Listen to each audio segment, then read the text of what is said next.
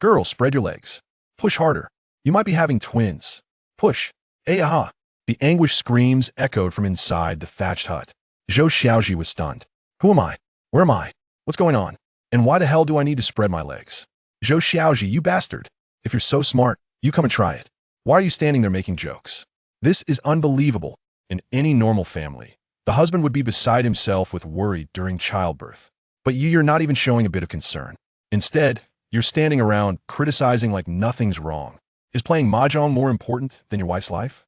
Still dazed, Zhou found himself surrounded by a group of aunties and elderly women, each one furious, spitting words as if they were daggers. Their eyes burned with hatred as if they wanted to tear him apart alive. Wait, isn't that Annie Wong from next door?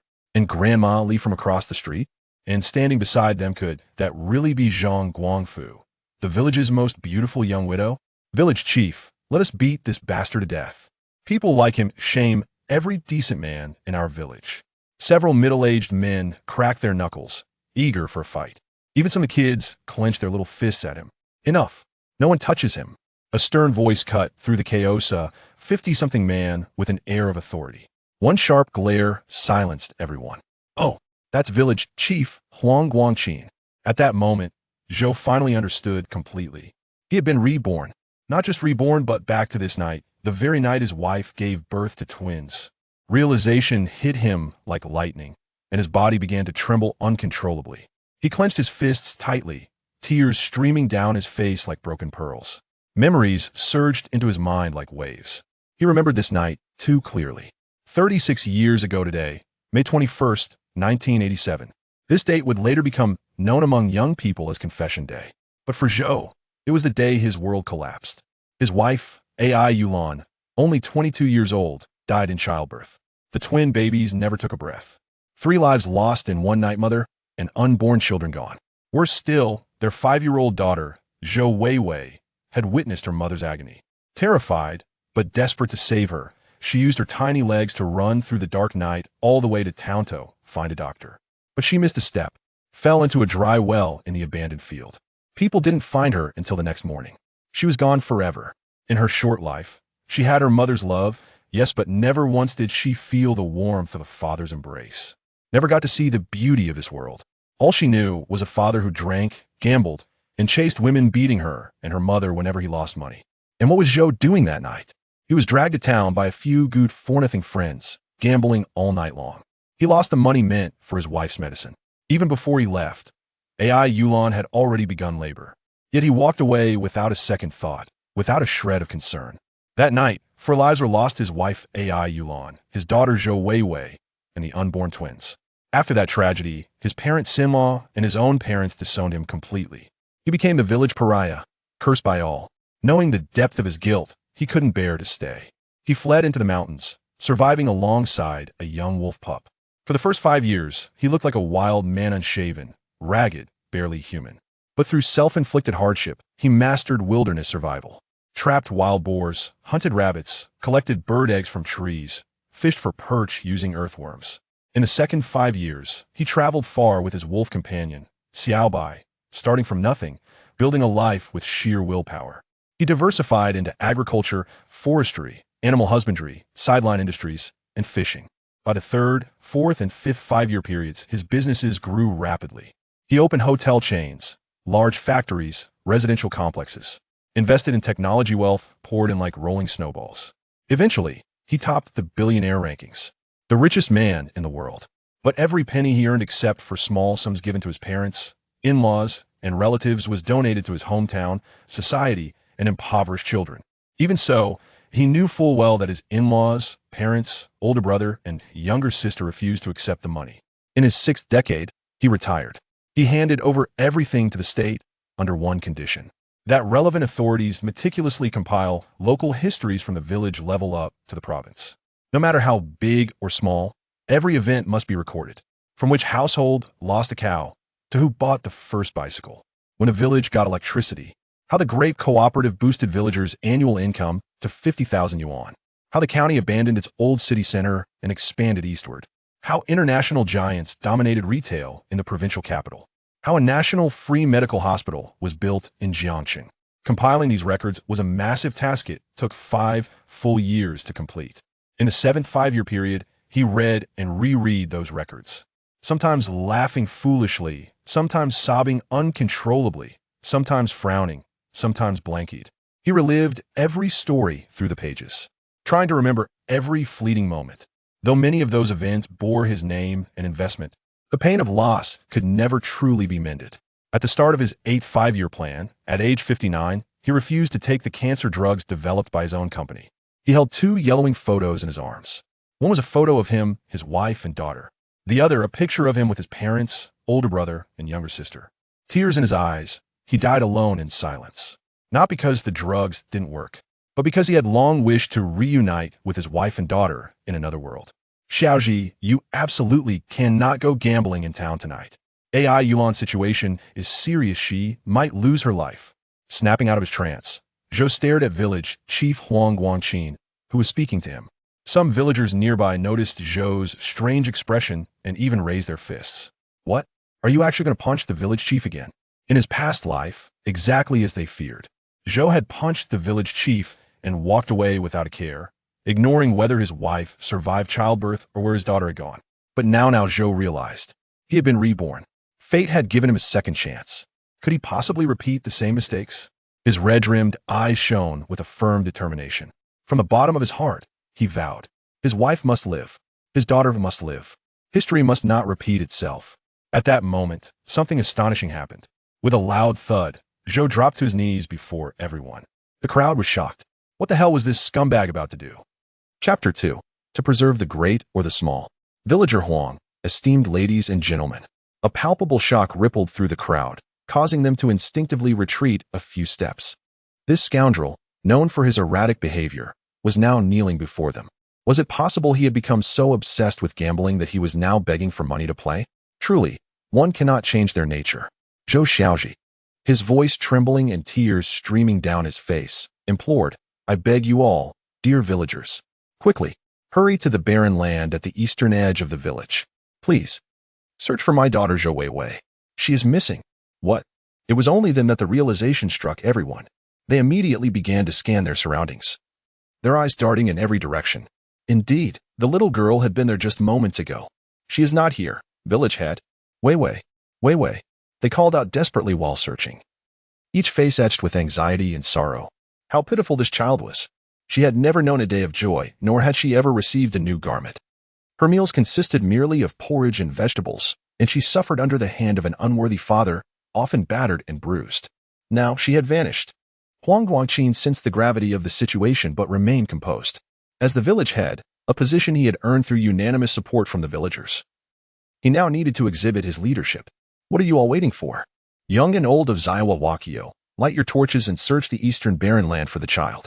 Despite the villagers harboring deep resentment towards Zhou Xiaozhi, the moment they realized Zhou Weiwei was indeed missing, they united as one. No one questioned why Zhou Xiaozhi was so certain that Weiwei was in that particular area of overgrown grass. They sprang into action, illuminating the village with flashlights, torches, and ropes.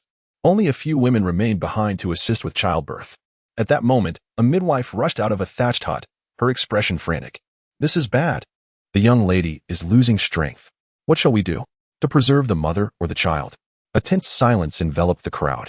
The midwife, named Zhao, was a seasoned professional with decades of experience, having delivered nearly every child within 10 miles. If she declared the situation dire, it undoubtedly signified a grave predicament. Zhao looked anxiously at the women around her, hoping to devise a plan together. After all, AI Yulan, the young woman in labor, had no family nearby. Yet, as they exchanged glances, uncertainty loomed. AI Yulan was merely 22 years old, and she carried 2 children. What was to be decided, preserve the mother or the children? No one dared to take the lead. Hey, stop dawdling. You scoundrel. What shall it be?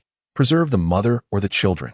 In the end, Grandma Zhao directed her inquiry towards Zhou Xiaozhi. With determination, Zhou Xiaozhi clenched his fists and declared emphatically, I want my wife. I want our twins. Both the elder and the younger. Not one shall be spared. Yulan, hold on. I am coming. Striving to calm his tumultuous emotions, he steadied his trembling legs and dashed toward the thatched cottage.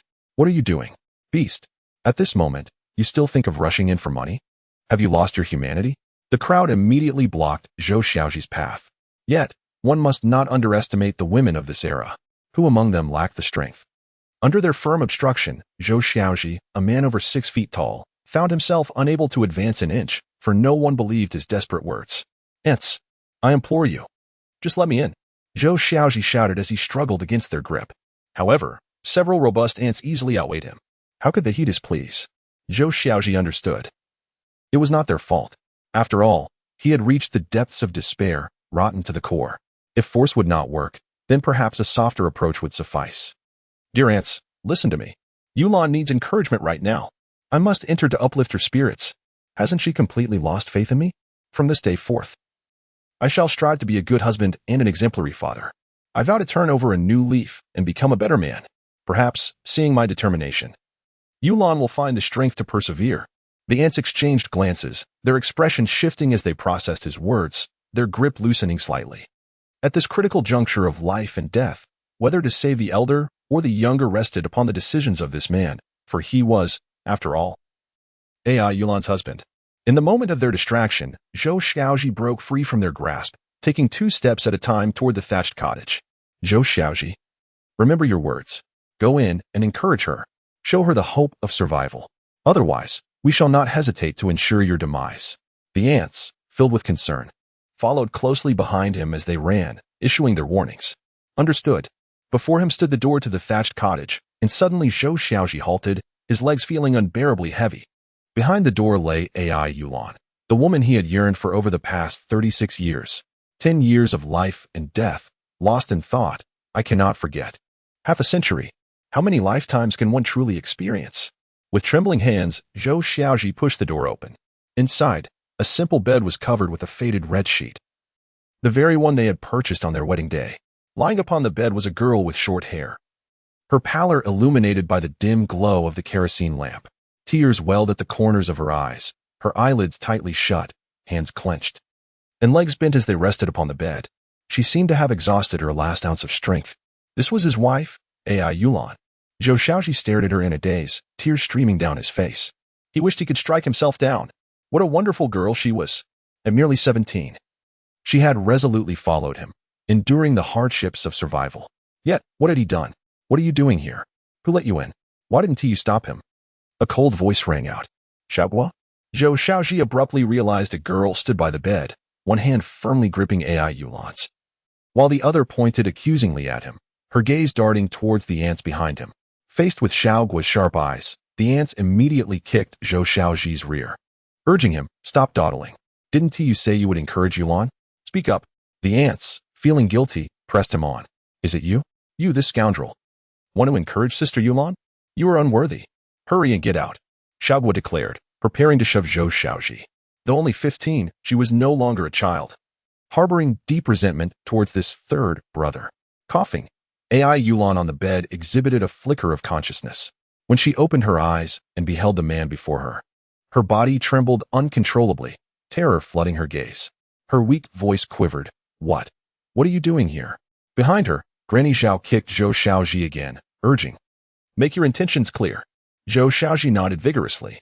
Under the scrutiny of everyone, he instantly shifted into a different demeanor. His once drooping hands rose, fists clenched, and the tenderness in his eyes vanished, replaced by a fierce glint, as if he were about to strike. Pointing at the frail Ai Yulan, he shouted, "You wretched woman, why are you still alive?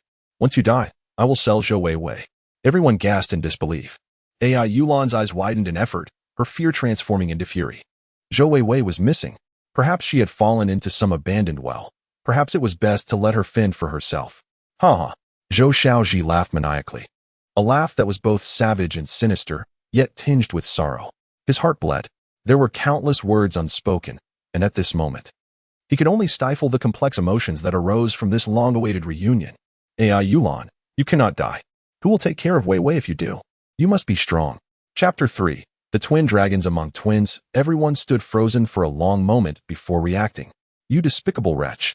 Is that how you speak? The ants exclaimed, reaching out to scratch Zhou Xiaozhi. Beside them, Xiaogua angrily seized a pair of scissors from beneath Ai Yulan's pillow, intent on delivering justice. Even if he were her own third brother, if he had forsaken his humanity, he was no better than a beast. The chaotic scene was abruptly interrupted by a sharp cry from AI Yulan and the wailing of a newborn. The once raucous thatched house fell into silence. Granny Zhao's eyes sparkled with excitement as she witnessed the arrival of the child, momentarily taken aback.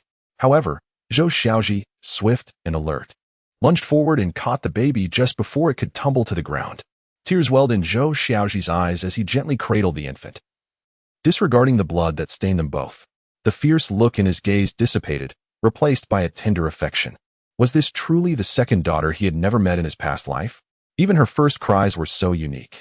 Could she possibly grow into a prodigious doctor? My little princess, how I have wronged you. Oh, she is born.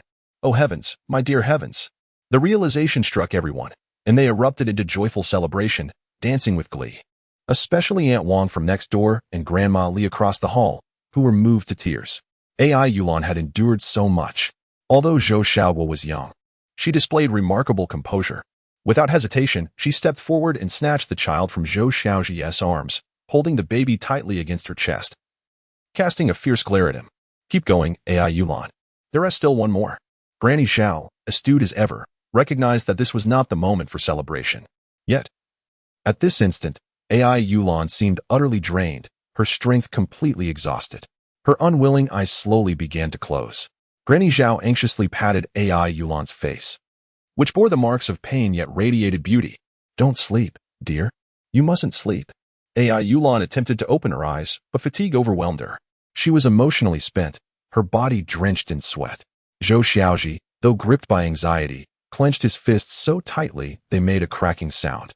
However, he could not afford to show even the slightest concern for AI Yulan, for doing so might lead to her demise on that very bed. With a swift change, Zhou Xiaozhi's expression morphed into one of malevolence. Ah, you're quite the formidable woman. Rest assured, if you perish, I shall sell Zhou Weiwei and this child together. He laughed maniacally, resembling a devil incarnate. AI Yulan suddenly opened her eyes wide, no longer filled with fear towards Zhou Xiaozhi, but rather a fierce determination. A mother's resolve was ignited within her.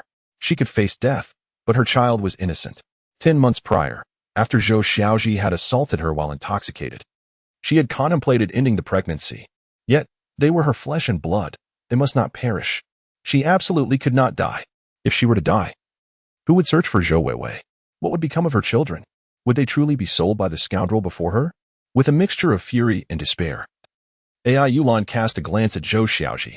The act of selling a child is indeed something that a scoundrel could commit. With this thought, AI Yulan's previously unfocused gaze sharpened into a glimmer of determination. She clutched the bedsheet tightly, her delicate face flushed with a deep crimson hue. She began to force herself to calm down, to breathe evenly and steadily. And then, she summoned her strength, with another wave of cries echoing through the air. The second child finally made their entrance. Zhou Xiaozhi, with tears mingling with his smile, reflected to himself, could it be that this son aspires to become a firefighter when he grows up? AI Yulan, with her head held high, tilted it heavily backward in that critical moment. Zhou Xiaozhi stepped forward, placing his hand gently on the back of AI Yulan's head, carefully lowering her onto the bed. Yulan, you've worked so hard. What I said earlier was all falsehood. He gazed tenderly at AI Yulan, tears cascading down his cheeks. He then turned his attention to the two children cradled in the arms of Zhou Xiaozhi and Granny Zhao. They are not just your children. They are my children too. How could I bear to sell them? Though AI Yulan felt utterly depleted, upon hearing Zhou Xiaozhi's words, tears silently streamed down her cheeks. It was not from being moved, but rather from sorrow and heartbreak. How could she ever trust the words of such a scoundrel? Historically, when he spoke softly, it was always accompanied by the hardest of fists. If gentleness was disregarded, he would resort to force, all for the sake of money. Zhou Xiaozhi scoffed, pushing Zhou Xiaozhi aside. What are you still doing here? Hurry and get out. Zhou Xiaozhi was momentarily taken aback. His younger sister did not resort to the term get lost this time.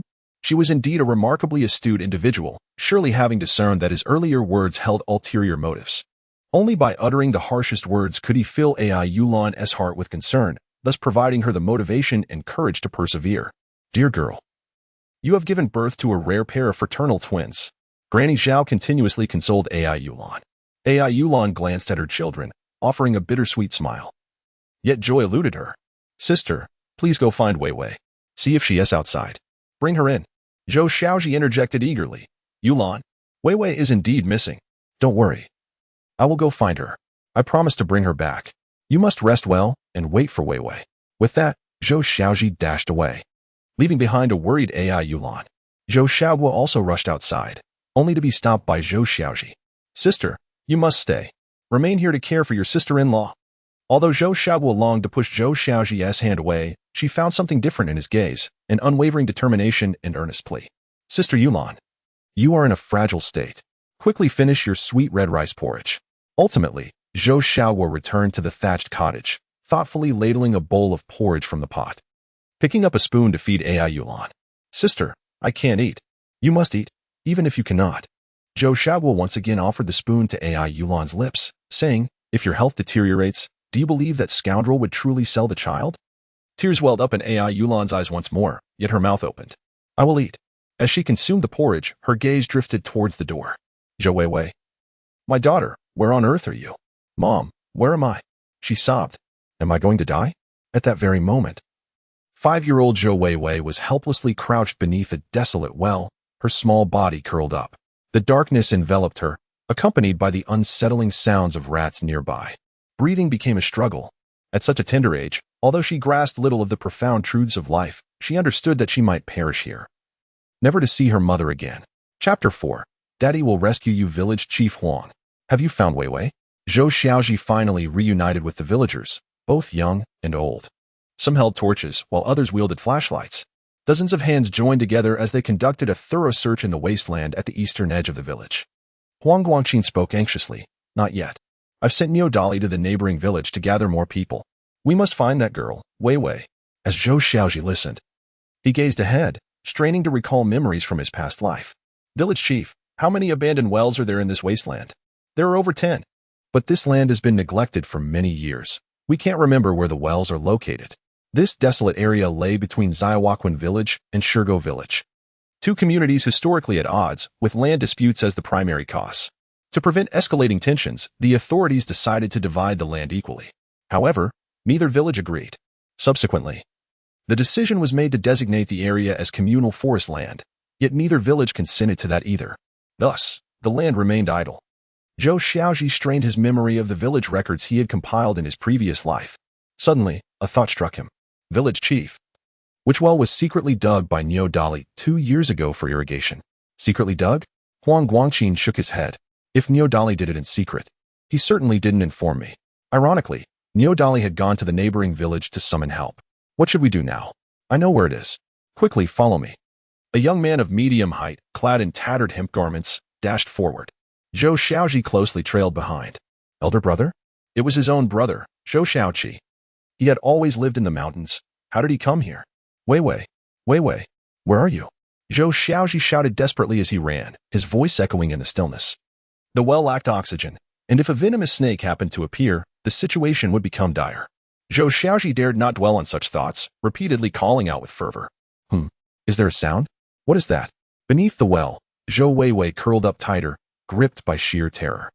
Could it be that the wild wolves and wild boars on the mountain have descended in search of food? Oh, I fear I shall be devoured by a wild boar. Zhou Wei Wei began to weep once more, yet she dared not cry out loudly. She had come to realize that the louder she cried, the more suffocating her chest became. Only by striving to keep her body still and speaking less could she alleviate her distress. Why am I thinking of him? I long for him to come and rescue me. But he is so cruel, often striking me and my mother. Zhou Wei Wei desperately wished to call out for her father. It was an instinctive reaction for a child in peril. Yet, she could not summon the words. Ever since 2 years ago, when Zhou Xiaozhi had intensified his violent assaults on her and AI Yulan, she had refrained from uttering the word father. Forget it. I am about to perish. I shall forgive you. Perhaps I should attempt to call for father? Maybe he truly can hear me? Zhou Wei Wei clenched her tiny fists, as if resolutely making a decision. Just then, a voice, almost a roar, echoed. Wei Wei, where are you? Zhou Wei Wei sprang to her feet, only to stumble heavily to the ground again, ignoring the scars on her calves. She shouted, I am here. Yet, she never uttered the word father. To her delight, she felt a revelation. By merely thinking of her father, he had indeed come. It was effective. Wei Wei. Zhou Xiaozhi and Zhou Xiaozhi simultaneously heard the echo not far ahead. They immediately scrambled forward with urgency. At last, they spotted a dry well.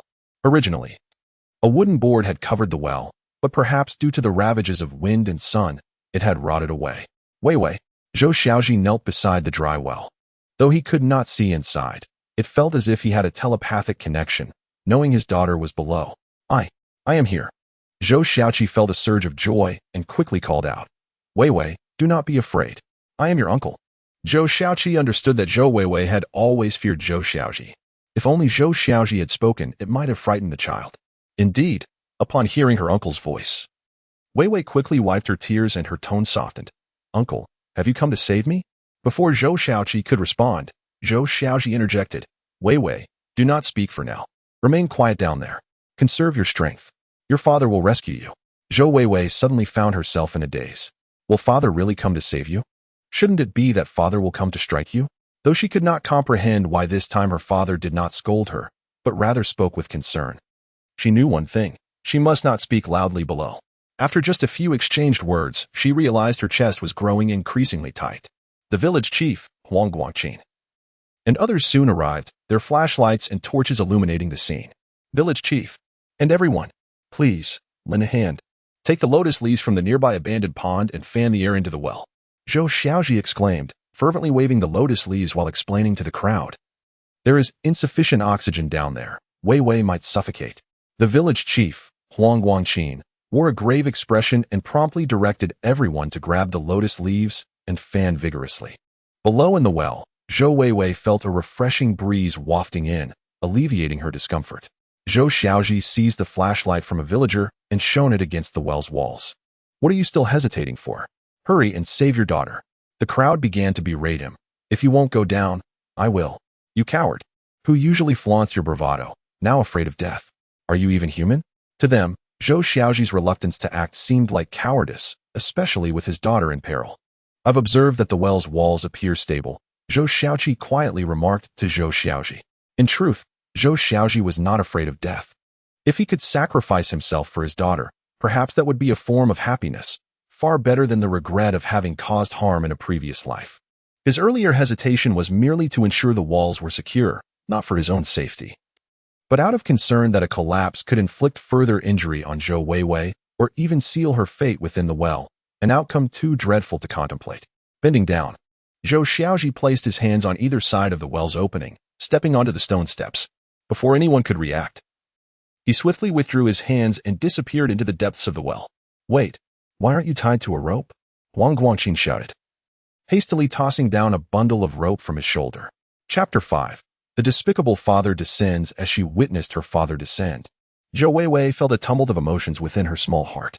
Though she recognized that this man was unworthy of the title of father, she could not comprehend why her eyes brimmed with tears. She silently called out, Dad, Dad. As Zhou Xiaozhi approached the last 2 stone steps, he slowed his pace, carefully aligning himself with Zhou Weiwei's position before reaching her side. Although she could not clearly see his face, the beam of the flashlight reflected glistening tears from him. He was crying? Was it for me? A flicker of emotion stirred within Zhou Weiwei.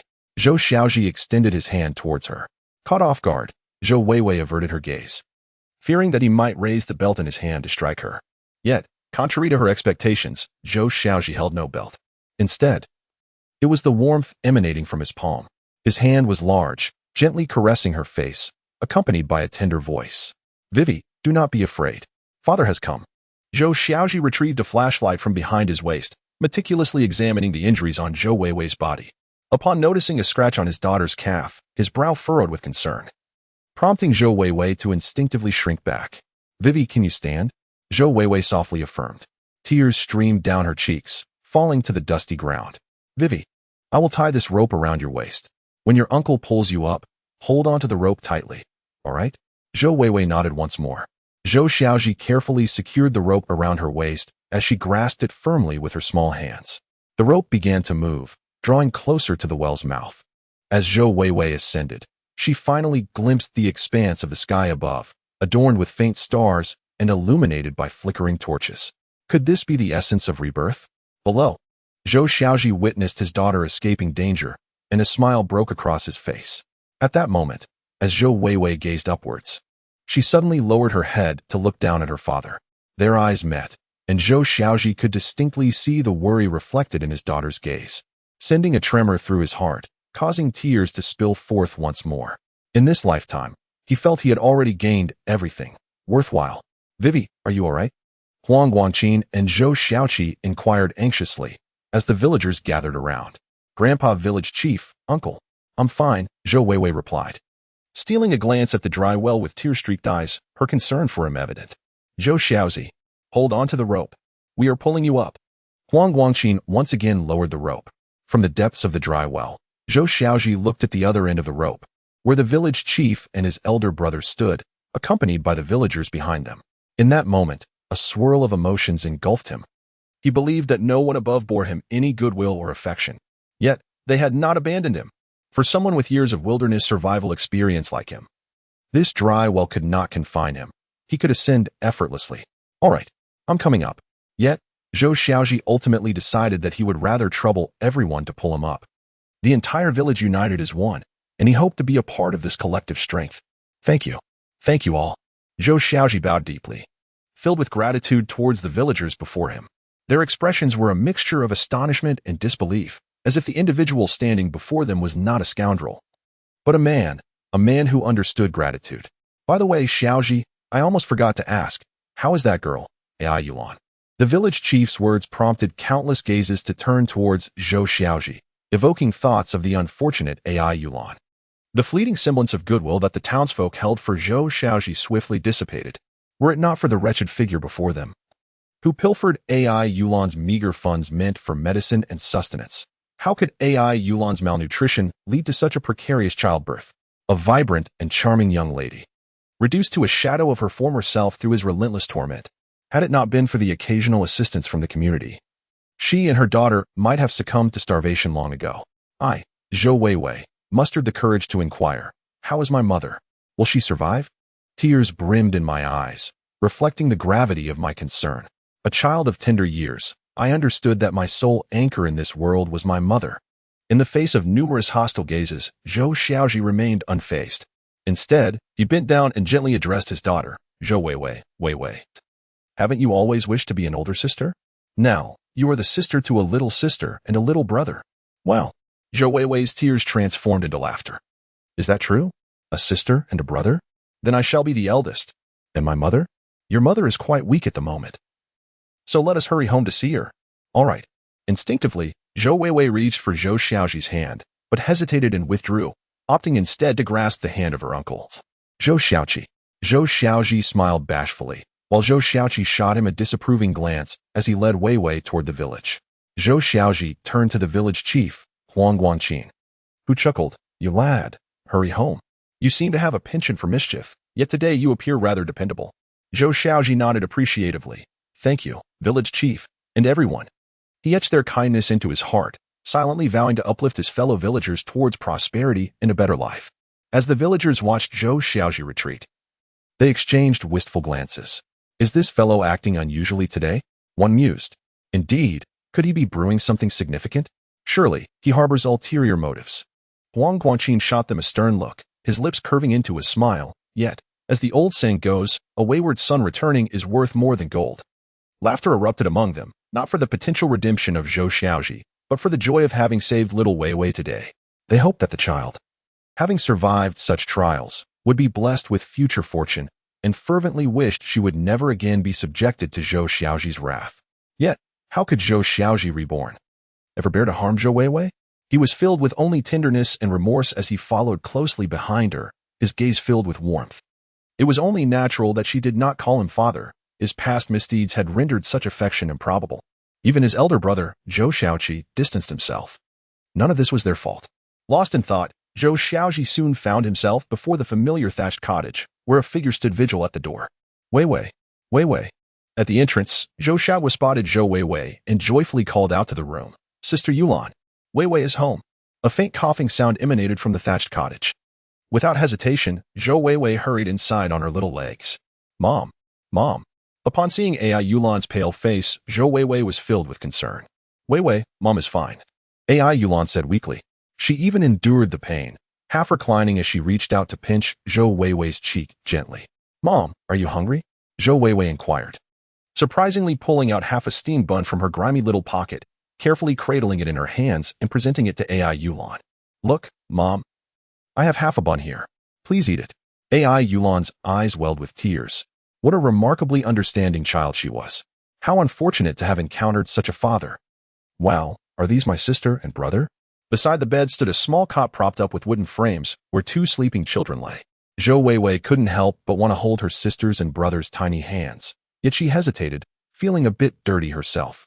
Perhaps it was best to refrain. Weiwei, quickly drink this. Just then, Zhou Xiaozhi emerged with a steaming bowl of white rice porridge. And, I'm not hungry, Zhou Weiwei said, but just as she finished her sentence, her stomach betrayed her with a loud grumble. It was already past 10 at night, and she had yet to eat dinner. To say she was not hungry would be a lie. However, Zhou Weiwei knew that there was no rice left at home. They had been consuming wild vegetable mush for several days. Weiwei, please eat. Zhou Xiaozhi urged with a heavy heart. Just as Zhou Weiwei was about to take a sip of porridge, the two children began to wail. Zhou Weiwei hurriedly set the bowl down again. Aunt, my sister and brother are hungry. You eat yours. They cannot have porridge right now. Zhou Xiaozhi looked at the thoughtful Zhou Weiwei with a tinge of sadness, but still insisted on handing the bowl to her. Uncle hasn't eaten either, Zhou Weiwei said. Glancing back, although there was an unspoken thought in her heart, father hasn't eaten either, but she couldn't bring herself to voice it. Zhou Xiaozhi quickly turned around to fetch his older brother, only to discover he had already left. On a stool by the door lay a single 10 yuan note. While 10 yuan might seem trivial today, in 1987, its value was significantly greater. At that time, the average worker's salary was merely 30 to 60 yuan. The fourth series of currency issued on April 27, 1987, had a maximum denomination of only 50 yuan, while the 100 yuan notes were not introduced until May 10, 1988. This realization stirred deep emotions within Zhou Xiaozhi. His father, Zhou Liufu, and mother, Mu Zhenfang, were both genuine farmers, and they had brought 4 children into the world, each bearing the character Xiao in their names, embodying the ideals of family harmony and governance. Zhou Xiaozhi, aged 28, currently manages an orchard on the mountainside with his parents, struggling with minimal income due to a lack of technical knowledge. As for their decision to abandon the fields and retreat to the mountains, Zhou Xiaozhi is well aware of the reasons. It is all his doing. In the years past, he indulged in a life of debauchery, drinking, gambling, and demanding money from home while inebriated, causing chaos. His parents, overwhelmed by his actions, suffered in silence, their health deteriorating. His younger sister, still in middle school, found it impossible to concentrate on her studies. Ultimately, Zhou Xiaozhi resolved to take his parents to the mountains in search of tranquility, hoping to spare them from the distress his brother caused. Zhou Xiaozhi, the second brother, went missing when Zhou Xiaozhi was merely 6 years old, and his whereabouts remain unknown. Had he lived, he would be 27 this year. The third brother, Zhou Xiaozhi, aged 23, was only 2 when the second brother vanished. Thus he possesses little understanding of him. The youngest, Zhou Xiaozhi, age 15, is currently in the second year of middle school. The significant age gap between Zhou Xiaozhi and Zhou Xiaozhi, 8 years, stems from the family's relentless search for the missing second brother. Their parents scoured the surrounding areas, even visiting the county and province multiple times, yet no trace of Zhou Xiaozhi was found. This loss plunged them into prolonged despair. Eventually, a fortune teller advised them to have another child, claiming that a complete family is essential for harmony and that the second brother might one day return if they did so. Thus, Zhou Xiaozhi was born. Zhou Xiaozhi, aware that the fortune teller's words eventually proved true, understood that he had indeed located his second brother, albeit through immense effort. In the latter half of his previous life, he shared a relatively harmonious bond with his second brother, as others were well aware of his past misdeeds, including the tragic loss of his wife and 3 children. However, since his second brother had never lived with him, the resentment was comparatively less. With this in mind, Zhou Xiaozhi resolved to locate his brother as swiftly as possible, aiming to restore the family to its former completeness and alleviate his parents' sorrow. Simultaneously, he realized that the household was devoid of food. The porridge Zhou Xiaozhi had prepared surely came from their limited supplies. AI Yulan, weakened and lacking nourishment, could not provide sufficient milk for their 2 hungry children. Facing the plight of his malnourished wife, daughter, and 2 wailing infants, Zhou Xiaozhi felt a profound sorrow. At that moment, AI Yulan mustered her strength to sit upright and softly declared, "I have something to tell you." She glanced back at the 2 children on the small bed and continued, "I have decided to find a good family to take these 2 children tomorrow." Although her voice was barely above a whisper, Her tone was chillingly resolute, as if she had made a monumental decision. Zhou Xiaozhi was taken aback. Upon hearing AI Yulan's words, Zhou Weiwei set down her bowl, feeling a pang of guilt as she said, "Mother, did I take away the porridge meant for my sister and brother?" AI Yulan shook her head with a heart full of sorrow. "Weiwei, this is not your concern." Zhou Xiaowu directly inquired, "Sister Yulan, why?" Just as she finished her question, she answered it herself. "I understand. You fear that this scoundrel might sell the children, right? Finding a good family is certainly better than letting them be sold by him. Besides, our family is desperately poor. Everything has been squandered by that wretch." Each of Zhou Xiao's words pierced Zhou Xiaozhi's heart like sharp needles, leaving it riddled with wounds. AI Yulan refrained from looking at Zhou Xiaozhi any longer. This was not a discussion but a determination. "Mother, please don't give away my sister and brother, all right? Just look at how adorable they are," Zhou Weiwei said, tears silently streaming down her cheeks. AI Yulan shook her head once more, stifling the tears welling in her eyes. Zhou Weiwei sensed her mother's resolute decision and realized further pleas would be futile. She immediately turned to Zhou Xiaozhi. This time, she summoned immense courage. Grasping Zhou Xiaozhi's hand with a near-pleading tone, "Please don't sell my sister and brother. I promise to eat less. I will save my food for them." No sooner had Zhou Weiwei finished speaking than a series of resounding slaps echoed through the air. Instinctively, she flinched. "Why are you hitting Weiwei?" AI Yulan shouted angrily at Zhou Xiaozhi, suppressing the pain coursing through her body. Yet, in the next moment, she was taken aback. Weiwei had not been struck. Rather, Zhou Xiaozhi bore the crimson marks of slaps upon his face. "Yulan," Zhou Xiaozhi declared firmly, "I will never sell the children. Everything I said before was insincere. Intended to ensure you did not lose the courage to survive in a crucial moment." His words left AI Yulan momentarily dazed. She clearly discerned a sincerity and determination in the depths of his gaze. Yet, in an instant, she shook her head. This man had sunk too low to ever change. Chapter 7. Has he truly changed? "No matter what you say, I have made my decision. Tomorrow, I will ask Aunt Wang from next door to help find a good family for the children." After uttering this declaration, AI Yulan could not help but cast a glance at Zhou Xiaozhi, seemingly awaiting his reaction. Silence enveloped the room. Zhou Xiaozhi fell into a state of quiet contemplation, filled with regret for having forced a gentle girl into such resolute defiance. "Speak up, please." Zhou Weiwei stepped forward, shaking Zhou Xiaozhi's hand, her eyes filled with pleading.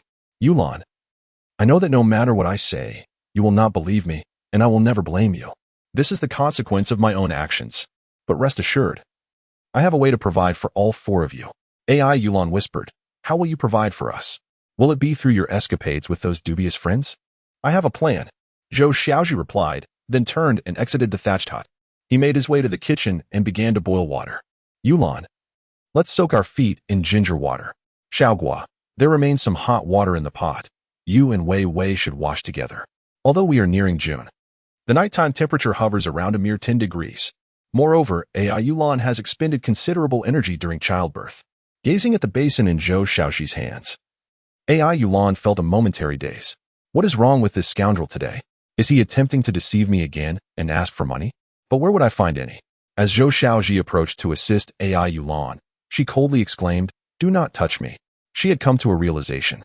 She had once been too intimidated by this scoundrel, allowing him to escalate his bullying, which gradually stripped her of her voice within this marriage, reducing her to a mere tool for his venting of frustrations. But from this day forth, I, AI Yulan, shall live for myself, for my children. I fear not even death. Why should I fear this scoundrel? Fine, you do it yourself. Be careful, the water is hot. Zhou Xiaozhi stepped back, wishing to avoid provoking her further. "Please leave. Without my permission, you cannot enter this room." "All right, if you need anything, just call for me." Zhou Xiaozhi quietly exited the thatched house and moved to the adjacent kitchen. AI Yulan was taken aback. In the past, it was only he who chased her and their children away. How could he now so readily comply with her words? Has he truly changed? "Sister Yulan, you should soak your feet. You feel cold, and we must avoid you falling ill." Zhou Xiaogui gently supported AI Yulan while patiently persuading her. AI Yulan ultimately acquiesced. As her feet submerged in the water, the warmth radiating from the bottom instantaneously enveloped her entire body. She felt a surge of heat coursing through her, alleviating her fatigue and weakness. She glanced at her pair of children sleeping on the small bed and silently thought, "Do not blame your mother for being heartless. Seek a good family, and perhaps you will find more happiness than you have here." simultaneously for some inexplicable reason. A flicker of hope arose within her. This hope seemed somehow connected to Zhou Xiaozhi. In this confusion, AI Yulan embraced Zhou Weiwei and drifted off to sleep. Zhou Xiaozhi did not leave. Instead, she spread out a cardboard box nearby, feeling somewhat uneasy about AI Yulan. Besides, her middle school education was uncertain, as their home was already devoid of resources. As she watched the kerosene lamp extinguish in the thatched house, Zhou Xiaozhi exhaled deeply. He squatted in the kitchen, contemplating how to address the impending crisis. Having been reborn, he lacked a system or any golden finger, yet he discovered with joy that the village, county, and provincial records he had painstakingly compiled in his previous life could, in fact, serve as his golden finger. Due to his repetitive study of these materials in his past life, he was already intimately familiar with the events that had transpired and those that were yet to unfold. Perhaps his rebirth would alter the trajectory of many occurrences, but it would not affect his fundamental judgments regarding the present circumstances. Looking at it from a different perspective, in the present moment, this golden finger resembles an ability to foresee the future. However, Zhou Xiaozhi is acutely aware that, for now, these abilities are of little use. The most pressing task at hand is ensuring that his family of 5 has enough to eat. With his years of experience in wilderness survival, procuring food should not pose an insurmountable challenge for him. With this thought in mind, Zhou Xiaozhi began to analyze the situation. The village, known as Zaihequan village, earned its name because, long ago, it was encircled by rivers on all sides, almost completely surrounded by water. Of course, the 4 rivers flowed in different directions and did not converge. One of these rivers is called Changhe, which serves as a tributary of the Yangtze River. Due to its connection to the Yangtze, the river abounds with fish and shrimp. With this in mind, he devised a plan to go fishing specifically, to catch the most valuable fish. Time was of the essence.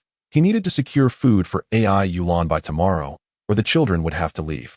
Without hesitation, he set to work crafting a fishing hook. The best material for this was a large sewing pin, as its sturdiness would prevent it from bending and losing the fish. However, he found himself at a loss. There were no pins to be found in the kitchen. There were some in the thatched cottage, but AI Yulan had forbidden him from entering. What to do? Just as he furrowed his brow in contemplation, a gentle knock came at the door. Is Zhou Xiaozhi home? He quickly stood up, instantly recognizing the voice. It was his childhood friend, Niodali. Upon hearing Niodali's name, a wave of guilt washed over him. This friend, with whom he had played since childhood, had often tried to steer him away from a misguided path. Yet, Zhou Xiaozhi, blinded by the sweet words of his dubious companions, had disregarded his counsel. In fact, there was a time when, after Niodali urged him not to go to the town to play mahjong, he had violently struck his friend. After repeated attempts to dissuade and proved fruitless, Niodali had gradually severed ties and gone his own way. What could he want now? Dali, I'm home, Zhou Xiaozhi called as he opened the door. Upon seeing Zhou Xiaozhi, Niodali felt an uncomfortable tension. Brother Dali? He thought, astonished that Zhou Xiaozhi would address him as such. In truth, Niodali had come to apologize. He had learned from the village chief that the dry well into which Zhou Weiwei had fallen tonight was one he had secretly dug 2 years prior. Who would have thought that this well would nearly claim Zhou Weiwei's life? Upon hearing this news, Niodali was filled with trepidation and rushed over. He had even braced himself for a beating from Zhou Xiaozhi, knowing he had committed such a grave error. Had that dry well been capped with a stone instead of a wooden board, perhaps tonight's incident would never have occurred. Indeed, he saw Zhou Xiaozhi raise his right hand and thought to himself, fine, let him hit me a couple of times. But to his surprise, Zhou Xiaozhi simply grasped his hand firmly. What was happening? Brother, it's rather chilly outside. Come in and converse. Niodali, are you suggesting an altercation? Zhou Xiaozhi, it's too late. I want to enter. I am here to offer my sincerest apologies. The well into which Weiwei fell was indeed dug by me. Pray tell, how much compensation do you seek? Given that he refrains from striking me, it is evident that he desires monetary recompense. Otherwise, it would contradict Zhou Xiaozhi's character. Very well, my brother Dali, I shall not be coy. Niodali nodded, realizing that his suspicions were confirmed. This fellow is surely about to demand an exorbitant sum. Yet, in the next moment, Niodali found himself utterly bewildered. Brother Dali, do you possess any large needles and pliers at home? Chapter 8. Crafting a fishhook from a large needle. Niodali's mind faltered momentarily. What on earth? Large needles and pliers? Zhou Xiaozhi eagerly nodded, his gaze even carrying a hint of pleading. This only deepened Niodali's confusion. This man neither resorts to violence nor seeks money, yet he requests large needles? In our context, Large needles refers to sewing needles, albeit of a larger size, rather than the current type resembling nails. Terminology may vary by region, so please do not dwell on it. The shape can be seen in the image at the end of this chapter. I do have large needles, Nyodali ultimately conceded. He decided to acquiesce to whatever this fellow desired, as long as he was not being swindled. Brother Dolly, may I borrow a few large needles? If I provide you with the needles, shall we consider today's incident resolved? Nyodali, still somewhat apprehensive, inquired. Zhou Xiaozhi undoubtedly understood what Nyodali referred to. Brother Dolly, this is not your fault. The well you dug 2 years ago was intended for irrigating our village's rice fields. Moreover, Wei Wei was destined to face this calamity. In fact, I owe you my gratitude. Gratitude for me. Nyodali was perplexed by Zhou Xiaozhi's cryptic reasoning. Indeed, had Wei Wei fallen into another old well, there might have been a risk of collapse, and it certainly would not have been as fortuitous to rescue her as it was tonight. You actually think this way? Nyodali was taken aback. This was entirely inconsistent with Zhou Xiaozhi's usual demeanor. Typically, when you attempt to reason with him, he responds with the rationale of why his fists are so formidable. If you bring up force, he would simply resort to deceit, feigning injury while espousing virtue and morality. All right, I shall bring you a box of large needles tomorrow. It's getting late. If there is nothing else, I shall take my leave. Nyodali turned to depart, wishing to distance himself from this scoundrel. He understood well the adage about proximity to virtue and vice. Brother Dolly, wait a moment. Nyodali. What is it? Are you having second thoughts? Zhou Xiaozhi shook his head. It may be too late tomorrow. I would like to ask you to fetch them from your home now, if you would be so kind. Additionally, Yulan is still quite weak, and I fear she may need me, so it is inconvenient for me to accompany you. Very well. Nyodali sighed in relief and hurriedly made his way home. Before long, he returned, holding an entire box of large-headed pins, 10 in total, along with a pair of pliers. Zhou Xiaozhi was about to close the door when Nyodali showed no intention of leaving. Zhou Xiaozhi, what do you intend to do with those pins? His concern was palpable. What if this fellow decided to use them against AI Yulan and her child? He recalled a certain incident when news spread through the village. Zhou Xiaozhi had asked AI Yulan for money, and upon her refusal, he had pricked her finger with a pin. Such barbarism. I intend to fashion some fishhooks with these pins, Zhou Xiaozhi admitted candidly. Fishhooks? If you don't mind. I would like to see how you accomplish that, Nyodali replied skeptically, doubting that Zhou Xiaozhi could indeed create fishhooks. If he could, Nyodali would eat them raw. Zhou Xiaozhi swung the door wide open. Why don't we do it together then? The two entered the kitchen. Zhou Xiaozhi picked up a large-headed pin and began to heat it over the flame. When the pin glowed a fiery red, he deftly used the pliers to bend it into the shape of a fishhook. The first attempt was unsuccessful, as the pin cooled rapidly once removed from the fire. However, he remained unperturbed, returning the semi-finished hook to the flames for further heating. After several iterations, a fishhook was finally formed. Zhou Xiaozhi even took care to bend the hook's tip inward, reminiscent of the barbed hooks of the future. Zhou Xiaozhi, I never expected you to possess such skills. Is this fishhook complete? Nyodali inquired. Zhou Xiaozhi shook his head. This is merely the first step. At this stage, the fishhook is still quite fragile and could easily be straightened by a larger fish. As he spoke, he swiftly plunged the fishhook into cold water. This process is called quenching. It is essential to immerse it in water to ensure the hook becomes more robust and less prone to deformation. You may try it yourself. Zhou Xiaozhi carefully retrieved the hook from the water and placed it in Nyodali's hand. Nyodali marveled at the transformation of the pin from silver to a deep black hue. With a vigorous twist, excitement illuminated his face. You truly have a knack for this. I bet a 10 or 8-pound fish will be no match for it. Zhou Xiaozhi then rose to search the yard for some nylon line. Testing various options, he found them too thick. This line won't do. It won't fit through. I have a finer nylon line at home, Zhou Xiaozhi suddenly remembered, recalling that Nyodali's father was a carpenter who often had high-quality thin nylon line for marking purposes. Without waiting for Zhou Xiaozhi to speak, Nyodali dashed off. Wait here. I'll be right back. Watching Nyodali bounce away, Zhou Xiaozhi felt a smile creep onto his lips, sensing that their camaraderie had returned. Be careful as you run. Don't hurt yourself. Before long, Nyodali returned, his excitement palpable. Truth be told, he felt even more anticipation than Zhou Xiaozhi. He was eager to discover whether this fishing tackle would indeed catch fish. After all, what man doesn't harbor a love for fishing deep within? Zhou Xiaozhi threaded the fine nylon line through the eye of the fishhook, pulling out a substantial length. Then folded the line, grasping the line and the shank of the hook with his left hand. With his right hand, he began to wrap the fishing line around the hook handle in meticulous circles. It was imperative to secure the fishing hook firmly, otherwise, should a large fish be caught, and the hook not break but instead slip off the line, it would be a tremendous pity. After wrapping it 5 or 6 times, Zhou Xiaozhi deftly threaded the lines in through a small loop formed by the doubled nylon line. His right hand held the main line steady, while he gripped the lines in between his teeth.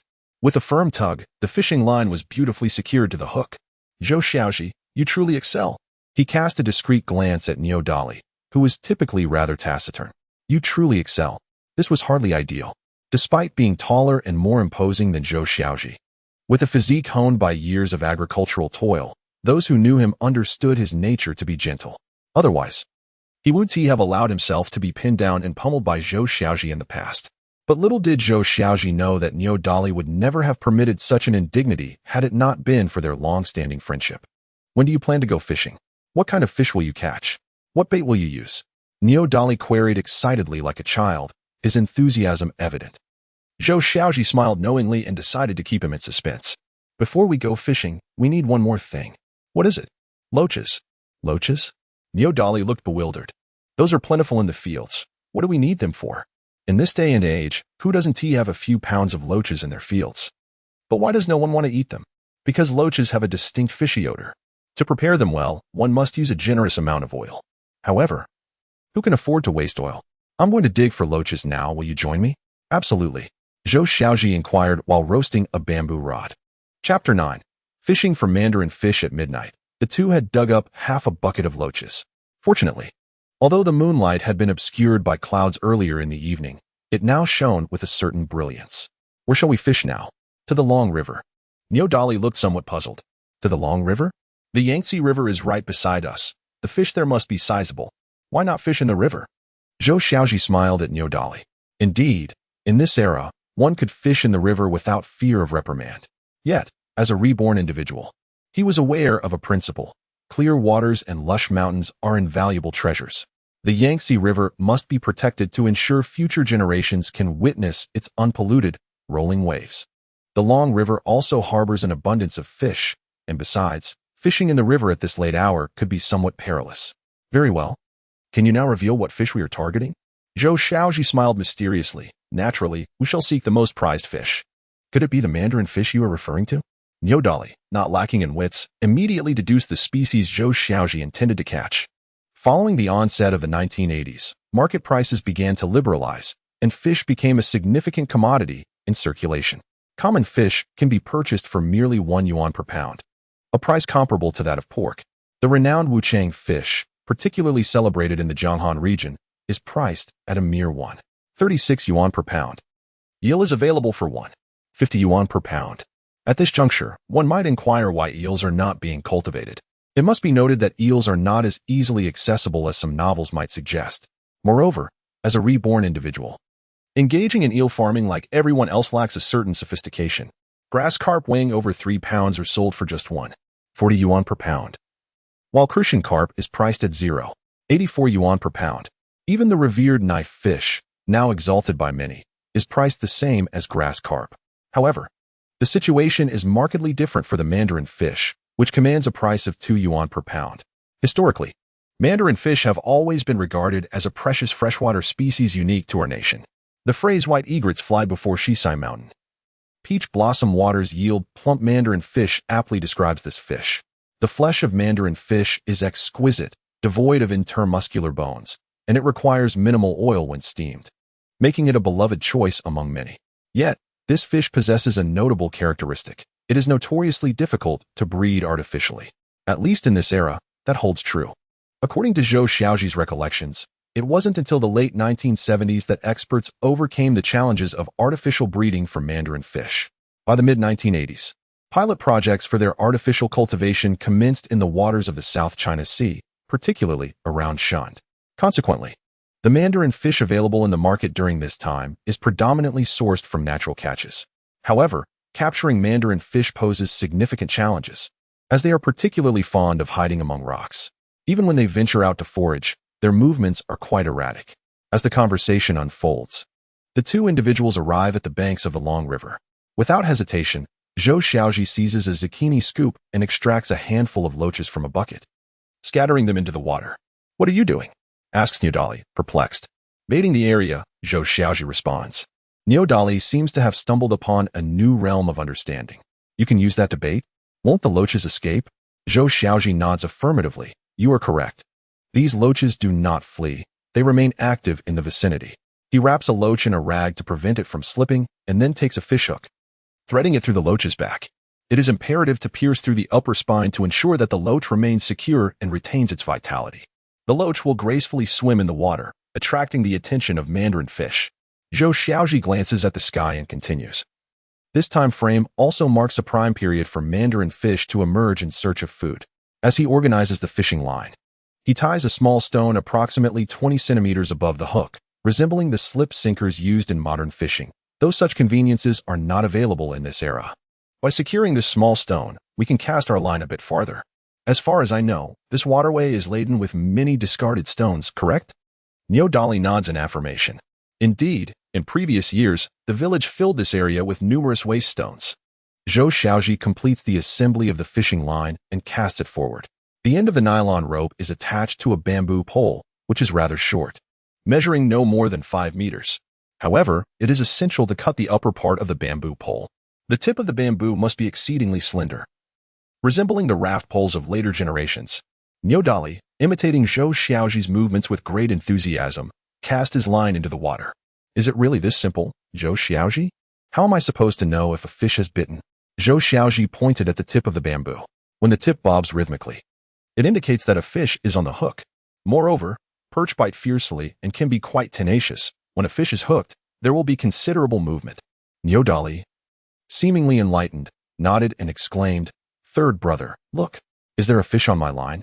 Zhou Xiaozhi was momentarily taken aback, not by the prospect of a fish, but by the term third brother. Niodali also seemed a bit dazed, then sheepishly smiled. He had always referred to Zhou Xiaozhi as third brother due to his position as the third in line and his being a year older than Niodali. Zhou Xiaozhi chuckled. "It can't be that quick. Look closely, that's just the wind." The tip of the pole must sway rhythmically to indicate a fish has taken the bait. The two exchanged silly smiles. Despite the chill in the air, a warmth blossomed within them, as the cherished friendship nestled deep in their hearts seemed to awaken gradually.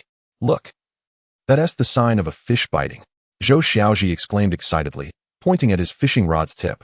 "Then hurry and reel it in." Niodali was even more exhilarated than Zhou Xiaozhi. Zhou Xiaozhi tightened his grip on the fishing rod. A fish swam back and forth in the water, tugging at the bamboo, nearly bending it to its breaking point. This fish was no small fry. After gauging the resistance, Zhou Xiaozhi decided to pull it up directly. Flying fish. He slowly raised the bamboo pole, using a deft motion to lift the fish onto the shore.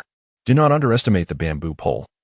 Its flexibility and strength surpass those of modern professional fishing rods. Wow, this perch must weigh around 5 pounds. Niodali secured the perch with his foot and pressed it down tightly with a rag before placing it into the fish bucket. "Your line has a fish too." Zhou Xiaozhi pointed excitedly at the rod behind Niodali. Niodali took 2 steps at once, seizing the fishing rod. Indeed, it was a splendid striped perch, with a brownish-yellow dorsal fin, a white belly, and an array of irregular spots on its body. Just as Niodali was about to grab the fish with his bare hands in excitement, Zhou Xiaozhi quickly cautioned, "Be careful, don't grab it with your hands. You might get pricked." The 12 dorsal spines, 3 anal spines, and 2 pelvic spines of the perch all contain venom. If you get stung, it could lead to swelling and pain, or worse, a fever. In severe cases, you might need to go to the hospital. Niodali was taken aback and hurriedly tossed the fish onto the bank. "Third brother, you're truly remarkable. How do you know so much?" Niodali was both excited and puzzled. When had Zhou Xiaozhi studied perch? He had always been more interested in figuring out how to topple who. Despite his confusion, Niodali felt an overwhelming sense of joy. Zhou Xiaozhi has finally returned to his former self. The two of them exchanged pleasantries as they reeled in the base, one after another. During their fishing expedition, they also managed to catch 2 perch and 1 black fish. The 2 large buckets were filled to the brim. Zhou Xiaozhi counted and found there were a total of 11 fish. Had they not released the pregnant female fish earlier, there might have been even more. At this moment, the clock struck 4 in the morning. "Let's call it a day. We must hurry to the town to sell the fish." Chapter 10. Are you playing me for a fool? Xiaohequan village is situated near Luku town, approximately 20 miles from the village to the town. Fortunately, Luku town lies on the outskirts of the county. In other words, it is akin to what we now refer to as the suburbs. However, even in the suburbs, it is still over 30 miles from the county seat. The means of transportation are rather rudimentary, and messages are primarily conveyed by shouting. In this era, most people cannot afford a telephone. If there is a need for communication, they would send a telegram, costing 7 cents per word.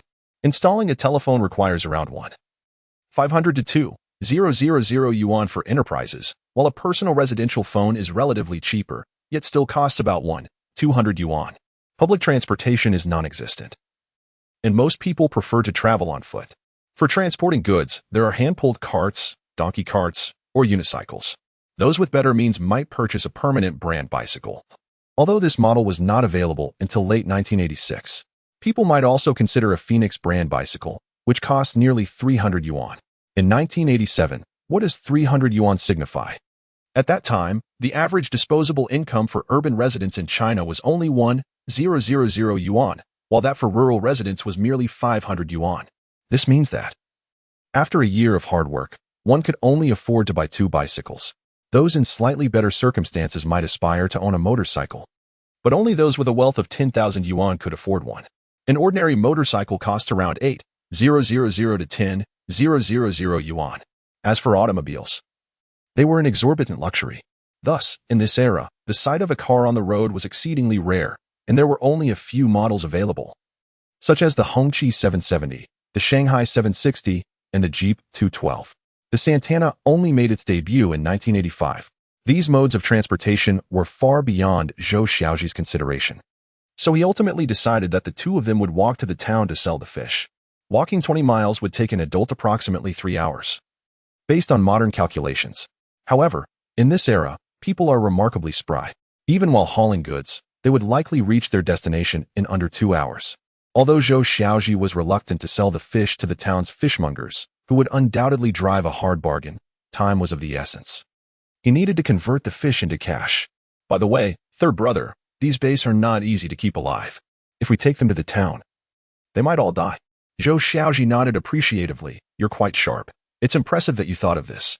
The fishmonger in town also delivers fish to the upscale guest house in the county, and certainly, dead fish hold little value. Neo Dali exclaimed anxiously, what should we do? We can employ the bow fishing technique. Zhou Xiaozhi explained. Indeed, with this method, fish can survive for up to 45 days in winter and 12 days in summer. As he spoke, Zhou Xiaozhi began to act decisively. He first tied the fish's mouth and the lower half of its abdomen with a rope, shaping the fish into a bow. This binding method aimed to maximize the fish's mouth opening while fully exposing its gills, allowing it to breathe in ample oxygen. While I cannot guarantee it will survive for a day or two, a few hours should be feasible.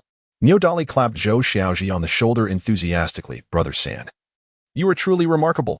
The two immediately set to work, transforming over 10 perch into bow-shaped fish. Zhou Xiaozhi then chopped 2 wooden poles by the riverside to serve as a makeshift yoke. They hung all the fish on it, and Zhou Xiaozhi effortlessly carried 2 empty buckets as well. Time was of the essence. Let us hasten our departure. Although the journey was long, the two figures shared laughter and conversation along the way. The spirit of youthful endeavor seemed to awaken even the flowers lining the road, which quietly bloomed in the morning dew. Ahead, a sign appeared. First fish shop. Zhou Xiaozhi couldn't help but chuckle.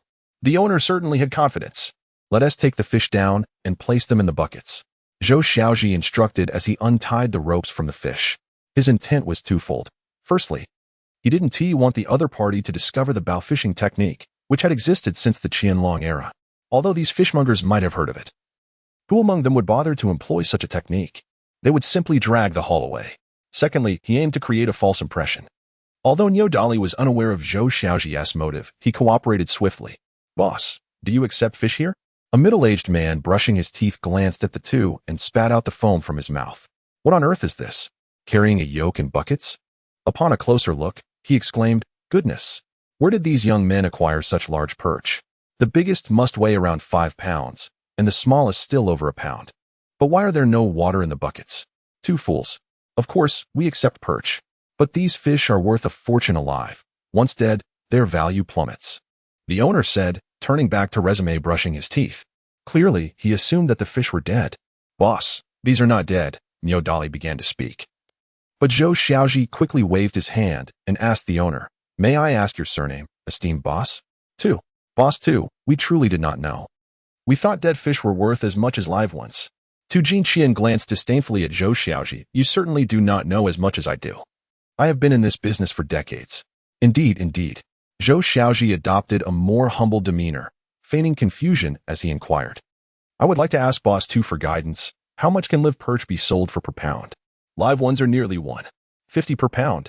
Tu Jinqian swiftly shifted the conversation. "I also buy dead fish, but the price is merely 0.50 per pound. How outrageous." Niu Dali retorted indignantly. "You call me outrageous?" Tu Jinqian replied, displeased. "I, Tu Jinqian, conduct my business with a commitment to integrity, engaging in conscientious dealings." Tu Jinqian? Zhou Xiaozhi suddenly found it amusing. The name indeed carried a certain charm. Conscientious dealings, haha. Zhou Xiaozhi quickly intervened. "Boss 2, you've misunderstood. What my brother meant was, the moon shines brightly at night. Yet by morning it is turned cloudy, quite dark." Although Zhou Xiaozhi spoke these words, he inwardly appreciated the weather.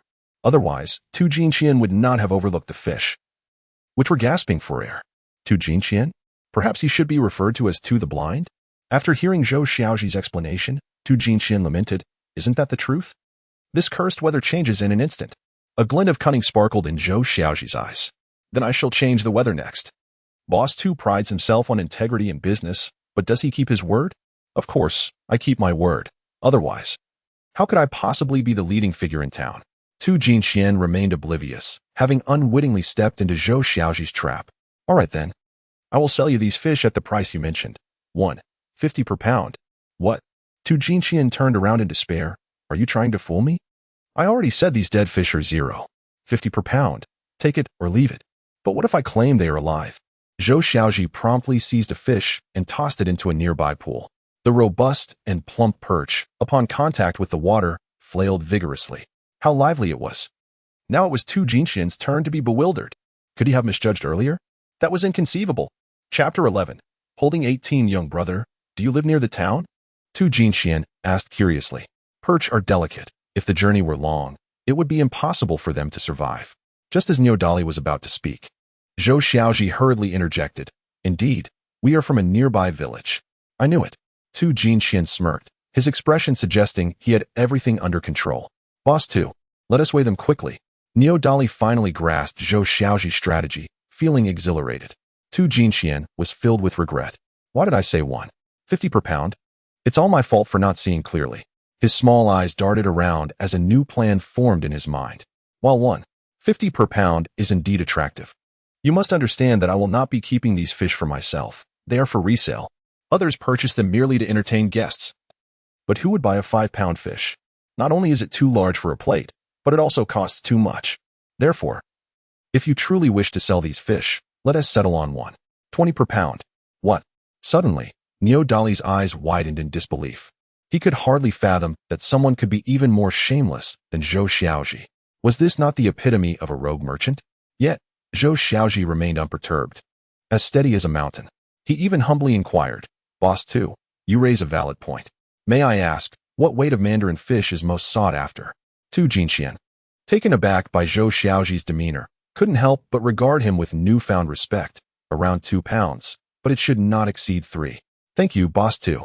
Zhou Xiaozhi turned to Niu Dali and asked, "Brother, I intend to sell them here. What do you think?" After all, half of the fish belonged to Niu Dali. He felt it was not his place to decide for him. Let us heed San Gu. Even though he felt a twinge of anger, he understood Zhou Xiaozhi's mindset at this moment. He merely wished to swiftly convert these fish into money, perhaps to procure some necessities for home. After all, he had thoroughly examined Zhou Xiaozhi's kitchen the previous night. There was not a single grain of rice in the jar. Niu Dali resolved to give all the proceeds from the fish to Zhou Xiaozhi to help him through this tough time. Moreover, considering the weight of the fish, it likely exceeded 30 pounds. Even at a rate of 1 yuan per pound, that would amount to over 30 yuan. Many people toil for an entire month to earn only 30 or 40 yuan. They had managed to earn nearly a month's wages in just a day. Truly, they were remarkable. Let us price it at 1.2 yuan per pound, shall we? Upon hearing Zhou Xiaozhi's agreement, Tu Jinqian's lips curled into a barely perceptible smile.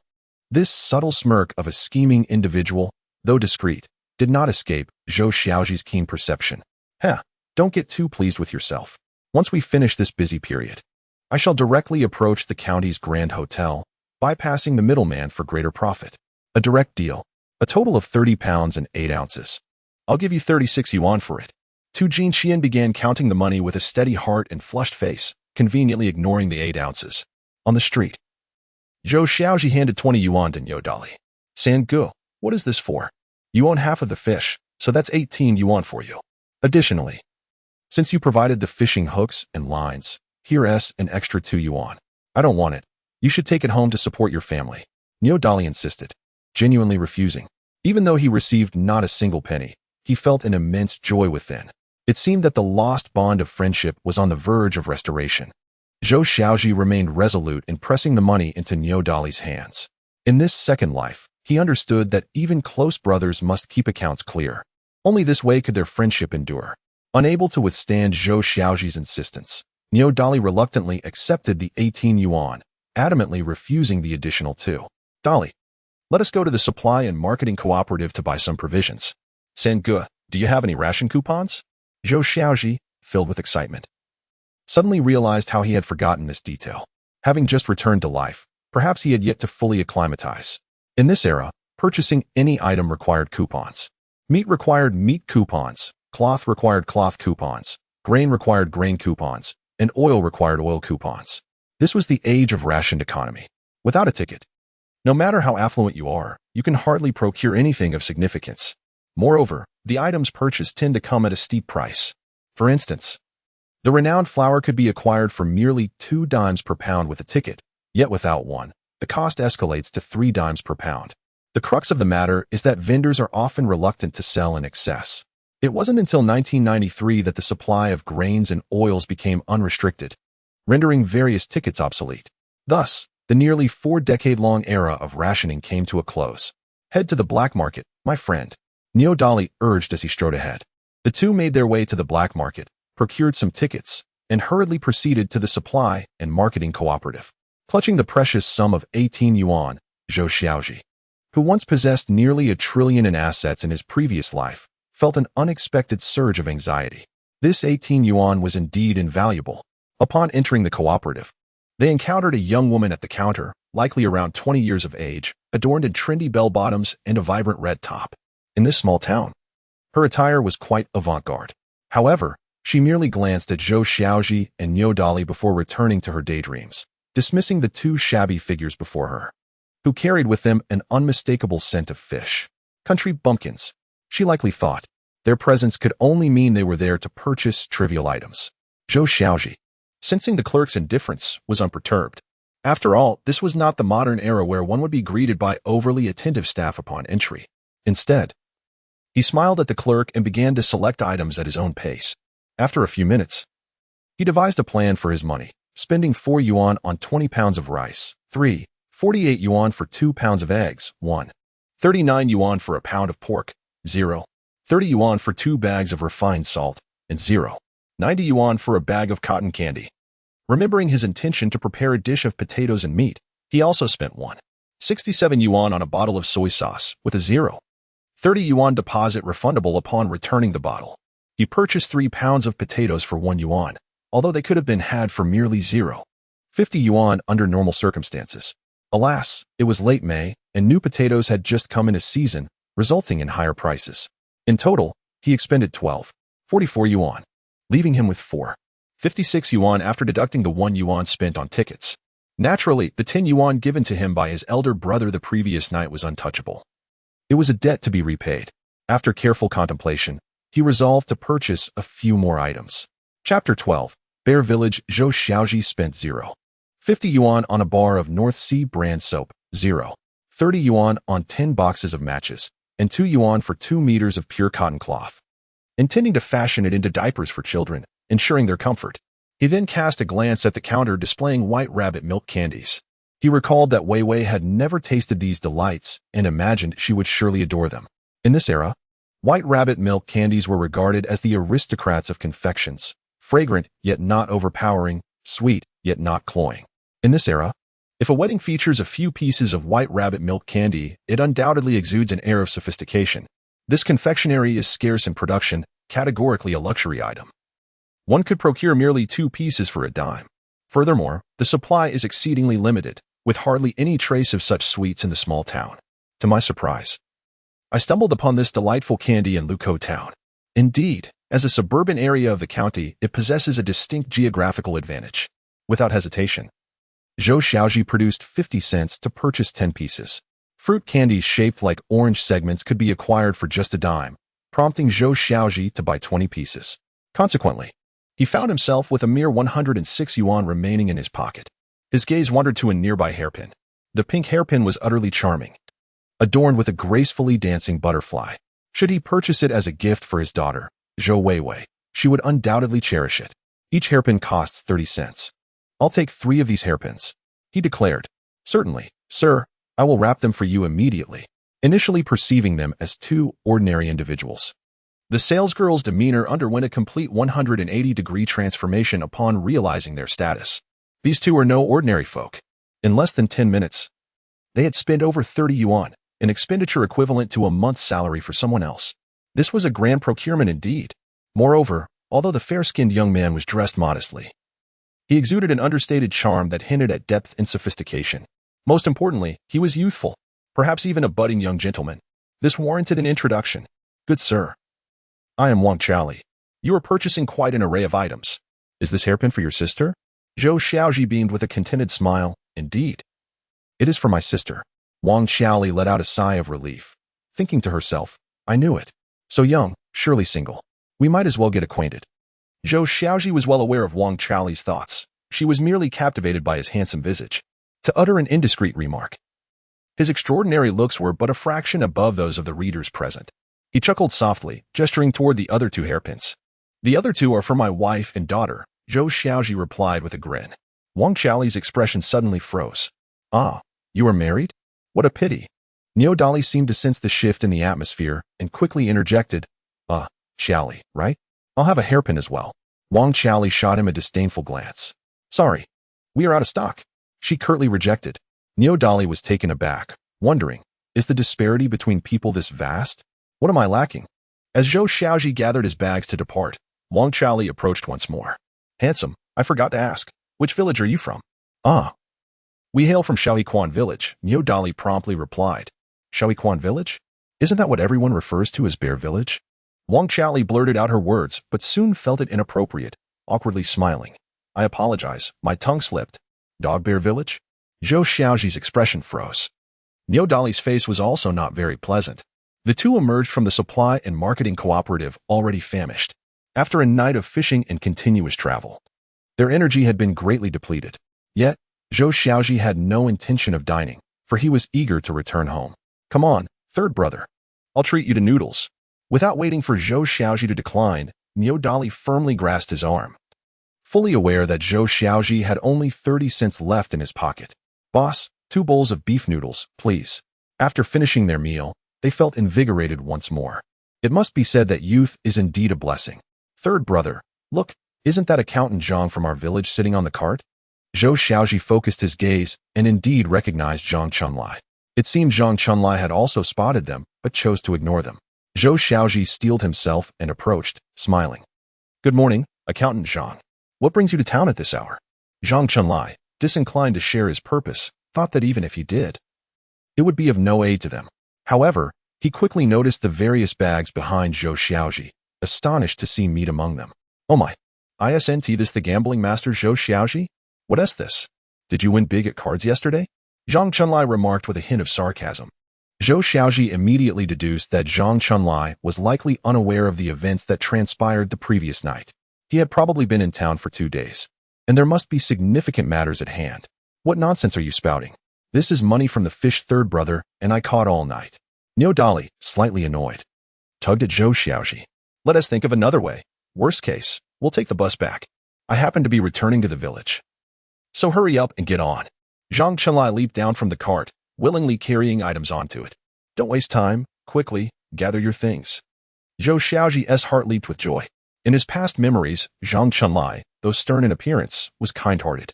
As the village accountant, he was meticulous, upright, and trustworthy. Even when later falsely accused of embezzlement and fraudulent accounting, nearly driven out of the village, he remained steadfast and refused to admit to any wrongdoing. Perhaps one day, when his own career flourished, he could invite Zhang to be the accountant at his company. Along the way, Accountant Zhang revealed his purpose for coming to town. He was inquiring about the latest rice seeds. However, to his disappointment, the seeds in town remained unchanged. Zhou Xiaozhi quietly noted this information. In recent years, the town had been hosting a harvest festival, competing to see which village could produce the highest rice yield. The top 10 villages would be awarded the title of Happy Harvest Village, allowing them to reduce their grain tax by 20%. Although the bottom-ranked village faced no punishment, it was still an unflattering distinction. From another perspective, didn't it imply that the village was not prosperous enough? Over time, the young women from neighboring villages have become reluctant to marry into our village. For the past 2 years, Zhou village has consistently ranked last, a fact that has delighted the residents of Shirgo village, which currently occupies the second-to-last position. Presently, Zhou village is eager to extricate itself from this embarrassing predicament, while Shirgo village takes every opportunity to ridicule them, often mocking the village leader's incompetence and the villagers' lack of capability, referring to them derisively as Bear Village. If Zhou village manages to escape the stigma of being last, such a notorious title would not fall upon them. The cart travels significantly faster than one can on foot, and within an hour it arrives at the village entrance. Chapter 13. The Widow Sisters. Zhang Accountant, you've purchased quite a haul. I hope you haven't pocketed the village funds. The local Annies teased as they spotted Zhang Chunlai, his face flushed with embarrassment. Don't be ridiculous. These aren't my purchases. It was only then that they noticed Zhou Xiaozhi and Niu Dali seated in the cart behind him. The smiles vanished from every face, and no one dared to engage with Zhou Xiaozhi. Who among them had not felt his wrath? They turned away, whispering among themselves. There was little entertainment in the village, and a minor disturbance could spark endless gossip among the Annies. It was likely that Zhou Xiaozhi had gambled again late last night, appearing to have won. Truly, one cannot change their nature. As the saying goes, one who gambles will inevitably lose. Per Yulan, and little Wei Wei hasn't had a moment's peace either. Yet, 2 individuals refrained from joining the gossip, quietly observing Zhou Xiaozhi with expressions brimming with anticipation, trust, confusion, and encouragement. They were the widow sisters, the elder, Zhang Manbai, and the younger, Zhang Manbua, both approximately 25 or 26 years of age. Identical twins, the elder was fair-skinned and demure, with long legs that seemed restless, while the younger exuded a lively charm, her large eyes sparkling with untamed spirit. Their names alone suggest their affluent lineage. They were not originally from this village. Their father had once undergone reform here. Over time, however, the villagers had come to regard them as one of their own. The previous night, it was Zhang Manbai who had stood vigil at Zhou Xiaozhi's doorstep. She shared many common interests with AI Yulan, having become close friends years ago, as both hailed from the provincial capital. Last night, she had even offered AI Yulan 50 yuan, which AI Yulan had declined, fearing Zhou Xiaozhi would seize it to gamble again. Eventually, the elder married into a family in the county, but her husband passed away from illness. The younger sister wed in the provincial capital, only to lose her husband in a tragic car accident. Unbeknownst to them, they had become known as the sisters who bring misfortune to their husbands, causing others to keep their distance. Yet, the villagers treated them with kindness. Consequently, despite working in distant places, the sisters often returned to the village, seeking solace. Upon hearing the chattering discussions around him, Niu Dali was about to explain on behalf of Zhou Xiaozhi, but Zhou Xiaozhi waved his hand. The words spoken by those individuals were not without merit. Instead of feeling anger, he was overcome with a sense of poignant sadness. After all, time reveals a person's true character. The only thing he needed to do now was to demonstrate his worth through action. Third brother, do you think that little widow is smiling at me? She is quite something. Niu Dali asked in a hushed voice, his cheeks flushed, his gaze already lost in the depths of her captivating eyes. Zhou Xiaozhi shot him a disapproving glance and whispered, do not refer to her as a widow. It sounds rather unappealing. Oh, is Manbua sending me signals? Niu Dali perked up instantly. Zhou Xiaozhi pondered, are the youth of this era so coy?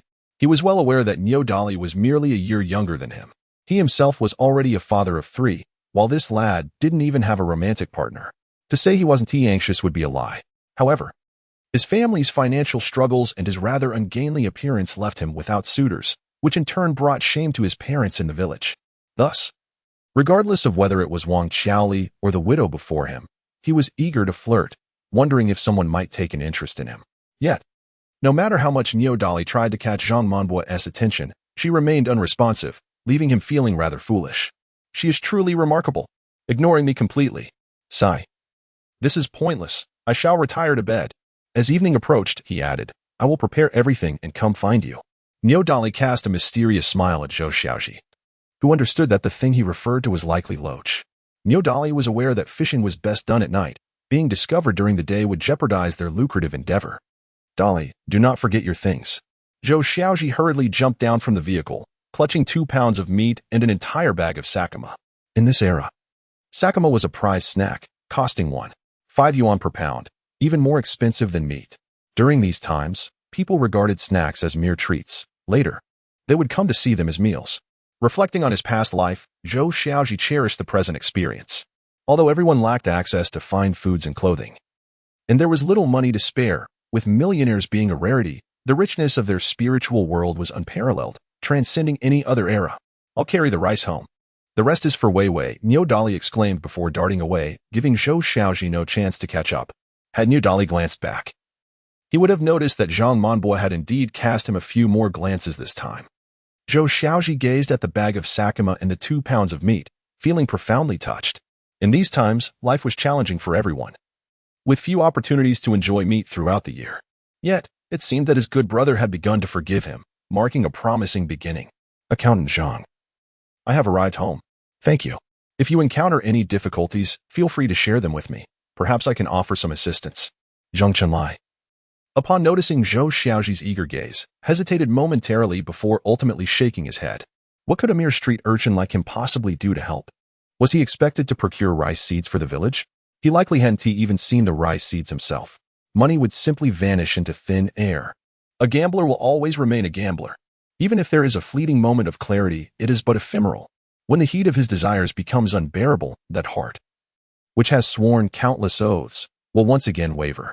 Understanding Zhang Chuanlai's attitude, Zhou Xiaozhi merely smiled. It was all right. He had been a bit too hasty. After all, who could blame him for being a scoundrel? The persona of a miscreant had already taken root in the hearts of the villagers, making it difficult to alter in a short span of time. Take these pieces of sakama and white rabbit candy home for your children, Zhou Xiaozhi said, setting aside a small bag and placing it directly onto the cart before turning homeward without a backward glance. Zhang Chenai gazed curiously at the retreating figure, then glanced at the items on the cart, a flicker of perplexity passing through his eyes. Zhou Xiaozhi seemed somewhat unfamiliar. Could it be that he had truly changed?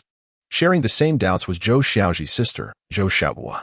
Upon waking early that morning, she had discovered a freshly caught blackfish at the doorstep, accompanied by a note. Xiaohua, please stew this blackfish for now. Then enjoy the soup with your sister Yulan and Wei Wei. I will return home around 9. Wait for me to cook. At 15, Zhou Xiaohua had been disappointed in her brother for 3 long years. Yet, upon reading the line about waiting for him to cook, a flicker of uncertainty surfaced in her heart, accompanied by a hint of anticipation. Xiaohua, are you waiting for me? Zhou Xiaohua's reverie was interrupted by a voice. Chapter 14. A promise bound in blood. Unchanging for a century, when Zhou Xiaohua saw that it was Zhou Xiaozhi, she turned away abruptly. Zhou Xiaozhi felt no anger. Instead, he quickened his pace and followed her with a smile. With a thud, Zhou Xiaohua slammed the door of the thatched cottage shut. Oh, is he back? Zhou Weiwei asked, her large eyes blinking in surprise. Weiwei, come and see what your father has brought for you. Zhou Xiaozhi's excited voice echoed from outside.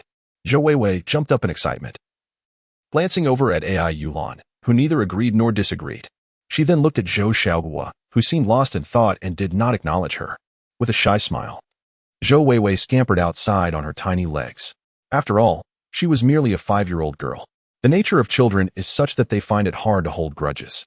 All she truly desired was something simple. After enduring a harsh beating, perhaps just a smile or a piece of candy could suffice to mend her spirits. Yet that man had never consoled her after inflicting pain. How despicable. With her head bowed, Zhou Weiwei timidly approached Zhou Xiaozhi. He opened his palm. Well, is this candy? This particular milk candy, Zhou Weiwei had only encountered once at the grand market in town. At that time, she had been so tempted that tears almost streamed down her cheeks. However, in the end, AI Yulan did not purchase it for her. Zhou Xiaozhi looked at Zhou Weiwei with a twinge of sympathy and then opened the candy, gently saying, Weiwei, go ahead and eat. Zhou Weiwei's small hands clutched the hem of her clothing tightly, nervously rubbing it back and forth. Was he truly buying it for me? Would he sell me after I ate it? Why is he so kind as to buy me candy for no reason? After a whirlwind of thoughts, Zhou Weiwei suddenly burst into tears, large teardrops cascading down her little face. Well, if I eat the candy, will you sell me? Then I want to eat it. Please don't sell me, okay? Zhou Xiaozhi, from within the thatched cottage, heard the commotion outside and rushed out, holding a brick in her hand. AI Yulan also approached the door, one hand on her waist, the other wielding a pair of scissors. Yet, in the next moment, they were both struck dumb. Zhou Xiaozhi was already in tears, embracing Zhou Weiwei tightly. With a gentle yet resolute tone, he declared, Weiwei, my daughter. It's all Daddy's fault. I care for you too much to ever consider selling you. Wiping her tears away, Zhou Weiwei mustered the courage to ask, Are you really telling the truth? Indeed. Daddy will never lie to you again. Then let us make a pinky promise. All right. Zhou Xiaozhi extended his pinky, linking it with Zhou Weiwei's. Together, they recited, Pinky promise, 100 years without change. Laughter erupted between them, and Zhou Weiwei finally smiled through her tears, while Zhou Xiaozhi's eyes sparkled with joy amid his tears. Meanwhile, Zhou Xiaozhi discreetly hid the brick behind her back, and AI Yulan tossed the scissors to the ground, only to realize that she could not help but smile as well. What a beautiful scene this was. If only it could remain like this forever. Weiwei, hurry and eat the candy. If you don't, I might just give it to the little flower next door. Little Flower was the dog belonging to Grandma Li next door. Humph, no way. Little Flower tried to bite my little feet last time. Zhou Weiwei snatched the milk candy from Zhou Xiaozhi's hand and popped it into her mouth. The moment the candy touched her tongue, a look of ecstasy spread across her rosy little face. Wow, this is incredibly delicious. So this is what milk candy tastes like? No, I must savor it slowly. Moreover, I need to share a bite with Mommy and Auntie. They're adults, so just a small piece each. With that thought, Zhou Weiwei decisively took the candy out of her mouth, wrapped it back in its paper, and handed it to Zhou Xiaozhi. Auntie, you must try a bite. It's really delicious. Zhou Xiaozhi was both amused and bewildered, wondering how they were supposed to eat it now. Zhou Xiaozhi hastily grabbed a handful of milk candies from the bag. Vivi, look, these are all for you. Upon seeing the large handful of candies in Zhou Xiaozhi's hand, Zhou Weiwei's eyes sparkled with delight. Isn't this too much? How could anyone possibly eat all of this? Haha. Zhou Xiaozhi quickly produced a bag of shikima and 3 beautiful hairpins. These are also gifts for you. One hairpin is from your aunt, and the other is from your mother. The sudden influx of happiness left the young Zhou Weiwei somewhat bewildered. Even Zhou Xiaozhi, who stood nearby, felt a bit awkward. In the past, this third brother had never once considered her. Not even a single candy had he ever bought. AI Yulan felt a ripple of emotions within her. Yet, unwilling to reveal her feelings to Zhou Xiaozhi, she quietly retreated into the house. She raised her eyes to gaze at her 2 little ones in the cradle, murmuring to herself, My little treasures, can you tell me, has he truly changed? Have you really changed? In the yard, Zhou Xiaozhi quietly asked Zhou Xiaozhi, Are you hungry? I'll go prepare dinner for you. Zhou Xiaozhi shouldered the rice, flour, and other items, heading into the kitchen. It was only then that Zhou Xiaozhi noticed the piles of goods behind Zhou Xiaozhi. Had he actually bought meat? A chill shot through her heart. Where did you get the money for all this? Did you go play mahjong again last night?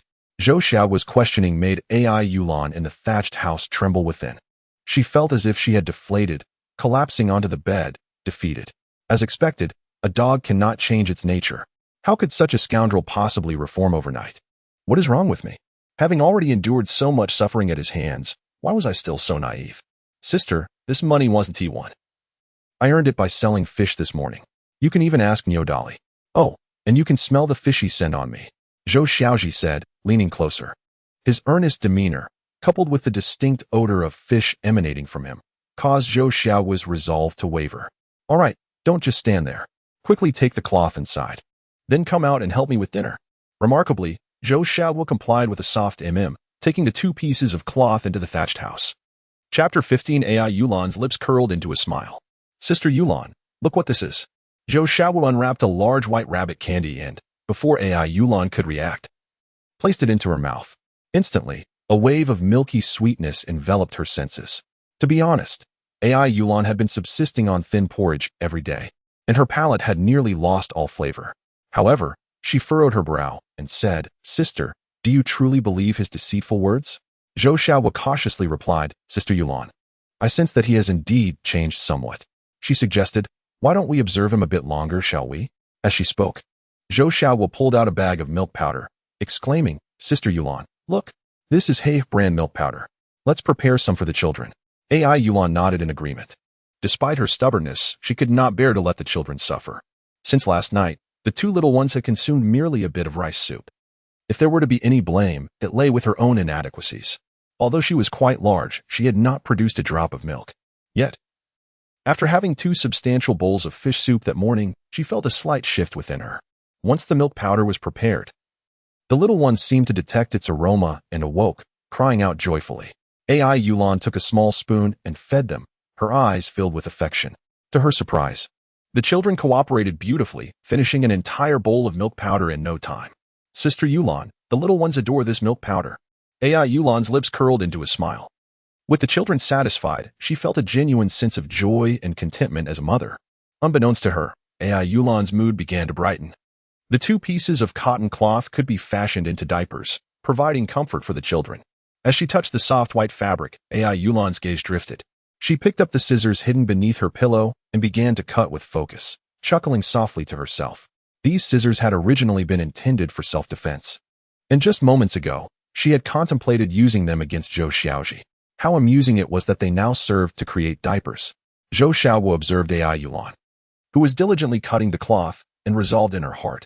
Sister Yulan was graceful and beautiful, frugal and nurturing, gentle and virtuous. Even after Zhou Xiaozhi's actions, she had never uttered a word against him. "Zhou Xiaozhi, oh Zhou Xiaozhi, if you could genuinely repent, I would assist you in keeping her." With her decision made, Zhou Xiaozhi turned and headed to the kitchen. "Sister, has Yulan said anything?" Zhou Xiaozhi inquired while chopping meat. Zhou Xiaozhi shot him a glance but chose not to respond, immediately beginning to gather firewood. Despite her continued indifference, Zhou Xiaozhi smiled knowingly. After a while, the meat was ready. Zhou Xiaozhi picked up several potatoes and declared, "Today, I shall prepare a dish of braised potatoes and meat for you." Zhou Xiaozhi kept her head down as she gathered firewood. "Xiaozhi, today is Friday, isn't it? I've been meaning to ask, why haven't you gone to school?" This time, Zhou Xiaozhi finally spoke. "Isn't that a redundant question? If I went to school, who would care for Sister Yulan? You?" Zhou Xiaozhi laughed awkwardly, but he understood that the situation was far from as simple as she portrayed. As he recalled, at this point in their past lives, Zhou Xiaozhi had already dropped out of school, leaving her hometown early to work in a factory. Later, she married a boy from the mountains. Their personalities clashed, leading to frequent quarrels. The man often resorted to violence against her, and she endured a life of hardship. Even when she eventually became wealthy and wished to assist her sister, she was met with a firm refusal, for she felt deep down that he was unworthy. Now, he silently vowed that he would never allow Zhou Xiaozhi to relive the tragedies of her past life. "After this week, you shall return to school. As for you, Yulan, I can lend a hand in caring for her. If she resists my help, I can invite Aunt Li from across the street to assist. I have already stopped attending school." Zhou Xiaozhi blurted out, unwilling to conceal anything. Moreover, was this not the very desire of that scoundrel? Memories flooded back to her of his disruptive antics at home, as he hurled insults at their parents. "You 2 old fools, why don't you just die?" He berated his older brother and sister-in-law. "You 2 worthless beings who can't even bear children, why don't you go earn some money for me to spend?" He even scolded himself. What use is it for a girl to go to school? Hurry up and go work. Every time she recalled these moments, Zhou Xiaozhi felt a pang of pain in her heart. She could not fathom how her once kind third brother had devolved into such a beast. Were it not for Yulan, she would have severed all ties with that scoundrel. In just over a month, summer vacation would arrive, and with 3 more months until the new semester began. "I will gather your tuition and living expenses." Zhou Xiaozhi initially intended to refuse, but then she pondered. Perhaps this could serve as a motivation for Zhou Xiaozhi to change? When someone is in need, there arises a drive to give. "Let us discuss it again once you have gathered the funds," Zhou Xiaozhi replied nonchalantly, then added another piece of wood to the fire. The flames began to blaze brightly. Zhou Xiaozhi looked up and saw that, illuminated by the firelight, Zhou Xiaozhi's expression was calm and serene, akin to a rebirth amidst the flames, towering like Mount Tai. Perhaps her third brother truly would change? With this thought, Zhou Xiaozhi found a newfound determination to help him retain AI Yulan. In her previous life, Zhou Xiaozhi had a deep understanding of culinary culture. He had even participated in cooking competitions during his spare time, fortunate enough to reach the finals. Thus, he was confident that he could turn a simple dish of braised pork into a culinary masterpiece. Chapter 16. This meat is simply too delicious.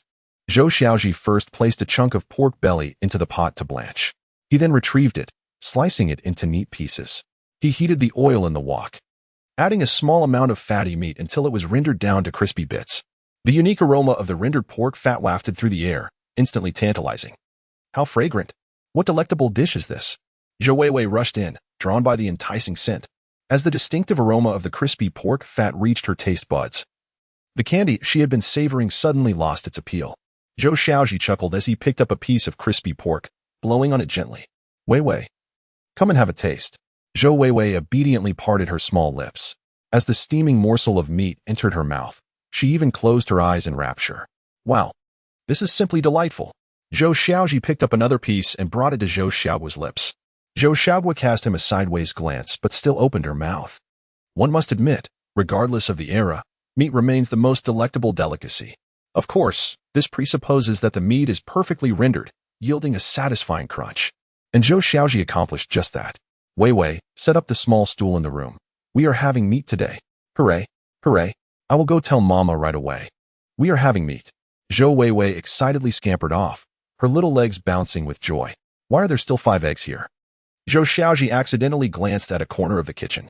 These were sent by Grandmolly from next door this morning. She said they are to nourish Sister Yulan. But Sister Yulan refuses to eat them. She plans to scramble them and feed them to the 2 children.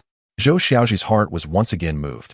Over the years, no matter how diligent and hard-working AI Yulan was, she could not sustain his reckless behavior.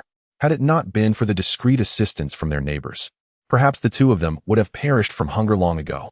This kindness from the village was tucked away in Zhou Xiaozhi's heart. At this thought, Zhou Xiaozhi's expression suddenly froze, the spatula in his hand suspended in the air. He suddenly recalled something. Through the memories of the previous life's village chronicle, he knew that a significant event would occur tomorrow concerning Grandmolly. Since he had been reborn, he was confident that this event would not transpire. Before long, the entire courtyard was filled with curling smoke and fragrant aromas. The exuberant Zhou Weiwei had already set up the small stool and prepared the chopsticks, her large eyes eagerly anticipating the kitchen. Mama, we are having meat today. AI Yulan gently ruffled Zhou Weiwei's little head. You little rascal. Are you betraying me just because there's meat? Of course not. I will always be united with Mama. AI Yulan chuckled. Weiwei, do you really think he has changed? Zhou Weiwei raised her little head, contemplated seriously, and then solemnly nodded. I think he has changed. That old daddy seems to have returned.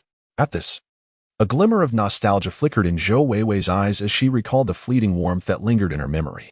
She clenched her tiny fist, her gaze directed out the window, as if to encourage Zhou Xiaozhi. Old daddy, do your best. In truth, she was also rallying herself. She feared that the beauty before her was but a fleeting illusion and was even more afraid that her recently transformed father would once again find himself in dire straits. AI Yulan lovingly embraced Zhou Weiwei. If one day, Zhou Weiwei were to call him daddy, perhaps that would mark the true beginning of his transformation. Time to eat. Zhou Xiaogui entered the room, carrying 2 large bowls of braised potatoes and meat.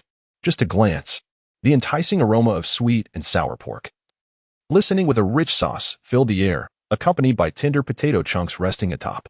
Even before tasting, the sight alone was enough to incite a ravenous appetite. Xiaogua, quickly bring in the rice. Zhou Xiaozhi stood at the doorway, presenting a steaming bucket of fragrant rice. Yet, he showed no intention of entering. For AI Yulan had not uttered a word. He felt compelled to honor the first agreement made by his wife, a matter of respect for AI Yulan. He envisioned the day she would willingly invite him in, a moment he longed for. AI Yulan gazed at the figure by the door, her thoughts swirling. Was it truly so unreasonable to share a meal? No. She could not relent. She mustn't show weakness. Time and again, she reminded herself. Women are perplexing creatures. Decisions forged in resolve can easily waver. Yet, they are also simple beings. Just a hint of kindness can stir profound emotions. Alas, how many men grasp such fundamental truths? Often, it is only after exhausting a woman's tenderness that they wish to start anew, and it is only in loss that they learn to cherish. You all eat first. I've saved a bowl of meat for Grandmolly next door. Zhou Xiaozhi hurriedly departed. Mom, I want to eat meat. Zhou Weiwei, Noticing AI Yulan's reluctance to pick up her chopsticks, hesitated to begin her meal, allowing saliva to trickle from the corner of her mouth. You little glutton. Go ahead and eat. AI Yulan picked up a piece of pork and placed it in Zhou Weiwei's bowl. Wow, this meat is absolutely delicious.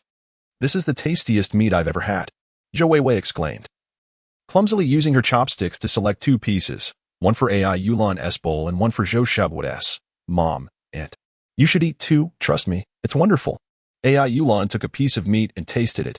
It was rich yet not greasy, with a hint of sweetness and an explosion of savory flavor that made her fingers itch with desire. Could this scoundrel actually cook? How had she never noticed this before?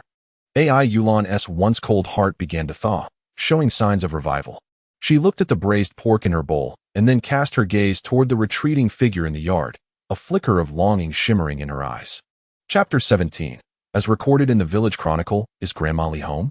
Zhou Xiaozhi asked, carrying a basket containing a bowl of potato stew and a bowl of rice. Woof woof. Xiaohua dashed forward, barking furiously at Zhou Xiaozhi. Had it not been for its owner's frequent interventions, it would have lunged to bite him. Xiaohua was a genuine country dog, tall and robust, rivaling a wolfhound. Generally gentle-natured and obedient, it enjoyed playing with Zhou Weiwei and was amiable to all, except for Zhou Xiaozhi. Who are you? Xiaohua, get back. Grandma Li, taking small steps, shooed away the little flower and opened the door. Upon seeing Zhou Xiaozhi, her smile momentarily faltered. Ah, it's you, Xiaozhi. What brings you here? Zhou Xiaozhi extended the basket, saying, Grandma Li, I've stewed some meat today and saved a portion for you. I wondered whose house was cooking meat at this hour. Turns out it's yours. Surprisingly, Grandma Li did not express joy but instead displayed a hint of concern. Xiaozhi, you haven't gone back to gambling, have you? Zhou Xiaozhi shook his head firmly. Rest assured, Grandma Li, the money for the meat was earned honestly. It has nothing to do with gambling. Grandma Li furrowed her brow.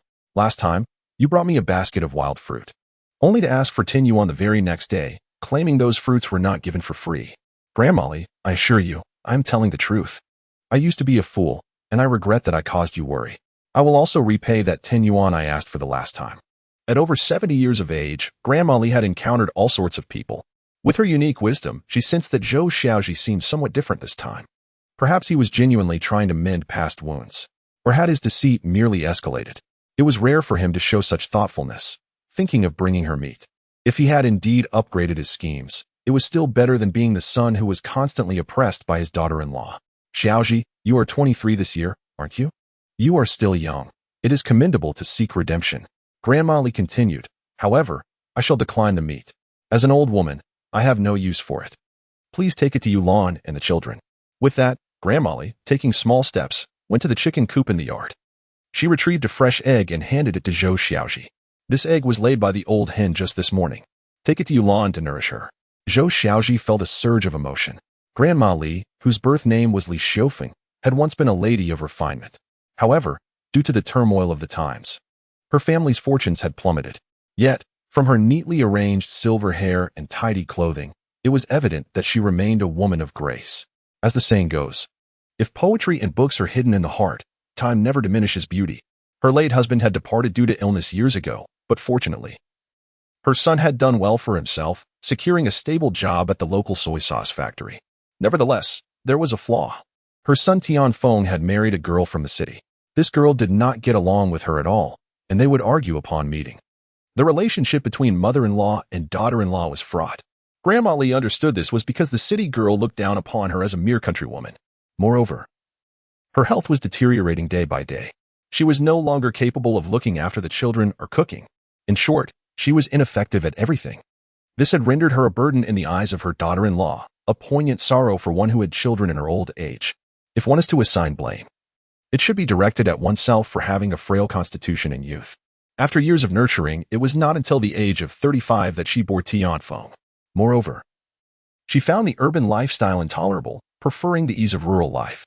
During idle moments, she would meander through the village, engaging in conversations with the elderly women and basking in the sun, an experience that brought its own unique pleasures. This was certainly more agreeable than contending with the temperaments of her daughter-in-law in the city. Xiaozhi was well aware of these circumstances, as documented in the village chronicles of his previous life. It was precisely at this time tomorrow that Grandma Li would pass away. The cause of her demise was tied to the end of each month when Tianfeng would bring his son to visit her. Grandma Li knew that her little grandson had a singular fondness. He adored the soft rice cake she made. The main ingredient for these delightful treats, the soft rice grass, could typically be harvested around the Qiming festival, which falls in early April. Now, however, it was already late May, and finding soft rice grass would necessitate a journey to cooler areas, such as the hillside behind the village, where the temperature remained low and delayed the growth of the grass. For a woman in her 70s, the thought of climbing a mountain was daunting. Yet Grandma Li persevered, determined to ensure her grandson could enjoy her beloved soft rice cakes, setting forth with her weary limbs toward the Tiger Mountain. When she tumbled down the slope, there was still a chance for salvation, provided she was discovered in time. Unfortunately, the hillside was seldom frequented by others. Even the orchard where Xiaozhi's parents worked was situated on a different incline, far from where she had fallen. By the time she was found, her body was already cold and devoid of breath.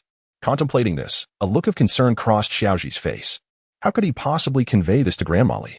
How could he prevent her from stepping outside tomorrow, knowing it would lead to her demise? Clearly, this was an impractical solution. Alternatively, he could make a phone call and urge Tianfeng to return home today.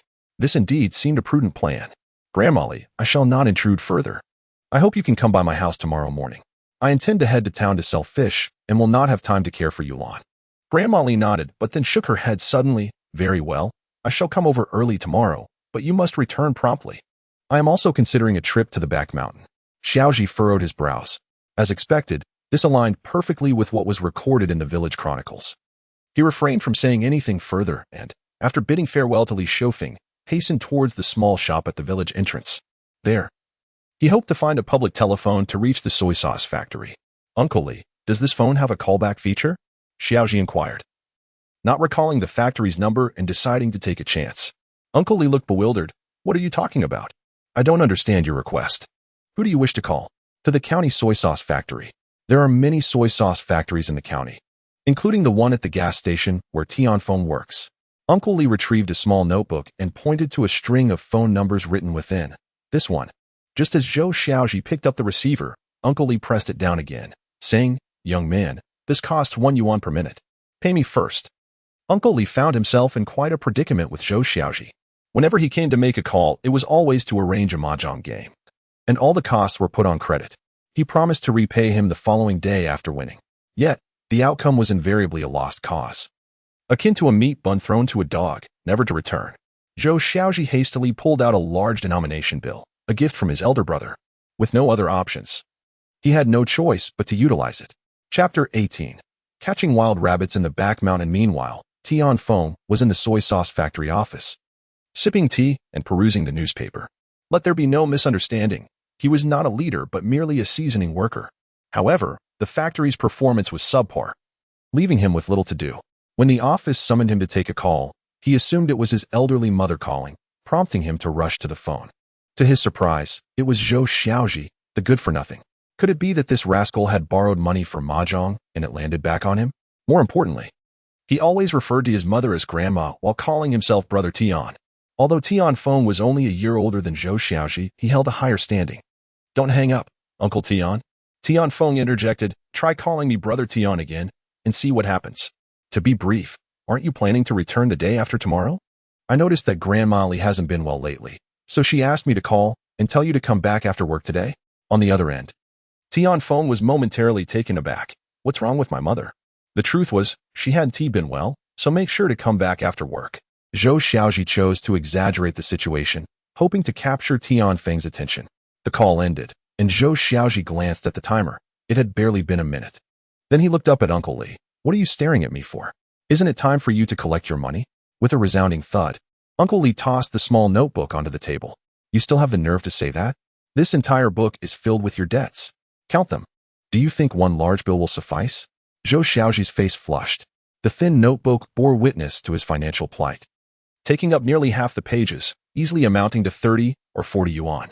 Oh, so you do know to feel embarrassed? Uncle Li mocked. Uncle Li, I'm truly sorry. I promise to repay you in a couple of days. Zhou Xiaozhi hastily departed. How far had his previous self fallen? It could be said he had sunk to the very corners of the village.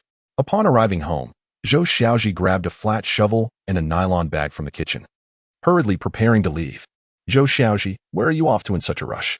Zhou Xiaohua, who was tidying up in the kitchen, asked in confusion. In the past, Zhou Xiaozhi had shown little enthusiasm for anything, except for one thing, playing mahjong. As soon as someone calls, he runs faster than a rabbit. Rest assured, sister. I have important matters to attend to. Zhou Xiaozhi, fearing that Zhou Xiaozhi might misunderstand, hurriedly explained, Grandma Li next door wishes to make soft glutinous rice cakes. So I am heading to the mountains to gather some. Zhou Xiaozhi hesitated slightly. Have you been working day and night without taking a break? Zhou Xiaozhi's body suddenly froze, a wave of warmth rising within him. Is my sister beginning to care for me? I will return shortly, and then sleep for a while, he reassured her. Truth be told, he was indeed a bit fatigued. Having been reborn, he had been busy since last night without a moment to rest. Yet, slumber was not an option. There were still numerous tasks left unfinished. By the way, did you ask Aunt Zhao, the midwife, to help Yulan? Zhou Xiaozhi inquired, and as soon as she asked, she realized the implications. The midwife, due to her profession, interacted with many families and visited various villages, even frequently going to town. She knew which families were well off and which were not, as well as their preferences for boys or girls. Was he worried that Yulan might give the two children away? Not today, Zhou Xiaozhi secretly sighed in relief. However, whether she would seek her out tomorrow depended on your behavior. Zhou Xiaozhi chuckled to herself. Zhou Xiaozhi nodded solemnly, sister. Just watch me. I promise to earn 100,000 yuan in 2 months through honorable means. I will ensure you all live well. With that, Zhou Xiaozhi turned and dashed off. Zhou Xiaozhi rubbed her eyes. Why was he jumping as he ran? 100,000 yuan? Was he out of his mind? But Zhou Xiaozhi knew that earning 100,000 yuan in 2 months was not an insane ambition. In his previous life, he had topped the wealth charts. Such a modest sum was hardly a challenge for him. As he bounced along, Zhou Xiaozhi arrived at the hillside behind the mountain. He resolved to assist those in need thoroughly, guiding them to their destination. If he were to gather enough soft, glutinous rice grass today, would Grandma Li still need to come to the hillside tomorrow, regardless of whether her son Tianfeng came tonight? Zhou Xiaozhi did not foresee that some fates are preordained. His actions today inadvertently harmed Grandma Li. After toiling for approximately 2 hours, the nylon bag was filled to the brim. Satisfied, Zhou Xiaozhi hoisted the bag and prepared to descend the mountain. Along the way, he suddenly discovered a small path. He recognized it immediately as a rabbit trail. What is a rabbit trail, you may ask? Rabbits are natural burrowers, their skills rivaling those of rats. There is an ancient saying, a cunning rabbit has 3 burrows, which aptly describes them. In this era, the environment differs greatly from that of later years. After 2000, one might notice that the wild rabbits that once roamed the fields have become increasingly rare. The joyous scenes of childhood, where one would dig for bird nests and catch rabbits, are now but memories. Partly, this is due to the fact that people have ceased such activities, and partly due to the deteriorating environment. Yet, in this time, wild rabbits abound. Its reproductive capacity is remarkable, with a single female capable of producing a litter of over 10 every month. The wild rabbit is exceedingly vigilant, making it difficult for humans to capture. However, it possesses a fatal flaw, an unwavering tendency to traverse the same path repeatedly.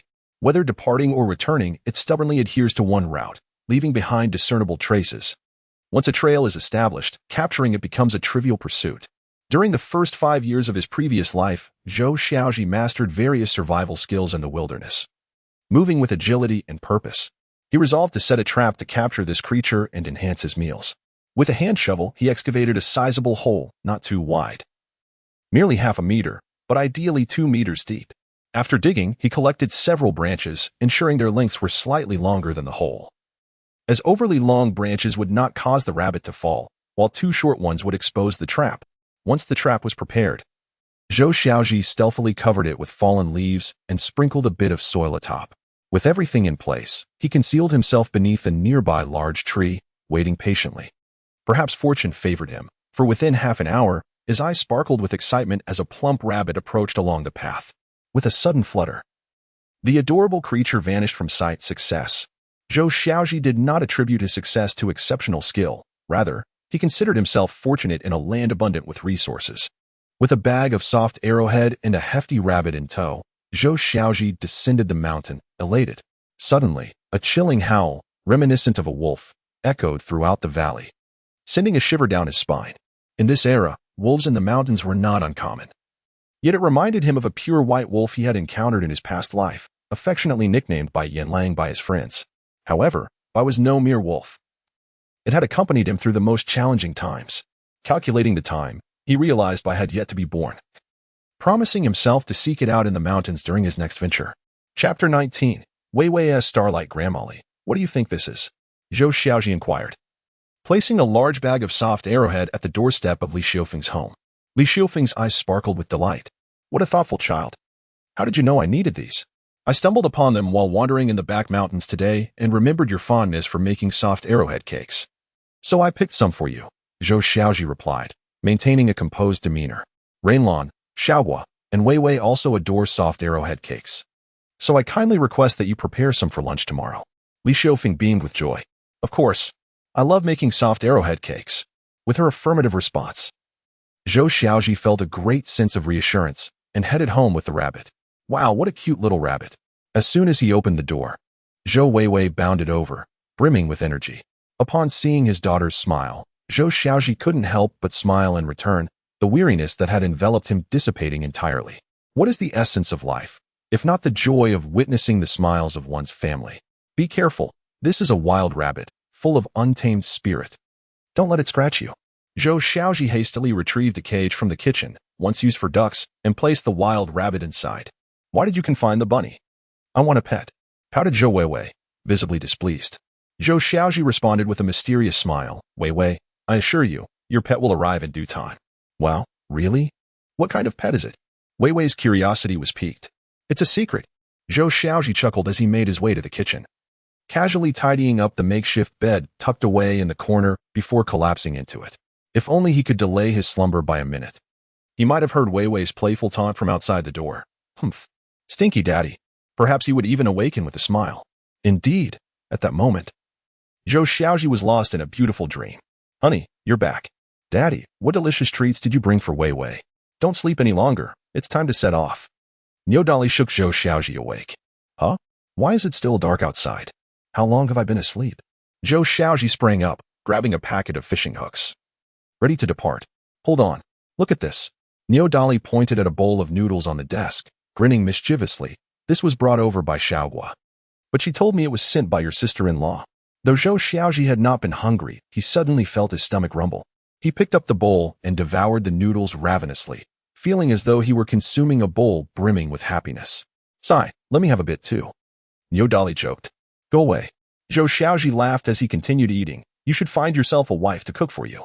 Niodali patted his chest confidently. Don't worry. Brother, once I went over that widow Zhang Manbua, she'll be cooking for me. Zhou Xiaozhi raised an eyebrow, pondering how the young lad, who should be a fresh-faced youth, managed to come off as quite the lecher. With eyes wide open, Niodali watched Zhou Xiaozhi finish an enormous bowl of noodles, feeling as if he himself had consumed a vast bowl of dog food. Under the faint starlight and the luminous moonlight, walking along the rural path, Zhou Xiaozhi felt an overwhelming sense of fulfillment. Everything seemed to be progressing in a positive direction. The beautiful moments that had been lost appeared to be gradually drawing near again. With newfound experience, their evening endeavors went remarkably well. Before long, the duo had caught over 20 perch. During a lull in bites, Niodali resorted to frantically tossing bait into the water. Their conversation flowed intermittently. Third brother, have you named the twins yet? Whenever the topic of the little ones arose, a smile would instinctively grace Zhou Xiaozhi's lips. As a matter of fact, I have already thought of their names. What are they? Share with me. Zhou Xiaozhi began to speak. The second child is a daughter. Let's name her Zhou Zian. For her eyes hold the sparkle of stars, embodying hope. When this little one was born, she cried out with vigor, hinting at a future as a remarkable physician. The third child is a son, and we shall call him Zhou Ziguang, representing a glorious mission to serve the people. This little fellow also cried out heartily, suggesting he might become a firefighter one day, haha. Niodali patted Zhou Xiaozhi on the shoulder with enthusiasm. Third brother, you truly excel. What beautiful names you've chosen. Zhou Xiaozhi smiled. When combined, the names of my 3 children form vivid starlight, a testament to the beauty of the world. You certainly have a refined taste. And I'm sure your sister-in-law will be delighted. Zhou Xiaozhi's gaze fell. My sister-in-law has never once inquired about the names I chose for the children. Niodali exclaimed. Oh no, how unfortunate. Let's get back to work.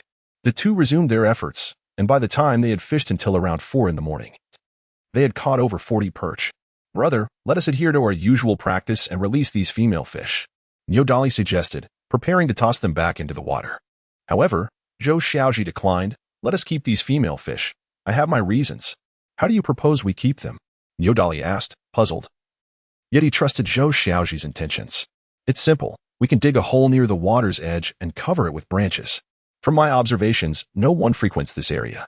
Third brother, you truly are remarkable. They both resumed their tasks, some fishing, while others dug with great enthusiasm. After about an hour, they made their way toward the town. This time, they sought out Tu Jinxian.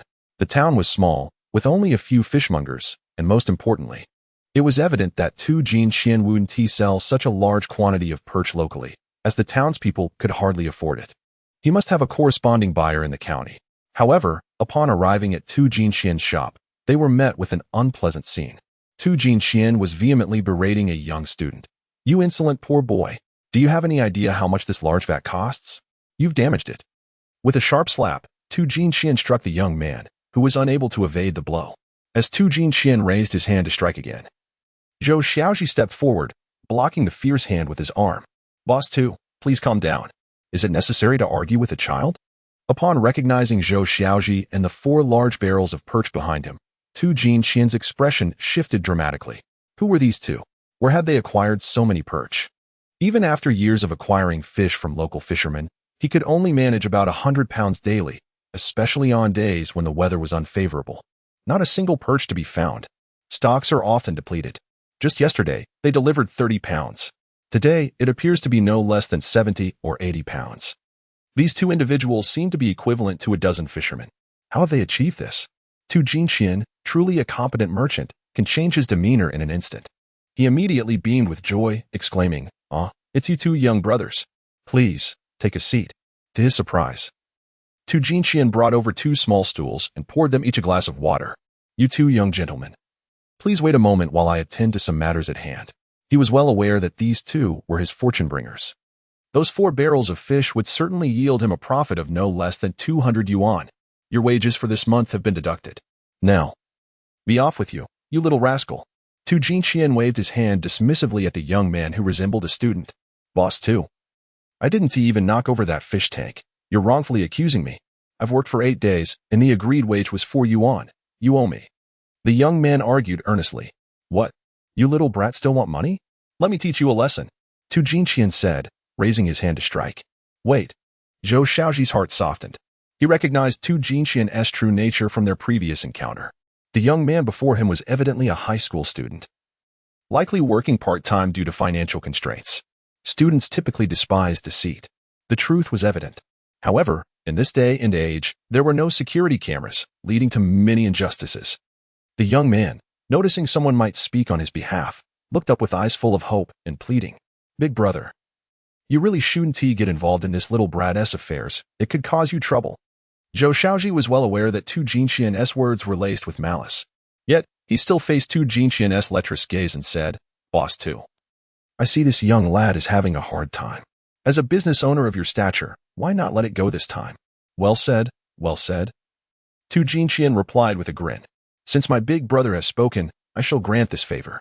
He then pulled 4 yuan from his pocket and tossed it to the young man. Now, be off. Don't waste my time. The young man picked up the money, quietly thanking Zhou Xiaozhi. Thank you. Zhou Xiaozhi stepped forward to help him up. You still appear to be in high school. Hurry back and focus on your studies. Knowledge can change your destiny. The young man nodded earnestly and hurried away. Boss, what do you think of my fish? Let us weigh them, shall we? It's still 1 yuan and 2 jiao per pound. Tu Jinxian feigned a generous attitude. That is not quite right. Yulan could no longer contain himself. He had long been displeased with the man named Tuesday Boss Tu. Didn't you say last time that fish weighing less than 3 pounds could be sold for 1 yuan and 5 jiao per pound? Just look at the size of our fish. The majority meet that standard. Tu Jinxian suddenly froze, hurriedly peering into the bucket. Goodness. Indeed. Why on earth didn't I take a closer look? How careless of me. Yet, such trivial matters did not pose a challenge for him. Listen, my 2 young friends. He began, the market for perch is far from optimistic. I'll buy them from you at 1.2 per pound, which is already quite generous on my part. Today, I've given you 2 chances. You owe me a favor now. Zhou Xiaozhi couldn't help but admire Tu Jinxian's cunning nature, taking advantage yet playing the victim. How despicable. Yulan stood up, preparing to move the bucket away. Hold on. What? Are you suddenly feeling guilty? Tu Jinqian crossed his arms, tiptoeing, and spoke with a mocking tone. I could also offer you one. 5 per pound. I estimate these fish weigh around 80 pounds, totaling 120 yuan. Niuda Li's heart leaped with joy, casting a glance of delight at Zhou Xiaozhi. However, Zhou Xiaozhi regarded Tu Jinqian with a knowing smile. If he were so agreeable, it wouldn't be in his character. As expected, before Niuda Li could lower the bucket, Tu Jinqian continued.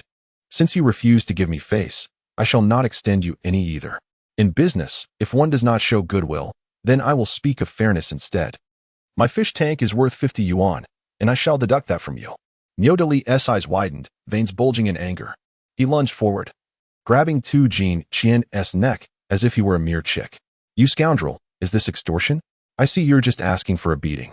Standing nearly 9 meters tall and weighing 200 pounds, Niuda Li towered over the frail Tu Jinqian, who appeared as insignificant as a chick. Zhou Xiaozhi, still smiling, made no intent to intervene. Allowing Niuda Li to intimidate him seemed beneficial. Wait, Tu Jinqian suddenly shouted, if you throw that punch, I will either be dead or severely injured. Have you considered the consequences? Yet, Niuda Li was unfazed. His fist was already descending from the air. Stop. Zhou Xiaozhi rushed in, pushing Niuda Li aside, helping the nearly terrified Tu Jinqian to his feet. I apologize for startling you, boss too. My young brother here. Zhou Xiaozhi gestured at his forehead in a circular motion, shaking his head. Is he out of his mind? Tu Jinqian blurted. Your brain is the one that is deranged. Niuda Li glared fiercely. Tu Jinqian quickly took 3 steps back. His eyes filled with dread as he regarded Niuda Li. It is often said that those who claim they are sane are typically the most unhinged. This fellow seemed to be quite afflicted indeed. Initially, he had contemplated extorting medical fees from him, but now it seemed unwise to provoke. He had long heard that lunatics could kill someone and face no repercussions. Boss 2, if you grant me a favor, I shall reciprocate by purchasing these at 2 per pound. Zhou Xiaozhi concluded, casting a quick, meaningful glance at Niuda Li. I'll take this fool down. I am mentally unstable. I fear nothing. Niuda Li declared, feigning to raise his fist once more. Dare you try to hit me? Tu Jinqian leaped up in a fit of anger, exclaiming, damn it. If it's 5, then it's 5. Do you think I'm afraid to buy it? Zhou Xiaozhi and Niuda Li exchanged bewildered glances. Can you believe he accepted that so boldly? Tu Jinqian grumbled as he stepped onto the scale. 79 and 8 taels. Let us call it 80. That's 120 yuan. Good luck. No need to send me off. Zhou Xiaozhi took the money. Thank you, boss 2. He and Niuda Li pretended to leave, but had barely walked 10 steps before Zhou Xiaozhi stopped Niuda Li and crouched behind a pair of trash bins. There was another bin nearby, containing 5 fish. Chapter 21. My name is Lei Jun. Niuda Li picked up the bin to leave, but Zhou Xiaozhi remained still. Third brother. What are we doing here? It reeks of fish. Zhou Xiaozhi glanced at Tu Jinqian's stall. Let us wait a moment and see where he intends to deliver this batch. Why should we care where he goes? Niuda Li replied, only to suddenly realize. I get it. You're not satisfied with what happened earlier and plan to ambush him when he steps out? Zhou Xiaozhi shook his head, pondering that perhaps Niuda Li's intellect was indeed erratic, brilliant at times, yet foolish at others. Just then, Zhou Xiaozhi sensed someone behind him. Instinctively, he turned around to find the young man who had been shortchanged by Tu Jinqian. I've been waiting here to thank you. Zhou Xiaozhi smiled knowingly. No need for thanks. That money was rightfully yours. But you seem to be a high school student. What brings you to work here? The young man, feeling a bit shy, replied, I'm a senior at Huanggang High School in the county. My grandmother lives in this town, and I come weekly to fetch her medicine. Zhou Xiaozhi regarded him with admiration. This young man was commendable. He recognized Huanggang High School, renowned not only in the county and province but across the nation. Established in the 30th year of Guangxu, 1904, producing over 60 provincial top scorers in college entrance examinations. The notorious Huanggang secret papers and Huanggang military strategy originated from this institution. You must be preparing for your college entrance exams soon. You should focus on your studies.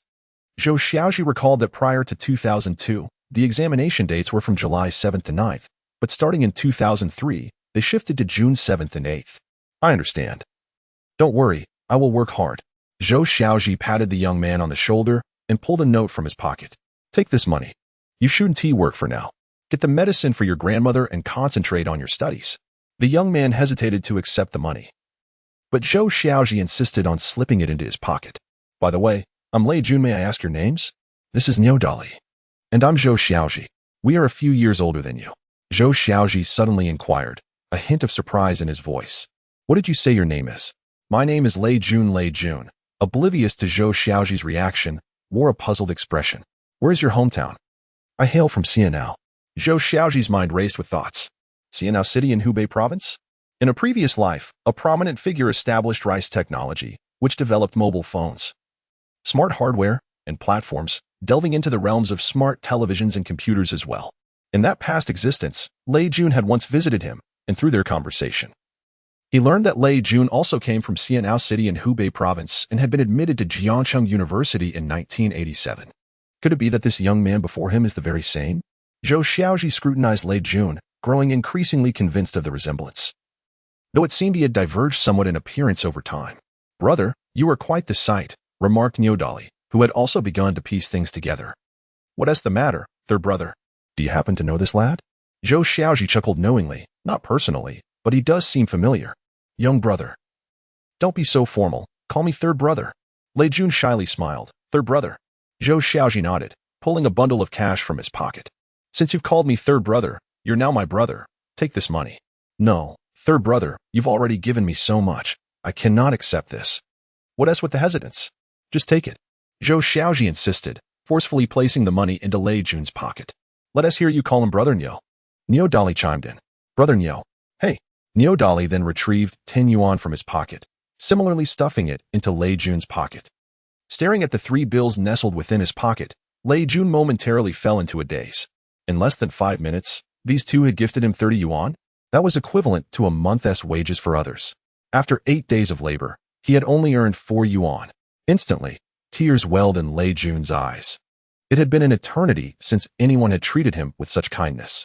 Throughout his arduous journey, he had juggled studying and working, rising earlier than roosters, eating worse than pigs, laboring harder than oxen, and sleeping later than dogs. He often endured countless cold stares and ridicule. He had fought to sustain his meager spark of passion. Now, he felt a warm glow in his chest, as if a flame was igniting within. Why are you crying? Zhou Xiaozhi asked. I'm not crying. I just feel overwhelmed by your kindness, Lei Jun replied, tears spilling forth. Zhou Xiaozhi gently wiped the tears from the corners of Lei Jun's eyes. All right, stop crying. We're heading to the county town. Come with us.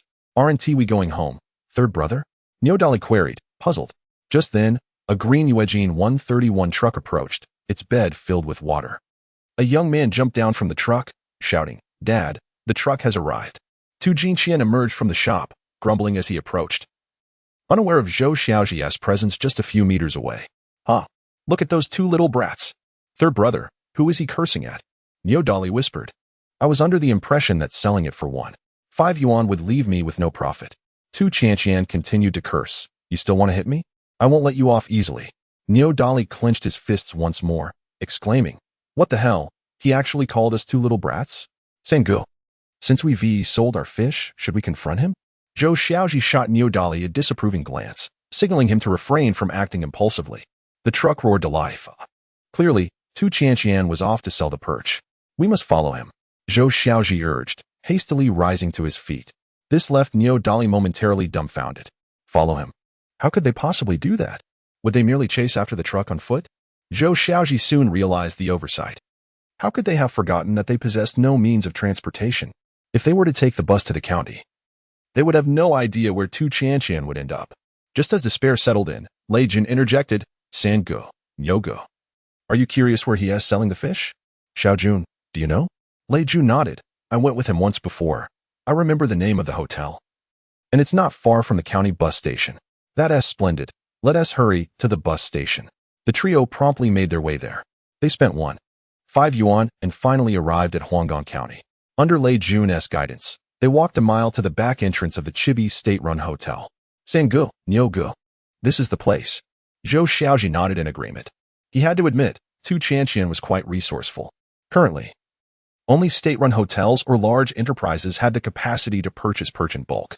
Sangu, since we set out rather late, do you think Tu Jinqian has already left? Niodali expressed his concern.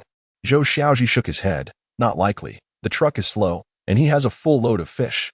The 3 of them once again resorted to their previous tactic, hiding behind a large tree at the entrance of the hotel, quietly waiting. Before long, a green Yulan 131 truck came to a steady halt before them. Who else could it be but Zhou Xiaozhi? Chapter 22. I will cover your university expenses, Master Liu. Zhou Xiaozhi called out ingratiatingly. An elderly man emerged from the gatehouse. Zhou Xiaozhi, beaming, retrieved a pack of swimming brand cigarettes, priced at 30 cents, from his pocket. He offered one to the man, saying, "Could you kindly summon the manager?" "Ah, it's Boss Two. Please hold on a moment." Shortly after, a portly middle-aged man, around 6 meters tall, with a slick-back hairstyle and gold-rimmed glasses, emerged from the courtyard. His shirt was tucked neatly into his trousers, giving him the air of a high-ranking official, though his eyes were somewhat small. "Manager Min, glad to see you." Zhou Xiaozhi directly stuffed a pack of swimming brand cigarettes into his pocket. "How many fish did you bring today?" Zhou Xiaozhi eagerly gestured towards the truck bed. "A full 150 Jin." Manager Min Wenjiang maintained a stern expression, yet his hands were clasped behind him. "The quality of this batch of perch is quite commendable. Priced at $3.50 per pound. Please weigh it and sign here." He then turned and walked inside with his hands behind his back. Upon hearing this, Zhou Xiaozhi swiftly began unloading the cargo. $3.50 per pound. He truly is remarkable. Niodali exclaimed indignantly. "We haven't earned as much as he has." Niodali turned to Zhou Xiaozhi, surprised to find him unperturbed, as calm as can be. "Third brother, why aren't you angry? What is there to be upset about? Is it not permissible for someone to make a profit? He is a businessman, not a philanthropist." Reijun beside him nodded in agreement. After Zhou Xiaozhi completed his transaction and left swiftly, Zhou Xiaozhi, beaming, approached the gate. He pulled out a pack of Hong Jin Long cigarettes purchased earlier at the station. This pack of Hong Jin Long was far more prestigious than the previous swimming brand, costing $1.50, enough to buy over a pound of meat. "Hello, sir." An elderly man emerged from the gate, initially reluctant to accept a cigarette. However, upon seeing the Hong Jin Long, he smiled and asked, "Who are you looking for, young man?" "Well, I would like to find the purchasing manager." "Did you have a prior arrangement?" Niodali was about to shake his head when Zhou Xiaozhi stopped him, saying, "Yes. We had everything agreed upon." Shortly after, Min Wenjiang appeared, hands behind his back. "Is it you who sought me?" "I do not recognize you," Min Wenjiang said coolly. Zhou Xiaozhi quickly produced a cigarette and offered it with both hands, swiftly stuffing the remaining pack into his pocket. "Mr. Min, what do you think of my perch?" Zhou Xiaozhi got straight to the point, placing the bucket at Min Wenjiang's feet. Min Wenjiang adjusted his gold-rimmed glasses to take a glance, then turned to leave. He did not accept loose goods. Niodali, feeling anxious, implored, "Mr. Min, our perch is wild and affordable. Just $2 per pound." This price was something Niodali had previously heard Zhou Xiaozhi mention. To his astonishment, upon hearing this, Min Wenjiang quickened his pace, shouting back at the old man at the gate, "If you let any more riffraff in, don't blame me for being ruthless." The old man immediately looked alarmed and shook his head at Zhou Xiaozhi. "You all should leave." This entire scene left Niodali utterly bewildered. "Third brother, what is going on? We are a full $1.50 cheaper than Zhou Xiaozhi. Why didn't he even consider it?" Before Zhou Xiaozhi could respond, Reijun interjected. "It's because your price is too low." "What?" Niodali exclaimed. "For the same goods, surely everyone would prefer the cheaper option, wouldn't they? Then where did you place his share?" Zhou Xiaozhi regarded Reijun with newfound admiration. This individual is truly destined for greatness in the business realm. He has keen insight into the underlying issues. A promising talent indeed. Let us depart and explore another state-owned restaurant.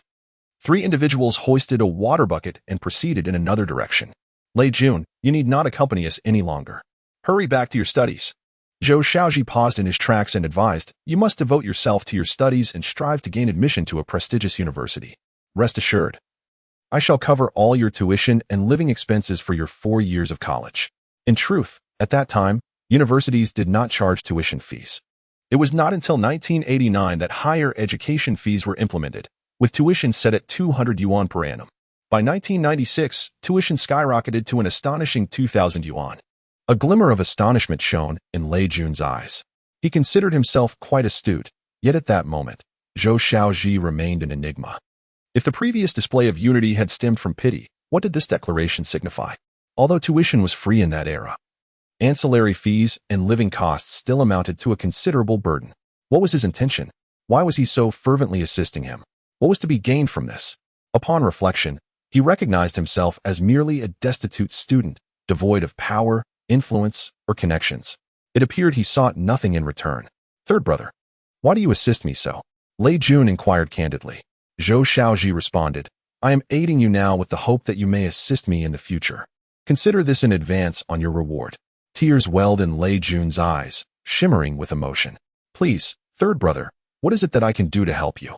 Zhou Xiaozhi smiled mysteriously. After you graduate high school, could you introduce me to a few of your teachers? I can certainly facilitate that. Lei Jun replied eagerly. I often rank among the top 3 in my class, and the teachers hold me in high regard.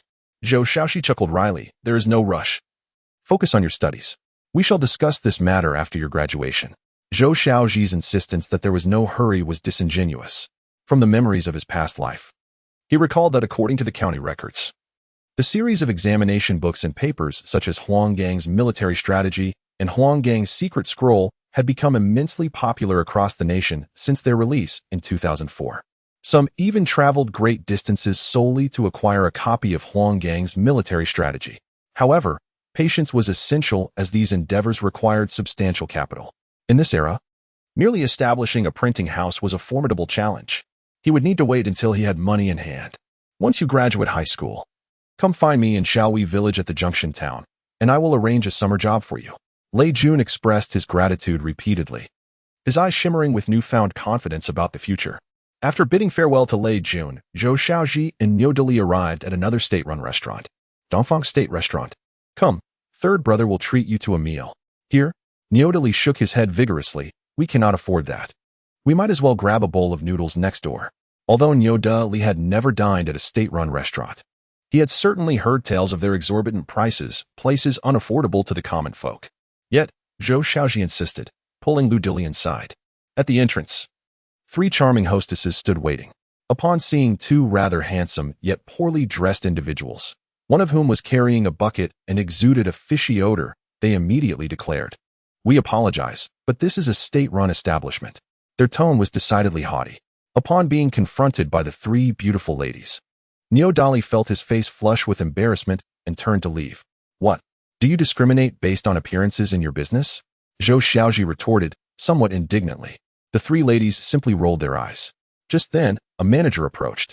She was clad in a well-fitted black uniform that accentuated her slender legs, which were adorned with stylish low-heeled black shoes.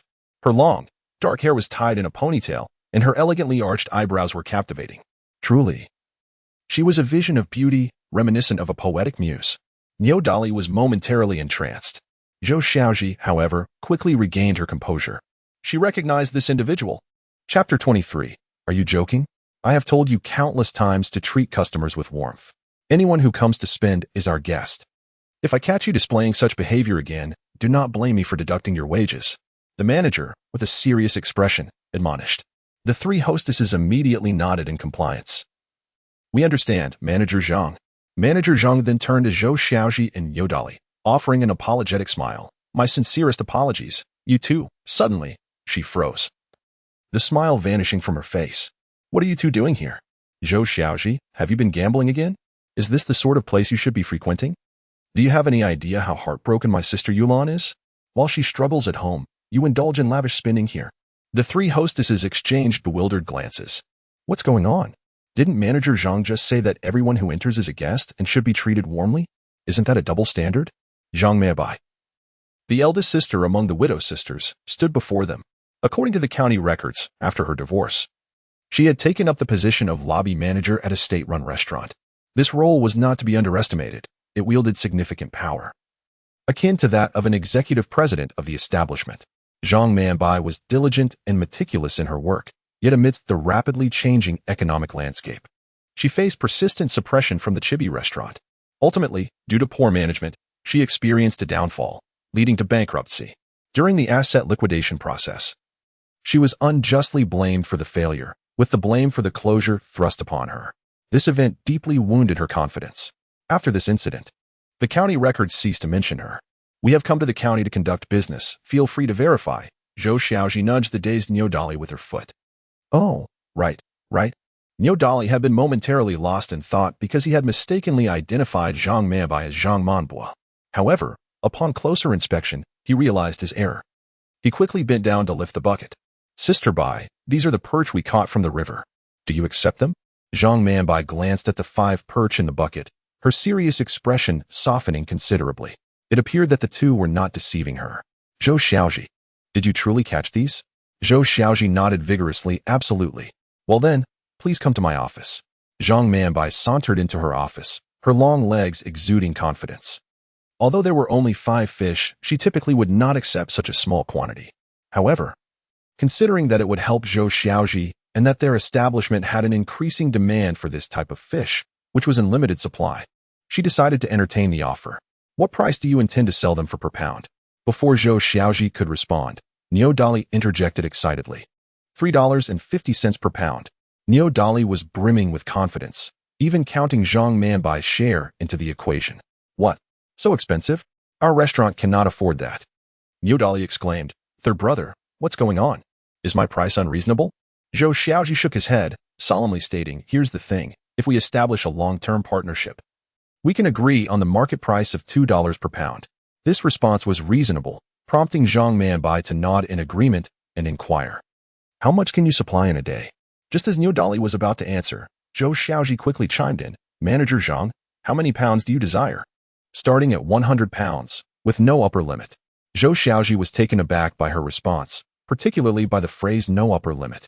However, reflecting on it, it made sense. The spring breeze had been blowing for nearly a decade, and many economies thrived. Huanggang County is located in the eastern part of the Hubei province. On the north bank of the Middle Yangtze River, at the convergence of Hubei, Hunan, Anhui, and Jiangxi provinces, connected to the provincial capital, Jiangxing. It serves as a crucial conduit for trade, linking east to west and north to south, with abundant access to rivers and seas. Naturally, the flow of people is considerable. In business, upscale state-owned restaurants are the preferred choice, as it pertains to reputation and strength. In truth, Zhang Manbai's intention in saying this was to provoke Zhou Xiaozhi. She did not believe that these two could supply 100 pounds of perch daily. Currently, this type of fish is exceedingly rare, if sourced from Shund. The journey is almost 2,000 miles long, incurring substantial costs. Often, by the time the fish arrive at their destination, half of them are already dead. While this city is close to the Yangtze River, catching this fish remains a challenge, as they tend to hide in crevices. Yet, the demand for this fish is high. Its desirability lies not only in its flavor but also in its price. After processing, a single fish can sell for $8. To put it in perspective, that is the same price as the renowned Peking duck from Quanzhou. However, it is precisely because of its high price that it has garnered the favor of business owners, as it reflects their elevated status. Zhang Manbai lifted a glass of water, just about to sip when she exclaimed, no problem. I can deliver 500 pounds to you the day after tomorrow. Zhang Manbai nearly spewed her drink. 500 pounds? Surely, you jest. And why the day after tomorrow? A cold smile graced her lips. Zhou Xiaozhi could clearly sense that Zhang Manbai was skeptical of his claims. I will bring you a few dozen pounds tomorrow as a stopgap. The 500 will come the day after. However, if you remain unconvinced, we could formalize a long-term supply contract. Zhang Manbai could tell that Zhou Xiaozhi did not strike her as a liar. Was it possible she had underestimated him? Or was he merely putting on an act before her? Ai Yulan, her closest friend, had often caught Zhou Xiaozhi leering at her thighs whenever she visited. It was as though he wished to give everything he had. The contract can be arranged, but your performance will be crucial, she replied. No problem. I will have the 500 pounds ready for you the day after tomorrow. Zhou Xiaozhi stood up and pulled Niu Dali out of the office. Third brother, you are truly impressive. 500 pounds. This isn't just 50. Where will we find that? Zhou Xiaozhi remained unfazed, casually selecting a spot to sit. The two ordered 2 dishes and a soup, along with 2 bottles of beer, totaling merely 10 yuan. This made Niu Dali wince. In a regular small eatery, such a meal would cost no more than 5 yuan. Good heavens! This state-run restaurant not only has poor service but is also exorbitantly priced. Just as Zhou Xiaozhi was about to settle the bill, the waiter informed him that the tab had already been taken care of. Who picked up the bill? Niu Dali inquired. Manager Zhang, came the reply. Zhou Xiaozhi smiled knowingly. This woman, much like in his previous life, appeared stern and serious. Yet beneath her exterior lay a fervent spirit. Give her a spark, and she could ignite a firestorm. After exiting the Dongfang state-run restaurant, the duo visited the black market, purchasing some cloth and meat coupons. They then made their way to the supply and marketing cooperative, where Zhou Xiaozhi spent 6 yuan on 20 boxes of push pins, each containing 10 pins, and acquired several feet of fabric at 7 cents per foot. In total, he spent around 10 yuan. He intended to use this fabric to craft garments for his parents, AI Yulan, his elder brother and sister-in-law, as well as for Zhou Xiaozhi, Zhou Weiwei, and the twins. He refrained from purchasing ready-made clothing at the mall, knowing that his finances were insufficient and that his parents would certainly scold him for it. Although he had never bought them clothes before, Dali also mimicked him, selecting several feet of fabric to make a set for his own parents. After finalizing everything, the two finally boarded a vehicle to return home. By the time they arrived, it was nearly 1 o'clock in the afternoon, yet he discovered that Grandmolly was missing. The house was empty. What had happened? Where is Grandmolly? Zhou Xiaozhi's forehead glistened with beads of sweat. Grandmolly returned home around 11 this morning. She said she felt at ease with me here, Zhou Xiaozhi observed, noting the tension in Zhou Xiaozhi's expression. Has her son returned? You must be referring to Uncle Tianfeng, right? No, this is bad. Zhou Xiaozhi suddenly felt a surge of anxiety. Everything recorded in the village chronicle was destined to unfold. He instantly dropped what he was holding and dashed away. What has gotten into him? Hearing the commotion, AI Yulan sat up in bed, her head tilted in confusion. Even Zhou Weiwei appeared bewildered, asking, "What is Daddy up to?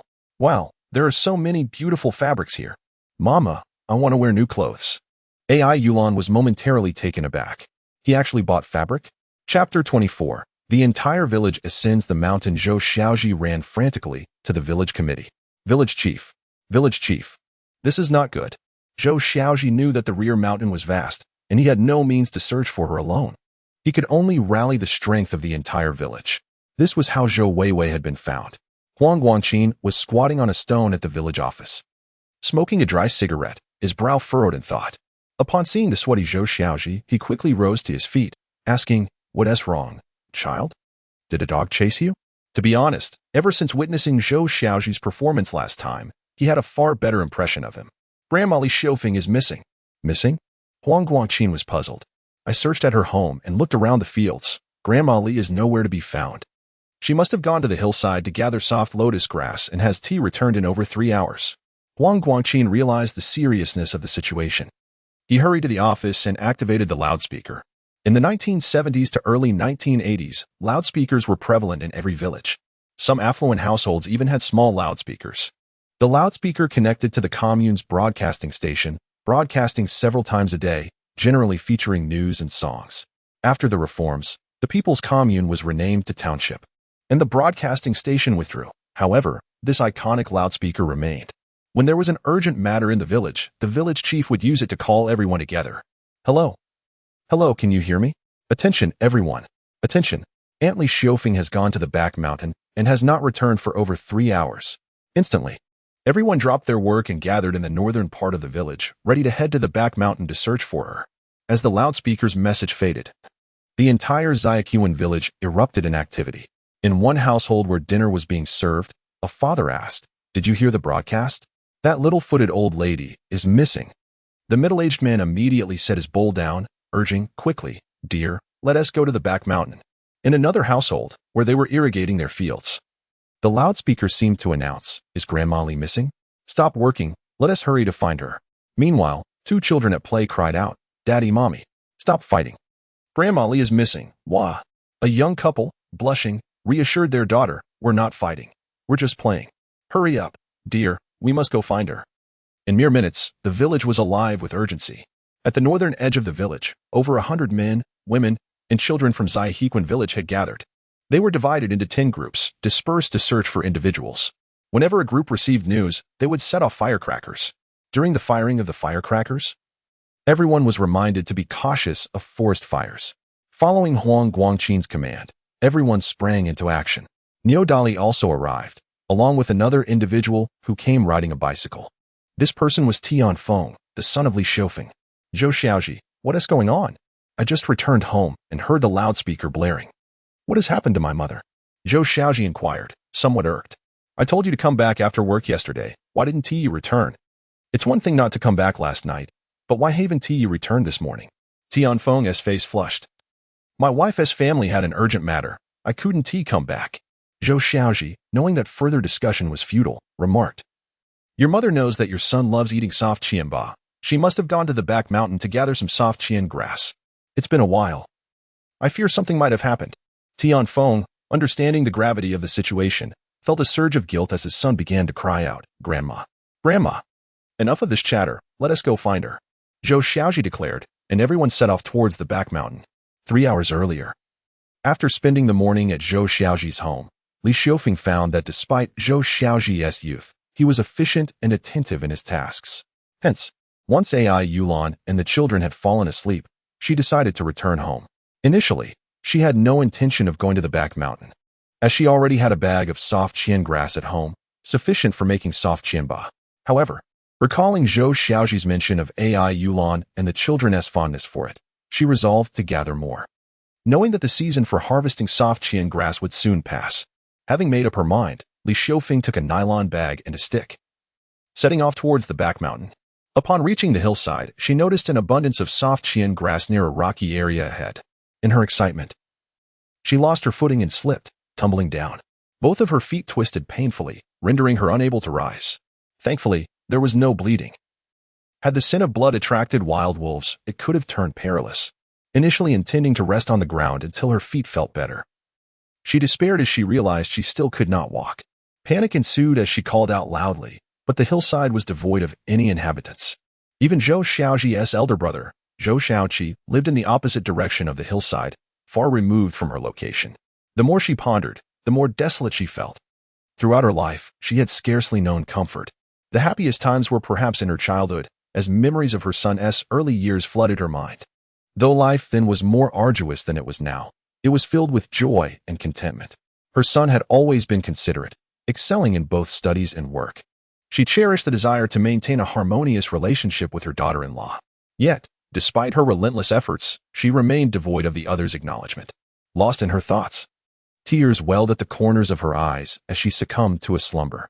Deep within her subconscious, she sensed her body gradually growing cold. In that moment, an unexpected tranquility enveloped her. Perhaps this was how her life was destined to unfold. Suddenly, a cacophony of sounds invaded her ears, reminiscent of mournful cries from her dreams. "Mother, where are you? Grandma Li, where are you? Mother, please do not frighten your son." Tianfeng, supported by Zhou Xiaozhi, what does he hoarsely called out?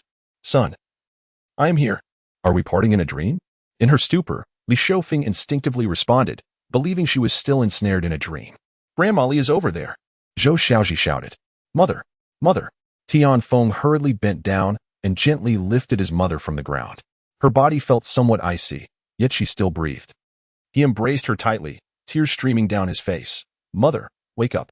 Finally, Li Xiufeng stirred from her slumber. Upon recognizing her son before her, tears cascaded down her cheeks. Chapter 25. I would rather be deceived, son. Is it truly you? I thought I would never see you again. Li Xiufeng, her face streaked with tears of age, nestled closely in her son Tianfeng's embrace.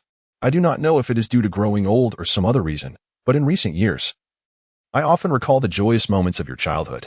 You would cling tightly to the hem of my garment, following me wherever I went, calling out mother with such delight. But in these past years, it feels as though a chasm has formed between us, not merely because you reside in the county while I remain in the village, but a deeper emotional distance. Since your father passed, I have felt utterly alone in this world." As she spoke, tears of grievance silently traced the lines of her face. Tianfeng held her tightly, his own tears falling in heavy sorrow. The surrounding villagers were equally moved. In recent years, as the nation's economy flourished, an increasing number of young people ventured far from home for work, rarely returning. Though their pockets were somewhat fuller than before, it seemed they had lost something essential. Li Xiufeng glanced at Zhou Xiaozhi, standing behind Tianfeng, and with heartfelt gratitude said, "Child, thank you. I know you must have brought everyone here to find me, otherwise you would not have gathered so much soft arrowroot for me yesterday. Yet, I, in my old age, was foolish and did not heed your advice." Turning to her son, she added, "My daughter-in-law often asks why I treat Yulan and Xiaozhi so well. Isn't she afraid of being deceived by Xiaozhi? To be honest, this rascal has tricked me many times, yet I still hold affection for him." Zhou Xiaozhi smiled through tears. Indeed, as Li Xiufeng had pointed out, he had been quite the scoundrel in the past, but she had never regarded him with disdain, continuing to love Yulan and him in her own unique way. "It is because Yulan and Xiaozhi often engage in delightful conversation with me. When I fall ill, the ever-dedicated Yulan is always the first to rush to my home, tirelessly preparing medicine and cooking for me. Thus, I would rather be deceived. Upon hearing this, Tianfeng and Zhou Xiaozhi fell into deep contemplation. Tianfeng's sense of guilt intensified. When he first began working at the soy sauce factory in the county, he would frequently ride his bicycle home. After marriage, he would return home every 2 weeks at the shortest, and sometimes not return for 2 to 3 months. Zhou Xiaozhi, on the other hand, contemplated the prevalence of deceit in later years. Many elderly individuals succumbed to manipulation and lost their money. He had once inquired of an elderly person who expressed sentiments akin to those of Li Xiaofeng. They were well aware that the salespeople aimed to swindle their retirement savings. Yet they found it hard to refuse them. These individuals often visited their homes, assisting with laundry and cooking, sharing moments of conversation and playing chess. This was a common occurrence. Therefore, to some extent, they preferred to be deceived rather than miss out on companionship. The sound of firecrackers brought Zhou Xiaozhi back to reality. Soon after, the village chief arrived. "You young ones, let us chop some bamboo and carry the old lady down the mountain together." In no time, they fashioned a simple stretcher. Just as they were about to place Li Xiaofeng onto it, Tianfeng bent down and knelt before her, saying, "Mother, let me carry you, just as you did when I was a child." The village chief, Huang Guangqin, sighed, "This is for the best." Zhou Xiaozhi and Niodali quickly lifted Li Xiaofeng onto Tianfeng's back, providing support on either side. The son tightly secured his mother's legs, while she embraced his neck with warmth. A gentle breeze caressed them under the radiant sun, and their faces radiated bliss, resembling a heartwarming oil painting. This also reminded Zhou Xiaozhi of his own parents. In his youth, had he not experienced the same? He recalled how his mother would carry him on her back, never feeling weary regardless of the distance. He remembered his father always saving a little money to buy him fruit candies, never feeling the sting of poverty. And what of himself? If Tianfeng's efforts fell short, then he was a despicable wretch, light years behind Tianfeng. Upon returning to Grandma Li's home, the barefoot doctor from the nearby village had already arrived. He examined her, applying 2 of his homemade medicinal plasters and prescribing some herbal remedies before departing, which eased everyone's worries. Zhou Xiaozhi took out 20 yuan from his pocket and handed it to Li Xiaofeng. "Grandma Li, 10 yuan here is a repayment to you, and the other 10 is a token of respect for you. Thank you for your unwavering support and care for Yulan and me." Li Xiaofeng hurriedly waved her hands, exclaiming, "Child, this is too much. It brings me immense joy to witness your continued improvement. Moreover, had it not been for you today, I might have found myself in dire straits." Tianfeng suddenly paused, taken aback. He had not observed closely before, but now, upon closer inspection, he noticed that Zhou Xiaozhi's entire demeanor seemed transformed. The air of a ruffian had entirely dissipated, leaving him appearing far more agreeable. Tianfeng's gratitude deepened when he realized it was Zhou Xiaozhi who had promptly informed the village chief, enabling his mother to receive timely medical attention. This was truly a life-saving grace. He could hardly concern himself with their differing surnames or his own seniority. With a heartfelt thud, Tianfeng grasped his son's hand and knelt before Zhou Xiaozhi, exclaiming, "Xiaozhi, I am profoundly grateful to you. Thank you for saving my mother. I owe you an immense debt of gratitude." Zhou Xiaozhi hastily assisted Tianfeng to his feet, saying, "Uncle Tian, please, this is unnecessary. We are all from the same village. It is my duty to help." Tianfeng nodded appreciatively and led his son into the courtyard, where they bowed deeply to the gathered elders and neighbors, proclaiming, "Thank you, esteemed elders and fellow villagers. Tonight, I shall treat everyone to a meal." He then produced 10 banknotes from his pocket and handed them to Zhou Xiaozhi, stating, "Xiaozhi, I do not regard you as a stranger. Please accompany De Li to the neighboring village and purchase 50 jin of pork. Use the remaining funds to procure whatever else is needed. I will gather some radishes from the field for a delightful stew." At this, he bashfully added to the villagers, "This was rather hasty. I shall host a grand feast for everyone during the new year." Zhou Xiaozhi accepted the 10 banknotes, assuring him, "Uncle Tian, rest assured, I will take charge of the cooking." With that, Zhou Xiaozhi and Niodali hurried away. The tasks were assigned such that Zhang Chunlai and Niodali would fetch the meat, while Zhou Xiaozhi hurried to the river to catch a few plump perch. Additionally, there was a fat rabbit at home to enrich their meal. This gathering presented a perfect opportunity for him to discuss his plans with the village chief amidst their shared feast. Chapter 26. My poor bunny. So delicious. After more than an hour of bustling about, the ingredients for the meal were finally assembled. Zhou Xiaozhi set a large pot over the fire and began preparing his signature braised pork with radishes.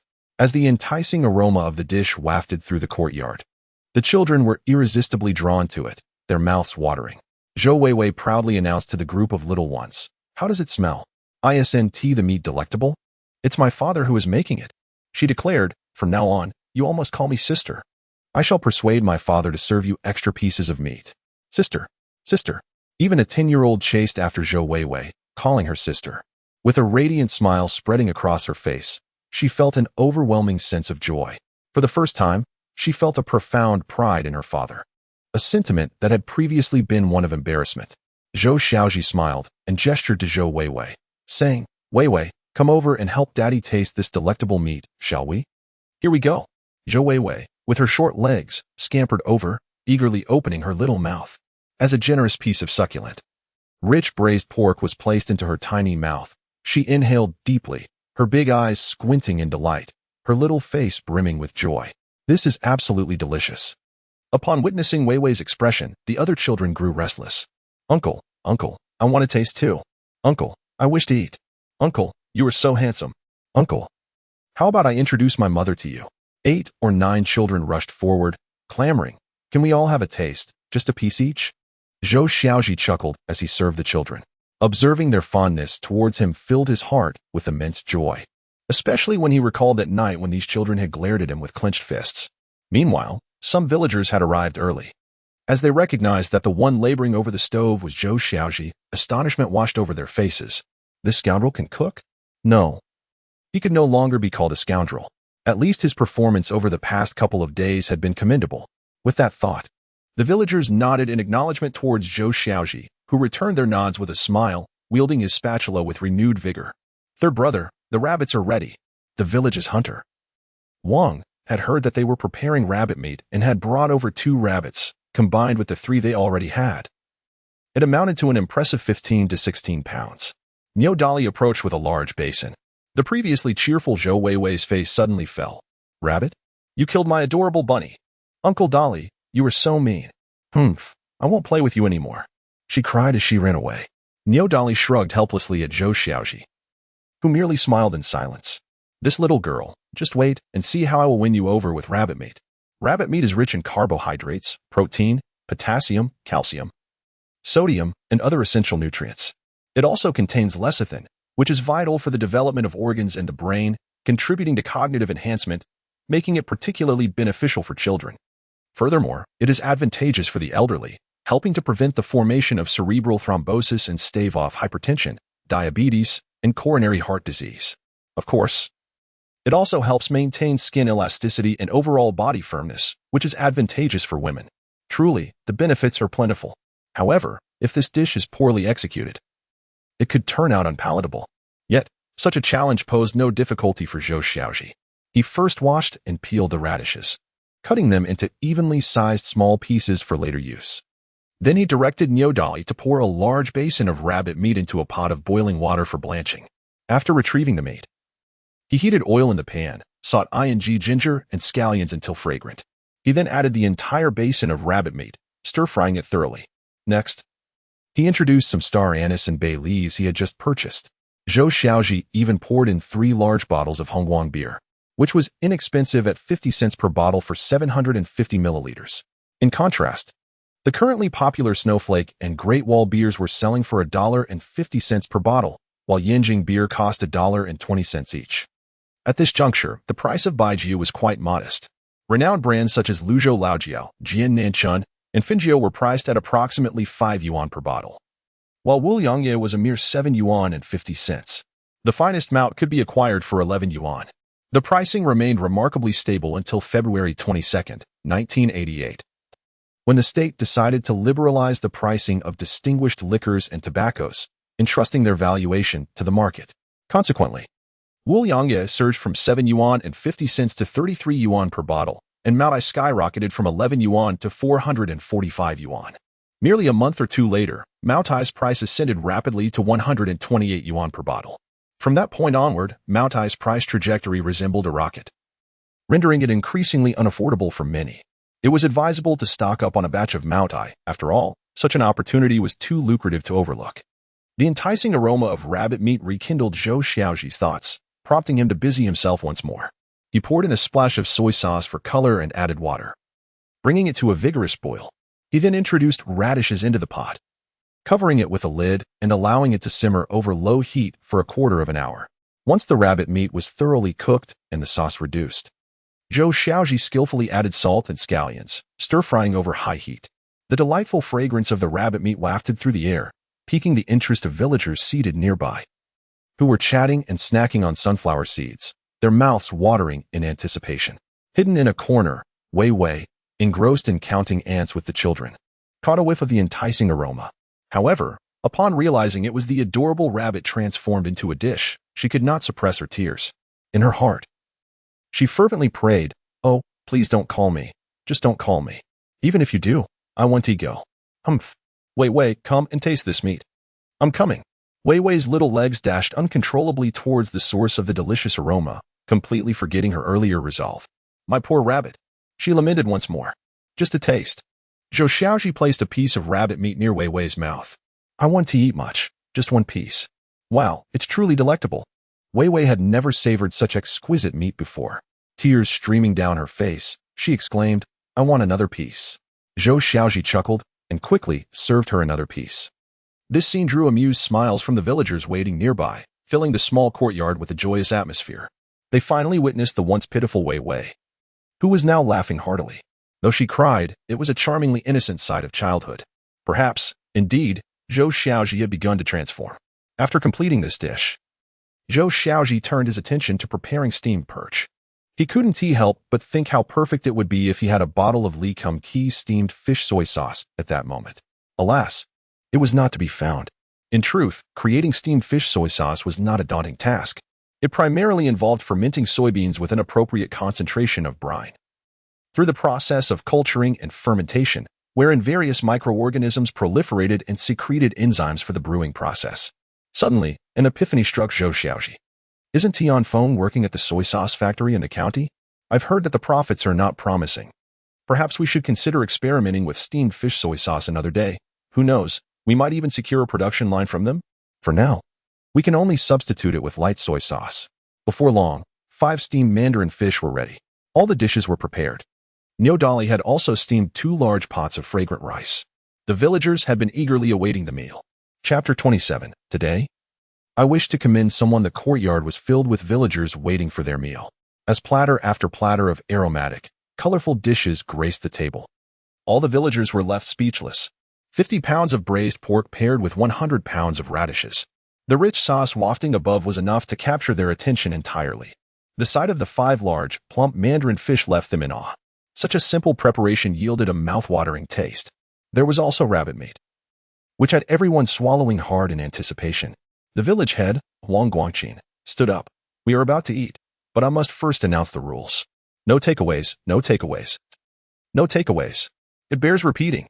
The villagers nodded in unison. Some of the older villagers discreetly tucked their large bowls aside. While the village head was speaking, Zhou Xiaozhi had already taken the reserved dishes to the thatched hut. Wow, Sister Yulan, just the aroma of these dishes is absolutely delightful.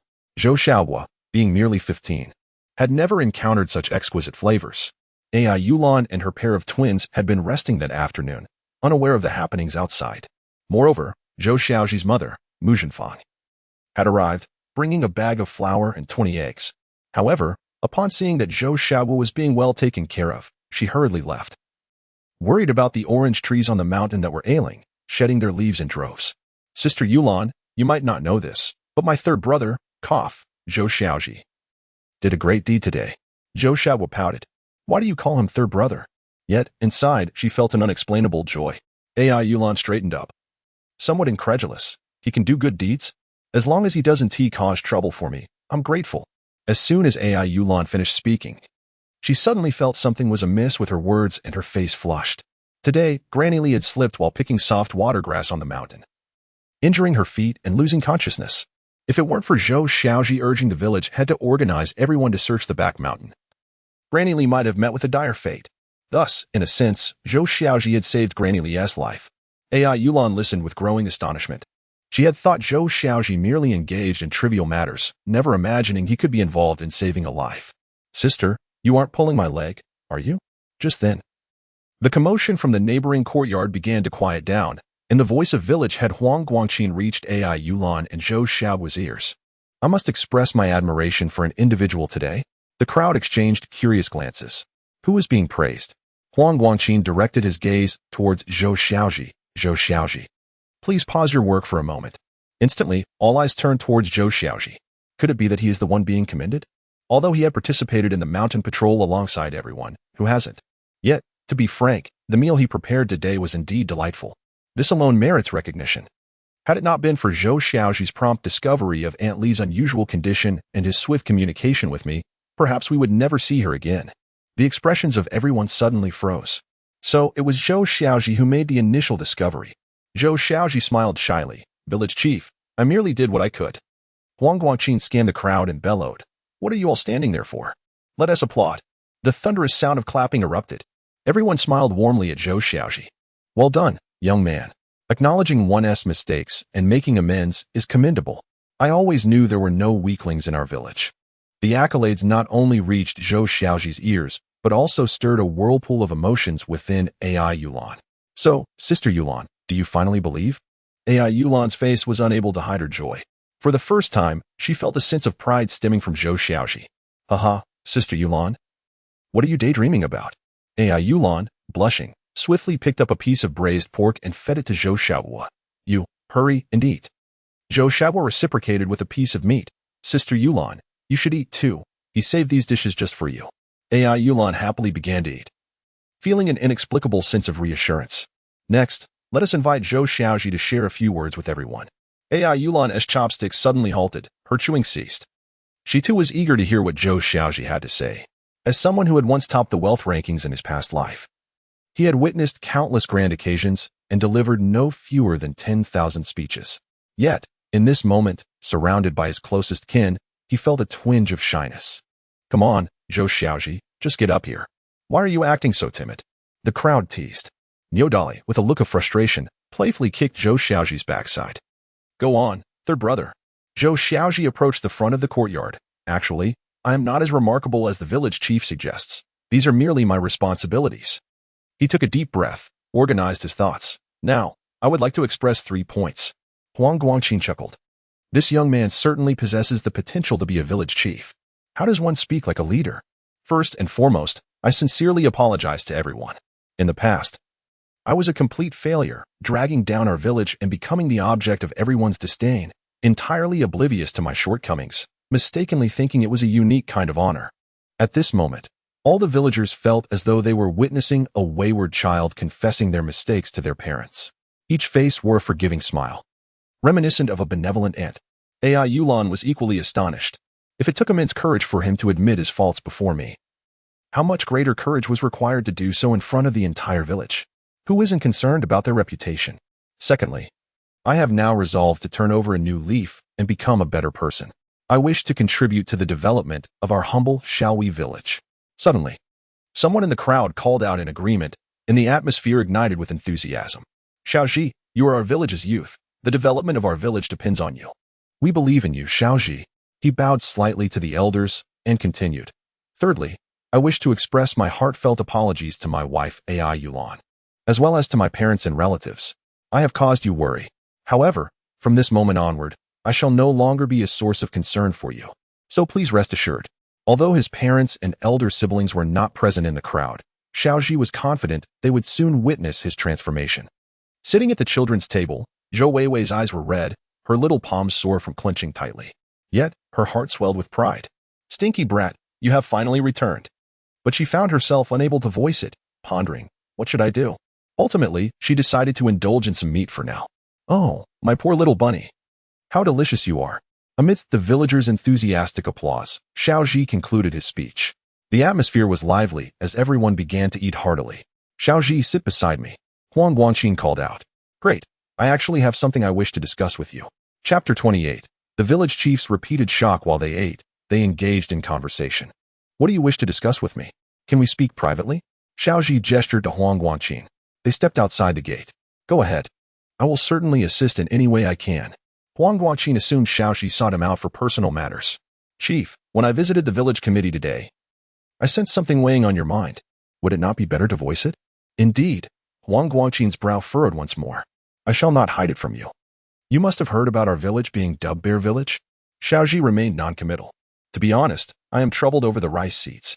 Other villages have already begun preparations for planting rice, yet I have yet to decide which variety to choose. By the end of this year, our town will evaluate the harvest villages, and we have already come in last twice. If we fall behind again, the morale of the villagers will surely suffer a devastating blow. As their village chief, I would be utterly humiliated, especially our arch-rivals from Shirgo village, who have been eagerly waiting to witness our misfortunes. After Huang Guangqin spoke, his brows furrowed even deeper, prompting him to take out his dry tobacco and start smoking. Child, there is little you can do about this matter, but I appreciate your good intentions.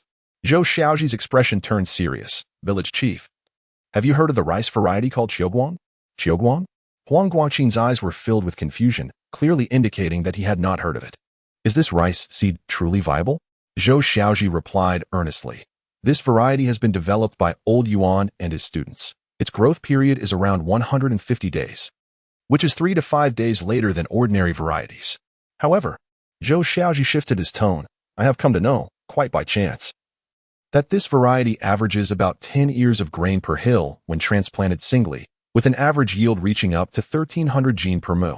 Zhou Xiaozhi wished to elaborate further with technical details, such as the fertility rates and the exceptional yield potential, which could reach an astonishing 1149.02 kilograms per mu in October 2017, setting a global record for the highest yield. Yet, he feared it might overwhelm the village chief, who might not fully comprehend the intricacies. What? Huang Guangqin suddenly stood up, his hand trembling with the cigarette. Are you speaking the truth? His heart was profoundly shaken. In this era, certain regions had begun to implement hybrid rice, but even then, the yield was merely 800 gene per mu. Qiuguang, with its impressive yield of 1,300 gene, that's a full 500 gene more. If this holds true, not only would we defeat Shirgo village, but dominating the entire Lukou town would also be within our grasp. However, after the initial excitement, Huang Guangqin quickly regained his composure. You're not jesting with me, are you? If such a remarkable variety existed, our county would have introduced it long ago. Last time, I instructed accountant Zhang Chun to inquire in the town, and they contacted the county, which stated there were no new rice varieties. Where did you hear this? Zhou Xiaozhi smiled knowingly. Couldn't he possibly confess that his information stemmed from memories of a past life? Such a revelation would surely leave the village chief in shock. I overheard 2 seasoned travelers discussing it while dining at a restaurant in the county. They mentioned that this rice variety is already being widely cultivated in Yulan province. Why not have you go to the county tomorrow morning to verify? Huang Guangqin slapped his thigh. What a splendid idea. The county could undoubtedly connect with Yulan province through dedicated lines. The previously despondent Huang Guangqin felt revitalized. A person, as long as they harbor hope in their heart, can summon endless motivation. He was eager to rush to the county for clarification immediately, but upon glancing at the sky, he realized it was too late for today. Child, regardless of the veracity of your claims, I am grateful for your heartfelt concern. Come, let us go inside and share a drink. Yet, Zhou Xiaozhi remained still. Continuing, village chief, do you wish for our villagers to prosper? Huang Guangqin paused momentarily. Of course, I do. To be frank, I have noticed that some villages have already embarked on the establishment of vegetable greenhouses, and I find myself feeling anxious. Yet, who can blame us for our village's poverty? Constructing a greenhouse demands several thousand yuan, and who can muster such funds? Suddenly, Zhou Xiaozhi posed a seemingly unrelated question. Village chief, do you think the steamed perch we had earlier was delicious? Huang Guangqin nodded vigorously. Indeed, it was. Do you know how much this dish could fetch in the county town? How much? Between 5 to 8 yuan. What? Huang Guangqin's heart was once again shaken. A single perch could sell for 58 yuan? Of course, the price relies on branding and the chef's professional skills. Merely selling perch would not command such a lofty price. However, I could purchase perch from our village at 1 yuan per gene. The village chief's enthusiasm surged instantly. He had been feeling stifled for years, constantly looked down upon by neighboring villages. Being the village chief had become quite unfulfilling. Yet, just as quickly, he regained his composure. Actually, I have heard that perch is valuable, but it's difficult to catch. Even those who fish can only manage to catch a few each day. Zhou Xiaozhi smiled mysteriously. Do you know how much I caught last night? A full 20 gene. Zhou Xiaozhi was cautious. fearing to overwhelm Huang Guangqin while also harboring his own small ambitions, so he understated the figure. Little did he know, this revelation startled the village chief. 20 Jin? That's 20 yuan. I could sell it for much more than that. Zhou Xiaozhi had no intention of concealing anything. After all, business is about making a profit. While promoting collective prosperity, one must also earn a little for oneself. This is the most fitting approach. Business is not charity. Do you have a plan? Huang Guangqin's eyes sparkled with excitement as he gazed at Zhou Xiaozhi. Zhou Xiaozhi detailed his methods for catching perch to Huang Guangqin, but he withheld certain information to prevent the local perch population from depleting. For instance, he didn't mention that perch favor rocky areas. This is brilliant. Using loaches bait. Why didn't I think of that? Huang Guangqin beamed, filled with admiration for Zhou Xiaozhi. Others might quietly amass wealth, reluctant to share their profitable methods, as, to put it bluntly, everyone is a competitor. Yet, he was willing to share, which is quite rare. Well, since you've made up your mind, hurry inside and share the news with everyone. If this succeeds, you will be the benefactor of our entire village. Everyone will surely appreciate you from the depths of their hearts. Huang Guangqin said, pulling Zhou Xiaozhi towards the entrance. Zhou Xiaozhi shook his head. Village chief. This matter is best handled by you. I do not find it fitting. Why not? Huang Guangqin asked, puzzled. Such a splendid opportunity to enhance your reputation. And you wish to let it go? Zhou Xiaozhi explained. I refrained from taking the lead because, while I may have done a good deed today, the villagers may not genuinely trust me. Therefore, it is essential for you to gather everyone for this initiative. You are indeed the authority in our village. And your unwavering dedication to our community, alongside your integrity, has earned you the trust of all. These words were particularly gratifying for Huang Guangqin. Furthermore, I currently lack the capital. The funds from the first day's purchases must be deferred until the following day when others settle their accounts with me. Upon hearing this, Huang Guangqin finally comprehended all of Zhou Xiaozhi's plans, mobilizing everyone to catch perch on credit, then selling them in the county and returning to settle accounts in the village. Unexpectedly, this young man's intellect is quite sharp. He possesses a natural aptitude for business. Very well, I shall immediately attend to this matter. Huang Guangqin joyfully rushed inside. Chapter 29. The entire village was abuzz. What? Village chief, is that truly the case? Using loach to catch perch, selling for 1 yuan per pound? When Huang Guangqin unveiled Zhou Xiaozhi's plan, the courtyard erupted with excitement. Some even began to calculate the potential profits. A single perch weighing 2 to 3 pounds would yield 2 to 3 yuan, equivalent to the price of 2 pounds of pork. If one could catch 2 in a day, that would amount to 6 yuan. In a month, that totals 180 yuan. Such an income would surpass that of those working in factories in the county by 3 to 5 times. It's unimaginable, absolutely unfathomable. Indeed, it is true. Everyone, prepare yourselves at home tonight. I have 200 large pins. Each household may take 2 and return to craft fish hooks as I have instructed. As for digging for loach, I trust that requires no further explanation. As Huang Guangqin's words echoed, the villagers enthusiastically began to line up for the large pins. Once they received them, they dashed out of the courtyard in a flurry. They still needed to gather fish hooks, fishing lines, and bamboo rods. Xiaozhi, regardless of the outcome, I extend my gratitude on behalf of the villagers for your efforts. I must return home now. The village chief hurriedly left as well, eager to prepare his fishing tackle. Moreover, Zhou Xiaozhi had generously provided him with a few additional large pins. The small courtyard returned to tranquility. After a brief rest, Grandma Li felt significantly rejuvenated. After carefully tucking her in, Tian Feng stepped into the courtyard to tidy up. To his surprise, he discovered 3 figures still present: Zhou Xiaozhi, Niu Dali, and Zhang Chunlai, who were nearly finished with their tasks. Xiaozhi, we owe you a debt of gratitude today, Tian Feng expressed sincerely. Having had little prior interaction with Zhou Xiaozhi, he was pleasantly surprised to find him to be such a reliable person. It appears there was a misunderstanding among us all. Uncle Tian, in a family, we need not stand on ceremony. Do not be so formal. Besides, you have worked hard all day today. Shall we sit and chat for a while? Tian Feng readily accepted. Uncle Tian, you suddenly produced 10 large yuan bills. The soy sauce factory must be thriving. Zhou Xiaozhi probed cautiously. Tian Feng shook his head. That 100 yuan represents my salary for 4 months. I left in such haste today that I did not bring the money home. For months? A monthly salary of 25? Though Zhou Xiaozhi had long suspected that many state-owned enterprises were declining, he never anticipated it to be so severe. Who could argue otherwise? Tian Feng sighed, expressing his discontent. Our factory produces only a few varieties of local soy sauce, and we are severely squeezed by the likes of Lee Kum-ki, Haitian, Golden Lion, and Tauda. Our local soy sauce has completely lost its market. To be honest, my income is dwindling, and my wife has started to look down on me more and more. I feel utterly defeated. Tianfeng had long regarded Zhou Xiaozhi as one of his own, and he spoke candidly about the harsh reality they faced. Uncle Tian, does your company have any plans for mergers or acquisitions, or perhaps outsourcing the production line? I understand that many state-owned enterprises are beginning to merge or outsource their production lines as a means of self-rescue. Tianfeng was taken aback, suddenly sensing an unfamiliarity in Zhou Xiaozhi. Had he underestimated him? Did he really possess such knowledge? To be honest, our factory's leadership has indeed entertained these thoughts. But we have yet to take any action, he replied with a jest. What? Are you thinking of contracting our production line? Surprisingly, Zhou Xiaozhi took his playful remark seriously. I do have such an idea, but not at this moment. Uncle Tian, keep an eye out for me over these next few months. When the time is ripe, I might just contract a few production lines. Tianfeng turned to scrutinize Zhou Xiaozhi. He was different. There was something distinctly changed about him.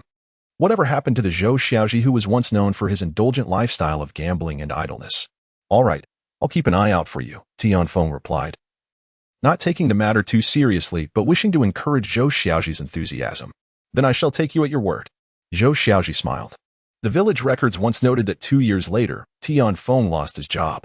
Following his layoff, he attempted various small businesses, none of which proved lucrative. Consequently, his wife grew increasingly disdainful, often ridiculing him and resorting to physical aggression, ultimately losing all patience. Unable to endure any longer, Tianfeng chose to divorce. After that, there were no further records of him. Some said he went south and made a modest fortune. Others claimed he went abroad to work illegally and never returned. Third brother, we must set off now. Niodali came over, carrying 2 buckets. After greeting Tianfeng, Zhou Xiaozhi hurriedly departed. He needed to catch more perch tonight to deliver to Zhang Manbai the next day. What are they up to? Those buckets don't look like they're for playing mahjong. Tianfeng wondered aloud, puzzled. Not at all. They must be going to fish. Zhang Chunlai nodded, feeling a tinge of disappointment. He had come today to help Zhou Xiaozhi tidy up the table, harboring a bit of selfish desire to accompany him fishing, not out of a love for fishing, but because his home was in dire financial straits. He had expected that Zhou Xiaozhi would forget about him entirely. Zhang accountant, why aren't you leaving yet? We've been waiting for you. A voice called from outside. Zhang Chunlai was momentarily taken aback, quickly placing the cloth in Tianfeng's hands.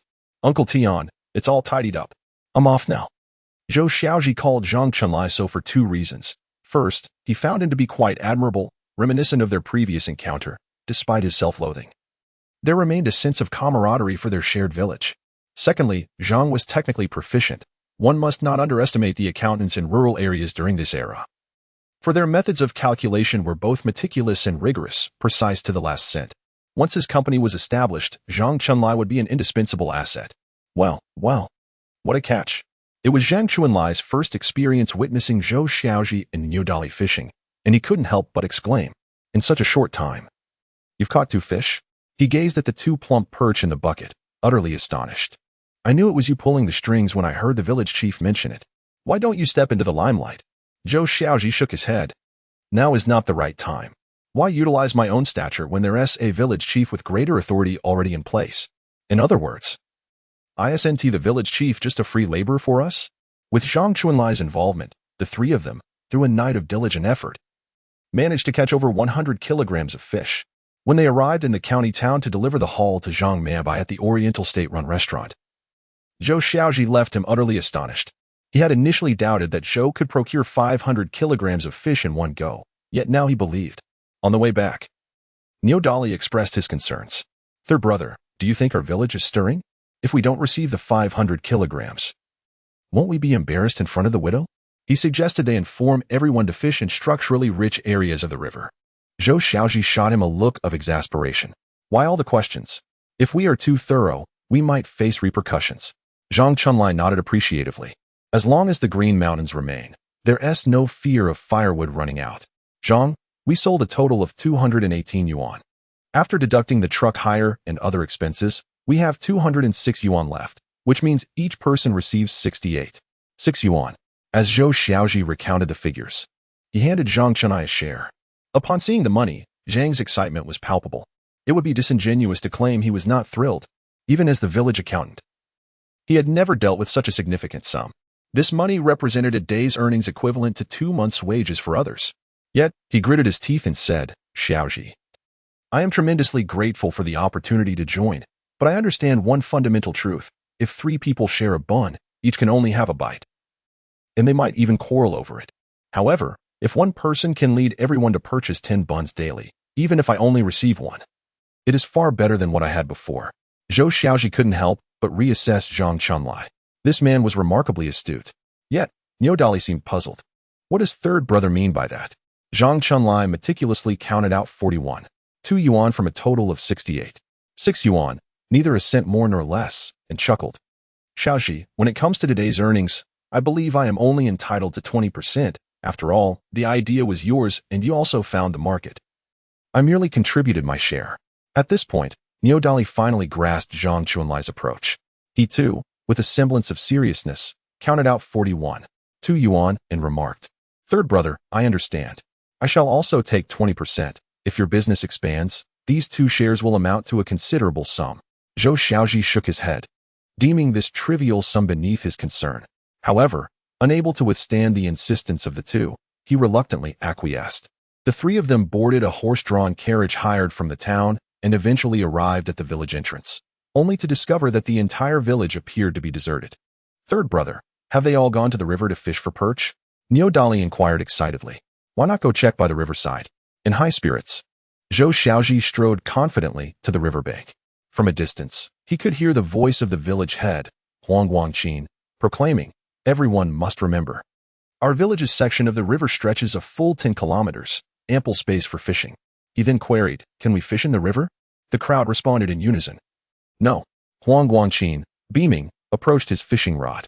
Darn it, I've got a bite.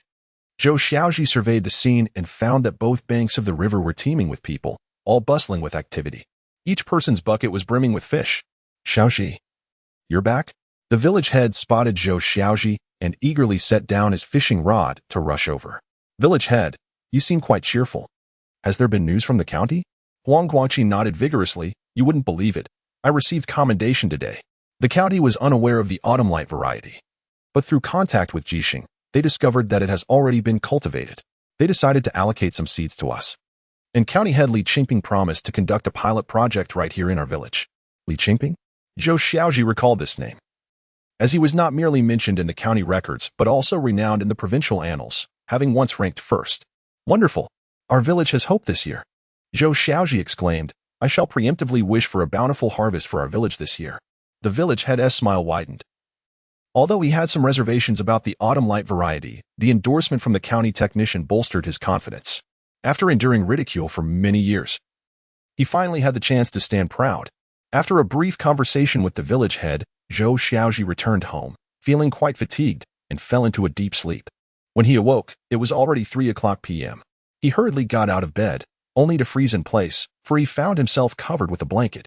Today, Zhou Xiaozhi was not at home, only AI Yulan was present. A warmth enveloped Zhou Xiaozhi's heart at this realization. AI Yulan began to take an interest in herself. Oop, did she not? In a splendid mood, Zhou Xiaozhi hurried to the village committee. 2 Wedjin 131 trucks were already parked in the courtyard, arranged in advance by Zhou Xiaozhi in the county town. The truck beds were lined with tarpaulin and filled with cool well water. Why well water, you may ask? This was also Zhou Xiaozhi's request. The lower temperature of well water can slow down the metabolism of the mandarin fish, minimizing their agitation and preserving their vitality. At this moment, a long queue had formed, with each person carrying a bucket and engaging in cheerful conversation. You caught 3 today? That must weigh 7 or 8 pounds. You're not doing too badly either. Although you only caught 2, that first one looks to be 3 pounds. Today, I lacked experience and let 3 big fish get away. What a pity. Zhang Chunlai sat on a bench ahead, meticulously registering the fish brought in by the villagers. Zhou Xiaozhi even spotted a familiar figure, his elder brother, Zhou Xiaozhi. He, too, carried a bucket, his expression unusually elated. Zhou Xiaozhi's demeanor was somewhat reserved, and he was not one for idle chatter, simply standing there quietly without engaging anyone.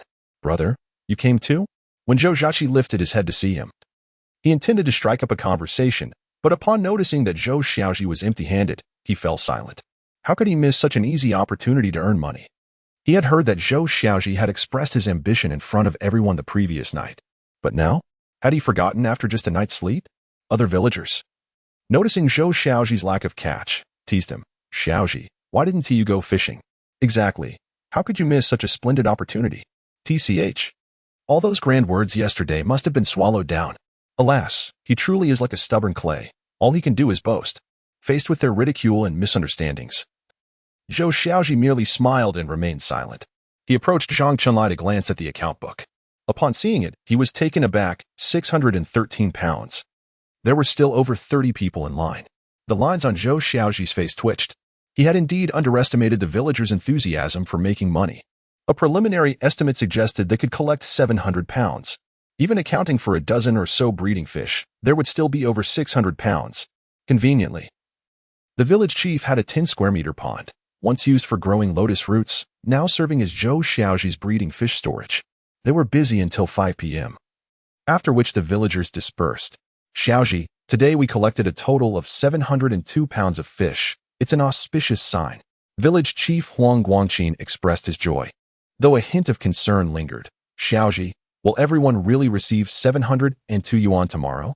That's a substantial sum. Divided among each household, that's about 7 yuan per family. Earning 7 yuan in a single day surpasses our expectations. Village Chief, I will head to the county early tomorrow. You need not worry. However, this evening, you must arrange for the militia from our village to assist in keeping an eye on things, offering each person a remuneration of 2 yuan, which I shall provide.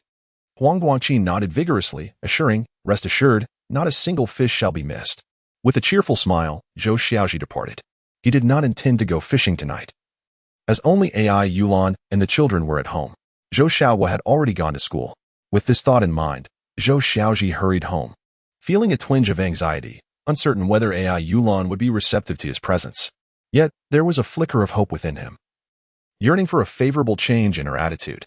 Upon returning home, Zhou Xiaozhi glimpsed through the window, where AI Yulan was in the midst of changing the twins' diapers, gently murmuring, "Little treasures, be good now.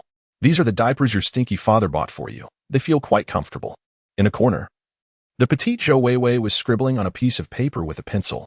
Noticing the two little ones crying, she stretched out her small arms to gently pat them, saying, "Little sister, little brother, I am your big sister Weiwei.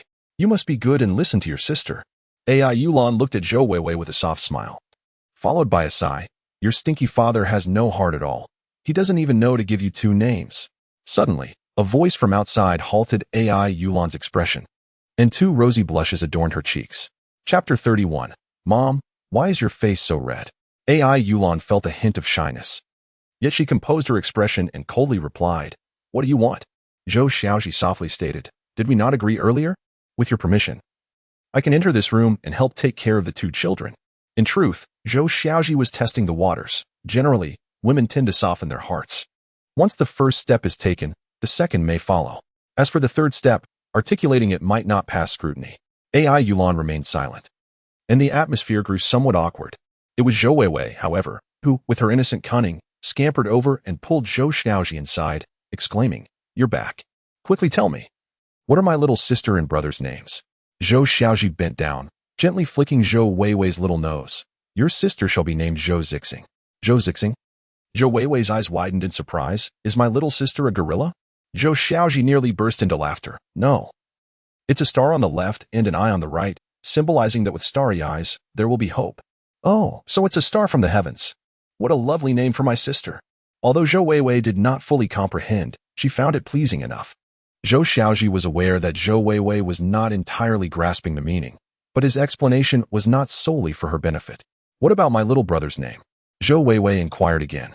"Your little brother shall be named Zhou Ziguang. I hope he grows up to be a firefighter, embracing the noble mission of serving the people." Weiwei. The combination of your and your siblings' names creates a harmony of Weiwei starlight, embodying the beauty of the world. Lying on the bed, AI Yulan's beautiful eyes sparkled with a glimmer of light, and she could not help but smile.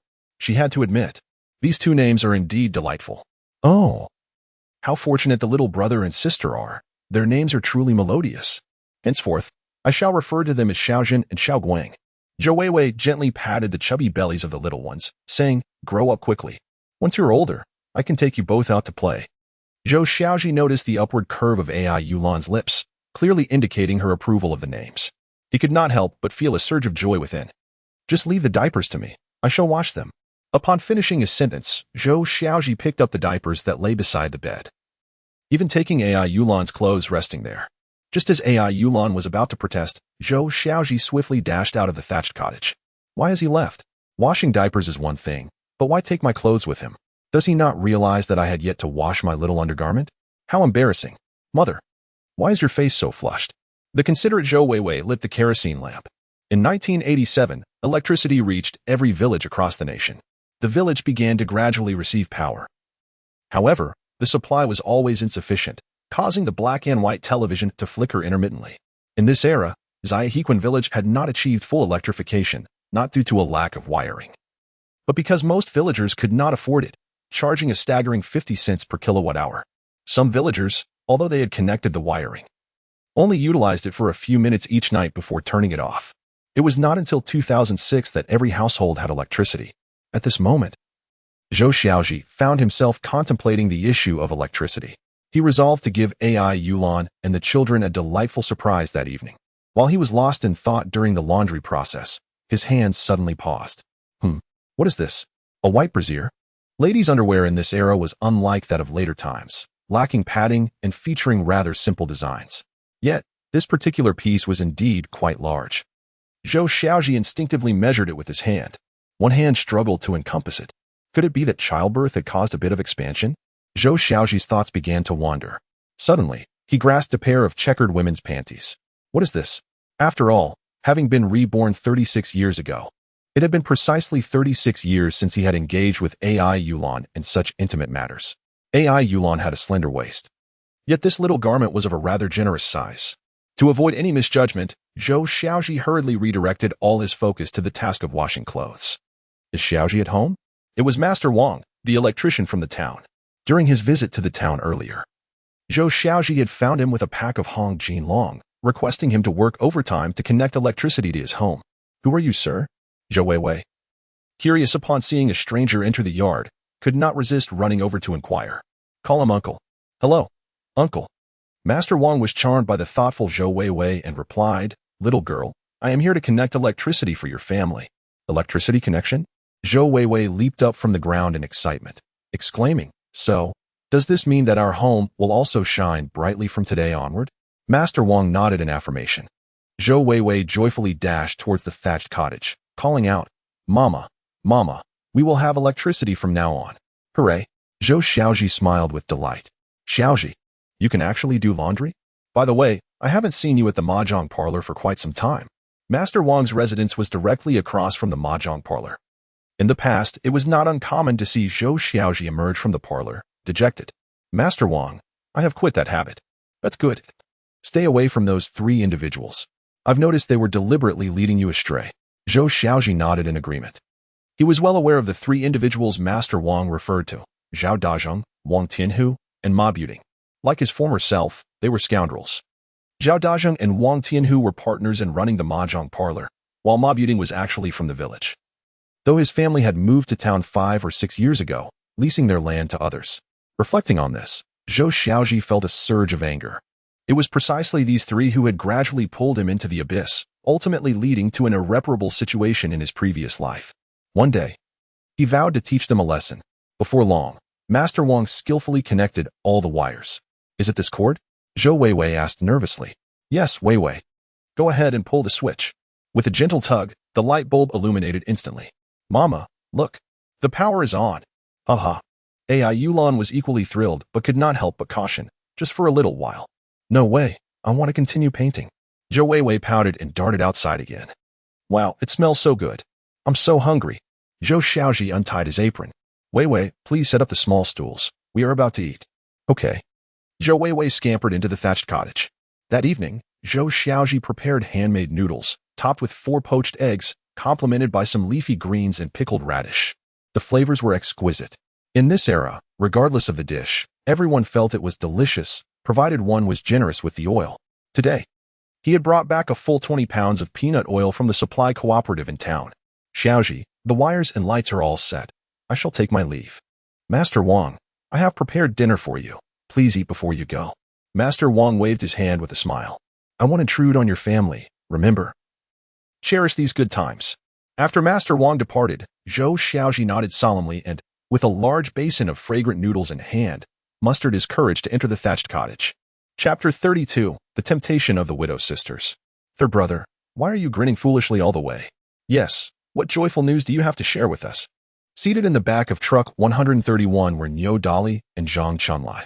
Throughout the journey, Zhou Xiaozhi proved to be an incessant source of annoyance. He intermittently erupted into fits of foolish laughter, resembling someone unhinged, leaving the driver momentarily stunned. On 2 occasions, the driver had to slam on the brakes due to Zhou's ridiculous outbursts. What? Am I laughing foolishly? Zhou Xiaozhi chuckled again, his heart brimming with sweetness akin to honey. He spent the drive reminiscing about the dinner scene from the previous night. Initially, Yulan had not spared him a glance while dining. But when he mentioned that he would help her purchase several pairs of undergarments the following day, her face flushed a deep crimson. She muttered softly, "You're so annoying." When he produced the 120 yuan he earned from selling fish and handed it to her, her reaction exceeded his expectations. This time, she did not inquire whether the money was won from gambling. Instead, she admonished him gently, "Don't just think about making money. I haven't seen you sleep at all." Zhou Weiwei interjected with a smirk, "Mom is lying. You've clearly seen him sleep. Last time, you even covered him with a blanket." This revelation made Yulan's cheeks burn even brighter. Gazing at her fair complexion, accentuated curves, and the newfound maturity she possessed after childbirth, Zhou Xiaozhi felt a stirring within him. Yet, he understood that this was not the moment to act. He must patiently win his way into Yulan's heart before broaching any further conditions. Although he had spent the night in the kitchen once more, the image of her flushed face lingered persistently in his mind. Every time he recalled the previous night's events, he could not help but smile foolishly. Amidst his silly grins, they finally reached their destination, the Dongfang state-owned hotel in Huanggang County. "May I ask, is manager Zhang Manbai available?" Upon seeing Zhou Xiaozhi, the receptionist hurried inside to summon Zhang Manbai. They were acutely aware that they could not afford to neglect Zhou Xiaozhi, especially since they had witnessed him leaving Zhang Manbai's office with a jovial demeanor the last time. Moreover, Zhang Manbai had graciously covered their bill. With their years of experience, it was not difficult to deduce that such a young lad might well be single. Surely, Zhang Manbai harbored an interest in him. After all, as the saying goes, the longer one is single, the more one yearns for companionship. "Zhou Xiaozhi, I didn't expect your pace to be quite so brisk." Zhang Manbai observed the 2 large trucks parked outside, her breath quickening, a surge of excitement washing over her. Without needing to weigh the cargo, a mere glance revealed that the fish in those trucks certainly exceeded 500 pounds. "Manager Zhang, can we proceed to sign the contract this time? Then please follow me." Zhou Xiaozhi accompanied Zhang Manbai to her office, while Niu Dali and Zhang Chunlai leapt from the truck to assist with unloading and tallying the accounts. Inside Zhang Manbai's office, Zhou Xiaozhi settled onto the sofa. Today, Zhang Manbai sported a remarkably avant-garde outfit: black stockings, red high heels, and a white shirt with only 3 buttons fastened. She poured him a glass of water and casually seated herself beside him, a pair of alluring long legs intertwined, presenting an endless vista of charm.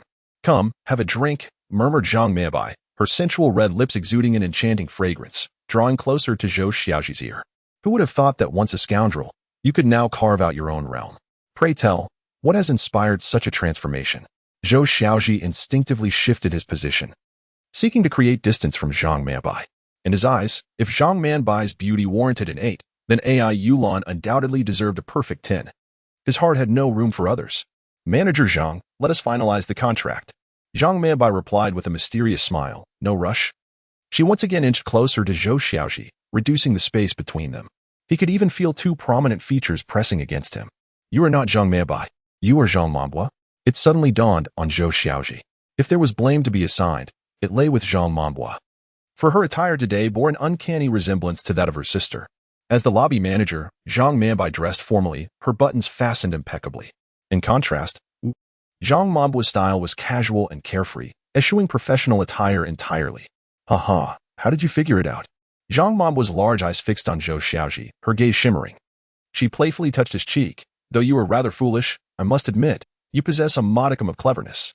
Zhou Xiaozhi shifted again. How did I figure it out? 2 reasons. Zhang Manbo, intrigued, asked, what are those 2 reasons? Zhou Xiaozhi shot a glance at her chest. How annoying. You are truly amusing. Zhang Manbo, behave.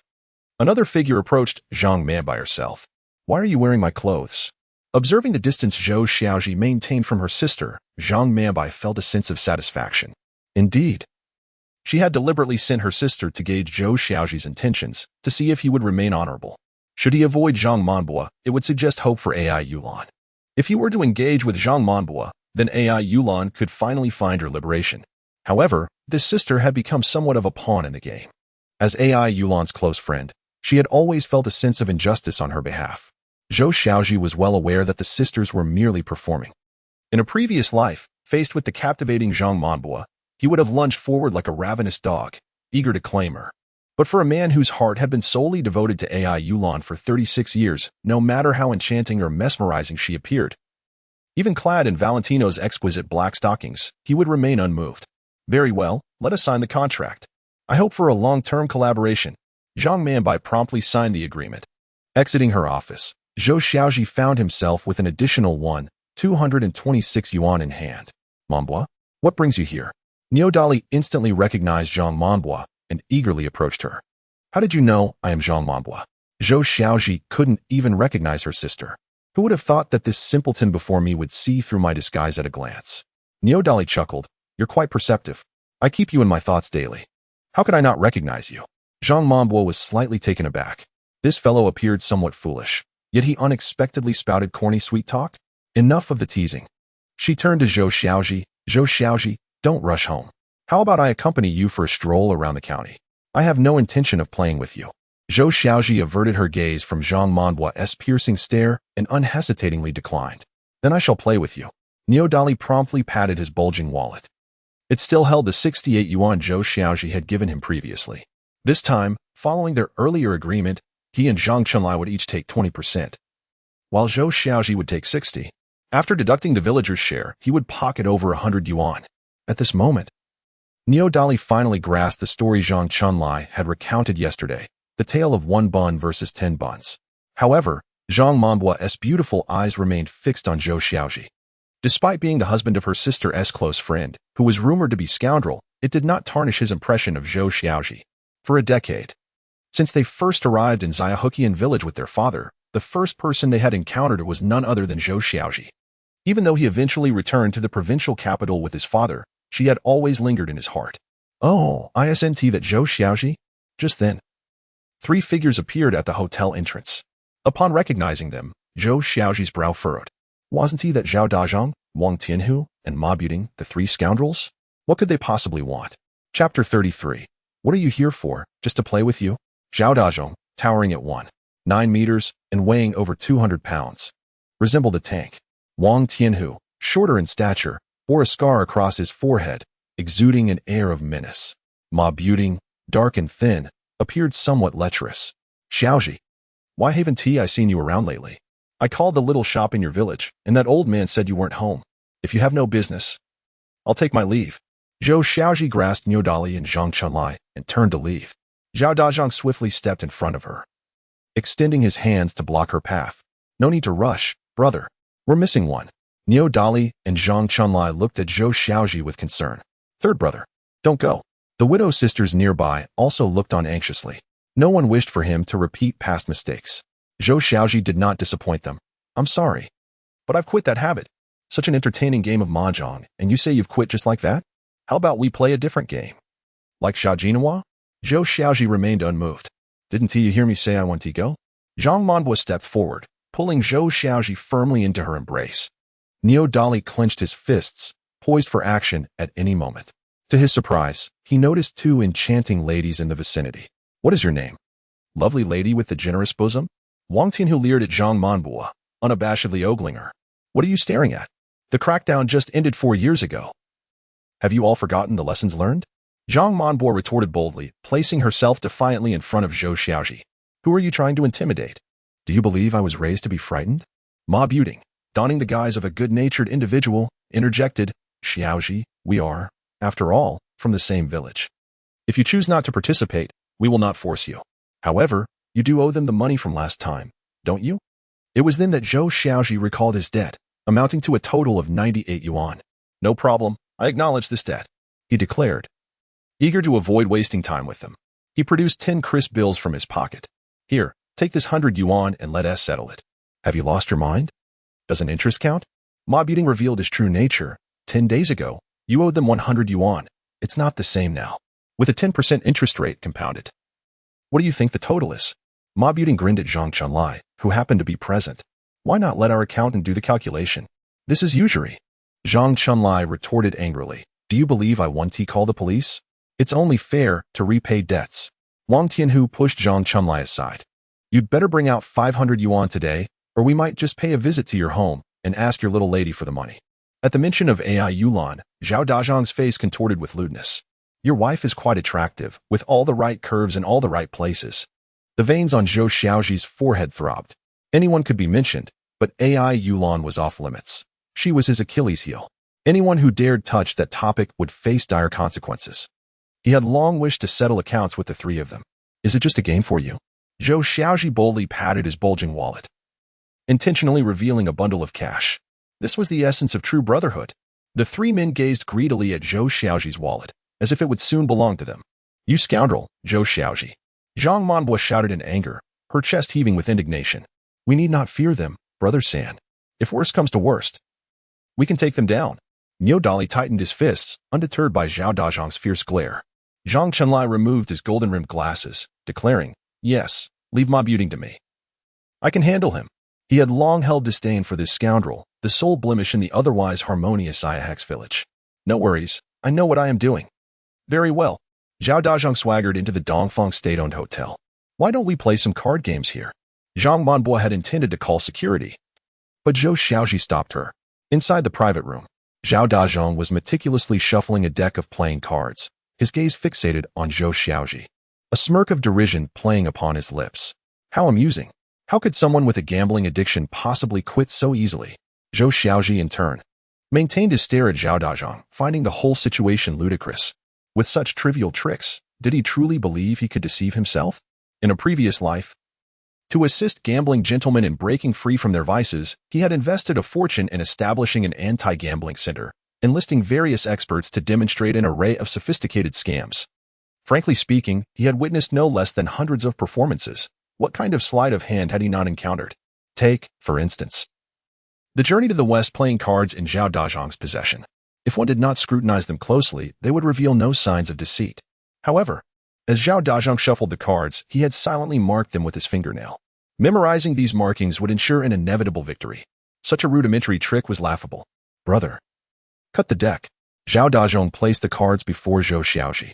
With a casual motion, Zhou Xiaozhi cut the deck, and Zhao Dazhang commenced dealing the cards. The rules of the game, known as Jiajin Hua, were relatively straightforward and could be modified with mutual consent. The highest hand consisted of three of a kind, colloquially known as a leopard, followed by a straight flush, straight, pair, and miscellaneous cards. The lowest hand was a random 2-3-5. However, there was a peculiar exception. If a 2-3-5 encountered three of a kind, it would be deemed the winner. Though such an occurrence was rare unless the opponent was a seasoned cheat employing strategies of concealment and revelation. The stakes were $5 for concealment, $10 for looking at the cards if one chose to continue, and $20 for revealing one's hand. Yet, one could not simply look at the cards from the outset. 3 rounds of concealment were mandatory. As long as at least one player remained concealed, the others could choose to fold, but they could not compare hands. Zhao Dazhang carefully assessed the cards on the table. If his memory served him correctly, he held a flush, while Wang Tianhu possessed a pair, and Ma Buting had a random hand. As for Zhou Xiaozhi, he had a straight. Based on Zhou Xiaozhi's usual demeanor, he would initially conceal for 3 rounds before peeking. If this fellow discovered he had a straight, he would undoubtedly remain in the game to the end. Niu Dali, Zhang Chunlai, and a pair of widow sisters stood anxiously behind Zhou Xiaozhi, their eyes fixed on him. This was getting serious. One ought not to underestimate $5 or $10. After 3 rounds of concealment, there was already $60 on the table. Anyone would be tempted. Such is the allure of gambling. Chapter 34, Let us play for higher stakes. Zhou Xiaozhi had already taken stock of the 3 players' hands. This round was clearly a setup for a slaughter. Following the usual pattern, Zhao Dazhong would not reveal his hand, maintaining his concealment. Either Wang Tianhu or Ma Buting would peek, and after doing so, one would fold while the other acted as a lever, continuing to raise the stakes. Indeed, the game was afoot. Ma Buting glanced at the cards and casually tossed them onto the table, flashing a smile at Zhou Xiaozhi. My luck seems to be lacking. It's just a random hand. Your cards must surely be superior. Zhou Xiaozhi replied excitedly. Haha, thanks for the good omen. I shall continue to play. Zhao Dazhong exchanged a knowing smile with Wang Tianhu and Ma Buting. This fellow has taken the bait. As a seasoned gambler, how could one simply quit? When the urge to gamble arises, clarity of thought diminishes. The trio delved deeper into the game. By the fifth round, the pot had swelled to $90. Zhou Xiaozhi opted to check.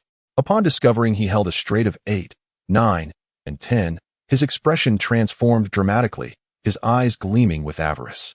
His demeanor raised concerns among those behind him. Zhou Xiaozhi's gambling addiction was resurfacing. Zhao Dazhong also chose to check, shaking his head after peering at his cards. These cards aren't particularly strong. Oh well, I'll just consider it a contribution to Xiaozhi. He declared, I'm in. The current scenario featured 2 players checking and 1 opting out. Wang Tianhu, who chose not to check, skillfully leveraged his position. I'll bet $5. And you must raise to 10. I'm wagering small to gain big. Zhao Dazhong feigned consideration for Zhou Xiaozhi, stating, Xiaozhi, my hand isn't very strong. But it could still beat yours. Perhaps you should fold. Are you joking? Do you think my hand is weak? Zhou Xiaozhi, invigorated, flung $50 onto the table. I shall continue for 5 more rounds. His enthusiasm pleased Zhao Dazhong, who warned, don't say I didn't caution you.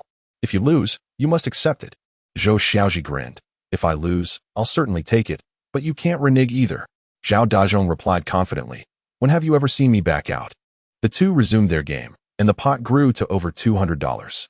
Sensing the moment was ripe, Wang Tianhu thought it wise not to exhaust all his resources at once. You two are formidable. I can't resist any longer. I'll check. He tossed his cards aside, saying, Brother, out of respect for our bond, I'll help you minimize your losses. Zhao Dazhong placed $20 on the table to challenge Zhou Xiaozhi. Haha, brother, I concede. I have a flush, while you have a straight. I win this round. He swiftly collected the money from the table. Fuming, Zhou Xiaozhi slammed his cards down. What terrible luck. Zhao Dazhong quickly offered consolation. Don't be disheartened. What S1 now is merely paper. The real stakes come later. The 4 continued their game. Throughout the following rounds, Zhao Dazhong and the others employed the same tactics. However, to keep Zhou Xiaozhi engaged, they occasionally let him win a few rounds. Come on, brother, let us cut the cards. Zhao Dazhong placed the deck before Zhou Xiaozhi, who waved his hand dismissively. Oh, I'm done. This is a waste of time. What is the matter, brother? Do you find our game lacking? Zhao Dazhong inquired. Indeed. This has been going on for nearly an hour, and the stakes have barely amounted to a few $100s. How dull. Zhao Dazhong, feeling a surge of excitement, suggested. Why not elevate the stakes? Zhou Xiaozhi promptly retrieved over 1,000 yuan from his pocket and placed it upon the table.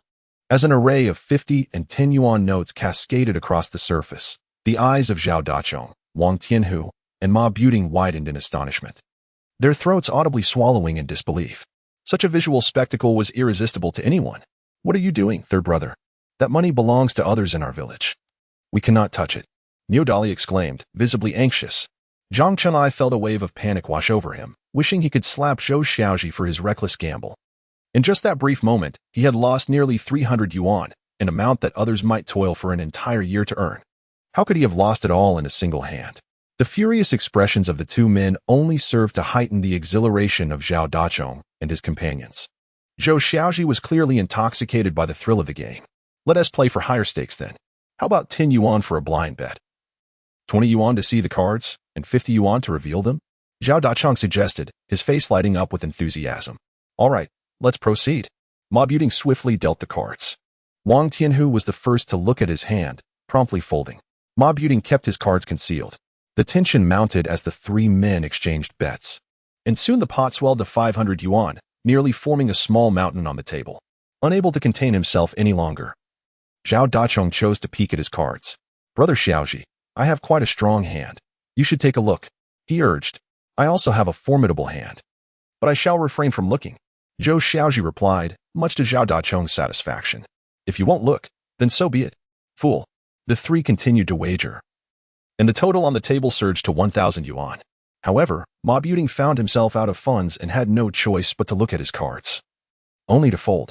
Now, only Zhao Dacheng and Zhou Xiaozhi remained in contention. Zhao Dacheng was in a position to view his cards, while Zhou Xiaozhi maintained his blind bet.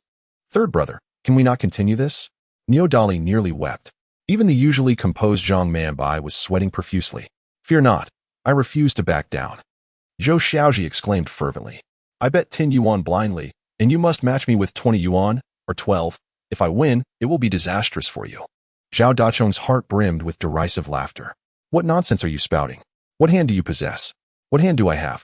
This time, I will make you lose everything. Even your dignity, and perhaps even that little vixen AI Yulan. Yet, he could not show his true intentions, maintaining a facade of concern for Zhou Xiaozhi.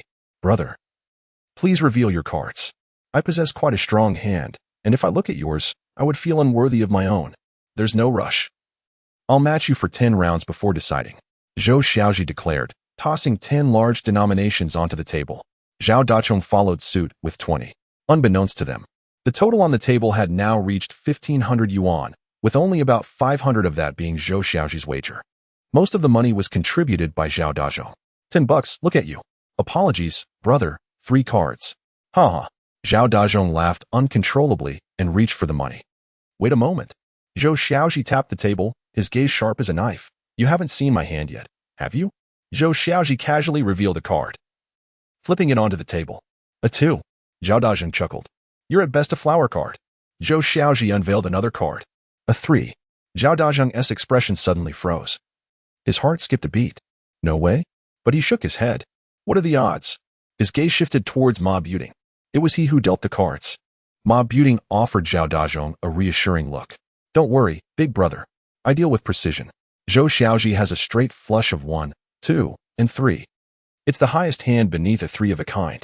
But it certainly cannot be 2, 3, 5. Zhou Xiaozhi began to fiddle with the last card. Despite Ma Buting's encouraging nod, Zhao Dazhong felt a pang of anxiety. At this moment, the crowd behind Zhou Xiaozhi was equally tense, holding their breath. Though they detested Zhou Xiaozhi's return to gambling, at this critical juncture, they fervently wished for his victory. Zhou Xiaozhi gradually revealed his card. Niu Dali, Zhang Chunlai, and a pair of sisters could no longer contain their excitement, shouting, 5, 5, 5. In their fervor, Zhang Manbua nearly toppled over, almost landing on Zhou Xiaozhi's head. This left Zhao Dazhong, seated across from him, unable to suppress a nosebleed. Damn it. Even if Zhou Xiaozhi lost, it would still be worth it. Chapter 35, Betting the Mahjong House. Zhou Xiaozhi slammed his cards onto the table with a flourish. In that moment, the air seemed to freeze. After a brief pause, ha ha ha. It's truly a 5. It's really a 5. Third brother, you're incredible. Niu Dali swept Zhou Xiaozhi into an embrace. Zhang Manbua, in her excitement, rushed forward to give Zhou Xiaozhi a simple hug. Zhou Xiaozhi suddenly bowed his head. Huh? Embraced nothing but air. He ended up hugging Niu Dali instead. Niu Dali? Should I give you a kiss? Never mind, never mind. Quite embarrassing. Zhang Manbua shot a furious glare at Niu Dali. Niu Dali could only scratch his head and chuckle awkwardly. Zhang Chunlai and Zhang Manbai sighed in relief. In stark contrast were Zhao Dazhong, Wang Tinhu, and Ma Buting, who looked as if they had just lost their parents. Indeed, a 5. What kind of rotten luck does Zhou Xiaozhi have? What puzzled Zhao Dazhong even more was how Zhou Xiaozhi had slipped from his control. A murderous glare shot towards Ma Buting. Ma Buting jolted, trembling all over. He clearly dealt a card to Zhou Xiaozhi. When did he switch cards? Zhou Xiaozhi, did you cheat? Zhou Xiaozhi nodded inwardly. Indeed, he had cheated. Just moments ago. During the card shuffling, he skillfully erased the mark on a spade that had been previously marked, using the tip of his finger, and then inscribed a similar mark on a 5 of spades. This all transpired in the blink of an eye, so swiftly that Ma Buting and the others remained utterly oblivious. Moreover, Ma Buting had made no mistakes in previous rounds, which had led to a significant decrease in their vigilance.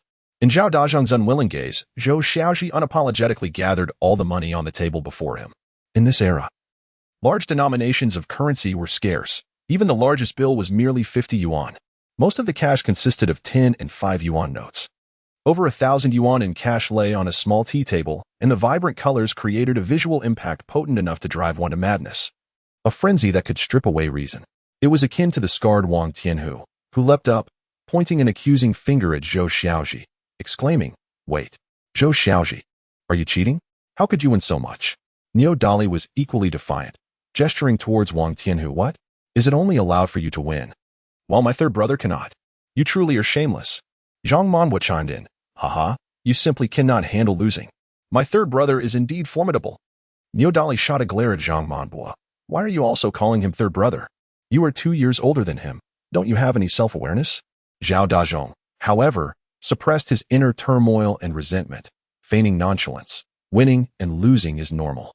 Xiaozhi, I didn't expect your card skills to have improved so much in just a few days. How about another round with higher stakes?" Zhou Xiaozhi had been awaiting this very invitation. "What is there to fear? Tell me, how shall we play? Let us have a round of high cards, shall we?" Zhao Dazhong gritted his teeth. "How much per round?" 2,000 yuan. The declaration stunned everyone present. This was no trivial sum. In this day and age, individuals with 10,000 yuan were rare, and it took others years of hard work to save up 2,000. "No problem." Zhou Xiaozhi smoothly shifted the conversation. "I do have 2,000, but do you?" He pointed to his waist pouch and then to the pile of money on the table, exuding confidence. "Aren't you still indebted to me for 500? What if I had the mahjong parlor in town?" The mention of the mahjong parlor made Zhou Xiaozhi's heart race. He was aware of that establishment, centrally located in the town and spacious, roughly 100 square meters in size, and indeed worth the price. "Why should I trust you?" "For this reason." Zhao Dazhong produced a land certificate from his pocket, leaving everyone once again in astonishment. To carry a property deed on one's person indicated the depths of his gambling addiction, prepared to engage in a significant gamble at any moment. Zhou Xiaozhi examined it closely. It appeared authentic. Before 1980, property deeds were the most valuable assets one could possess. After the establishment of the new Dragon Nation, at one time, property licenses were indeed issued. It wasn't until 1980 that many places began to issue property and land certificates. By 1997, the state mandated a unified issuance of housing ownership certificates across various regions. "This is simply unacceptable," Wang Dahu exclaimed, visibly agitated. After all, he held half ownership of the mahjong parlor, which generated considerable income. They frequently invited an assortment of young individuals to gather here for gambling, and merely skimming off some profits allowed them to earn 300 to 400 yuan each month. Words alone are insufficient. Let us formalize this in writing. Zhang Manhua, undoubtedly seasoned from her experiences in the provincial capital, quickly procured paper and a pen to draft a transfer agreement, insisting that Zhao Dazhong sign it first. Once signed, the agreement was placed prominently on the table. Should Zhao Dazhong win, he would not only claim all the money on the table but also reclaim the property deed. This maneuver by Zhang Manhua caught Zhou Xiaozhi's attention. She certainly had a knack for administration. With Niu Dali in market development, Zhang Chunlai in accounting, and Zhang Manhua managing daily operations, the team was complete. As for Zhao Dazhong, who was already deeply engrossed in the game, he had no objections. Though he cast a menacing glare at Zhang Manhua, muttering under his breath, "Damn it. If I catch you, I'll make sure you regret it." The gambling commenced, with Wang Tianhu dealing the cards. As 3 cards were distributed, a wave of anxiety washed over Zhao Dazhong. He realized that all the marks he had previously made on the cards had mysteriously vanished or altered, rendering them unrecognizable. Yet, he could not reveal this. To do so would be to admit to cheating. He believed that luck could not favor a single individual indefinitely. Surely, it was his turn now. Let us reveal the cards. Zhao Dazhong fixed his gaze on Zhou Xiaozhi. "Fine, it's just a comparison of size. Whoever reveals first is inconsequential." Zhou Xiaozhi promptly flipped over his 3 cards. Everyone fell silent momentarily. "Huh, 236? Is there a smaller hand than this?" He laughed. "Zhou Xiaozhi, thank goodness you didn't draw a 235. Or my brother's 3 cards would surely have been no match." Wang Tianhu and Ma Buting roared with laughter. Though Niu Dali and Zhang Chunlai had never played this game before, they understood well the hierarchy of card values. At that moment, it seemed Zhou Xiaozhi was destined to lose. Zhao Dazhong, exuding confidence, was nearly reaching across the table. "It's your turn." Zhou Xiaozhi remained calm and collected, as steady as a mountain. His demeanor provoked further mockery from Wang Tianhu and Ma Buting. "Zhou Xiaozhi, at this stage, you're still putting on an act? If I were you, I would quickly bow 3 times to Brother Zhao and ask him to spare me a few coins."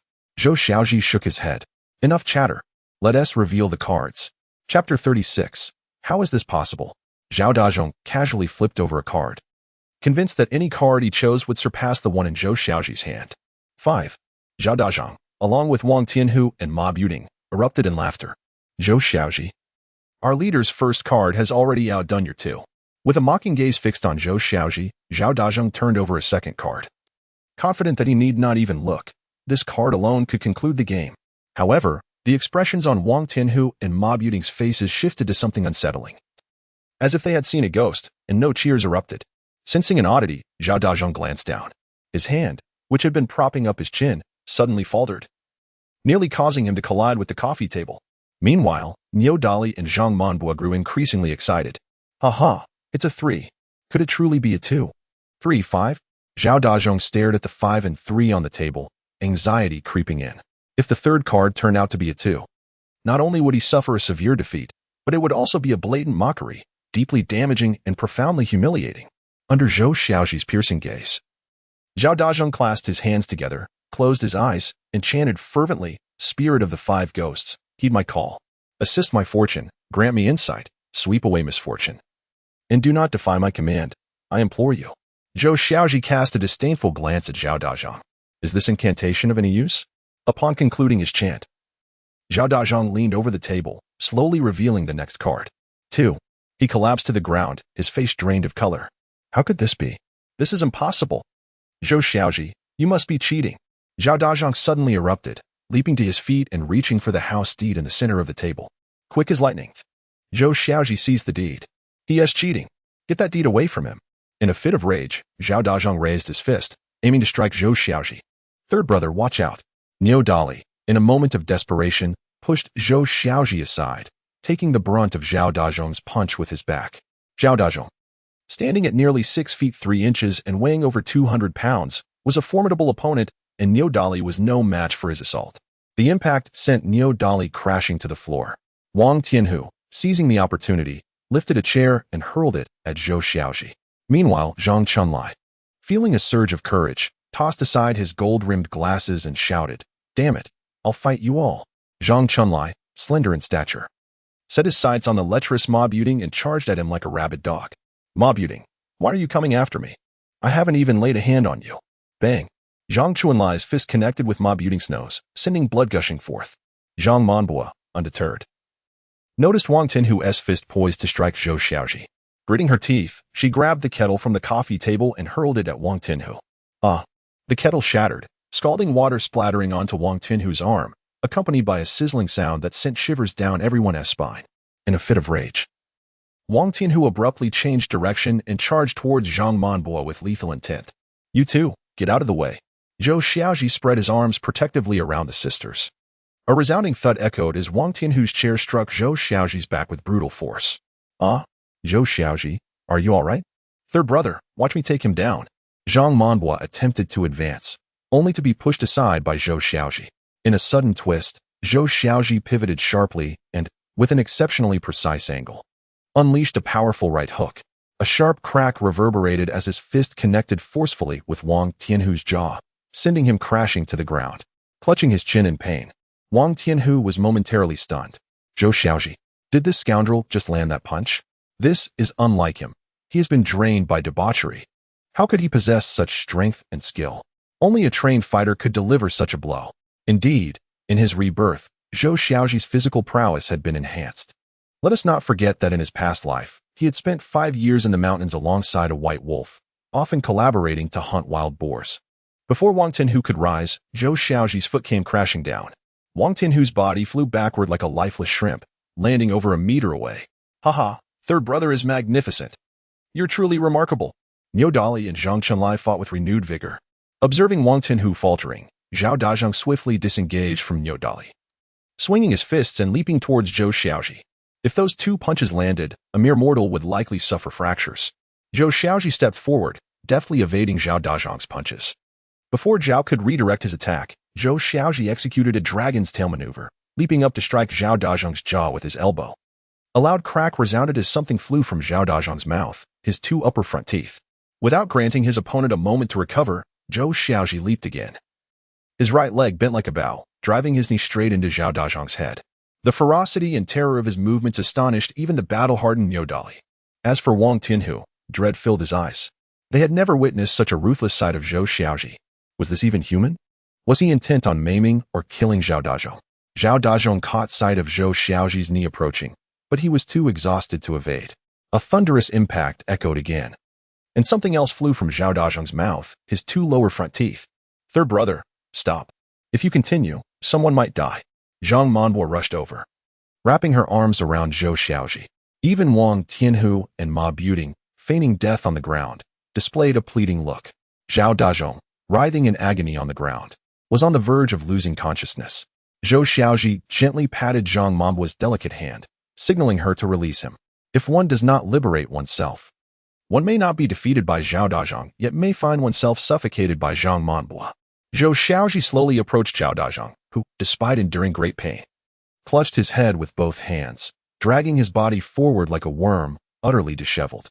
Zhou Xiaozhi, I call you brother. Please, stop. Zhou Xiaozhi crouched down and gently patted Zhao Dazhong's face. Do you submit? I submit. What more could Zhao Dazhong say? A heavyweight contender, reduced to a state of helplessness by a mere dandy. The humiliation was profound and the injury severe. Moreover, he truly felt fear, just moments ago. He sensed the chilling breath of death, a sensation that made his heart race and nearly brought him to the brink of losing control. Will you dare to trouble me again? No, we certainly will not seek you out again. Slap, slap, slap. Zhou Xiaozhi delivered 3 resounding slaps. That's not what I meant. I have no qualms about you coming to trouble me anytime. In Zhou Xiaozhi's eyes, Zhao Dazhong perceived a terrifying intent to kill. One that was beyond the comprehension of petty thugs like them. Yet, he remained utterly bewildered. Slap, slap, slap. Zhou Xiaozhi struck him thrice more. Blood trickling from the corner of Zhao Dazhong's mouth as he desperately recalled his earlier words.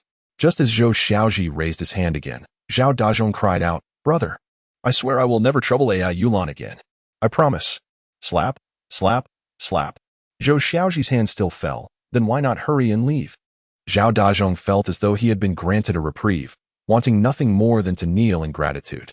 Moments ago, he feared Zhou Xiaozhi might take his life. Wang Tianhu and Ma Buting quickly assisted Zhao Dazhong, fleeing the scene in haste. Observing their limping figures, the crowd erupted in excitement. Third brother, you are truly remarkable. When did you learn such combat skills? Niu Dali exclaimed, grinning as he touched Zhou Xiaozhi's chest. Wow, those abs are impressive. Zhang Manbo looked up, indeed. They are quite remarkable. Zhou Xiaozhi brushed Niu Dali's hand away. You're not too shabby yourself. I saw you land a couple of punches on Zhao Dazhong. Zhou Xiaozhi approached Zhang Chunlai, adjusting his tattered shirt on his shoulder. Chunlai, you always seem so refined. I didn't expect you to actually take down Ma Buting. Zhang Chunlai adjusted his glasses and smiled shyly. Truth be told, he was still brimming with fervor. He had never fought before, but just now, he relished the experience. Hee. I almost got taken down myself. Laughter erupted. Ha. The atmosphere shifted dramatically. My apologies, Manager Zhang. I broke some of your items. Please accept this 100 yuan. Zhou Xiaozhi took out a 100 yuan note from his pocket and handed it to Zhang Manbai. It was only then that Zhang Manbai, recovering from his astonishment, realized that it had been Zhou Xiaozhi fighting moments ago, exhibiting such extraordinary prowess with every move, especially as he unexpectedly opened his arms to protect the two sisters. Reflecting on that scene, an unexpected complexity stirred within Zhang Manbai's heart.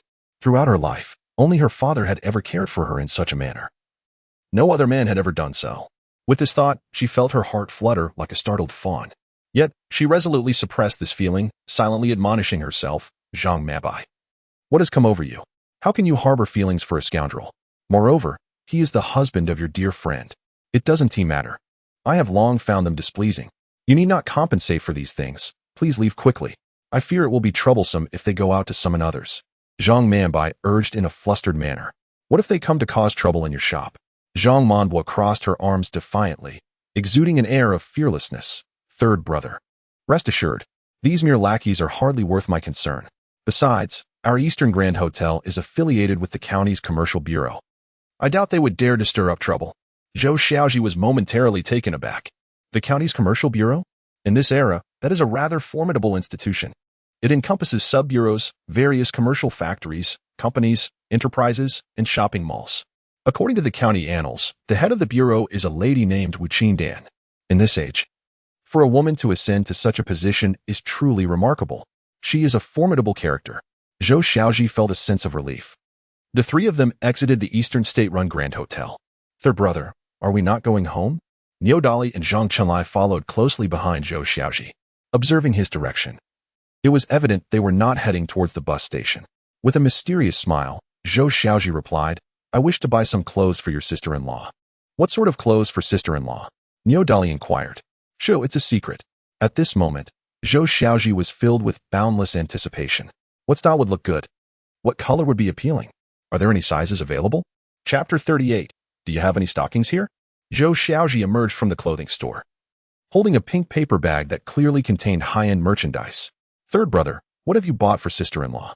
Do not pry into matters that do not concern you. Just moments ago, Zhou Xiaozhi had shouted at the waitstaff, undeterred by their peculiar gazes, for the largest cup size, 3 sets each in black, white, and red. And for those other items, 3 of each color as well. In later generations, purchasing lingerie for one's wife would undoubtedly garner widespread admiration. However, in this era, this behavior seemed a bit eccentric. Why buy women's underwear? And why the largest sizes? The largest sizes could easily accommodate a small volleyball. Zhou Xiaozhi blushed as he rummaged through the pile of clothing. Sir, do you need anything else? Though the attendant found the man before her somewhat peculiar. He was undeniably wealthy. 3 sets of the finest lingerie totaled a staggering 27 yuan. He did not even blink as he handed over 3 large bills. If he truly was buying these for his own wife, they would be in awe. If this were for some wild woman outside, they would certainly envy her. Do you have any stockings here? Zhou Xiaozhi couldn't help but inquire. Stockings? From the vacant gaze of the attendant, Zhou Xiaozhi already knew the answer. With summer approaching, the countryside would be rife with mosquitoes. If he were to buy a few pairs of stockings for AI Yulan, it might protect her lovely, long legs. In this era, thigh-high stockings had begun to gain popularity in big cities. The colors of stockings were quite simple, nude, brown, and black. The vibrant, patterned stockings of the future, adorned with letters and straps, did not exist at this time. The packaging featured images of beautiful women, costing around 5 yuan a pair. After exiting the clothing store, Zhou Xiaozhi headed northwest. Third brother, where are we going now? If I remember correctly, there should be a warm spring orphanage there, right? Zhang Chenlai expressed his confusion. Third brother, what are we going to do at the warm spring orphanage? Just a moment ago, I won 1,000 yuan from Zhao Dazhang. We can't keep that money. Niodali and Zhang Chenlai nodded in agreement. Elders' words, wealth gained in haste cannot be retained, and unexpected wealth often brings misfortune. But that is 1,000 yuan. Zhou Xiaozhi suggested donating it without hesitation. The two couldn't help but admire Zhou Xiaozhi even more. Just moments ago, they thought he had fallen back into his gambling addiction. But unexpectedly, he was completely unmoved by the 1,000 yuan stake. After walking about 2 miles, a dilapidated building finally came into view. A 2-story structure with dozens of rooms and a tidy little courtyard filled with vegetables. After expressing their intentions, the orphanage director, Huang Qi, received Zhou Xiaozhi and his companions. 1,000 yuan? When Huang Qi took the heavy sum from Zhou Xiaozhi's hands, she could hardly believe her eyes. The 3 young people before her, by their attire, appeared to have come from the village. She held no prejudice against rural folk. She simply felt that farmers had it tough. Facing the earth and turning their backs to the sky, working hard all year long, how much could they possibly earn? Director Huang, please accept this. Despite Zhou Xiaozhi's repeated pleas, Huang Qi, with tears in her eyes, accepted the donation. According to her, the orphanage housed 102 children. This 1,000 yuan could buy 4,000 jin of rice. If rationed carefully, it would suffice for the children for 2 months. When Huang Qi gathered all 102 children in the courtyard to bow and express their gratitude to Zhou Xiaozhi, Niodali, and Zhang Chenlai, a warmth filled their hearts. Zhou Xiaozhi looked around and felt a wave of sorrow as he beheld the children. Among the 102, only a few boys seemed to have some difficulties. The rest were healthy girls, most of whom were of similar age to his daughter, Wei Wei, yet they had been abandoned by their families. In this era, many individuals are fervently desirous of having sons, yet certain constraints render this aspiration unattainable. One can scarcely fathom the fervor and determination with which people pursued the birth of male offspring in the 1980s. This fervent desire brought to mind Zhou Xiaozhi's own circumstances. The reason AI Yulan found herself expecting was due to Zhou Xiaozhi's drunken revelry a year prior, during which he overheard others insist that merely having a daughter was insufficient. One must strive to have a son. That fateful night, he forcefully took advantage of AI Yulan. After departing from the orphanage, the trio ventured to the supply store to procure various items. Upon their return home, the clock struck 11. Zhou Xiaozhi's urgency to return stemmed from his wish to prepare a meal for AI Yulan and the children before mealtime. "Wiwi, Daddy's home," Zhou Xiaozhi exclaimed, a bulging nylon bag in hand, as he approached the entrance of their thatched abode. Suddenly, he halted. "May I come in?" Before AI Yulan could respond, Zhou Wiwi, with her little legs scampering excitedly, rushed out. Come in, come in. Wow, what delightful treasures are in those bags." Her eyes sparkled with curiosity. Once inside, Zhou Xiaozhi promptly closed the door behind him, catching AI Yulan off guard. What was he intending to do? Was he going to impose himself upon her again? Yet, her body was not in a condition to allow for such advances, especially with their daughter present in the room. Just as AI Yulan contemplated chastising him for his beastly behavior, Zhou Xiaozhi had already unwrapped the nylon bag, unveiling a small black pouch which he gently placed beside the bed. "This is for you." AI Yulan felt somewhat bewildered. What could possibly be inside? However, the ever-curious Zhou Wiwi dashed over. "Wow, is this a gift for mommy?" Before Zhou Xiaozhi could affirm, she eagerly opened the pouch. "Wiwi. Haha, is this a pair of panties?" Zhou Wiwi exclaimed, holding up a red piece of lingerie before AI Yulan, who blushed deeply. Why had he purchased this for her? Did he somehow know that her own undergarments had developed a hole? Oh, the embarrassment. Just as AI Yulan lowered her gaze in shame, Zhou Wiwi held up a bra, exclaiming, "Wow, mommy, look at this." "What is it?" AI Yulan? Before AI Yulan could reach for it, Zhou Wiwi had already donned the bra atop her head. This seems like a hat. But it's larger than my head." AI Yulan. "Oh dear daughter, please do not claim me as your mother. I cannot bear the shame of such a declaration."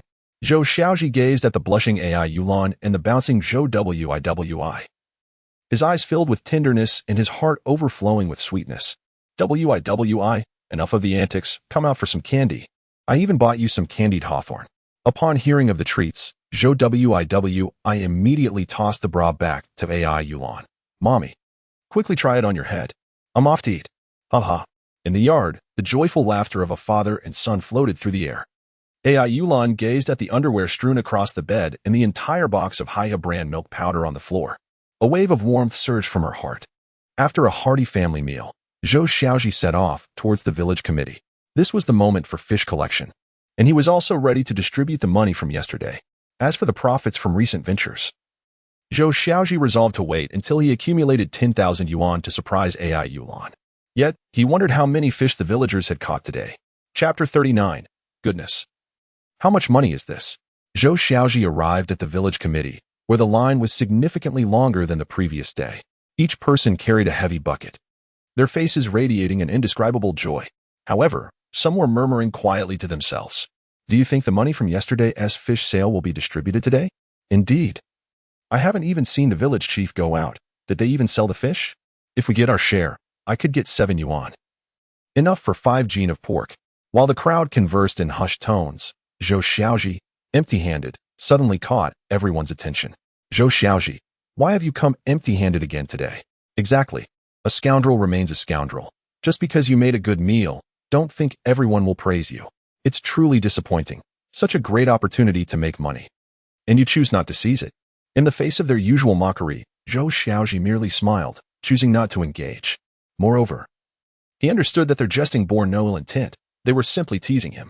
Zhou Xiaozhi exchanged a knowing glance with the village chief, Huang Guangqin, who promptly turned and entered the village committee office. Zhou Xiaozhi followed suit. "Village chief, here is the money from yesterday's fish sale. Please distribute it to everyone." As a thick stack of cash landed in Huang Guangqin's hands, he clapped Zhou Xiaozhi on the shoulder with enthusiasm. "You've done well. On behalf of the villagers." "Thank you." The village chief then stepped outside, standing at the forefront of the crowd, his posture more upright than ever before. "Everyone, quiet down. I have something to say." Yet, some in the crowd continued their quiet discussions, seemingly oblivious to his words. Even if they had heard him, they showed little concern. It was not a village-wide meeting after all. Huang Guangqin raised the bundle of money in his hand, and in an instant, silence enveloped the crowd. "Goodness, how much money is this? It must be several hundred yuan." Not ashamed to admit it, many present had never seen such a sum. Some had toiled their entire lives in the fields and had never possessed this much money. Now, the proceeds from yesterday's fish sale were being distributed. Accountant Zhang Chunlai busily began handing out the money, his face alight with joy. As the village accountant, he was accustomed to merely recording who had contributed what in grain or who owed the village 2 gene of seeds. He had never distributed money before. How could this not stir excitement? Previously, he had endured the indifference and scorn of the villagers. In this moment, who among them is not smiling at him? Thank you, Accountant Zhang, for your hard work. No rush, Accountant Zhang, take your time counting. Look at you, Accountant Zhang, you've become quite handsome. A radiant smile adorned Zhang Chunlai's face. Such a sense of honor is incomparable to anything else. Xiaozhi, look at this, I received 8 yuan this time. Are you envious? Villager Li Ergu waved the colorful money in front of Zhou Xiaozhi and continued, I also caught 3 fish today, which I estimate will sell for another 7 or 8 yuan. Villager Wang Xiaodin joined in, holding a large bill and exclaiming, haha. 1 bill a day amounts to 3,000 yuan in a month. In 3 months, I'll be a wealthy household. Certain individuals must be quite envious. Zhou Xiaozhi couldn't help but ponder, why do some readers always believe a large bill is worth 100?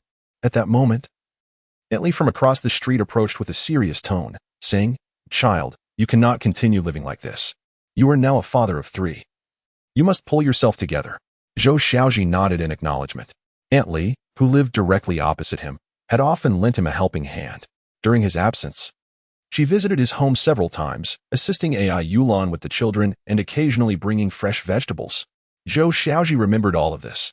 Even Zhou Xiaozhi, typically taciturn amidst the crowd, approached Zhou Xiaozhi and whispered, Xiaozhi, you cannot go on like this. Come fishing for perch with me this afternoon.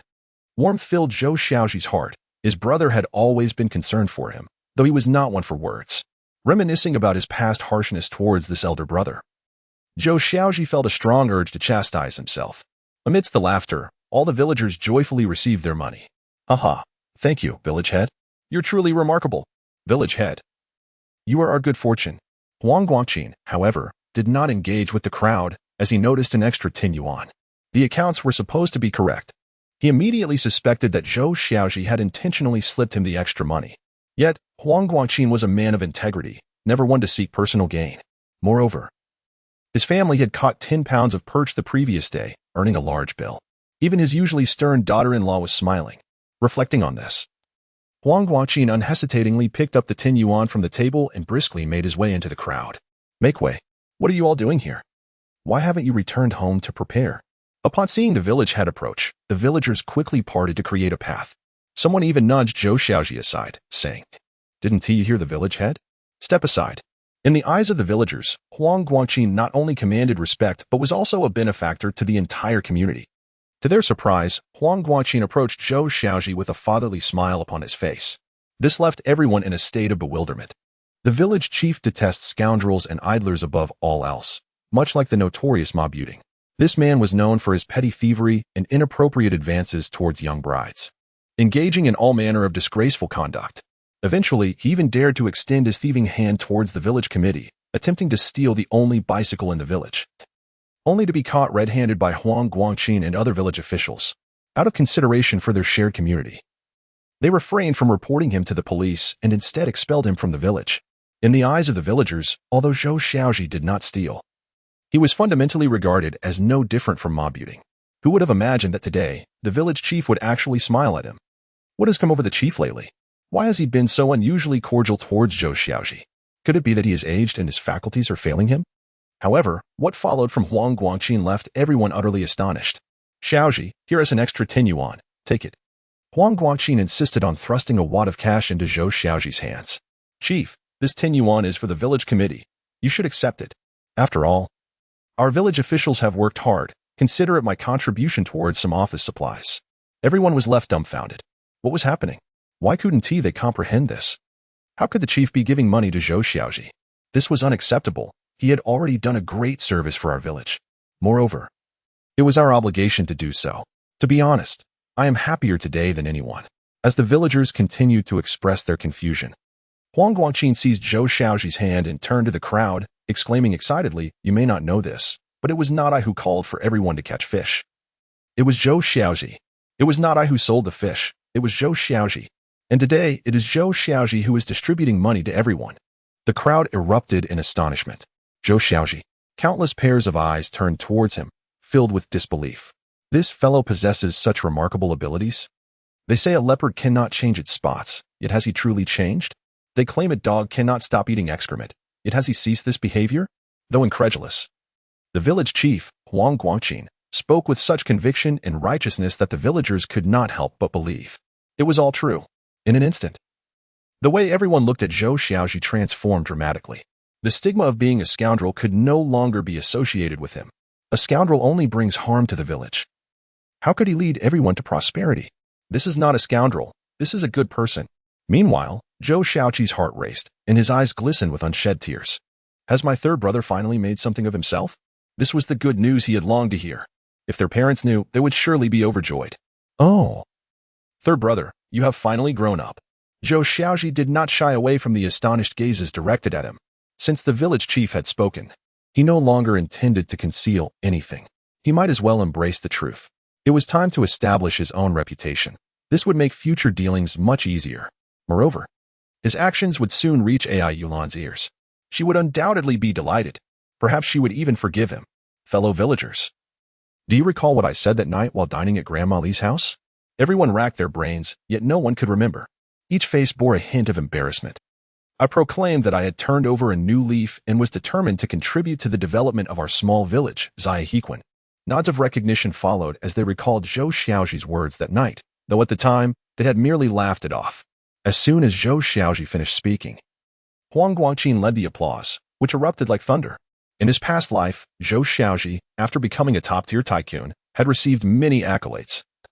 Yet he found little joy in such applause, as it was merely a facade based on his wealth. However, in this moment, he reveled in the appreciation. Xiaozhi, if this truly was your doing, then I must sincerely thank you. I never imagined you had not reached an irredeemable state.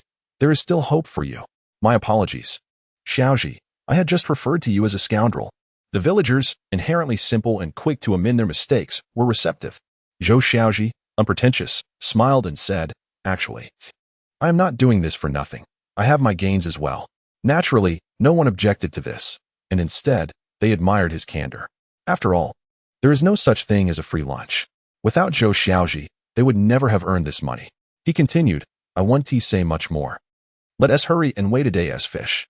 I am eager to sell them with Niu Dali and Zhang Chenlai tomorrow morning. They also contributed to this endeavor. The applause resonated once more. Niu Dali, well done. Dali, you're still single, right? I'll introduce you to Li Ernie, who lives next door to my cousin. Despite his seemingly simple demeanor, Dali was quite astute. At that moment, Niu Dali, busy crafting fishhooks in the corner, was taken aback by the unexpected praise. He had never experienced such treatment. Even the avocado and Han Meili, waiting in line, turned to look at their son. Was he finally making them proud? Someone was even suggesting a marriage for him? Meanwhile, Zhang Chenlai, seated at the front weighing the fish, was equally exhilarated, his hand trembling slightly around the pin. I told you this accountant is exceptional. Our village may finally shed the label of being a backwater. After a lively commotion, they joyfully began weighing the fish. According to Zhang Chenlai's tally, today's catch was quite impressive, totaling around 400 fish, amounting to over 1,000 pounds. Zhou Xiaozhi had no worries about selling these fish. He had already inquired and learned that the Dongfang state-owned hotel owned over 40 private dining rooms. With the rise of individual restaurants, the business of the Eastern state-owned Grand Hotel has been dwindling, with an ever-decreasing number of patrons. At midday and in the evening combined, they can barely fill 20 tables. Not every table orders the prized mandarin fish, and on average, they manage to sell only 5 or 6 each day. However, the Eastern state-owned Grand Hotel is affiliated with the County Bureau of Commerce, which oversees more than 790 enterprises, each equipped with a dining hall. These dining halls even feature private rooms designated for hosting esteemed guests. Particularly, with the dynamic nature of the market economy, intercompany entertaining has seen a gradual increase. The mere 400 mandarin fish available are simply insufficient. Zhou Xiaozhi, are those mother fish still set aside for you? Inquired village chief Huang Guangqin. Zhou Xiaozhi nodded, a plan forming in his mind. Coincidentally, his elder brother Zhou Xiaozhi was present as well. Chapter 41. Visiting parents on the mountain. Elder brother, I would like to discuss something with you. Zhou Xiaozhi was momentarily taken aback. Discuss? When had Zhou Xiaozhi become so courteous? Although he was the eldest in the family, Zhou Xiaozhi had never regarded him as a big brother before. What is it? Whatever I can do to assist, I certainly will. Zhou Xiaozhi summoned his courage. I wish for you to take me to the mountain to find our parents. Find our parents? A flicker of concern crossed Zhou Xiaozhi's face. In the past, Zhou Xiaozhi had frequently ventured up the mountain to search for their parents, but he seldom spoke respectfully to them, often demanding money upon arrival. If they refused, he would create chaos among the chickens. If they denied him even that, he would resort to outright insults. There were occasions when, had Zhou Xiaozhi not held him tightly, he might have charged at their parents in anger. Elder brother, rest assured, I am not going to trouble them. I have matters to discuss with them. Zhou Xiaozhi furrowed his brow. I think it best not to go at this time. Our parents are not in a good mood. And the orange tree at home is ailing. They sit in the orchard every day, fretting and unable to eat.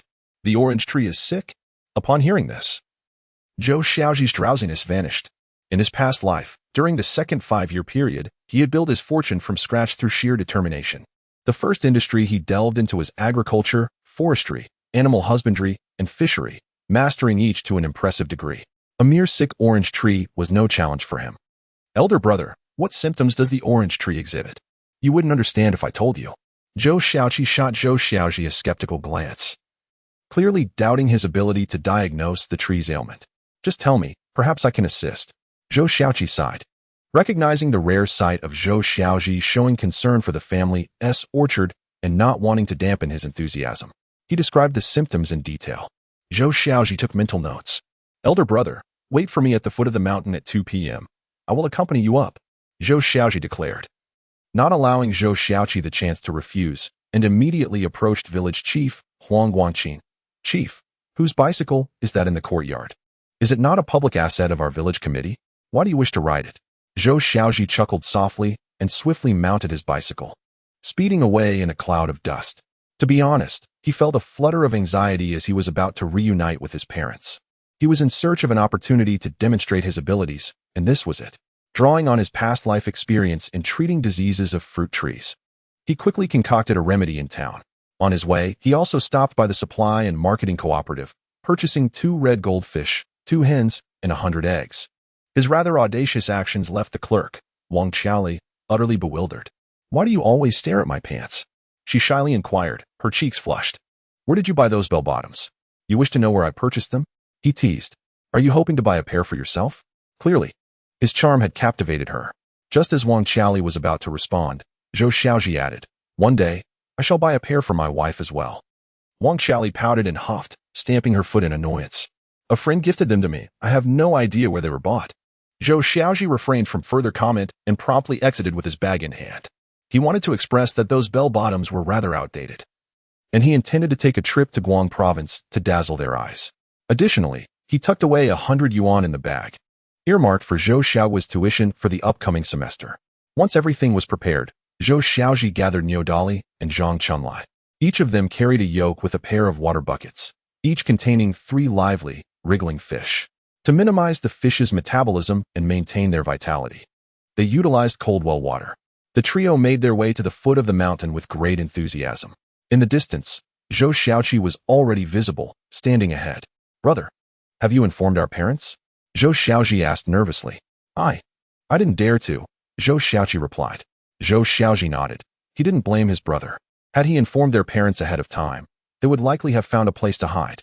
After contemplating for a moment, Zhou Xiaozhi steeled himself and ascended the mountain. After approximately half an hour of walking, they arrived at a makeshift courtyard constructed from wooden planks and bamboo. This was where their parents and elder brother and sister-in-law resided. Upon witnessing this scene, Zhou Xiaozhi felt a pang of sorrow.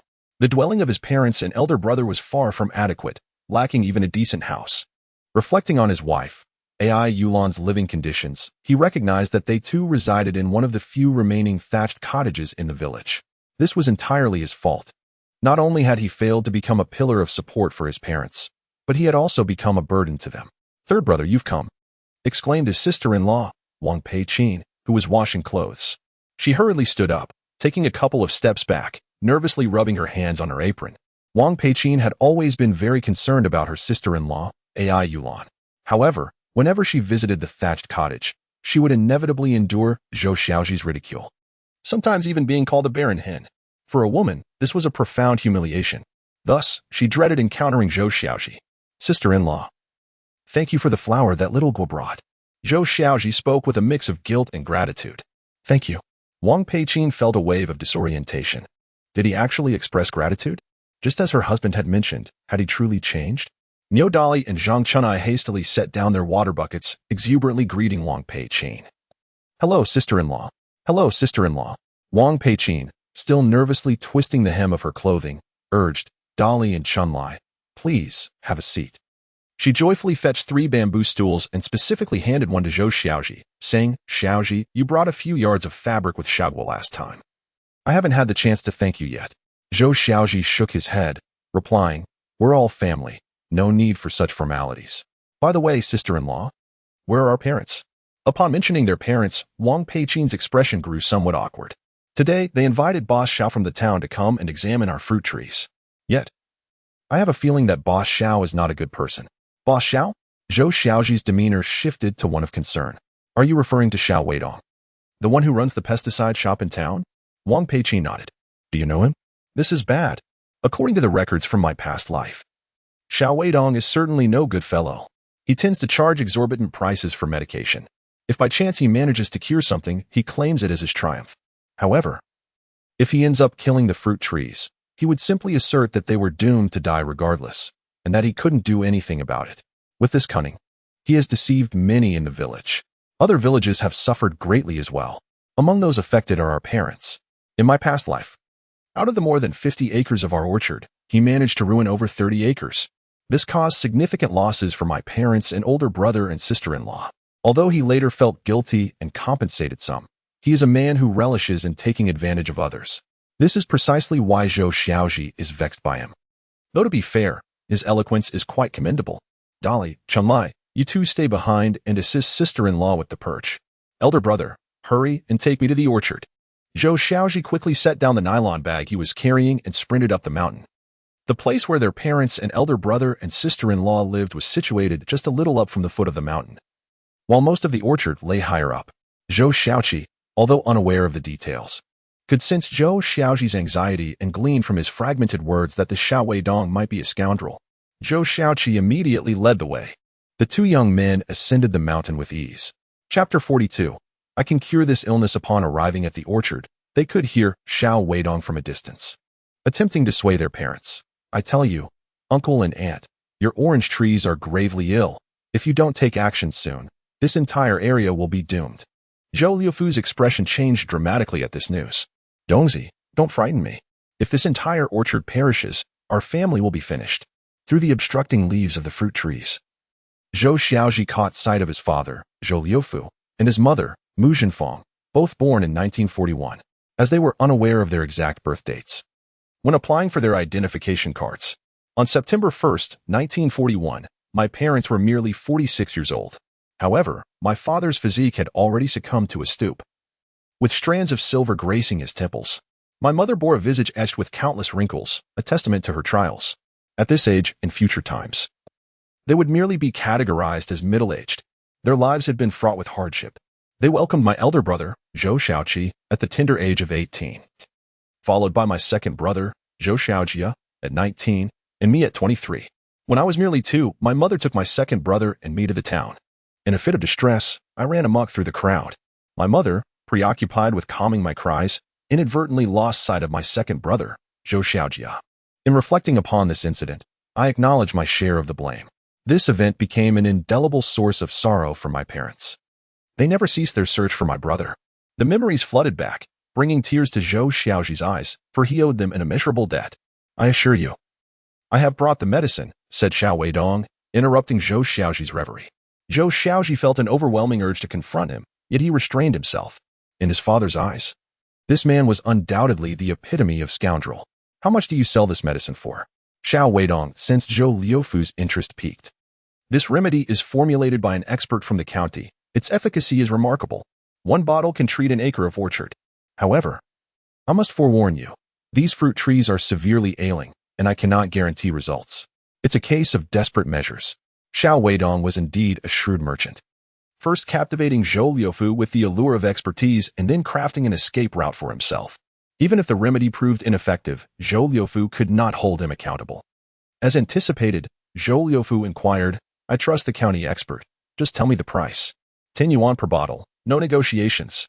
What? 10 yuan? Zhou Liufu grimaced at the thought. One large unity could only procure a single bottle. With over 30 acres of afflicted orchard, that amounted to 30 bottles, totaling 300 yuan. The couple had diligently nurtured these trees for 3 years, and this year marked a fruitful season. If all went according to plan, 1 acre could yield 3,000 G. Based on the market purchasing price of 0.12 yuan, 1 acre could fetch over 300 yuan. With 50 acres, they could very well become wealthy. This was the fruition of 4 arduous years, the pinnacle of their hopes. Now, was all this promise to be vanquished by a mere virus? With a scheming glint in his eye, Xiao Weidong seized the moment, embellishing his pitch. Uncle Liufu, spending 10 yuan per acre is a small price to pay. Otherwise, you shall face a harvestless year. Zhou Liufu, gritting his teeth, replied, fine. I will borrow the money with your aunt. Father, do not heed his empty promises. Before Zhou Liufu could utter the word money, Zhou Xiaozhi stepped forward, pointing an accusing finger at Xiao Weidong. You are trying to swindle us. What are you doing? You brat. Zhou Liufu exclaimed, turning to discover it was Zhou Xiaozhi, his anger boiling over. With a sudden turn, he delivered a swift kick. Zhou Xiaozhi did not evade. Enduring the blow, staggering but managing to stay upright. Zhou Liufu followed with a slap, yet Zhou Xiaozhi remained rooted in place, refusing to dodge.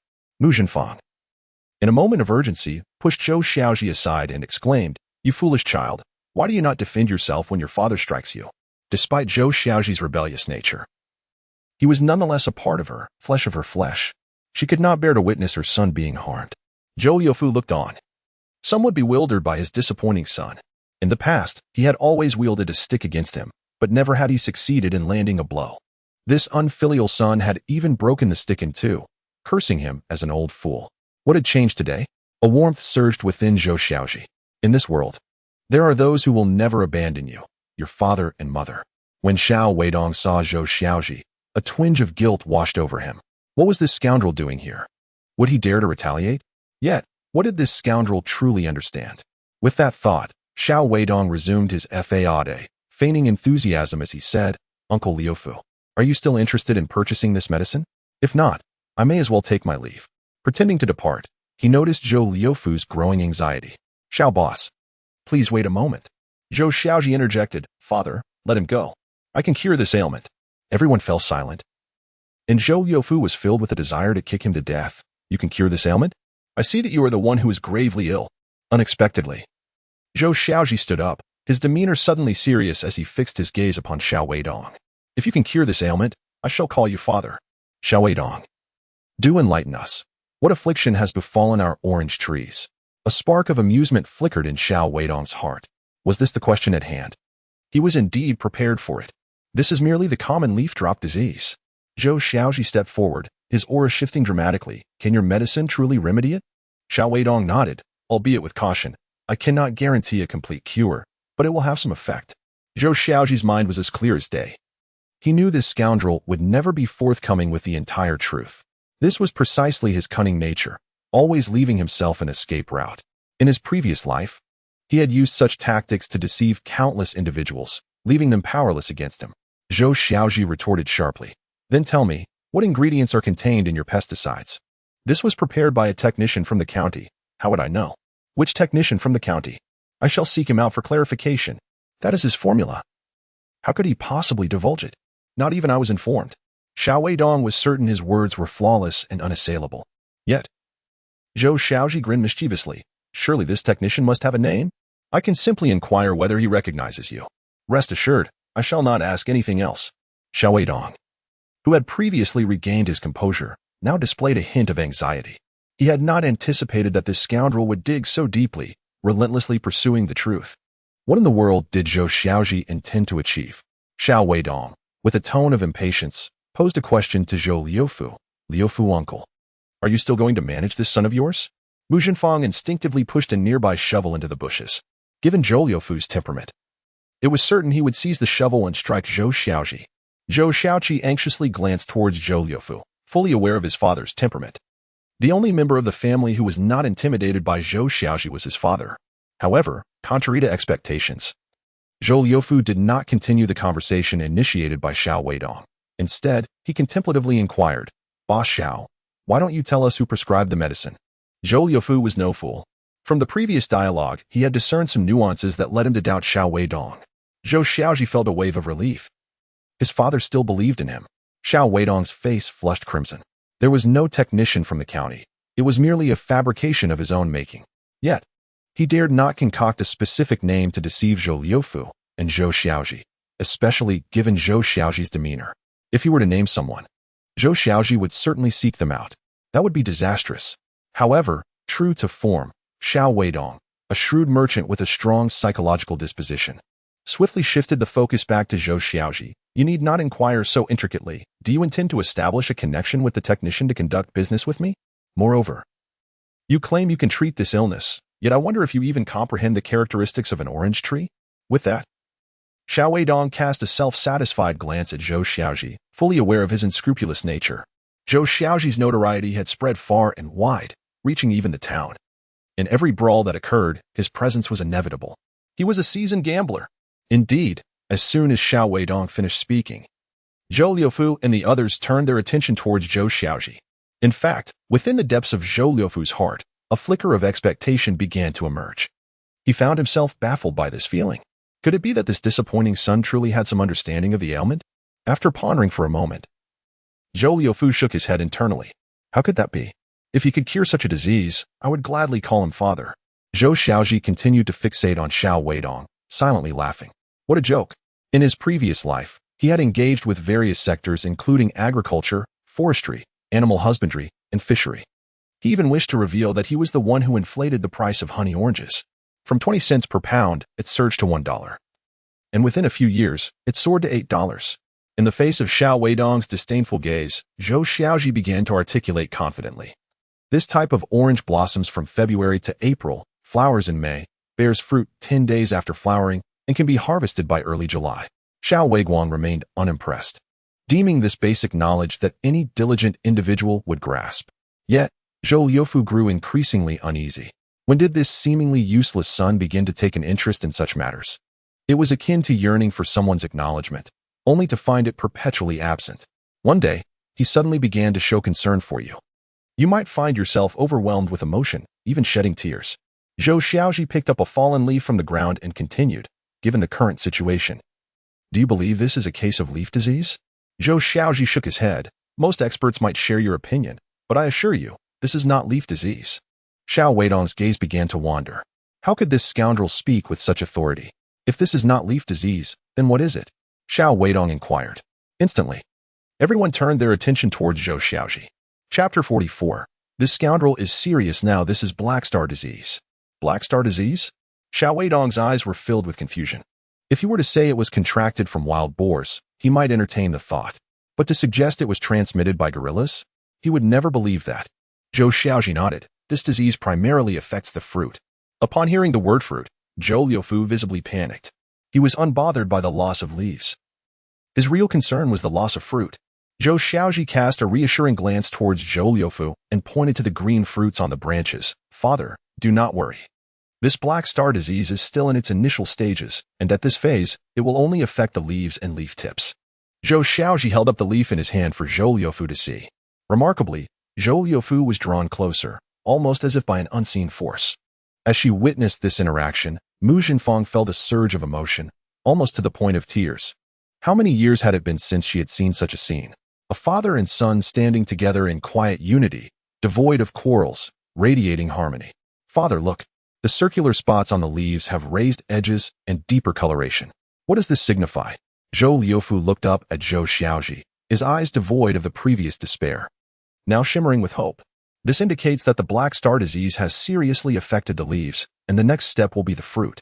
Sensing Zhou Liufu's rising anxiety, Zhou Xiaozhi promptly retrieved a vial of liquid from his pocket. Do not be concerned. I just prepared a solution of lime sulfur in town. If you dilute it as I instruct and spray it on these fruit trees, it will surely cure the affliction. Zhou Liufu smiled with satisfaction, momentarily forgetting his son's dubious nature, and patted him on the shoulder with enthusiasm. Excellent. Just then, Xiao Weidong burst into laughter. What on earth is in that shabby jar? I must ask, Uncle Liufu, Do you actually believe in this? Zhou Liufu gazed across the vast expanse of the orange grove, grappling with uncertainty, or perhaps he had finally calmed down. Zhou Xiaozhi's words sounded professional, but could they possibly be more credible than those of Xiao Weidong, who specialized in pest control? The crux of the matter was that this unreliable son had caused him no small amount of trouble. Yet, now that he finally saw his son so invested, he did not wish to dampen his enthusiasm. What should he do? Zhou Liufu found himself in a dilemma. Zhou Xiaozhi also grasped the essence of the problem. His father did not trust him. It was understandable. Imagine a poor student who usually scores a mere 10 points suddenly achieving a perfect 100. Anyone would be taken aback. Father, how about this? Let us conduct an experiment on just 1 acre. Half of the orange trees belong to Xiao Weidong, while the other half are mine. Within 3 days, we shall witness whose concoction proves effective. Zhou Liufu, who had been troubled, suddenly relaxed his expression. Excellent. What a splendid idea. Even the usually taciturn Zhou Xiaozhi couldn't help but applaud. Uncle Liufu, this is unacceptable. In 3 days, I fear all your trees will perish. As he watched his potion fail to sell, Xiao Weidong grew anxious. Enough of this talk. Let us proceed as planned. Seeing Zhou Liufu's resolve, Xiao Weidong turned away, resigned. Wait. Zhou Xiaozhi stepped forward, blocking Xiao Weidong's path, his gaze transforming into something menacing. If your potion manages to save even 1 tree in this half-acre, I shall not trouble you. However, Zhou Xiaozhi seized Xiao Weidong's collar. If all the orange trees in this half-acre perish, I will surely demolish your shop. Xiao Weidong's complexion turned ashen, gasping for breath. Just moments ago, he discerned a chilling malice emanating from Zhou Xiaozhi's eyes. This scoundrel means business. What to do? Perhaps it would be best to observe the situation first. If things go awry, he could flee under the cover of night. Xiao Weidong was consumed by panic and attempted to turn away. Where do you think you're going? Zhou Xiaozhi once again obstructed him. What are you planning? Xiao Weidong felt a surge of anxiety. Would this rogue truly detain him here? You must remain and witness us finish spraying the potion you provided before you are allowed to leave. Xiao Weidong? Surely it cannot be so drastic? Why? I have matters to attend to. I should be on my way. If you do not stay to oversee the application of your potion, you will undoubtedly deny any responsibility later. Zhou Xiaozhi disregarded Xiao Weidong and addressed Zhou Xiaozhi. Brother, could you please venture to the nearby orchards and summon the others to come here? Zhou Xiaozhi immediately turned and ran. Xiao Weidong felt a twinge of guilt. Zhou Xiaozhi towered over him. He could not hope to fight back. Reluctantly, he resolved to wait. Chapter 45. He is not a scoundrel. He is my son. This mountain was once known as the Orchard of 100 Fruits, home to numerous fruit growers. However, it has since fallen into neglect. Although Zhou Xiaozhi was unsure why he was tasked with gathering people, he complied. Before long, he had summoned around 20 individuals from the neighboring orchards. These were not only the residents of Xiaohequan village, but also from nearby settlements. Uncle Liufu, what brings you to summon us? Indeed. I was in the midst of spraying the trees. Is that not Boss Xiao? What brings you here? Zhou Liufu gestured towards Zhou Xiaozhi. I did not call everyone. He did. Zhou Xiaozhi. A commotion erupted among the crowd. How could this scoundrel be present? No one acknowledged Zhou Xiaozhi, each person lifting their gaze to the heavens. Unfazed, Zhou Xiaozhi pointed to the 2 potions on the ground, stating, Here lie 2 formulations, one provided by Xiao Weidong and the other by my elder brother. Zhou Xiaozhi? What is this? Why is it said to be my concoction? Upon the mention of the potions, the heads that had been raised in disdain finally lowered. During this period, their fruit trees fell ill, causing great distress. Many sought to purchase medicine at exorbitant prices from Xiao Weidong. I have decided to divide my father's 1-acre orchard into 2 for an experiment to determine which medicine proves effective. The reason I have summoned everyone here is to serve as witnesses. Goodness! Xiao Weidong exclaimed in disbelief. To gather so many people. Is he attempting to drag himself into a pit of fire? What a scoundrel! Conducting an experiment on this acre of land?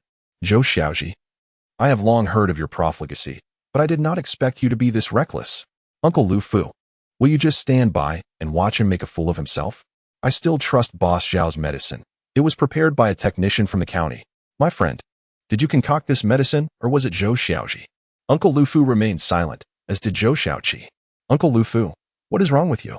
Have you been bullied by this scoundrel? Suddenly, Uncle Liufu's eyes widened, and he shouted, Who do you call a scoundrel? Huh, he is my disappointing son. He is not a scoundrel. Zhou Xiaozhi seemed to be touched in the depths of his heart. This is a father, although he is utterly disappointed in him. In his eyes, he is not a scoundrel. Reflecting back, since coming to the mountains, his father has referred to him as a disappointing son numerous times, but has never called him a scoundrel. Mu Zhenfang looked at Zhou Lufu and Zhou Xiaozhi with relief. Today, Zhou Xiaozhi seems to have undergone a transformation, and today, Zhou Lufu is unlike his usual self. Everyone, let us refrain from speaking. Xiaozhi is considering us all, Mu Zhenfang said as she approached the crowd, pointing to her orchard. After all, we are conducting this experiment in our own orchard. If there are any losses, it will not concern anyone else. However, she continued, shifting her tone, if it is proven that Boss Zhao's medicine is ineffective and my son's medicine proves useful, then wouldn't that be a favor to everyone? Upon hearing Mu Zhenfang's words, the crowd nodded in agreement. It indeed makes sense.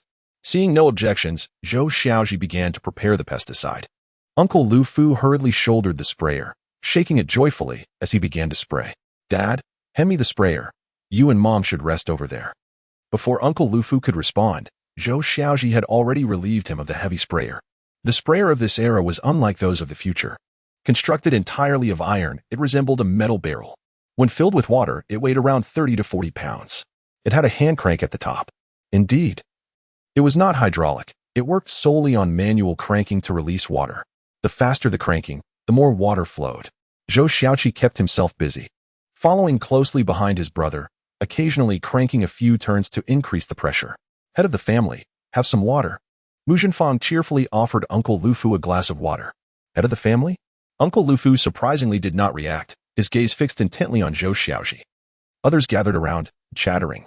Uncle Lu, what is up with your son today? He seems different. Can he really use a sprayer? Am I seeing things? Did you feed this boy some magical potion? Although Zhou Liufu was not particularly inclined to engage with the crowd, a flicker of joy welled up within him. He squatted on the ground, sipping water, and watched the two figures tirelessly at work before him. The half-acre of fruit trees was not extensive, and soon enough, the two brothers completed their spraying task. Zhou Xiaozhi approached Xiao Weidong, placing the sprayer firmly at his feet with a thud. Boss Xiao, it's your turn. Xiao Weidong responded with bewilderment. What is this? You expect me to personally handle the sprayer for your fruit trees? Zhou Xiaozhi chuckled. If I give you half an acre of my trees to tend to, who else will spray them? Time is of the essence. A fierce determination surged within him once more. Spray it. Do you think I lack the courage? Xiao Weidong silently chided himself, resolving to conceal any signs of hesitation. The truth was, the pesticide he possessed contained no harmful ingredients. If the trees were sufficiently resilient, they would endure. After nearly an hour of spraying, drenched in sweat, Xiao Weidong finally finished the half-acre. Zhou Xiaozhi, can I leave now? Of course. He hastily set down the sprayer and rushed off, casting a sharp glare at Zhou Liufu. Uncle Lu, if your entire orchard perishes, don't blame me. It's your son who squandered the prime opportunity. Having witnessed the spectacle, the onlookers began to disperse. Please come back in 3 days to see the results, Zhou Xiaozhi urged the crowd. During these 3 days, I hope everyone refrains from using Xiao Weidong as pesticide. You expect us not to use it? If we miss the optimal timing, you'll owe me money. Laughter erupted. And Zhou Xiaozhi pondered what had gotten into Uncle Lu today. Zhou Xiaozhi ceased his entreaties. He had done what was necessary. Life and death are dictated by fate, and fortune is not solely guided by the heavens. If they did not trust him, what could he do? Mom and Dad, let us head home for dinner, Zhou Xiaozhi suggested. But you clearly prepared the pesticide. Why did you say it was your elder brother who did? Zhou Liufu questioned, puzzled. Indeed, why did you say that? Zhou Xiaozhi echoed, pressing for clarification. As Zhou Xiaozhi tidied his belongings, he replied, let us discuss it back at the orchard. I have 2 significant matters to discuss with you. Chapter 46. Long-awaited kinship. Mom and Dad, you're back? Sister-in-law Wang Peichin was busy tying her apron and preparing a meal. Upon seeing everyone return, her heart skipped a beat, though she quickly relaxed. Given the current circumstances, Zhou Xiaozhi hadn't quarreled with his parents. In fact, there was a faint smile on their faces. Although she was unaware of the events that transpired, it was a promising sign. For lunch today, she had prepared 6 dishes: scrambled eggs with tomatoes, fatty pork stir-fried with cucumbers, green beans sautéed with eggplant, dried tofu stir-fried with celery, and winter melon stewed with meat. Additionally, there is a red braised mandarin fish. Brothers, quickly invite Dolly and Chunlai to join us for dinner. They've been bustling around the pond since their arrival, not having a sip of water. Zhou Xiaozhi gazed at the female mandarin fish on the plate, hesitating to speak. Parents, please take your seats. Eldest brother and sister-in-law, please sit down as well. I'll go call them. Zhou Xiaozhi strode towards the pond. Everyone suddenly turned their heads in unison to look at Zhou Xiaozhi. Parents, please take your seats. Eldest brother and sister-in-law are seated? How peculiar. Quite remarkable. When he typically comes to mooch, it's never like this. Without a second thought, he would plop down and feast heartily. If he particularly fancied a dish, he would shove it right in front of him. Moreover, he inherently looked down on women. Women were not permitted at the table during meals. Yet today, he seemed somewhat different. Zhou Liufu tapped his smoking pipe against the table. Eldest son, why are there so many dishes today? Are we still living the good life? Wang Peiqin hurriedly explained. Dad, these dishes are all harvested from our yard. They cost us hardly anything. I'm not referring to those. I'm talking about the meat and eggs inside. Wang Peiqin chuckled and turned to fetch a large piece of pork belly and a full basket of eggs from the kitchen. Dad, these were all bought by third brother. What? He bought them? Look at what this is. Wang Peiqin then brought out 2 red golden dragons. This ungrateful son. Zhou Liufu grew irate. Has he been gambling again? Just then, Zhou Xiaozhi returned and fortuitously overheard Zhou Liufu's suspicions, approaching with a smile. Dad, you've truly misunderstood me. The money for these purchases was earned honestly. Zhou Liufu tossed a smoking pipe onto the table. What do you mean you earned it? By being lazy or by causing trouble? I earned it by this. Zhou Xiaozhi pointed at the mandarin fish on the plate. I caught mandarin fish and sold them in the county for 2 yuan per jin. Zhou Xiaozhi chimed in. Dad, third brother is not lying. I've also been fishing for mandarin fish these past few days and made over 10 yuan. Furthermore, third brother has been helping people from our village earn money together. Just this morning alone, he distributed over 600 yuan to our village. What? Over 600? Zhou Liufu and the others were momentarily taken aback. This was no small sum. Niu Dali and Zhang Chunlai, who were washing their hands nearby, finally understood and chimed in. Uncle Liufu, I can attest. Third brother is truly capable. He has helped us earn quite a bit. Zhang Chunlai stepped forward. Uncle Liufu, what Xiaozhi said is true. If you don't believe it, you can ask the village head. Accountant Zhang? Zhou Liufu turned to look. I didn't expect Accountant Zhang to be here as well. With Zhang Chunlai as testimony, he felt considerably more reassured. He might not trust Zhou Xiaozhi, but he was well aware of Zhou Xiaozhi and Zhang Chunlai's integrity. Well done, son. You've finally shown some ambition. Mu Zhenfang couldn't be more delighted. As long as a person is ambitious, there is hope for the future. Huh. Sister-in-law, why did you braise this mandarin fish? Niu Dali suddenly straightened up, pointing at the female mandarin fish on the plate, and said anxiously, we can't cook this fish. It's meant for our third brother to make a fortune. What? Wang Peiqin looked puzzled. How can one fish make a fortune? Oh no. Could Zhou Xiaozhi be trying to swindle me? However, Zhou Xiaozhi waved his hand dismissively at Niu Dali, saying, Sister-in-law, you have already worked hard to prepare the meal. If you don't like it, you can go home. Niu Dali quickly closed his mouth. Zhou Xiaozhi turned to Wang Peiqin and reassured her. It's fine, sister-in-law. It's just a fish. Everyone, please sit down and enjoy the meal. Wang Peiqin felt a warmth in her eyes, as if a long-lost sense of familial affection enveloped her. How could this third brother be so accommodating? Since he was so agreeable, she decided to speak a bit more. Mu Zhenfang timidly asked, Son, can I visit Yulan and the children later? A couple of days ago, she had secretly visited AI Yulan but had left quickly for fear of encountering Zhou Xiaozhi. Mom, why do you say that? This is our home. You can come and go as you please. Mu Zhenfang nodded joyfully. Now that you're in the mountains. Have Yulan and the children eaten? Don't worry, Mom. I prepared food for them before I came. Mu Zhenfang was somewhat astonished. Was this truly her once unambitious son? He had already learned to care for his wife. As everyone took their seats, Zhou Xiaozhi opened a bottle of Baiyun Bian, a local liquor from Chu'er province, priced at just 3 yuan. As he uncorked the bottle, a fragrant aroma wafted through the air, capturing Zhou Liufu's attention. This wine is quite good, he thought, though he had never tasted it before. Zhou Xiaozhi promptly poured everyone a glass and served Mu Zhenfang and Wang Peiqin a bowl of soup. Such thoughtful service left the family bewildered. Flattery without reason often hides ulterior motives. Though this phrase seemed somewhat inappropriate here, it nonetheless crossed everyone's minds. What is he up to? Is he trying to swindle us again? But what money did the family have left? They hadn't even gathered enough for Zhou Xiao's tuition next semester. The costs amounted to 38 yuan, 8 for books, 13 for tuition, 5 for handouts, 3 for lighting, 4 for accommodation, and 6 for coal. On top of that, There were monthly meal expenses and transportation costs back and forth to the county. Careful calculations revealed that a semester would cost around 80 yuan. As everyone was lost in their thoughts, Zhou Xiaozhi stood up with his glass, his voice filled with emotion. Mom and dad, elder brother and sister-in-law. Suddenly, everyone tensed, anticipating a performance. In the past, this unambitious lad had often put on sad dramas. In the past, I was wrong and foolish, causing you much worry. From now on, I hope to make it up to you with my actions. With that, he downed his drink in one gulp, tears streaming down his face. Zhou Liufu's hand trembled slightly around his glass, but he took a deep breath and finished his drink. Son, quickly eat some vegetables. Mu Zhenfang, with tears in her eyes, urged Zhou Xiaozhi, the past is behind us, as long as you are well. That is all that matters. Unbeknownst to them, they distinctly sensed a change in their son. As for my parents, my elder brother and sister-in-law, I shall refrain from elaborating further. Instead, I wish to share my plans. Chapter 47. Zhou Liufu's heart-stirred aquaculture of the mandarin fish? Is this species easy to rear? If it is indeed straightforward and lucrative, why aren't others pursuing it?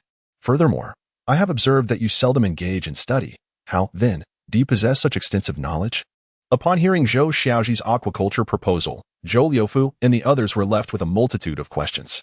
In truth, mandarin fish can be cultivated across various regions in the south, yet many remain unaware of the necessity for flowing water and live bait. There is no need to worry about the flowing water. By utilizing a few bamboo pipes to channel water from the mountains and releasing it from the lower part of the fish pond, we can achieve a steady flow. As for the bait required for mandarin fish, it is simple, by cohabitating them with the 4 major domestic fish. The fry of the latter serve as their prime live bait. Zhou Xiaozhi calmly elucidated, maintaining a confident smile throughout. He deliberately omitted mention of the brine shrimp, as the current environment is not conducive to their cultivation. After all, brine shrimp thrive in saline lakes. Additionally, the reason for his extensive knowledge was intentionally glossed over. Subsequently, Zhou Xiaozhi elaborated on the habits of mandarin fish and important considerations for their cultivation. Xiaozhi, your ambition is commendable, Zhou Liufu interjected, shifting his tone. But what if the mandarin fish do not thrive, and we inadvertently impact the fry of the silver carp and grass carp? What then? Zhou Xiaozhi, undeterred by the question, opted to entice Zhou Liufu with the potential revenue. Father, mandarin fish spawn in mid to late May, producing anywhere from several thousand to several 100,000 eggs. Moreover, the particular variety I have chosen possesses a high number of pyloric kika, allowing for rapid food digestion and growth. If all goes well, we could reach market size by the end of this year. Hundreds of thousands of eggs from a single fish? Zhou Liufu was taken aback, but soon pondered another concern. With so many fish, our pond may not suffice. Noticing Zhou Liufu's growing interest, Zhou Xiaozhi added, we can sell the fry. In my previous life, mandarin fry could fetch 1 yuan each. The most renowned was a place called Happiness Village Hatchery, which lifted the entire village out of poverty through fish fry cultivation, achieving national acclaim as a hatchery hub. Why not transform our locale into a hatchery as well? Sell fry? How much could that possibly yield? Zhou Liufu mused, perhaps around 10 cents each? What? Zhou Liufu and the others were even more astonished. He immediately began calculating in his mind, exclaiming, if we can indeed hatch several million fry at 10 cents each, wouldn't that amount to dozens of households with substantial wealth? Seeing that his father was nearly convinced, Zhou Xiaozhi encouraged him further. Father, these ponds are scarcely utilized. Since they sit idle, why not designate one for an experimental endeavor? What if it succeeds? Zhou Liufu remained silent, yet amidst the astonished gazes of those around him, he picked up a piece of fatty meat and placed it in Zhou Xiaozhi's bowl. Father and son, who were once at odds, have reconciled? The unsightly scoundrel has turned over a new leaf? Son, do sample your sister-in-law's culinary prowess. She cooks exceptionally well. A collective gasp ensued. Son. Zhou Liufu actually referred to him as son. Zhou Xiaozhi's heart raced fervently. How fortunate it is to be enveloped in the warmth and affection of family. Thank you, Dad. Zhou Xiaozhi felt a lump in his throat as he lowered his head to take a bite of meat. He chewed vigorously, fearing that tears might betray him at any moment. Mu Zhenfang wiped her tears and placed a generous piece of fish into Zhou Xiaozhi's bowl. Brothers, to try this stir-fried dried tofu with celery? His sister-in-law, Wang Peiqin, also added dishes to Zhou Xiaozhi's plate. His bowl was nearly overflowing. Zhou Xiaozhi, sitting on a low stool, chuckled. So, he is the biological one, and I am merely the adopted one? Why is it that no one is serving me? Niu Dali and Zhang Chunlai exchanged awkward glances. Are we guests? Or is he the guest? Dali, Chunlai, don't just stand there. Niu Dali and Zhang Chunlai suddenly froze. What does that mean? Are they really expected to serve Zhou Xiaozhi as well? You should eat too. Niu Dali and Zhang Chunlai let out a sigh of relief. Finally, someone remembered them. After the meal, the matter regarding the mandarin fish was settled. Zhou Xiaozhi would provide the broodstock and aquaculture techniques, while Zhou Liufu and Mu Zhenfang would oversee daily farming, with Wang Peiqin assisting and Zhou Xiaoqi participating in sales. Both Niu Dali and Zhang Chunlai had fish ponds at home, ready to flourish. Zhou Xiaozhi would take charge of overall management and sales, encompassing finished fish, fry, and even the less desirable mandarin fish. Thus, the embryonic form of the first mandarin fish village, which would captivate the nation, began to take shape. Elder brother, sister-in-law. There is another matter I wish to discuss with you. Speak. Through their recent exchanges, Zhou Xiaoqi and Wang Peiqin had developed a measure of respect for Zhou Xiaozhi's skills and business acumen, although they were unaware of where he acquired this knowledge. It mattered little now. Elder brother, sister-in-law, if there existed a green, pollution-free agent capable of sterilizing and controlling pests, effectively treating rust disease, rot disease, brown spot disease, and black heart disease, would you be interested in learning how to formulate it? Zhou Xiaozhi spoke in one breath, leaving them momentarily stunned. Does such a remedy truly exist? Having cultivated fruit trees for 3 years, they were somewhat familiar with these ailments. However, they were even more aware that such a remedy was not readily available on the market. If it were, it would undoubtedly be snatched up immediately. Zhou Xiaozhi nodded earnestly. Elder brother, sister-in-law, you must trust me. If this remedy were sold in town, it would undoubtedly be a sensation. Xiaoweidong had already established a pesticide shop in town, and it was quite sizable. Zhou Xiaozhi's lips curled into a smile. Elder brother, that shop may soon no longer belong to him. Soon no longer? Zhou Xiaoqi was puzzled but refrained from probing further. Elder brother, sister-in-law, just tell me if you wish to learn. We wish to learn. Zhou Xiaoqi and Wang Peiqin nodded in agreement. Who would not want to learn from such a wonderful opportunity? Seeing his elder brother and sister-in-law acquiesce, Zhou Xiaozhi felt a surge of joy and continued. Elder brother and sister-in-law, please head to the town immediately to purchase some lime and sulfur. When selecting lime, choose the lighter, wider varieties, and for sulfur, aim for the finer, yellowish types. Just ask the shopkeeper for sulfur that is over 400 mesh, and he will understand. Zhou Xiaozhi's detailed instructions deepened Zhou Xiaoqi and Wang Peiqin's trust in him. At that moment, a mournful wolf howl echoed from the distant mountains, causing everyone to shudder in fear. There are still many wolves in the mountains, so everyone must be cautious, Zhou Liufu advised earnestly. However, as soon as his words fell, Zhou Xiaozhi suddenly seized a steel fork and a bundle of rope from the ground and sprinted towards the back mountain. Zhou Xiaozhi, where are you going? Don't worry. I'll be back soon. He called over his shoulder, quickening his pace. Third brother, wait for me. I'm coming too. Niu Dali grabbed another steel fork and hurried after him. Eldest brother, you should follow as well. We have no idea what those two rascals are up to. Could they really be going to hunt wolves? Zhou Liufu expressed his concern. Chapter 48. Slaying wild boars to rescue the white wolf. Zhou Xiaozhi's claim of not being worried was a fade, for the direction of that wolf howl unmistakably pointed towards the back mountain. In his past life, it was in those very mountains that he encountered the little white wolf. At that time, the newborn wolf was clinging to its mother, and the bloody scent from the mother wolf's labor attracted 2 wild boars, leading to their vicious attack. Wild boars are not merely herbivorous, they are omnivorous creatures. Despite a prolonged struggle, the mother wolf, weakened from giving birth, ultimately succumbed to the sharp tusks of the boars. When Zhou Xiaozhi discovered them, the mother wolf was already on the brink of death, gazing at him with a pleading expression. Now, in this rebirth, he found it surprising that both the location and timing of the white wolf's birth had shifted. Nevertheless, the events remained unchanged. Zhou Xiaozhi was uncertain if he could save them this time, but he would do his utmost. Third brother, wait for us. Niu Dali and Zhou Xiaoqi caught up. Xiaozhi, what are you planning to do? You can't be seriously thinking of hunting wolves, can you? Zhou Xiaoqi inquired. Zhou Xiaozhi shook his head, and the two finally relaxed, relieved that he was not going to hunt wolves. However, in the next breath, he declared, I am going to save them. What? Save them? The relaxed expressions of the two tightened once more. You mean to rescue the wolves?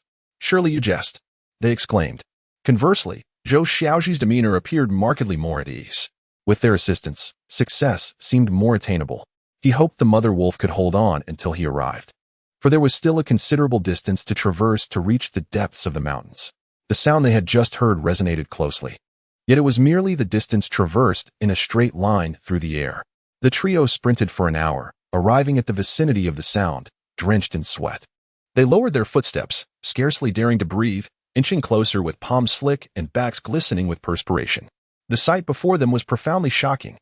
They beheld a feeble white wolf, maneuvering between two wild boars, its crimson gaze filled with ferocity and its sharp teeth stained with blood. Its hind leg was injured, blood streaming down, and the earlier cry of agony was likely due to this wound. Yet, the two wild boars also appeared to bear injuries. It is important to note that while wild boars possess tough skin and substantial muscle, a wolf's bite force can reach an astonishing 600 pounds. Typically, a fiercely wild adult wolf would not fear two boars. If overpowered, it would retreat. However, this mother wolf showed no intention of backing down. "Look over there. In that mound, there's a hole," whispered Niodali. Without hesitation, Zhou Xiaozhi understood that the mother wolf's fierce determination stemmed from her newborn pups nestled within that oval-shaped den. The instinct of maternal ferocity is a universal truth in the animal kingdom. "What should we do now?" Niodali inquired, somewhat bewildered. As they faced adversaries weighing no less than 400 pounds each, a moment's misstep could cost them their lives. "We shall craft a trap to lure the boars into it, and then dispatch them with a steel fork," Zhou Xiaozhi replied calmly. In his previous life, he had executed a similar plan, although one boar had managed to escape the trap's grasp, resulting in Zhou Xiaozhi sustaining significant injuries. Without delay, Zhou Xiaozhi led his companions in a swift search for an optimal location. Ultimately, he identified an area flanked by two trees. He first wrapped a rope around the trunks of the trees, securing it with knots. Then, he positioned the steel fork within the oval shape formed by the rope. The third step involved flipping the fork up and down, creating a mechanism for the trap snares. Niodali and Zhou Xiaozhi observed Zhou Xiaozhi's deft maneuvers, feeling somewhat perplexed. How was it that he seemed to possess such diverse skills? He appeared markedly different from before. Zhou Xiaozhi then procured several short wooden sticks, ensuring that one possessed a forked end to stabilize the other sticks, maintaining static equilibrium for the entire trap structure. After assembling the trap's framework, Zhou Xiaozhi cautiously placed several short sticks atop it. On these sticks, he delicately laid a circular rope with a slip knot, connecting the other end to the steel fork. "What is the principle behind this?" Niodali queried, perplexed. Zhou Xiaozhi, on the other hand, discerned some understanding. If a wild boar stepped on these short sticks, they would trigger the steel fork, causing it to flip backward and swiftly ensnare the boar with the slipknot rope. Niodali's eyes sparkled with realization. "Brother San, where did you learn this?" Internally, Zhou Xiaozhi scoffed. "Where did I learn this? I actually picked it up from Douyin. Time is running short, my brother, Dali. You two should conceal yourselves on either side of the trap. Once a wild boar approaches, strike it directly with the steel fork." "And what shall you do?" A sense of unease enveloped Zhou Xiaozhi. "I will lure one of the wild boars over first." "What?" Zhou Xiaozhi shook his head. "It's too dangerous. Let me go. I can run faster." Before Zhou Xiaozhi could protest, Zhou Xiaozhi had already dashed forward. Watching Zhou Xiaozhi's disappearing figure, Zhou Xiaozhi felt a surge of emotion. This is what a brother is. When danger looms, he bravely charges ahead. "Dali, prepare yourself. Though the rope is quite thick, that wild boar weighs over 400 pounds. Once ensnared, we must immediately pierce it with the steel fork." No sooner had he spoken than hurried footsteps echoed ominously. Zhou Xiaozhi was racing towards them, his expression almost twisted from the speed, his hair standing on end in the wind. Behind him, a frantic wild boar followed closely. In a flash, Zhou Xiaozhi leapt over the trap, and the boar, oblivious, fell directly into it. As the steel fork flipped over, the rope tightened sharply around the boar's waist. The wild boar was successfully caught. Almost simultaneously, Niodali thrust his steel fork forcefully towards the wildly struggling boar. The boar, with a fierce swish of its tail, sent the steel fork flying from Niodali's grasp. Niodali couldn't help but click his tongue in disbelief. This damned creature has skin thicker than his own face. It didn't even pierce through. Just as the boar was about to break free from its bonds, Zhou Xiaozhi gripped his steel fork tightly, aimed with precision, and thrust it violently into the soft spot where the ribs met the belly. The steel fork sank into the boar, eliciting a furious roar and a gush of blood. Zhou Xiaozhi picked up a fist-sized stone from the ground and hurled it at the boar with all his might. Ultimately, through their combined efforts, the wild boar, having exhausted its strength, collapsed to the ground, howling. just as the three of them began to catch their breath. They were horrified to discover another wild boar charging towards them. Chapter 49. Let us call you little white. Zhou Xiaozhi and Niu Dali wore expressions of terror. If they had a fighting chance against the first boar, what about now? The trap had already been used, and the steel fork remained embedded in the first boar. What were they to do? In their moment of confusion, Zhou Xiaozhi swiftly retrieved the steel fork from the boar's body, his eyes glinting with fierce resolve. He did not retreat but advanced, charging headlong towards the rampaging boar. Xiaozhi, their brother. Both were momentarily stunned. Was he intending to duel the boar head-on? It was a fight to the death. Just as Zhou Xiaozhi was about to collide with the boar, he made a sudden sharp turn and ran to the side. The boar skidded to a halt and turned to pursue Zhou Xiaozhi. It was only then that Zhou Xiaozhi and Niu Dali understood Zhou Xiaozhi's plan. He intended to lure the boar away, ensuring their safety.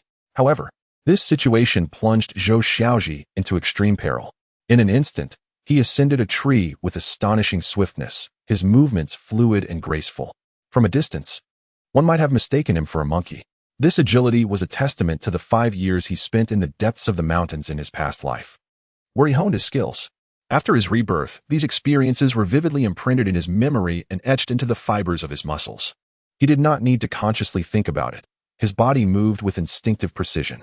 The wild boar, unwilling to relent, relentlessly battered the sturdy tree with its formidable tusks. Yet, Zhou Xiaozhi denied it the opportunity to boast of its ferocity. With a powerful leap from the tree, he plunged a sharp steel fork directly into the boar's back. The creature's mournful cry echoed through the valley. Although the fork inflicted excruciating pain, it was not fatal, only serving to further inflame the beast's wrath. The wild boar entered a frenzied state, charging at the tree with reckless abandon, threatening to topple Zhou Xiaozhi. Suddenly, a wolf's howl shattered the stillness of the gorge. A white wolf, its body drenched in crimson, charged towards the wild boar with astonishing speed. With a thunderous crash, the wolf collided forcefully with the boar, knocking it down. The wolf, too, bore significant injuries and tumbled aside. Yet, it quickly regained its footing and launched another assault against the now stabilized boar. Once again, there was a resounding impact. This time, the steel fork, lodged deeply in the boar's flesh, was driven further into its abdomen due to the immense recoil. No blood flowed, for the speed of the encounter had been too swift. After a few agonized cries, the boar gradually succumbed to its wounds. Niu Dali and Zhou Xiaozhi rushed to the scene, brandishing the steel fork. Though the boar posed no further threat, a bloodied wolf remained. Their fear of the wolf far outweighed any concern for the boar. Fortunately, the white wolf, severely injured, had little strength left. Just as Niu Dali and Zhou Xiaozhi attempted to strike the wolf, Zhou Xiaozhi shouted, "Do not harm it. It will not attack us." He leaped from the tree, landing mere inches from the wolf. In that moment, to Niu Dali and Zhou Xiaozhi's astonishment, the wolf slowly lowered itself to the ground. Was it truly so perceptive? Or did Zhou Xiaozhi possess some familiarity with this female wolf? For an instant, Niu Dali's mind conjured an inconceivable image of Zhou Xiaozhi and the wolf. Goodness, surely not. He quickly shook his head, dismissing the errant thought. What was he even thinking? While Niu Dali and Zhou Xiaozhi were perplexed, Zhou Xiaozhi understood perfectly. The white wolf had realized it was gravely wounded and sensed that these humans were there to aid it. Thus, it bore no hostility. Indeed, just as Zhou Xiaozhi had anticipated, the white wolf struggled to rise, advancing forward while glancing back at Zhou Xiaozhi as if to beckon him to follow. Zhou Xiaozhi complied, and the trio approached a mound of earth. The white wolf softly called out, and from a burrow in the mound emerged a small, pure white wolf cub. Upon seeing its mother, the cub, with its still unsteady little legs, stumbled forward into the white wolf's embrace, fervently licking the wounds on its mother's body, which were oozing blood. In its eyes, a flicker of sorrowful tears shimmered, as if on the verge of spilling over. The white wolf lowered its head, resting it against the cub, eyes closed, as if bidding a final farewell. Zhou Xiaozhi was profoundly moved, yet felt a wave of regret wash over him. He had ultimately failed to save the white wolf. Perhaps it had sustained its most grievous injuries during its initial encounter with the two wild boars, leaving it beyond salvation. The white wolf lifted its heavy head to gaze at Zhou Xiaozhi, emitting several weak, mournful cries before letting its head droop heavily, devoid of life. The cub continued to wail, its cries filled with profound sorrow. Moments later, Zhou Xiaozhi had no choice but to separate them. The scent of blood was too potent, and the risk of attracting other predators was too great. Although the white wolf's pelt was exceedingly valuable, capable of fetching 10 large unities, none of them harbored such thoughts. This white wolf had, through its actions, vividly exemplified the essence of maternal love and noble righteousness. The three dug a grave, burying the white wolf, and erected a simple wooden marker as a makeshift gravestone. Zhou Xiaozhi gently cradled the little cub, tenderly patting it. Having lost its mother at birth, the cub was indeed a pitiable creature. Strangely, at the moment Zhou Xiaozhi lifted it, the cub buried its head into his embrace, as if it understood its mother's final instructions, sensing that the person before it was not malevolent, perhaps even familiar. Do not be sad. I shall care for you from now on. Zhou Xiaozhi softly reassured the cub. From now on, you shall be called Little Bai. Little Bai stretched its head in Zhou Xiaozhi's arms, seemingly pleased with the name. Elder brother, Dali. You two go down the mountain and summon help to carry the wild boars to the village. Such fine meat must not go to waste. Zhou Xiaozhi instructed. What will you do? Zhou Xiaozhi inquired. Do not worry. Remember, I can climb trees. With that, the two hastened down the mountain. Zhou Xiaozhi seized some earth from the ground, scattering it over the wild boars to mask the acrid scent of blood. Then, he climbed a tree as thick as a person, cradling Little Bai. Once atop the tree, Zhou Xiaozhi's view expanded, allowing him to survey the surrounding mountains. In a previous life, this area, rich in vegetation and scenic beauty, had been developed into a grand tourist resort, attracting no fewer than 100,000 visitors daily, reaping substantial profits. Lost in thought, a sudden spark of inspiration illuminated Zhou Xiaozhi's mind. A vast expanse of trees lay less than a kilometer ahead, instantly stirring his excitement. Chapter 50. Loquats as large as apples. What did Zhou Xiaozhi see that made his heart race? He beheld a multitude of loquat trees. It felt as if he had stepped into a previous life. These loquat trees were unlike the ordinary ones, typically. The fruit of common loquat trees is no larger than a jujube. However, the loquats from these trees were as large as apples. Indeed, they were akin to apples in size. Readers, you have not misread. Such enormous loquats truly exist in this world. In his past life, a successful Zhou Xiaozhi had once savored these loquats in a village of Chinche Tower Town in Huanggang County, where they were also sold at high prices on platforms like Taobao and Pinduoduo. With this thought, Zhou Xiaozhi descended from the tree with his companion, Xiaobai, and moved forward. These were not merely loquats. They represented a fortune. Arriving beneath the loquat trees, the green fruit clustered together like green apples. These fruits did not hang individually. They grew in bunches, much like bananas. Zhou Xiaozhi selected a slightly yellow loquat, weighing it in his hand. It was a hefty 4 ounces. As he peeled back the skin, the golden flesh, tantalizing juice, and fragrant aroma made Zhou Xiaozhi swallow hard. He gently took a bite. The moment his teeth sank into the fruit, waves of sweetness surged towards his taste buds, refreshing and invigorating his senses, bringing him indescribable comfort, compelling him to close his eyes and savor the moment. Beside him, Xiaobai whined impatiently. Why are you indulging yourself? Let me have a taste. Zhou Xiaozhi picked another loquat, slightly more yellow, and handed it to Xiaobai. Xiaobai eagerly took a bite. Phew. Xiaobai's expression contorted in surprise. This is too sour. You picked an underripe loquat for me? You're such a rascal. Zhou Xiaozhi couldn't help but laugh. It was no surprise. Loquat trees growing in the depths of the mountains have a different maturation cycle than those elsewhere. At this season, the loquat trees at lower elevations had long since ripened. But these still needed some time. Trees aged between 70 and 100 years could yield fruit as late as December. This realization filled Zhou Xiaozhi with immense confidence. He planned to lease this mountainous area and, based on the trees it rings, harvest the loquats in batches, placing them in boxes to ripen. This business could continue until December. Just imagine, if he were to entertain esteemed guests with these rare loquats, it would not only satisfy their curiosity but also offer them a delectable experience, surely leaving an indelible impression. They would undoubtedly command a high price. At that moment, distant sounds of bustling voices and footsteps reached his ears. Zhou Xiaozhi quickly retreated to the spot where he had previously hunted the wild boar. It is not that he is unwilling to share the wealth of this place with everyone. Rather, sometimes, good intentions can lead to unintended consequences, without proper order and regulations. He firmly believes that this loquat orchard will eventually be completely destroyed, just as it was in his previous life. After leaving this remote mountain forest, he had once read about the situation here in the County Gazette. The villagers from the neighboring village discovered this loquat orchard, and the news spread like wildfire. resulting in all the loquat fruits being harvested overnight. Even the trees themselves were uprooted.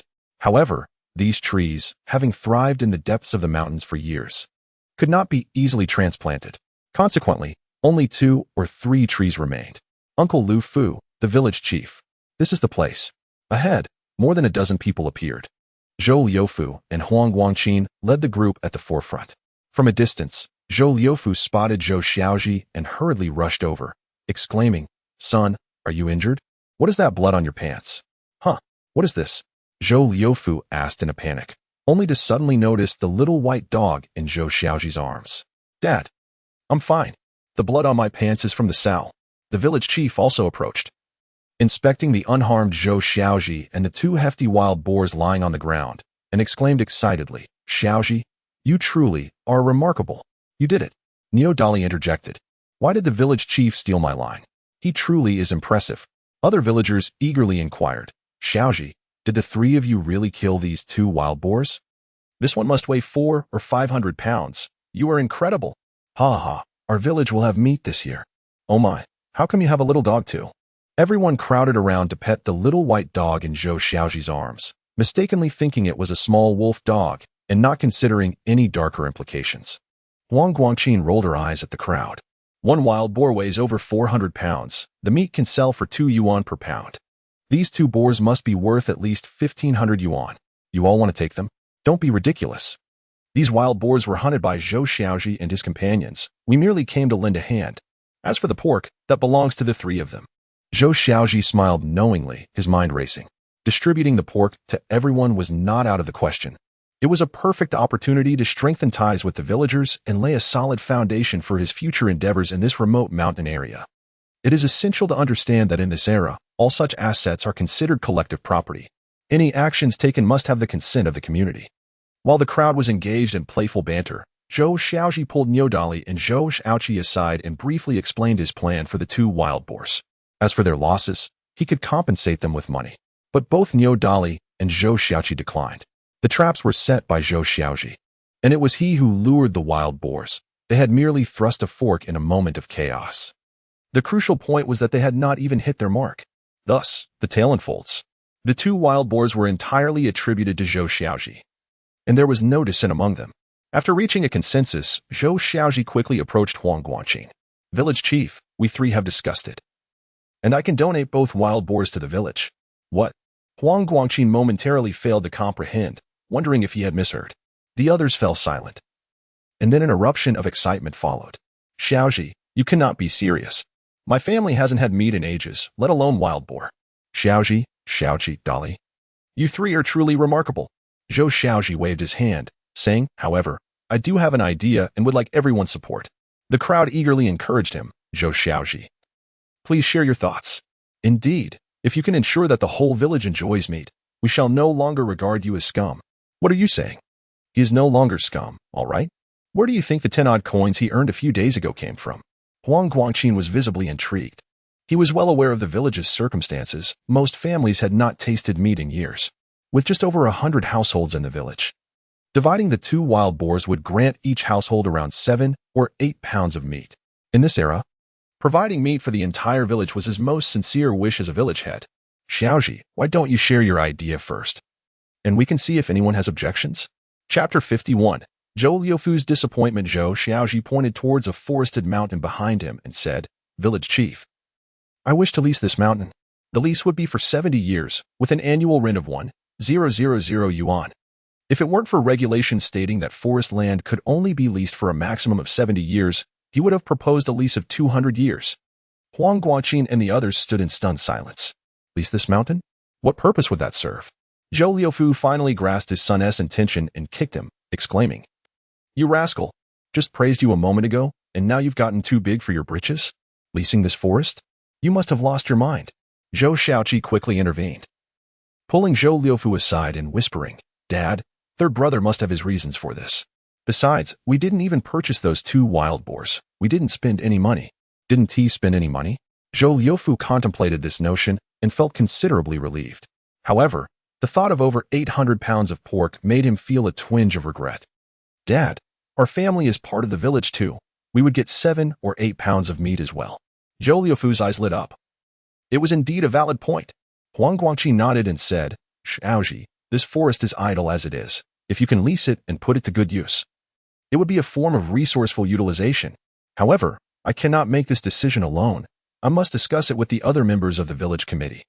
We will need to hold a village-wide vote and report it to the forestry department in the town before I can provide you with a response. No later than 3 days. Huang Guangqin, with a hint of concern, remarked, Xiaozhi, you are a good child. I cannot deceive you in this matter. A few years ago, we considered leasing this forest, but no one was willing to pay the annual rent of 500 yuan. There are reasons for their refusal, and I hope you can ponder this carefully. Zhou Xiaozhi nodded appreciatively. Huang Guangqin did not regard himself as an outsider and even disclosed others' bottom line, fearing he might suffer a loss.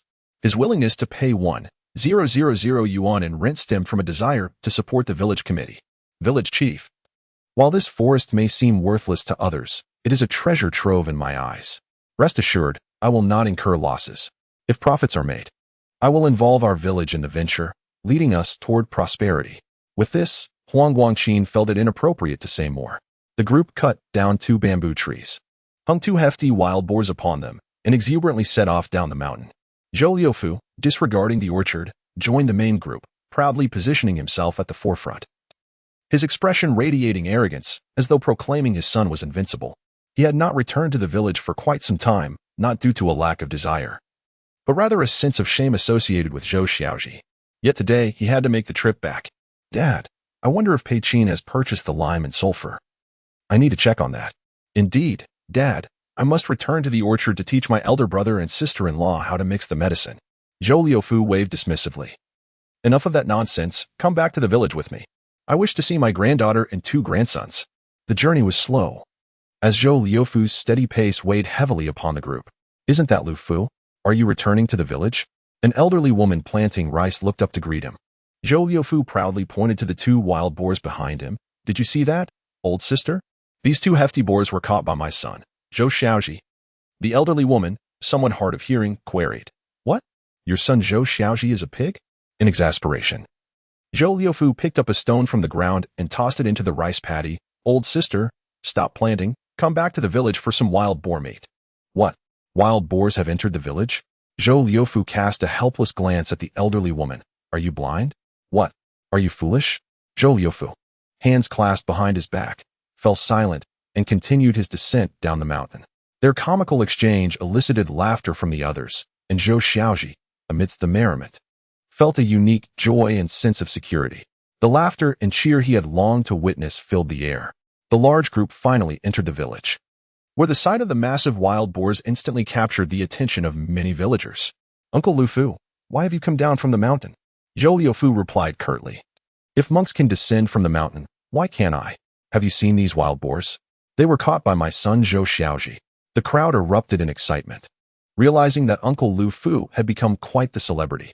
Zhou Xiaozhi, is it truly you who hunted such a hefty wild boar? I suspect Uncle Liufu is merely boasting. It seems utterly implausible. Oh my, so much meat. The Liufu family is indeed fortunate. Liufu remarked, since there is an abundance of meat that you cannot possibly consume alone, why not share some with us? If that is not feasible, selling us a portion at a reasonable price would suffice. Indeed, we would not take advantage of you. We could exchange it for something else, couldn't we? The crowd buzzed with excitement. In the past, they might have hesitated to purchase even a pound of pork. However, circumstances have changed. Each household has accumulated a bit of wealth from fishing for perch. While they may not be affluent, affording a pound of pork is certainly within reach. Thus, most intend to buy, as encountering wild boar meat is a rare opportunity. Zhou Liufu wore a proud smile, his head nearly tilted skyward. As he pushed Zhou Xiaozhi forward from the throng, my son Zhou Xiaozhi has declared that these 2 pigs shall be donated to the village committee, who will distribute them among everyone. As soon as Liufu's words fell, the crowd was momentarily stunned, then erupted in excitement. No way. Is that true? Xiaozhi? Are we really getting this wild boar meat? And why do you have a dog in your arms? Little Bai, nestled in Zhou Xiaozhi's embrace, glared fiercely at the crowd. Humph. I am no mere dog. I am a wolf. Zhou Xiaozhi nodded, choosing to clarify. Indeed, this pork is to be shared among everyone. But it is not my decision. It is the village committee's. The village committee? Zhou Xiaozhi then shared his notion of leasing the forested mountains with the gathered villagers. as everyone had the right to be informed. Upon concluding his explanation, smiles danced across each face. Xiaozhi, have you become foolishly wealthy? You intend to pay 1,000 yuan annually for that dense forest? I would refuse it even if it were offered for free. What could one possibly do with it? The large trees cannot be privately felled. You would be undertaking a solitary endeavor. Zhou Xiaozhi silently mused, I am not foolish. The annual rent of 1,000 yuan can be easily recouped. Moreover, trees can indeed be harvested. One simply needs to apply for a logging permit. Well, Xiaozhi is contributing to her village. Yet you all choose to scoff. The villagers hastily returned home to fetch bowls, calling others to join.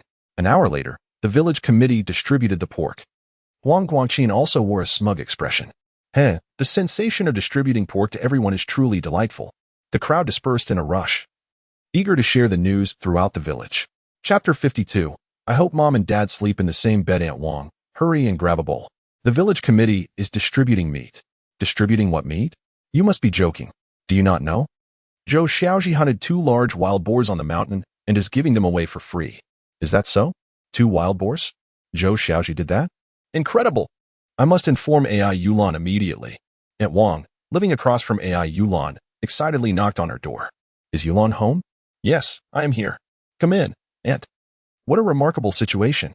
Rain blew, Zhou Xiaozhi and Aunt Wang ran breathlessly. AI Yulan instantly felt a surge of anxiety. Even Zhou Weiwei, who was sketching nearby, abruptly halted her pencil.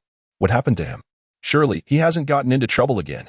Zhou Weiwei nearly burst into tears. That troublesome little boy had only just improved. How could he possibly regress? I don't want that. I don't want that. Aunt Wang let out a long sigh, shook her head, and chuckled. Look how tense you are. What are you all thinking? Zhou Xiaozhi is truly exceptional. He actually hunted 2 wild boars on the mountain, intending to share the meat with everyone in our village. What? AI Yulan could scarcely believe her ears. Yet, she instinctively blurted out, he isn't hurt, is he? Aunt Wang smiled knowingly. Rain blew, my dear girl, you still care about him, whether you admit it or not. Just as AI Yulan was about to deny it, Zhou Weiwei waved her little hand and chimed in. What Granny Wang said is true. My mother was just talking to herself, wondering why he hasn't come back yet. AI Yulan shot a glare at Zhou Weiwei, her cheeks flushing with embarrassment. Couples may argue at the foot of the bed but reconcile at the head. And it was evident that Xiaozhi had changed markedly. If you still harbor feelings for him, and he is capable of reform, I believe you might consider forgiving him. AI Yulan did not agree, yet she did not refuse either. Her face seemed to redden even further. Over the past period, she had indeed sensed a transformation in Zhou Xiaozhi. This change was unlike previous ones. In the past, he would only pretend for a day, revealing his true self once his goal was achieved. However, now he had maintained this facade for several days, and rather than reverting, he seemed to flourish. As if a light bulb had gone off in his mind, becoming increasingly impressive. Take today's 2 wild boars, for instance. They could easily fetch over 1,000 yuan. If he were merely pretending, he would certainly not give away the boars for free. He would exchange them for money and likely gamble at the town's mahjong parlor. However, during this time, he hadn't mentioned playing mahjong even once. Noticing AI Yulan's slight relaxation, Aunt Wang turned to Zhou Weiwei and asked, Weiwei, tell me, would you like your father and mother to sleep in the same bed? Granny Wang, that's so embarrassing. Yet, Zhou Weiwei nodded. I heard adults say that when fathers and mothers sleep in the same bed, they are truly a couple. If they don't, they might soon become someone else's father and mother. I hope my father and mother sleep in the same bed. Zhou Weiwei's expression suddenly dimmed, which tugged at AI Yulan's heartstrings, filling her with sorrow and compassion. Aunt Wang gently patted Zhou Weiwei's little head. If you want your father and mother to reunite soon, why not start by calling him father? The observant Aunt Wang had long recognized this situation. Ever since Zhou Xiaozhi had struck Zhou Weiwei a year ago, she had not called him father again. Zhou Weiwei's little face turned crimson as she glanced at AI Yulan, seemingly seeking her approval. AI Yulan shot a glare at Zhou Weiwei, saying, What are you staring at me for, you little girl? Make your own decisions. Zhou Weiwei's eyes sparkled. In truth, she had longed to call him daddy. But the words always eluded her. At that moment, the front door swung open, and before the figure was seen, a voice rang out. Is little Weiwei home? It's your grandpa, Wolf. I've arrived. Ha ha ha. Zhou Liufu, typically a straightforward and conventional elder, transformed into a child in the presence of his granddaughter. This made Zhou Xiaozhi reflect. When has he ever treated me this way? Indeed, it's a grandparent's affection. Grandpa had arrived. Zhou Weiwei leaped up excitedly and scampered outside on her short legs. This grandfather often came to sneak peeks at her, and she adored him primarily because he never came empty-handed, always bringing delightful treats. Grandpa, I'm a little rabbit. Did you bring me any carrots, you big bad wolf? Zhou Liufu scooped Zhou Weiwei into his arms and playfully pinched her small nose. A big bad wolf is supposed to bring carrots for a little rabbit? You're quite the amusing little one. Zhou Xiaozhi smiled knowingly, glancing at the little white creature in his arms. Indeed, he was cradling a big bad wolf, albeit a small white wolf. Weiwei, did that little flower from Grandma Li's house bully you today? Zhou Xiaozhi asked cheerfully. Huh? Zhou Weiwei's tiny face froze for a moment. Why had he returned with Grandpa? Weren't they always at odds with each other? Why were they so cheerful today? Gathering her courage, she almost summoned the word daddy, but it got stuck in her throat. Humph, that little flower is so annoying. She even bit my little shoe today. Weiwei, look at this. Zhou Xiaozhi uncrossed his arms, revealing a fluffy little head peeking from his embrace. The little white creature tilted its head, squinting at Zhou Weiwei. What is this? What is this? Wow, it's an adorable little puppy. You mentioned a gift last time. It wouldn't be this, would it? Zhou Weiwei exclaimed, wriggling out of Zhou Liufu's grasp to pet the little one's head. Zhou Liufu couldn't help but feel that he was being overshadowed by a mere dog. The little white creature excitedly barked a woo. Why does this puppy sound like that? Isn't it supposed to go woof woof woof? Just as Zhou Liufu was about to enlighten Zhou Weiwei that it was actually a wolf, Zhou Xiaozhi interjected. So, do you like this little puppy? Yes, yes. I love it so much. Zhou Weiwei beamed with delight. Zhou Xiaozhi had no intention of revealing the truth to her. Children seemed to harbor a fear of wolves. After all, wolves and dogs bore a striking resemblance. If she were to raise it as a dog from a young age, it might just grow into a lovable companion. Just as Zhou Weiwei was about to embrace the little dog, Antwang emerged. Weiwei, if you wish to have this puppy, it all depends on your performance. Performance? What kind of performance? Zhou Xiaozhi was bewildered, yet Antwang bestowed upon him a gaze that urged him to wait patiently. With her head lowered and cheeks flushed, Zhou Weiwei gradually approached Zhou Xiaozhi. Could you please squat down? I have something to say to you. Obediently, Zhou Xiaozhi squatted down. However, what was this little girl up to? Was she going to give him a kiss?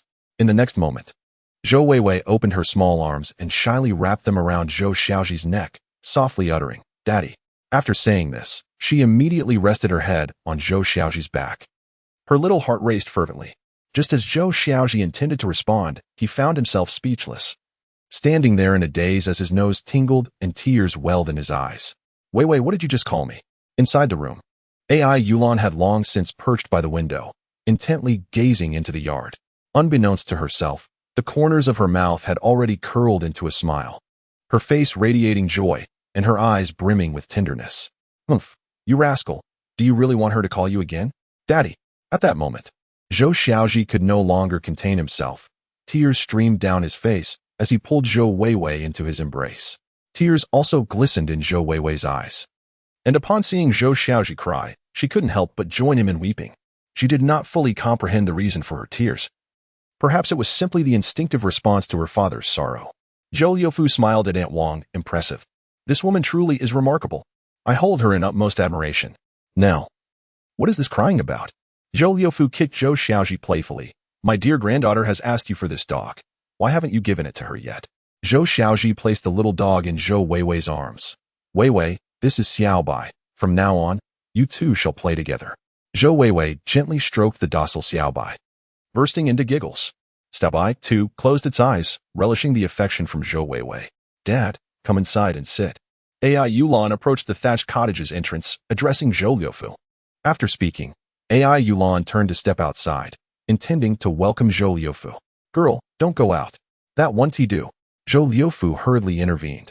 Though he was a rough man, he understood the significance of a woman resting after childbirth.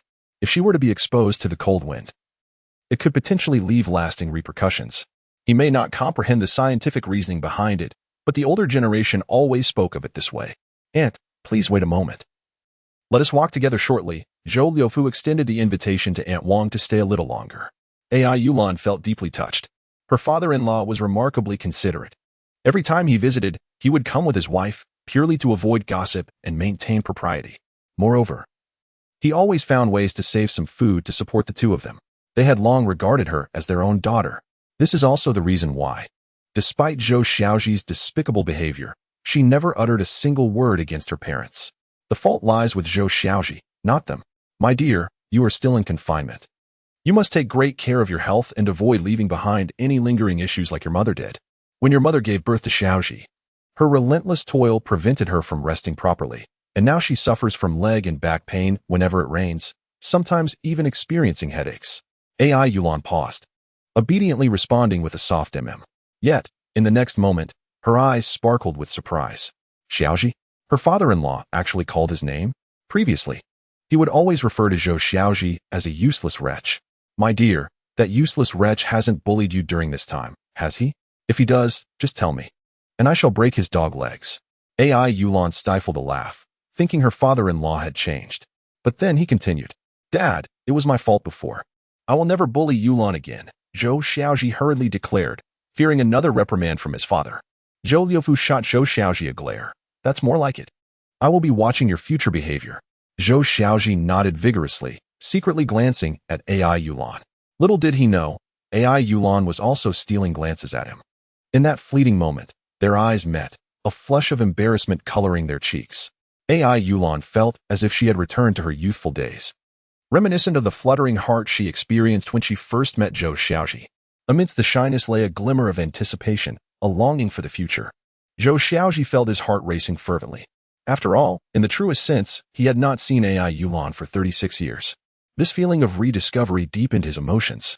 Zhou Liufu, blissfully unaware, shared a knowing smile and led Aunt Wang to the small bed to visit the pair of grandchildren.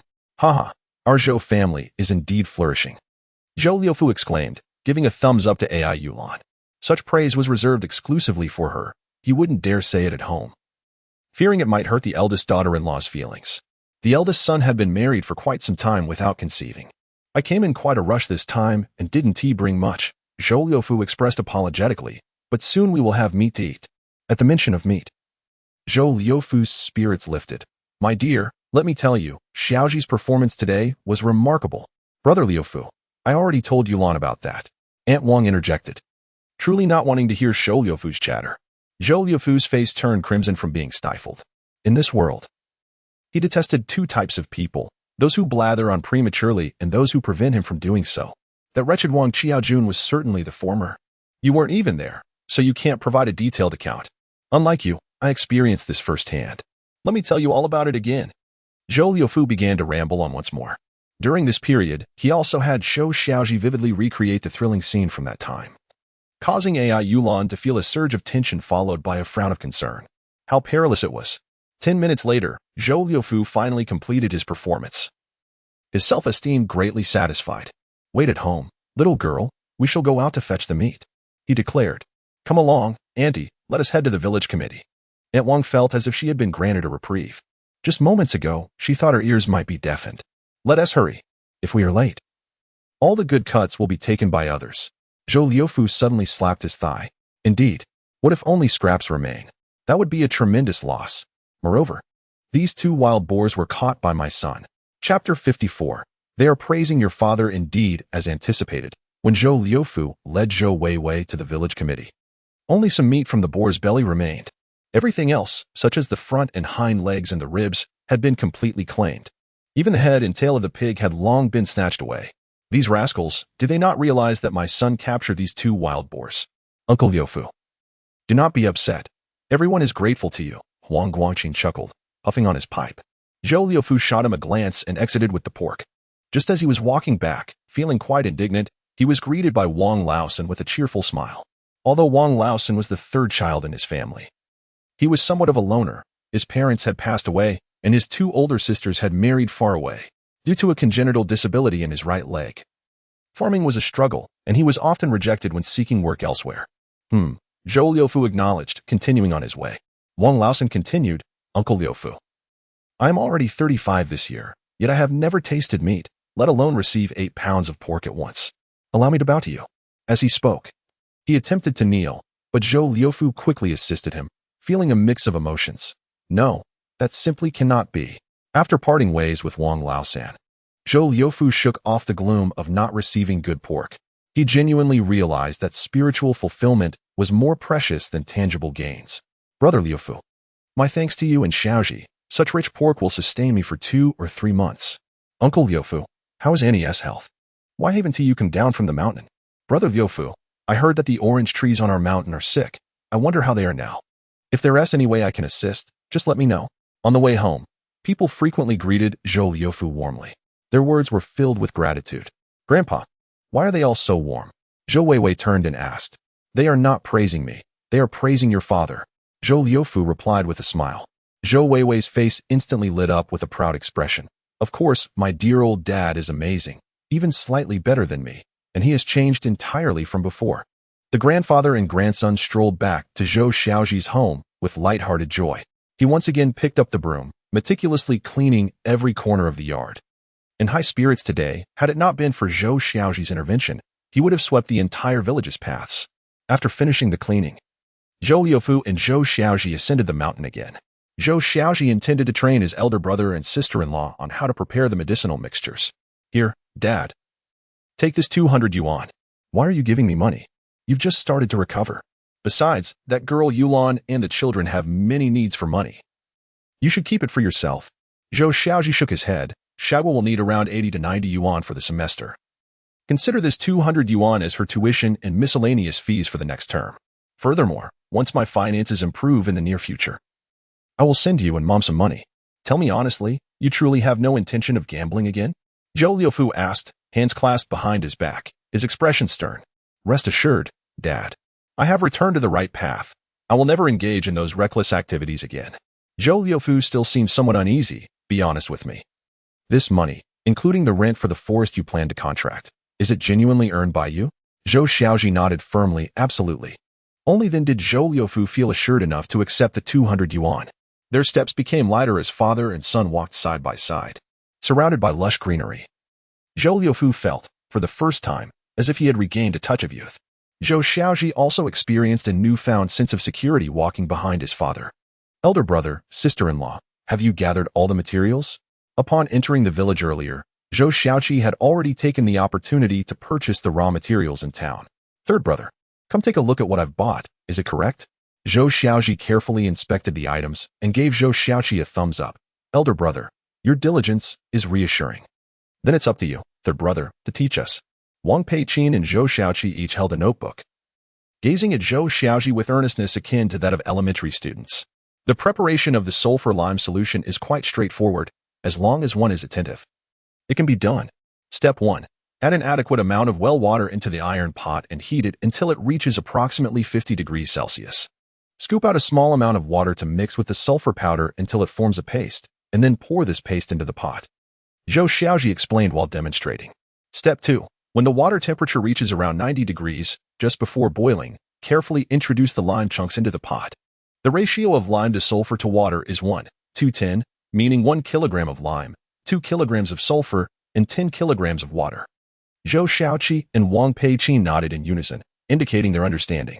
Lime reacts with water, releasing a significant amount of heat, causing the 90-degree water to boil instantly, initiating a chemical reaction between the lime and sulfur. At this point, we increase the heat to intensify the reaction, maintaining it for an hour. Throughout the process, one must continually observe the color changes: yellow, brownish yellow, reddish brown, and soy sauce color. When these appear, we can extinguish the fire. Zhou Xiaozhi and Wang Peiqin diligently monitored the color transformations within the pot. Third brother, the color is really changing. You are truly impressive. Zhou Xiaozhi nodded slightly, stating, at this stage, we can extinguish the fire. Once cooled, we shall filter out the residues with a sieve, thus obtaining the mother liquor of the lime-sulfur mixture. Subsequently, he elaborated on the dilution ratios, concentrations, and application methods of the mother liquor. Zhou Xiaozhi and Wang Peiqin listened with growing fascination, and under Zhou Xiaozhi's guidance, they began to take action. Although Zhou Xiaozhi appeared to speak and act with ease, the two of them stumbled during their first attempt. Zhou Xiaozhi encouraged them. It's all right. Practice makes perfect. No one achieves success on their first try. The lime-sulfur mixture is effective in preventing and treating anthracnose, black star disease, rot disease, brown spot disease, red spider mites, powdery mildew, and wheat rust, among others. It is also significantly beneficial in treating parasitic mites in livestock and poultry. The key point is that it is environmentally friendly and harmless. Zhou Xiaozhi's words stirred immense excitement in the duo. To their knowledge, there was currently no such multifunctional agent available on the market. If they succeeded in making it themselves, would it not alleviate the farmers' concerns while also generating profit? With this thought, their gratitude towards Zhou Xiaozhi deepened. Xiaozhi, Xiaozhi. At that moment, Mu Jinfeng's anxious voice broke through. Half an acre of land is ruined.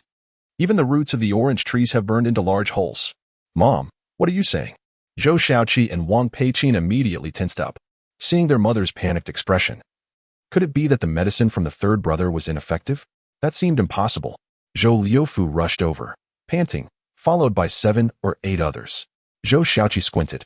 Were these not the local fruit growers? Why had they also come? A sense of foreboding surged in his heart. Third brother, if things go awry, you should hide for a while. Yet, Zhou Xiaozhi remained remarkably calm, even smiling slightly. Chapter 55. Is this too dark? Third brother. I see those people who came behind us looking quite fierce. Are they here to cause us trouble? Zhou Xiaozhi said, while positioning himself protectively behind Zhou Xiaozhi. He could only think that Zhou Xiaozhi's refusal to use Xiao Weidong's medicine had caused them to miss the optimal treatment window, prompting these fruit growers to come looking for them. But he was also troubled. That shouldn't be the case.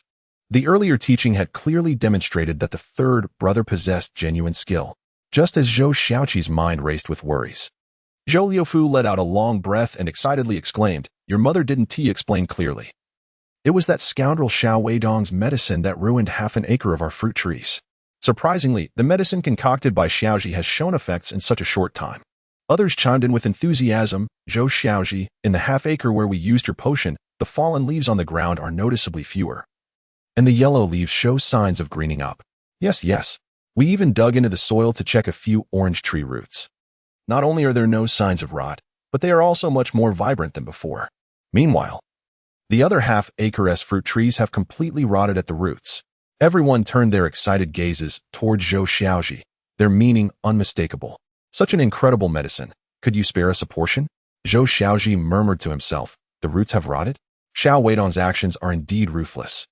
He must have aimed to secure his victory, which led him to increase the dosage of the pesticide. However, this backfired spectacularly. Administering a higher dosage to fruit trees in the early stages of illness could yield immediate results. Yet, applying it to these frail, ailing trees is simply too much for them to endure. Zhou Xiaozhi, what exactly did you mix? Indeed, could you possibly sell us some? Over half of the fruit trees on my 50-acre land are afflicted by this disease, and if this continues, we will be left with nothing. I have borrowed from all my relatives to cultivate 20 acres of orange trees, which are now in their peak fruiting period. I had hoped for a modest profit.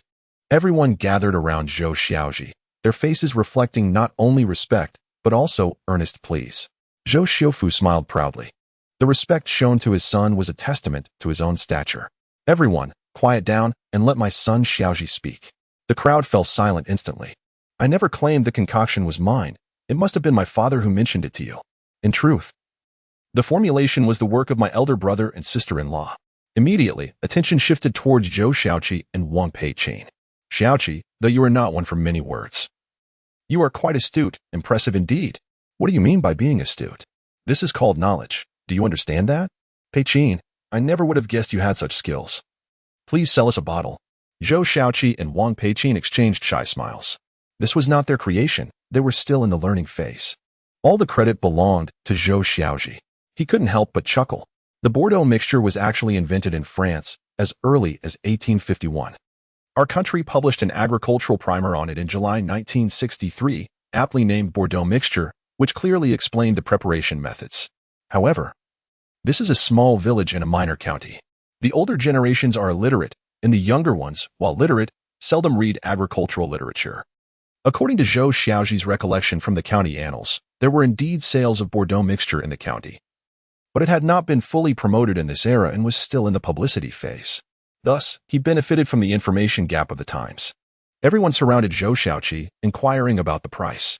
Zhou Xiaozhi's reserved nature was well understood by Zhou Xiaozhi. Frankly, he had never encountered grand occasions. Indeed, Zhou Xiaozhi was currently calculating in his mind what would be an appropriate selling price. From a batch of raw materials, one can extract 5 pounds of Bordeaux mixture concentrate, with total cost amounting to less than 8 yuan. This 5 pounds can be divided into 10 small bottles, with each bottle sufficient for spraying 1 acre. Hence, The cost of each small bottle is about 80 cents. He thought selling it for 1 yuan would be sufficient. Earning 20 cents per bottle would be quite impressive. What if he sold 10 or even 100 bottles? Zhou Xiaozhi dared not imagine, yet his face was already adorned with a bashful smile. He even felt a twinge of guilt. How about selling it for 90 cents a bottle? Zhou Xiaozhi clearly perceived his intentions. Before Zhou Xiaozhi could speak, Zhou Xiaozhi hastily remarked, "This potion is crafted from numerous raw materials, and its preparation is quite labor-intensive. Its pungent aroma may pose some harm to the body. However, rest assured that the potion itself is entirely natural and harmless. Based on these 2 points, a half-kilogram bottle can meet the needs of an acre of land. We won't charge the exorbitant price of 10 yuan per bottle like Xiaowei Dong. Instead, we shall sell it for just 3 yuan. As Zhou Xiaozhi's words faded, both Zhou Xiaozhi and Wang Peiqin were taken aback. 3 yuan a bottle? A profit of 2 yuan per bottle? Wasn't that rather exploitative? Yet, considering that Xiaowei Dong could sell a bottle for a staggering 10 yuan with little effect, their spirits were somewhat lifted. Nonetheless, 3 yuan a bottle was still not inexpensive. They wondered if the fruit farmers would be willing to invest. To their surprise, 3 yuan a bottle was indeed a significant reduction compared to Xiaowei Dong's outrageous pricing. Who could argue otherwise? The crucial factor was the efficacy of this potion. Xiaoqi, here's 15 yuan. I'll take 5 bottles to try. Xiaoqi, please get me 10 bottles as well. Although the group felt a pang of reluctance, the yield from an acre of oranges was approximately 2,000 pounds, potentially selling for 1 or 2,000 yuan. Hence, 3 yuan was acceptable to them. Zhou Xiaozhi remained in a daze, while Wang Peiqin was the first to react. She nudged Zhou Xiaozhi. Everyone is inquiring about the potion. Why are you ignoring them? Zhou Liufu and Mu Zhenfang were also growing impatient. This sun was truly dense. This was a golden opportunity for wealth. With over 2 yuan profit per bottle, selling a couple of 100 bottles in a day could yield a profit of 200 to 300 yuan. Brother, do you have any more potions? Zhou Liufu abruptly kicked Zhou Xiaozhi. Zhou Xiaozhi stumbled, nearly falling. Yes, but I only have 10 bottles left. I'll give each of you 1 bottle. The rest can be collected tomorrow morning. By the way, I currently lack bottles, so let us use buckets for now. The orchard is not short of buckets. They are actually paint cans. Unlike ordinary buckets, these paint cans are resistant to corrosion from the potion. While everyone wished to purchase more bottles, they had no choice but to wait until tomorrow. After everyone had left, Zhou Liufu rarely produced a pack of Hong Jinlong cigarettes, offering one to Zhou Xiaozhi. Before turning to Zhou Xiaozhi and Wang Peiqin, brother, you must express your gratitude to Xiaozhi today. He has paved a swift path to prosperity for you. In the days to come, you need not worry. Zhou Xiaozhi embraced Zhou Xiaozhi tightly. Wang Peiqin also wished to give him a warm hug, but as his sister-in-law, she felt a bit embarrassed. Zhou Xiaozhi, however, felt no discomfort. After all, his elder brother and sister-in-law had always treated him and Yulan kindly. Being able to repay them was indeed his desire. However, this is merely the beginning. Given the current circumstances, this medication is bound to become immensely popular. He must make a trip to the town to take care of that Zaya waiting. Additionally, he should ensure that the pharmacy is vacated. Chapter 56, Old Man. Care for a power pill? The following morning, in a narrow alleyway of Lukou town. Old man, care for a power pill? I assure you, this is genuinely imported from India. Why don't you believe me? Standing before Zaya waiting was a gentleman of approximately 60 years, wearing a pair of reading glasses and dressed quite appropriately, with even a pair of genuine leather shoes adorning his feet. Zaya waiting had long set his sights on him. This old gentleman was undoubtedly affluent. Upon this realization, Zaya waiting couldn't help but admire his own brilliance. I am indeed a genius. Not only can I sell pesticides to fruit farmers, but I can also market power pills to elderly gentlemen. As for this so-called power pill, it was certainly not imported from India, but rather a concoction of his own making. He had purchased various potent herbs such as goji berries, cooked remania, processed aconite, yam, and deer antler glue at a premium from the pharmacy. After an entire night of boiling, he mixed it with a touch of flour and a hint of soy sauce for color, resulting in the power pills now in his possession. The elderly gentleman, somewhat apprehensive, murmured, "You mustn't deceive me. My son conducts substantial business in the county. If you are lying, he will not spare you." Zaya waiting, eager to ingratiate himself, replied, "Grandpa Pang, how could you say such a thing? I wouldn't dare deceive you. I have sold this pill to over 100 elderly gentlemen, and not a single one has returned with a complaint." Truth be told, this was the very first power pill Zaya waiting was attempting to sell. Third brother. This scoundrel is at it again. Should we not confront him? Zhou Xiaozhi and Yulan watched the unfolding scene with amusement, realizing that this individual was indeed talented, albeit misguided. As recorded in the town chronicle, he had previously perished as a result of selling counterfeit medicine, destined for a lifetime behind bars in his next life. The chronicle noted that it was this very Grandpa Peng who, after consuming his concoction, was carried out directly from the salon. Selling such a concoction to the youth might bear some risk, yet it could potentially be endured. However, selling it to the elderly was a perilous affair. After all, the elderly gentleman's constitution was rather frail. Third brother, do speak up. Should we not go after him? Zhou Xiaozhi shook his head. If we approach, will they heed us? Look at that old man. He appears quite infatuated. If you dare to advise him, he might retaliate, believe it or not. Damn it! Yulan exclaimed in frustration. It is infuriating to see this man, over 60, still chasing after fleeting pleasures, while here I am, a vigorous young lad, living a life less fulfilling than that of an elderly gentleman. How much for a power pill? Peng Dihai finally felt tempted. The young lady at the salon was eagerly awaiting his warm gesture, especially after those 3 words she had uttered last time, which had sharply pierced his pride. You are inadequate. Xiao Weidong seized the moment and exclaimed, Old Master Peng, originally I intended to sell this for 5 units of great unity. However, since you are my very first customer today, I can offer it to you for a minimum of 3 units of great unity. 3 units of great unity? Peng Dihai chuckled awkwardly. I don't have that much money, but my son is nearby wandering about. However, you must cooperate with me. You absolutely cannot mention that this is a potent pill. Just say that this item is a type of tea beneficial for health when brewed daily. Excellent idea. Xiao Weidong nodded in understanding. Just say it's a kind of tea that is good for the body. All right, wait here. I'll call my son right away. Peng Dihai immediately turned and walked towards a nearby convenience store. Clearly, he was going to make a phone call to his son. Come. Let us teach this slacker a lesson. Zhou Xiaozhi and Yulan hurriedly approached Xiao Weidong. Suddenly, Xiao Weidong, lost in his own delight, inhaled sharply and instinctively took a step back. What are these two doing here? Surely, the results of the medicine competition can't be out this soon, right? What do you want? I am conducting business. Do not disturb me.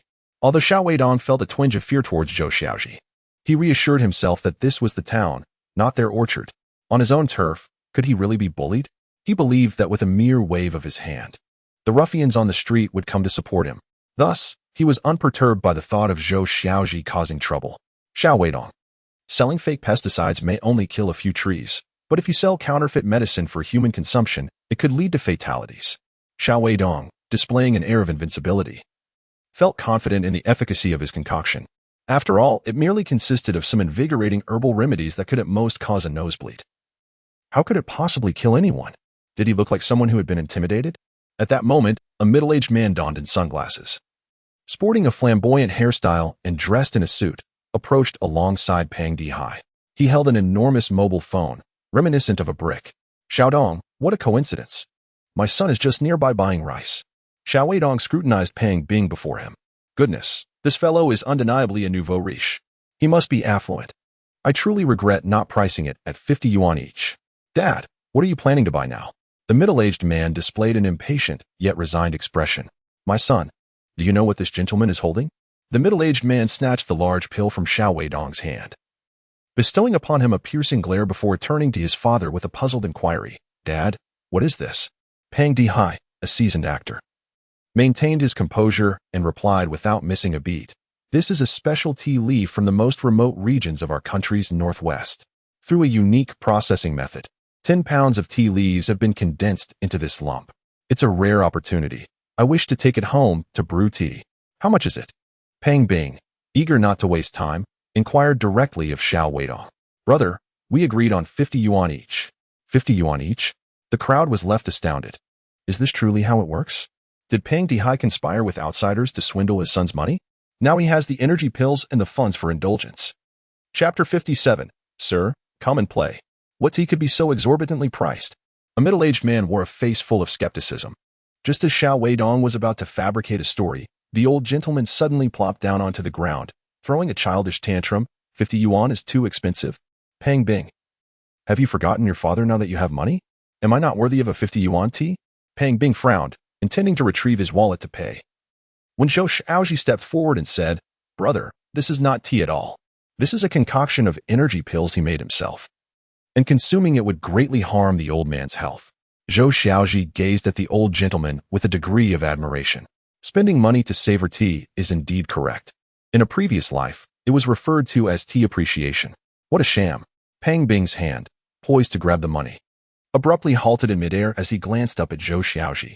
"Young brother, you can't be serious, can you?" Thinking Zhou Xiaozhi was part of the same group, Pang Bing, upon hearing his kind warning, regarded him with newfound respect and swiftly returned the money to his wallet. Simultaneously, a wary and questioning glare was directed at Xiao Weidong. Xiao Weidong shot a fierce look at Zhou Xiaozhi, then turned to Pang Bing with a grin. "Brother, you misunderstood." Before he could finish, the old gentleman suddenly collapsed onto the ground, rolling around. "What in the world is happening? Since you left, this ungrateful child has ceased to regard me as his father. He can't even spare 50 yuan for me. Forget it. I might as well seek you out over there soon." Everyone else. Xiao Weidong was internally delighted. What a stroke of luck. This old gentleman spoke with such charm and had a fiery temperament. He was truly a gem. "Here, take it. Get up. Aren't you embarrassed?" Pang Bing, exasperated, quickly pulled out 5 large bills from his wallet and slapped them into Xiao Weidong's hand, saying, "You're Xiao Weidong, the one who runs the agricultural store in town, right? I've seen you. If this medicine harms my father in any way, you'll be in for a reckoning." Pang Bing turned and walked away. In that fleeting moment, Xiao Weidong was genuinely intimidated by Pang Bing's formidable aura. This person was no ordinary individual. He could very well end up in jail. In a daze, he contemplated reclaiming the energy pills from the old man's hands. However, glancing at the 5 large bills in his possession, he promptly abandoned that notion. Can goji berries and deer antler powder truly be fatal? Nonsense. Sir, you absolutely must not consume that medicine. Young man, I advise you to mind your own business. Pang Dihai abruptly tore the energy pill into 4 pieces and, in a flash, stuffed them into his mouth. He then twisted open a green metal water bottle and gulped down 2 mouthfuls of water. Instantly, after consuming the energy pills, Pang Dihai felt as if he were floating. His arms no longer ached, his back was free of pain, and he could leap and bound with ease. He abruptly snatched 2 large notes from Xiao Weidong's hand, casting a knowing glance at the onlookers before sprinting away. Indeed, he could hardly contain his eagerness to find a place to test the effects of the strength-enhancing pill. Xiao Weidong, elated as he clutched the money, turned to leave. In the next moment, 2 powerful hands firmly seized him. "What do you want? Do you believe I won't call for help?" Xiao Weidong maintained a nonchalant demeanor. Yet anxiety crept into his heart. "Boss Xiao, this is your first time selling this so-called strength-enhancing pill, isn't it?" A jolt of alarm shot through Xiao Weidong. How did this person know? You're selling this medicine for the first time, and you Haven Tea even checked its efficacy? If something were to happen to the old gentleman, would his son let it slide? Xiao Weidong shot an irritated glance at the two. "Are you meddling in affairs that don't concern you? I have no time to check. I need to continue selling medicine, so let me go."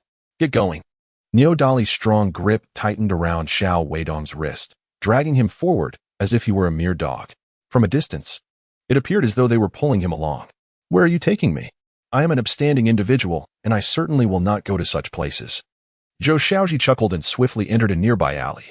In this era, the emergence of beauty salons and escorts had given rise to the clandestine sex industry, which flourished alongside the bustling market. "Sir, come play." A flamboyantly dressed middle-aged woman in a qipao waved enthusiastically at Pang Dihai. Nervously glancing around to ensure no acquaintances were in sight, Pang Dihai quickly turned and vanished. "Did you see that?" Old Pang went in. "Based on the efficacy of my strength-enhancing pill, I guarantee he won't be out for at least an hour."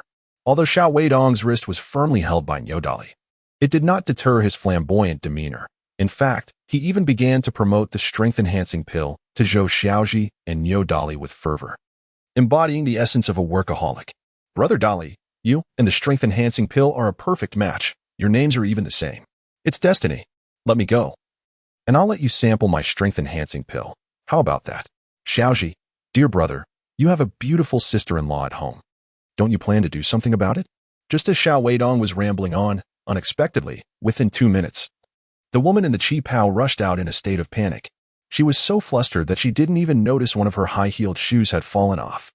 She dashed to a store, pulled out a piece of paper, and anxiously made a phone call. Something's happened. Zhou Xiaozhi's first thought was that Pang Dihai had encountered trouble. Reflecting on the account of this incident from his previous life, he recalled that Xiao Weidong was apprehended shortly after selling the first pill.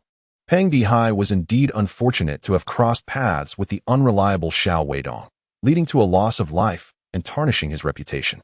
Imagine the humiliation of having the entire village know he was carried out from a beauty salon. Moreover, this incident would soon become a sensational topic, known throughout the county. Even so, it had alarmed the high-ranking officials overseeing the case. But why did Zhou Xiaozhi refrain from intervening at the outset? He could have effortlessly snatched the potent pills from Peng Dihai when he was purchasing them. Yet, what would that achieve? Could he possibly monitor this insatiable elder to prevent him from acquiring pills from Xiao Weidong?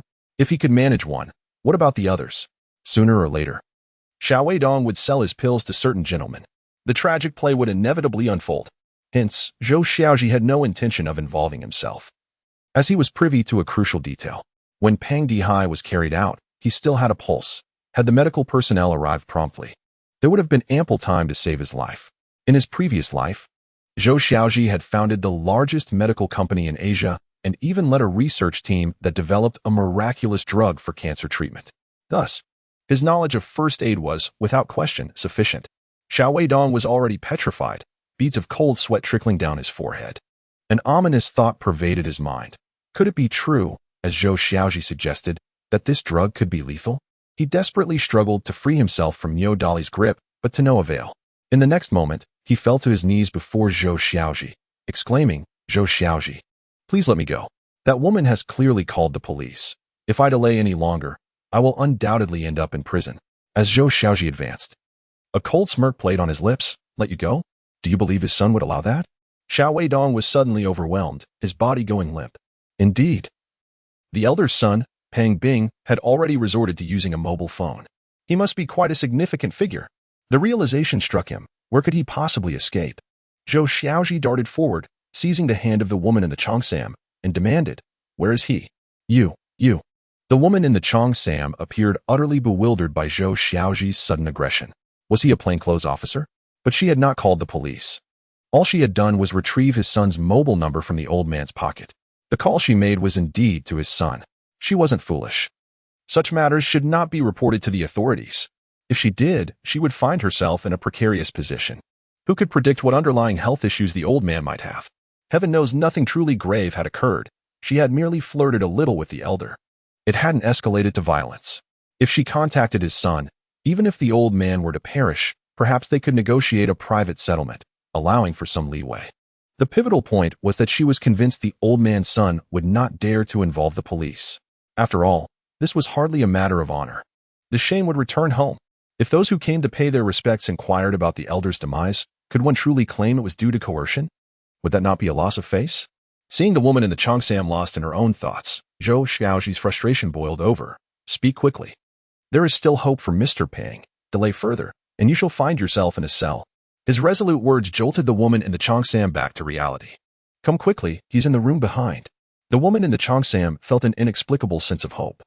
Perhaps this young man before her could indeed bring someone back to life. Following her lead, Zhou Xiaozhi hastened into the room. At that moment, Peng Dihai lay sprawled on the bed, disheveled and unconscious, blood seeping from his nose, yet his chest faintly rose and fell. "Dad, what happened to you? What did you do to him?"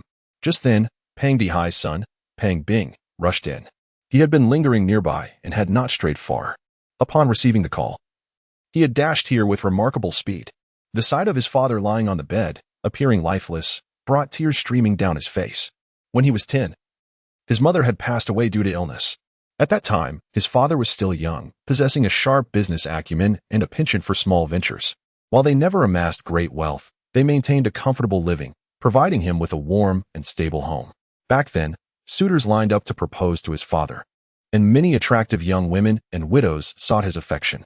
Yet, his father turned them all down, choosing to raise him alone.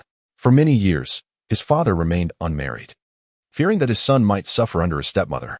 A few years ago, when Peng Bing's business stabilized and his son thrived, his father felt ready to seek companionship for the rest of his life. Peng Bing wholeheartedly supported this, even facilitating introductions with local matchmakers. However, to his dismay, his father showed interest in a woman with a dubious past. Once a prominent figure in the entertainment district, she had since reformed her ways. This revelation incited Pang Bing's vehement opposition. In a fit of rage, he had once berated the woman harshly, leading her to leave in the dead of night with her belongings. From that day forth, his father changed. He became childish and unreliable, to the point of absurdity. Today, he had even procured dubious substances for such a place. Pang Bing's thoughts returned to the present, his fierce gaze fixed on the slumped figure of Xiao Weidong. Xiao Weidong, what the hell did you give my father? If anything happens to him, I swear I'll make you pay dearly. As he spoke, Pang Bing raised his foot to strike Xiao Weidong. Be quiet. Do not speak. Zhou Xiaozhi's voice, though not loud, carried an intensity that halted Pang Bing mid-motion, his leg frozen in the air. Meanwhile, Zhou Xiaozhi climbed onto the bed, kneeling beside Pang Dihai. Pressing his palms together and placing the base of his left hand against the chest between Pang Dihai's two nipples. What are you doing? Pang Bing attempted to intervene, but he hesitated, suddenly struck by a sense of familiarity with this young man. Wasn't he the young man who just advised against purchasing medicine for the old gentleman?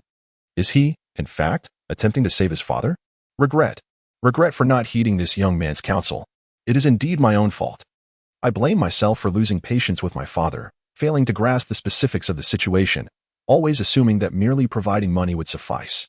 Yet, how could I know that the elderly do not require money?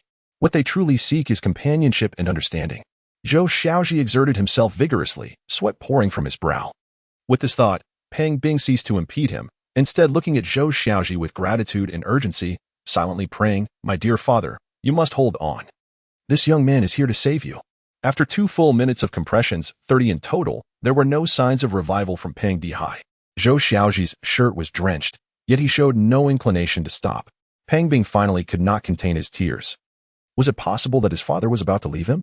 But he had just come to understand the truth of companionship. No. Why are you crying? It is not yet the final moment. Zhou Xiaozhi took a deep breath, preparing for artificial respiration. It moved. I saw the old gentleman's hand twitch, exclaimed a keen-eyed Nyodali with excitement. Everyone quickly turned to look, only to find that Pang Dihai's hand was still motionless. Zhou Xiaozhi, drenched in sweat, fixed his gaze on Pang Dihai, observing closely. Anger surged within him. This old man, truly, is infuriating. He is clearly awake yet refuses to open his eyes. This is exhausting me. However, I shall see how long you can feign this. Go fetch a bowl of hot water, adding half cold water. Zhou Xiaozhi called out to the woman in the qipao. She immediately swayed her ample hips and hurried to pour the water, watching the steaming bowl of water. Zhou Xiaozhi smirked slyly. This water must be at least 40 or 50 degrees. Let's see if this old rascal can endure it. Just as everyone believed Zhou Xiaozhi was about to offer Pang Dihai a drink, his next action left everyone stunned. Chapter 59. Pouring hot water into my pants? In the next moment, Zhou Xiaozhi tilted the bowl towards Pang Dihai's trousers. In the astonished gaze of the onlookers, he splashed it. Ah, hot, hot, hot. Pang Dihai, lying in bed, sprang up suddenly, pointing a finger at Zhou Xiaozhi and cursing loudly. You little rascal, are you pouring hot water into my pants? Are you trying to scald me to death? Father? Father, you are awake. Pang Bing immediately realized, rushing forward to embrace Pang Dihai tightly. Tears and snot flowing as he exclaimed, Father, you are finally awake. Thank goodness you are all right. Old man is not dead yet. So why are you crying like a baby? Pang Dihai shot a glare at Pang Bing, then quickly lowered his head, feeling somewhat embarrassed. After all, certain things are better left unsaid, especially when witnessed by one's own son. Go fetch 3 more bowls of water. Zhou Xiaozhi turned to the woman in the qipao and said, Good. The woman, filled with excitement, swayed her hips and took charming little steps to fetch water. Just moments ago, upon seeing the old man's son arrive, she feared that her next life would be spent in prison, for there were 2 burly men guarding the entrance. Clearly, they were his son's henchmen. Escape seemed impossible, and she could only await her fate. To her astonishment, it was this young man before her who turned the tide and saved Pang Dihai's life, allowing her to evade calamity. Standing at 6 feet tall, with slightly curled hair, thick brows, large eyes, and a prominent nose, he embodied the saying that men with strong noses possess exceptional prowess.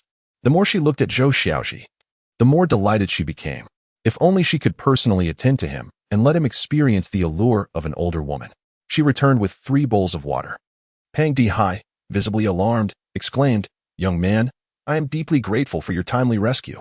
My son will surely repay your kindness. But if you douse me with water again, I shall have my reservations. Zhou Xiaozhi, unfazed, set a bowl of water before Peng Dihai and replied, "Old sir, do you truly believe I aim to pour warm water in your lap? I merely intended to cool your temper." "Cool my temper? By splashing water in my lap?" Peng Dihai's face flushed crimson. However, upon reflection, he realized there was some truth in the statement. You must drink copiously to dilute the effects of the medicine within you. Otherwise, you may suffer serious after effects. It could lead to impotence. Impotence? Peng Dihai panicked. That was unacceptable. He swiftly lifted the large bowl and gulped it down. After consuming 3 bowls, his complexion improved significantly and the tension in his body began to ease. Peng Bing, witnessing her father's stabilization, felt a weight lifted from her heart. Suddenly, she knelt before Zhou Xiaozhi and said, "Benefactor, thank you for saving my father's life. Whatever you desire, please feel free to ask. I will spare no effort to fulfill it." As she spoke, she hurriedly retrieved her bulging wallet and grasped a thick stack of bills. The onlooker's eyes widened in disbelief. Goodness, that must be nearly 1,000. Yet, Zhou Xiaozhi paid no attention to the money. Instead, he helped her to her feet, saying it was merely a small act. You need not concern yourself with it. His humility in the face of great deeds only deepened Peng Bing's admiration for him. Zhou Xiaozhi was not arrogant or seeking reward. He understood that Peng Bing was a prominent figure in the county records. True to his name, he was in the business of cold storage and freezers, owning 80% of the cold storage facilities in Huanggang County. In the near future, he planned to venture into the stinky mandarin fish industry, necessitating the storage of a substantial quantity of fish, which would undoubtedly require his cold storage facilities soon. Kind benefactor, I have yet to inquire your name. Peng Bing said with utmost respect, even lowering his posture slightly. My surname is Zhou. You may call me Xiaozhi. Brother Xiaozhi, here is my telephone number. Please be sure to take it. I reiterate, should you require anything, do not hesitate to ask. Zhou Xiaozhi nodded. At present, Peng Bing appeared to be a commendable individual, one who understood gratitude and reciprocity. After expressing his thanks to Zhou Xiaozhi, Peng Bing shifted his gaze, coldly fixating on the crumpled figure of Xiao Weidong on the ground. Just then, 2 imposing men, each standing at 6 feet tall, entered the room and positioned themselves behind Peng Bing, presumably his driver and aide. Boss Xiao, you are to accompany me now, Peng Bing said, bending down and seizing Xiao Weidong's collar with a firm grip. The 2 towering men each took hold of Xiao Weidong's arms. Trembling uncontrollably, Xiao Weidong understood all too well that he had encountered formidable opposition this time. For his grievous transgressions, he faced the likelihood of a life sentence, if not worse. Gazing at the menacing figures, he abandoned any thoughts of escape. Brother Peng, I was wrong. I was wrong. Please, show mercy this once.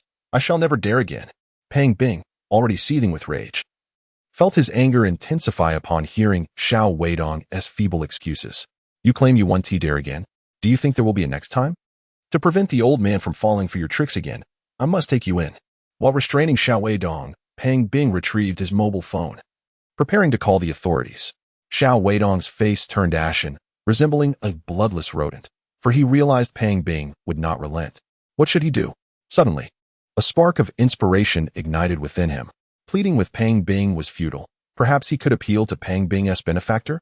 In an instant, a glimmer of determination ignited in Xiao Weidong's eyes as he prostrated himself before Zhou Xiaozhi like a supplicant.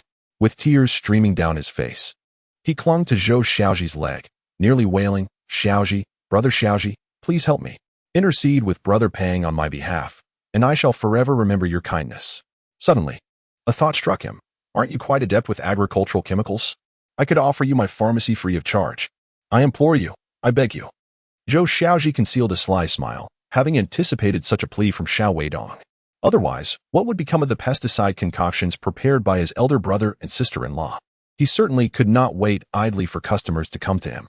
More importantly, a shop selling agricultural chemicals required appropriate credentials.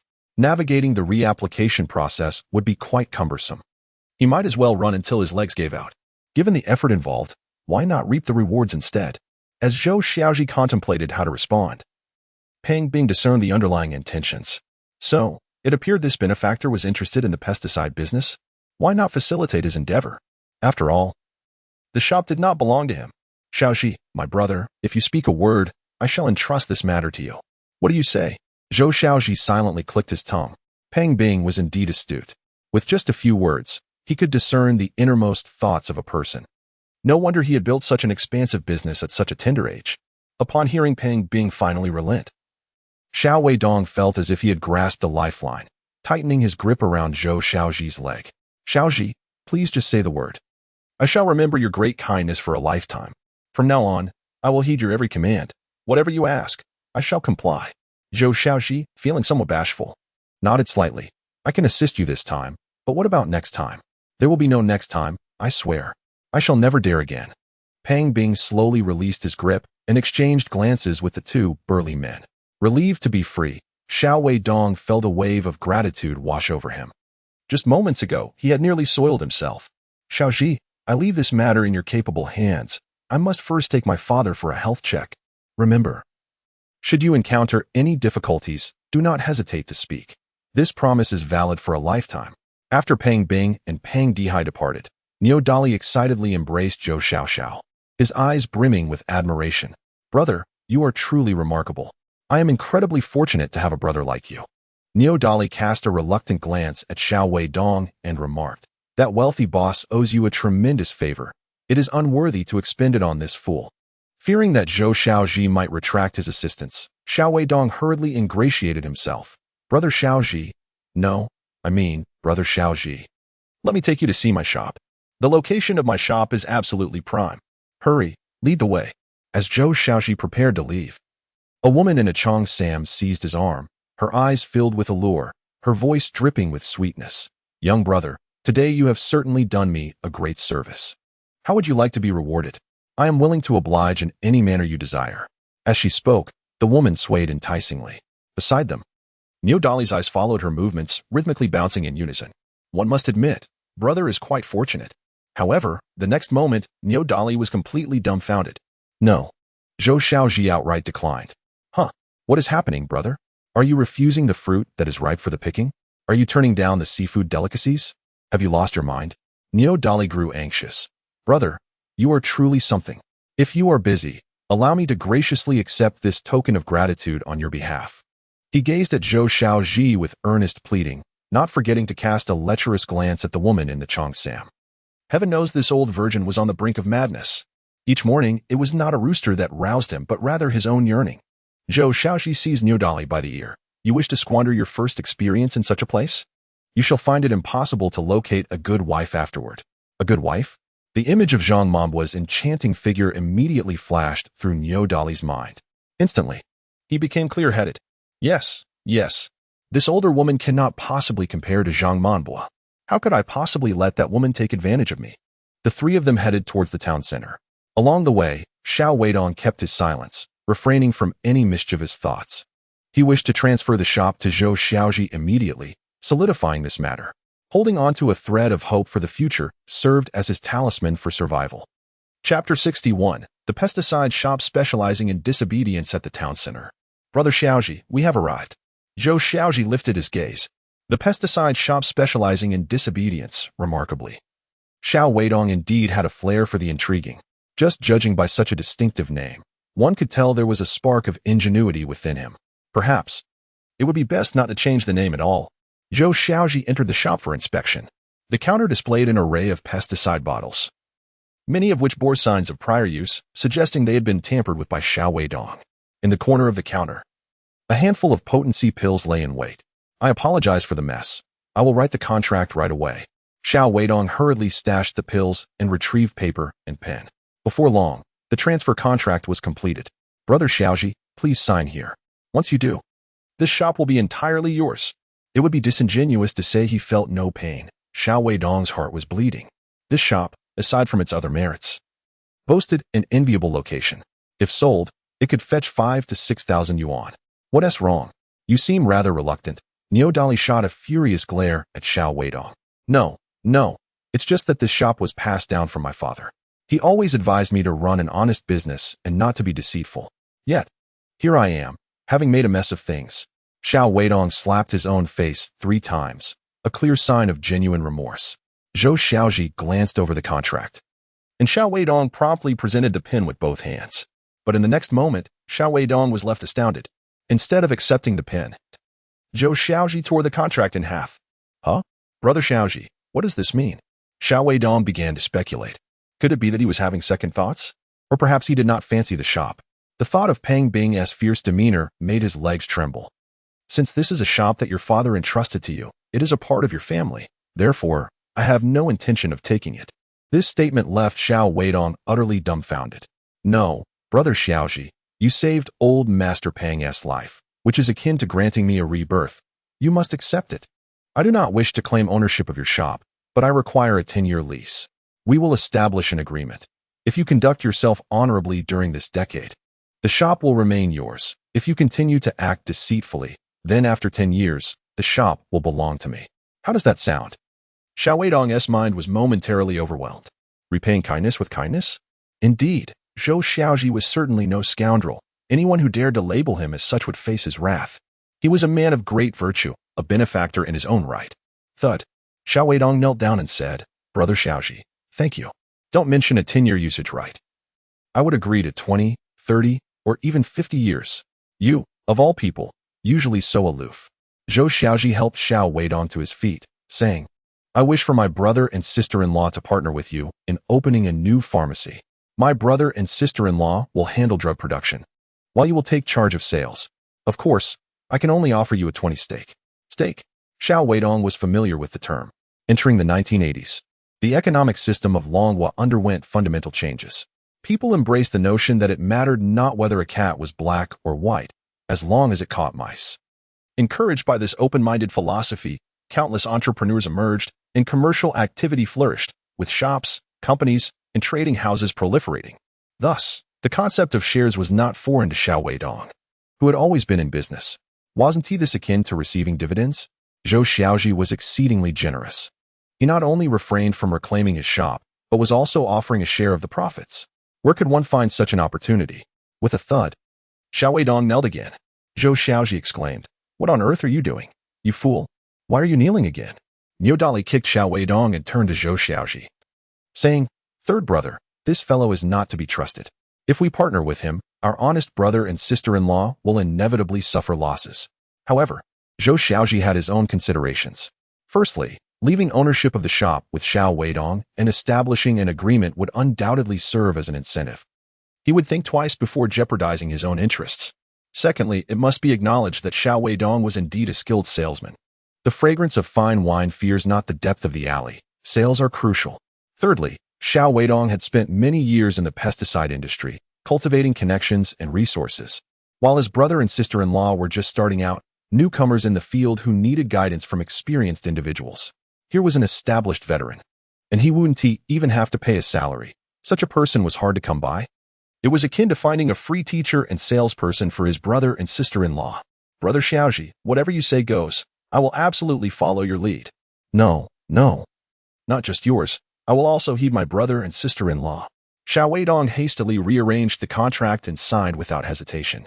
When he saw Zhou Xiaozhi sign as well, a heavy weight finally lifted from his heart. The matter with Elder Peng could finally be put to rest. At that moment, 3 portly middle-aged men swaggered into the shop, shouting at Xiao Weidong, Boss Xiao, what are you busy with? Have you made up your mind yet? When are you transferring the shop to us? I've been waiting so long that the flowers have wilted. If you delay any longer, do you believe we will make it so you can't sell a single bottle of medicine and drive you to bankruptcy? Brother, second brother, why waste words on him? Let us just block his door and be done with it. Zhou Xiaozhi, who was pondering the next steps, caught a glimpse of the 3 men. They bore a striking resemblance to one another, likely 3 brothers. The 3 men, characterized by their sunken eyes, coarse hair, and prominent brow ridges, exuded an aura of menace. Clearly, they were not of good character. What? Even before the new establishment had officially opened, trouble was already brewing? Chapter 62. I have heard of Pan Jinlian. I regret to inform you that this establishment no longer belongs to him. It is now mine. At this proclamation, the expressions of the 3 men abruptly stiffened, their sinister gazes converging on Zhou Xiaozhi. Who is this pale-faced young man? Have we crossed paths before? Why does he speak with such an infuriating demeanor? Are you unaware of the illustrious reputation of the Pan brothers? The trio menacingly encircled Zhou Xiaozhi. The Pan brothers? I apologize, but I have not heard of you. However, I am familiar with Pan Jinlian. Zhou Xiaozhi quipped nonchalantly, seemingly dismissing them entirely. This provoked the Pan brothers. How dare he look down upon us?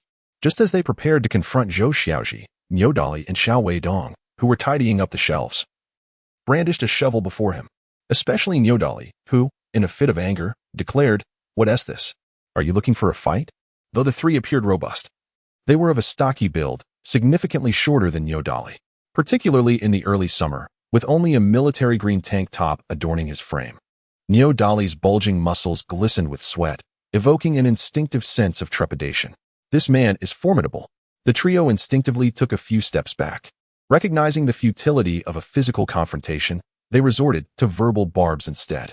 "Young man, I advise you to steer clear of murky waters. Do you believe that this establishment will not collapse within 3 days?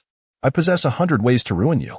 Zhou Xiaozhi scoffed, gesturing towards Xiao Weidong. "If you are so capable, why haven't you managed to ruin him?" Xiao Weidong replied, "I shouldn't have taken that shovel. I was caught in the crossfire. However, this only serves to bolster my reputation. I haven't been defeated by you lot." "Huh, you three fools. If you cannot defeat me, how do you expect to handle my brother?" The trio found themselves momentarily speechless, caught off guard by Zhou Xiaozhi's retort. "We haven't even unleashed our full potential. Xiao Weidong, you sly dog, always jesting with us. Who would have thought you were secretly plotting?" Xiao Weidong tightened his grip on the shovel, stepping forward to confront them. "Even if I were to give away this establishment for free, I would not grant you scoundrels any advantage. You forced me into selling medicine in the countryside. When will you cease your harassment of me? Do you think I, Xiao, am an easy target?" Nyodali couldn't help but regard Xiao Weidong with newfound respect. This fellow possesses a certain mettle. Realizing that their tactics were misaligned and lacking any weaponry, the trio retreated another step, their bravado intact. "We'll see about this, you little brats." With a few parting threats, they turned and departed. Before leaving, he did not forget to cast a meaningful glare at Zhou Xiaozhi. The implication was unmistakable. "We are going to get you, Xiao Weidong." "What on earth is happening? Do you have an enemy?" Nyodali retorted. Xiao Weidong helplessly shrugged his shoulders and replied, "The three of them are brothers, the eldest, Pan Daming, the second, Pan Erming, and the youngest, Pan Staoming. Their shops are right next to ours." "Next door?" Zhou Xiaozhi and Nyodali finally grasped the situation. They had been so preoccupied with entering that they had overlooked the 3 adjacent pesticide stores. "In our town, there are only these 4 pesticide shops. They have been trying to buy my shop at a low price to merge all 4 stores into one, attempting to monopolize the pesticide business in the entire town. I have consistently refused, and they have been pestering me relentlessly." Upon hearing this, Zhou Xiaozhi understood. This was also why Xiao Weidong had gone to great lengths to promote pesticides in the rural villages, even risking himself to sell powerful pills, wasn't it? However, these 3 Ming brothers did possess some business acumen. They understood the concept of mergers, didn't they? In fact, since the 1980s, the Dragon Nation has witnessed a rise from obscurity to prominence in various industries through mergers. Within this wave of mergers, there have been both forced mergers, such as state-owned enterprises, and negotiated mergers involving the division of shares and rights. Of course, the majority have been competitive mergers. In the 1980s, relevant data indicated that there were over 6,000 enterprises in our region, which merged over 7,000 others. On February 1st, 1987, the television station officially launched the Comprehensive Economic Information segment nationwide. Hearing Xiao Weidong's explanation, Nyodali felt a surge of anger. But recalling that he had just stood alongside him with a crowbar, he lowered his voice and said, "Given your situation, do you still wish to transfer the shop to my third brother? What are your intentions?" Xiao Weidong calmly replied, "I have confidence in Brother Xiaozhi. I believe there is nothing he cannot accomplish. He can certainly outsmart those 3 scoundrels. Besides, do we really stand no chance against them?" Zhou Xiaozhi smiled knowingly. To be honest, he did not consider those 3 rascals a threat. In this era of imperfect business concepts, with just a little ingenuity, he could easily bring them to their knees. When the time comes, who would merge with whom would be uncertain. Third brother, why don't we just abandon the shop and liquidate it for cash? Nyodali was not worried about Zhou Xiaozhi, for he was confident in his abilities. But what about Zhou Xiaozhi? He would undoubtedly be no match for them. The real drama was just beginning. How could they allow others to benefit? Rest assured, I will not permit them to remain arrogant. Zhou Xiaozhi said no more but prepared to put his plans into action. As Zhou Xiaozhi contemplated how to revamp the shop, the Pan brothers were equally busy. "Second brother, third brother, you go to the nearby villages now and find people. We won't resort to any deceit. We will look for those who have genuinely purchased Xiao Weidong's counterfeit medicine. Cause a ruckus. Go to their shops and create a scene. Make sure they can't utter a word. Pan Dammon clenched his fists, his face a mask of fury. Boss, your strategy is truly ingenious. Let us speak with facts, leaving them no room for counter-arguments. Rest assured, even if we cannot gather 20, we can surely find 10. When the time comes, we shall incite those fruit farmers to shatter their stores to pieces. Pan Damming shook his head. First, gather the people and wait for my signal before letting them create a commotion. I want to wait until that pretty boy has finished renovating his shop. And then we will smash it to smithereens. Pan Erming and Pan Xiaoming's eyes sparkled with excitement. Brilliant. This plan is truly brilliant. They left in high spirits, while Pan Dammon closed the door, contemplating his three-part strategy for recruitment. Humph, that pretty boy. Do you think you can outsmart me? 3 ruthless moves await you.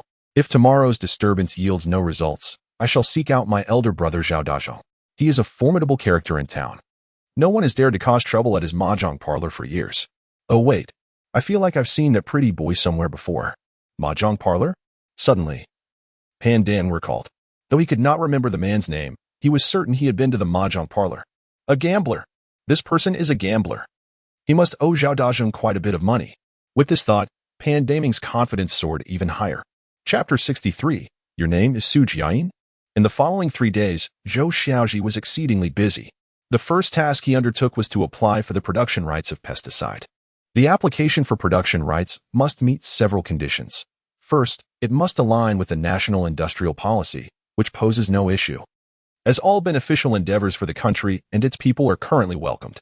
Second, at least one technical personnel must be included, which could easily be accomplished by having a reliable technician from the county as a nominal associate.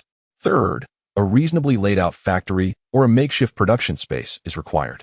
This task is also manageable, as there is a large courtyard behind Xiao Weidong's shop that could be modified with minimal effort. Fourth, approval from the relevant departments must be obtained. In simpler terms, the foreign patent for the sulfur lime mixture was later introduced to Longhua for Zhou Xiaozhi to mass-produce. It is akin to a franchise operation. Furthermore, to enhance the efficacy of his sulfur lime mixture, Zhou Xiaozhi, drawing from his past experiences, decided to upgrade the formula by incorporating laundry detergent and salt. The first 3 points are easy to address, but the fourth requires connections. To this end, he directly contacted Peng Bing.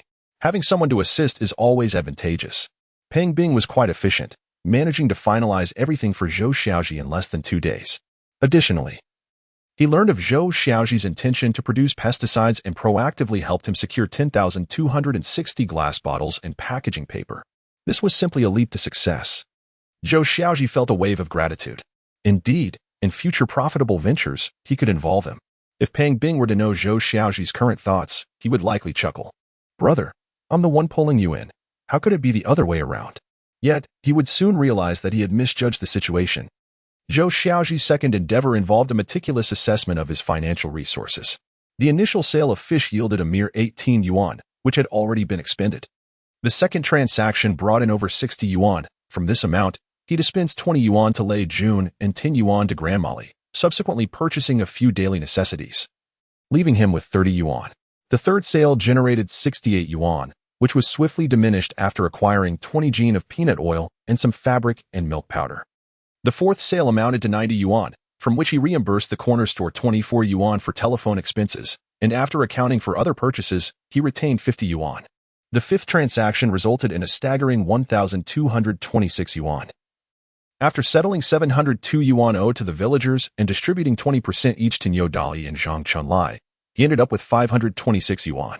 Allocating funds for his father's cigarettes and his sister's tuition, he was left with 300 yuan. The subsequent sales over the last 3 days amounted to over 1,600 yuan. In summary, Zhou Xiaozhi meticulously calculated his available funds, totaling 1,980 yuan. Consequently, he embarked on a third venture, investing heavily in the renovation of the pharmacy. In this era, renovations were not commonplace, and the laborers he could find were merely the usual construction workers.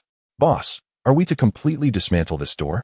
The contractor, a burly man in his 40s or 50s with an endearing expression, inquired. Sir, this entrance is far too small. It severely obstructs visibility. We shall remove it entirely and replace it with sliding doors. Boss, do we need to demolish the walls and the glass frame as well? Yes, indeed. Replace them with large expanses of transparent glass.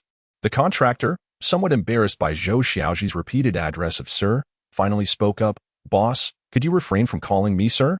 Zhou Xiaozhi paused. "My apologies. You don't appear much older than my father. Shall I then call you elder uncle?" According to local customs, peers younger than one's father are addressed as uncle, while those older are referred to as elder uncle. That strikes deep, my friend. I'm 28 this year. The contractor replied.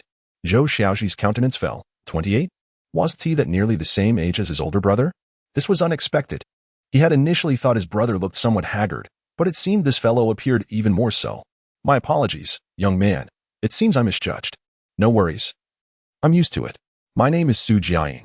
You may call me Little Sue, he replied. What did you say your name was?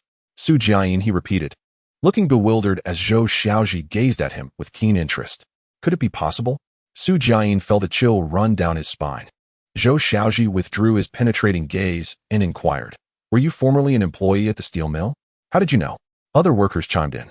"We also worked at the steel factory, but Brother Sue was the workshop director. He left due to some issues." Zhou Xiaozhi was nearly certain it was undoubtedly this individual. At that time, he had audaciously liquidated scrap materials from the steel mill, intending to enhance the welfare of the workers. Unfortunately, this endeavor had come to light, forcing him to depart. In a previous life, this individual sought my assistance during a major crisis. However, at that time, I had already donated my entire fortune to charitable organizations, thus I could not extend my help. In this lifetime, I sincerely hope this person can proceed with steady determination. You seem somewhat familiar. I believe I visited a steel factory once. Zhou Xiaozhi could only fabricate a response and promptly shifted the topic. Ensuring not to address him as Little Sue. Brother Sue, he began. Our principle for this renovation is to illuminate the store to the fullest extent and showcase our products to the public. When people see our offerings, they will undoubtedly be tempted. Subsequently, Zhou Xiaozhi elaborated on several design philosophies.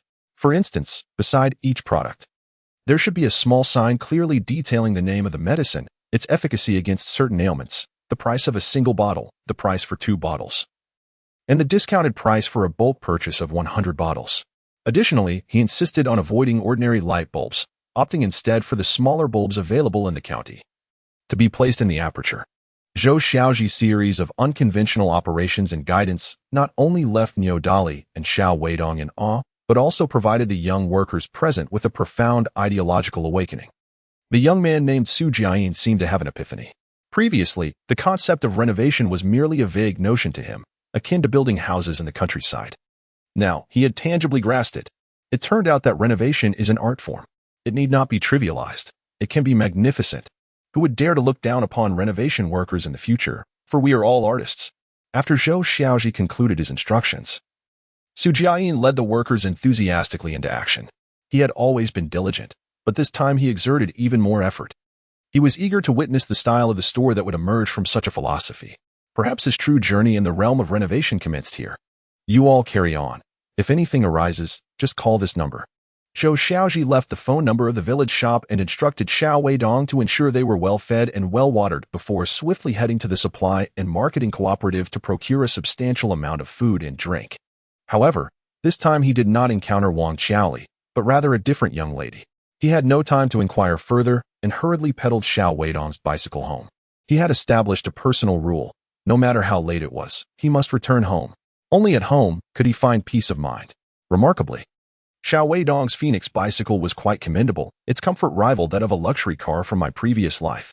Meanwhile, on the other side, Zhou Weiwei had set up a small stool and cradled Little Bai in her arms. The two sat at the entrance, gazing vacantly into the distance. Humph, you silly husband. Why haven't you returned yet? If you don't come back soon, your wife will be terribly worried. Weiwei. A voice startled Zhou Weiwei, causing Little Bai to howl with excitement. Daddy's back. Chapter 64. The little cotton-padded jacket has a draft. You silly husband, you have finally returned. Zhou Xiaozhi hastily dismounted from his bicycle, extending his arms and crouching in place. Zhou Weiwei leaped into his embrace, her small fists playfully thumping against his chest. Zhou Xiaozhi found himself both amused and exasperated.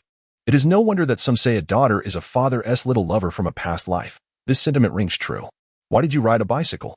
It belongs to an uncle in the town. Did you miss me, Weiwei? Humph, I wasn't thinking about you, but someone else certainly was.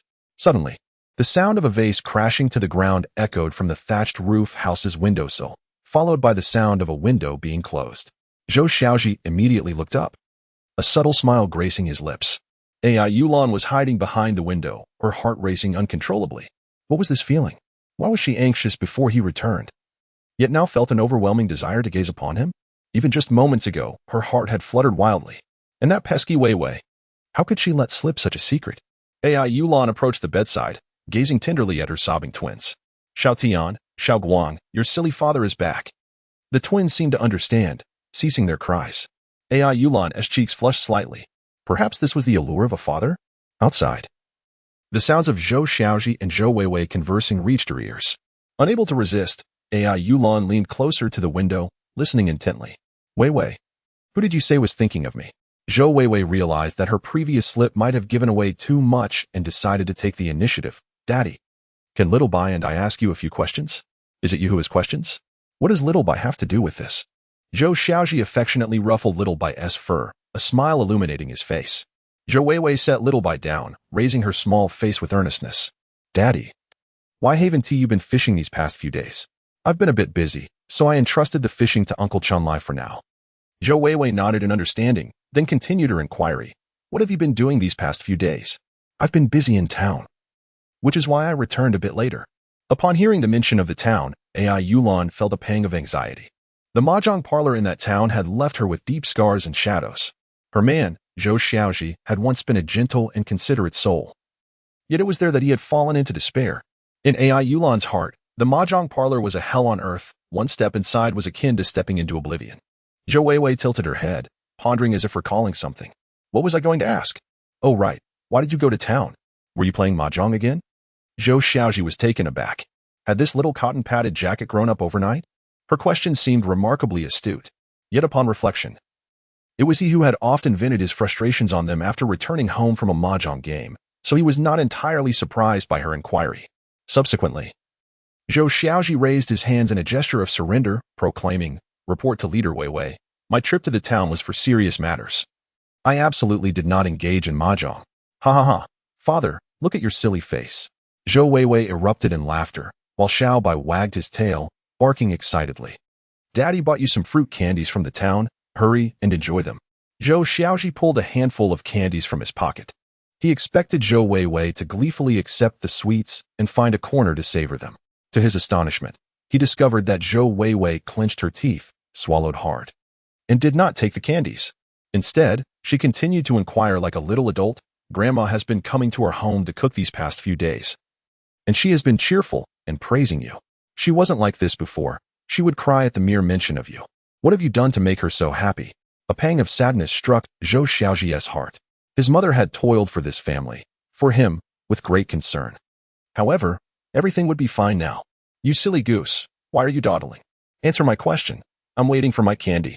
Zhou Xiaozhi playfully flicked Zhou Weiwei's nose and smiled towards the window of the thatched cottage. He had an inkling. Surely, this was not a question a child could formulate by herself. There must be someone guiding her from behind. Through the glass, Zhou Xiaozhi locked eyes with Yulan. In an instant, Yulan appeared like a thief caught in the act, crouching down in embarrassment. Oh no, he had discovered her. How mortifying. Zhou Xiaozhi glanced at the window where a red hairpin was still visible, and his heart swelled with joy. Hey, this little girl is as mischievous as ever. You want to hear, don't you? Then I shall speak a bit louder. Weiwei, a few days ago, I visited your grandparents in the mountains and inadvertently helped them cure their fruit trees. Afterwards, I apologized to them, promising to cherish you from now on. Thus, your grandparents forgave me. Zhou Xiaozhi explained in exceedingly simple terms, especially emphasizing the part about cherishing them, raising his voice significantly. He feared that Zhou Weiwei might not comprehend and was concerned that Yulan might not hear. Zhou Weiwei finally nodded in satisfaction, extending her slightly chubby little hand. Daddy, I have no more questions, just give me the candy. Suddenly, Zhou Xiaozhi tucked the candies back into his pocket, bending down with a mischievous smile. If you want the candy, then since I have answered so many of your questions, you must answer a few of mine in return. Zhou Weiwei tilted her little head in contemplation. This made sense. All right then, go ahead and ask. Were those questions you just asked me prompted by your mother? Zhou Weiwei instinctively glanced toward the thatched cottage. No need to turn around or respond, just nod or shake your head. Zhou Weiwei obediently nodded, breaking into a smile. Daddy is so clever. I thought I had performed so well, yet he still saw through me. Then, do you think your mother has forgiven me? Zhou Weiwei nodded. Zhou Xiaozhi had not yet had the chance to rejoice when Zhou Weiwei shook her head once more. Huh? Nodding and shaking her head? Zhou Xiaozhi was utterly perplexed. My daughter, what do you mean by that? Zhou Weiwei leaned closer to Zhou Xiaozhi and whispered, Mommy has forgiven you just a tiny bit. She winked at him and planted a kiss on his cheek, pouting adorably. Daddy, don't lose heart. Keep going. I believe Mommy will soon forgive you completely. Then, you two can sleep together in the same bed. Zhou Xiaozhi. Who taught her this? Meanwhile, AI Yulan, who was secretly watching, could not hear the exchange between the father and daughter. All she saw were their nods and shakes of the head, which left her feeling quite disheartened. This little girl. After just a few days, she had already sided with her father? Such a little traitor. Alas. Indeed, girls grow up too fast. Mommy's little cotton-padded jacket is about to let the wind through. Suddenly, the plump little white dog, Xiaobai, let out an exuberant bark, licking Zhou Xiaozhi's knee and wagging its tail joyfully. Zhou Xiaozhi chuckled. Xiaobai, you don't want me to ask you questions, do you? Xiaobai barked again, wagging its tail even more enthusiastically. It seemed to exhibit the early signs of potential as a husky. Xiaobai, have you protected your little master from the bullying of Xiaohua today? Xiaobai sprang up, baring its teeth playfully as it positioned itself defensively in front of Zhou Weiwei, as if to say, I'm not afraid of that little Hua. Look how strong I am. Woof, woof, woof. At that moment, Xiaohua from Grandma Li's house suddenly dashed in. Xiaobai, startled, shrank back its neck and jumped behind Zhou Weiwei, too timid to confront Xiaohua. Woof, woof, woof. Xiaohua wasted no time and pounced on Xiaobai, showering it with enthusiastic licks and nudging it over and over with her nose. Xiaobai, now on its back with its belly exposed, looked helplessly at Zhou Xiaozhi and Zhou Weiwei for rescue. Ha ha. Ha ha. The sight of Xiaobai's adorable yet cowardly demeanor had the father and daughter laughing until their bellies ached. Xiaobai, don't be afraid of Xiaohua. Who knows, you two might end up in a sibling romance. Sibling romance? Zhou Weiwei tilted her head, puzzled. Daddy, what is sibling romance? Zhou Xiaozhi chuckled silently, placing a piece of candy into Zhou Weiwei's small hand before turning to grab a nylon bag as he headed toward the kitchen. As he walked, he said, Weiwei, you and Mommy wait here. Daddy will prepare a delicious meal for you right away. Yay, yay, yay. Daddy is the best. I want to eat meat today. Seeing the father and daughter share such hearty laughter, AI Yulan couldn't help but smile. When she heard about the delicious meal, her heart was unexpectedly filled with anticipation. It wasn't the food itself that excited her. She considered herself not particularly fond of eating, indifferent to whether the dishes were exquisite or mediocre. What she eagerly anticipated was the person who would prepare the meal for her. What would he cook tonight? Chapter 65. AI Yulan finally smiled. Zhou Xiaozhi entered the kitchen with a cheerful stride. Today, he felt neither fatigued nor burdened, but rather elated. Perhaps this is the essence of returning home. Who washed my pants and shirt? Zhou Xiaozhi noticed that the clothes he had been unable to wash yesterday were now neatly folded and clean in the corner. With a clatter, the large pig trotter he was holding fell to the ground. Stinky Bao Bao, what's wrong? Zhou Weiwei and Xiaobai rushed in, their mouths full of candy, speaking somewhat indistinctly. It's nothing, Weiwei. Did Grandma wash these clothes? Zhou Weiwei nodded, then shook her head. What should I do? Mother had clearly instructed her not to tell father. Just say Grandma did it. However, seeing Stinky Bao Bao's eager expression for the truth made her heart ache. Suddenly, Zhou Weiwei had a brilliant idea. Dad, Mom said if you ask, just say Grandma washed them. Hee hee. Perfect. I also said it was Grandma. Weiwei, did your mother touch cold water? AI Yulan was still in her confinement period and should not be in contact with cold water. Zhou Weiwei, feeling nervous, blurted out, not really. Grandma was boiling hot water for cooking, and Mom was washing with hot water beside her. Zhou Weiwei quickly realized her mistake. Oh no, how did I let that slip? Stinky Bao Bao, you're so naughty. I won't talk to you anymore. Zhou Xiaozhi ruffled Zhou Weiwei's hair, an involuntary smile lighting up his face. I'll prepare something delicious for you right now. Zhou Xiaozhi quickly got to work. Before long, several dishes were ready. Weiwei, we're about to eat. Call your mother over to sit down. Zhou Xiaozhi shouted while bringing the dishes to the table. Coming. Mom, hurry over. I've set up the little stool for you. AI Yulan, still sitting on the bed, felt a bit shy, having been caught peeking at Zhou Xiaozhi earlier. Mom, why aren't you coming over? Didn't you say you were eager to eat the dishes Dad made? AI Yulan's face flushed as she walked over. She gently pinched Zhou Weiwei's calf, saying, What nonsense are you talking? Ouch, why are you pinching me?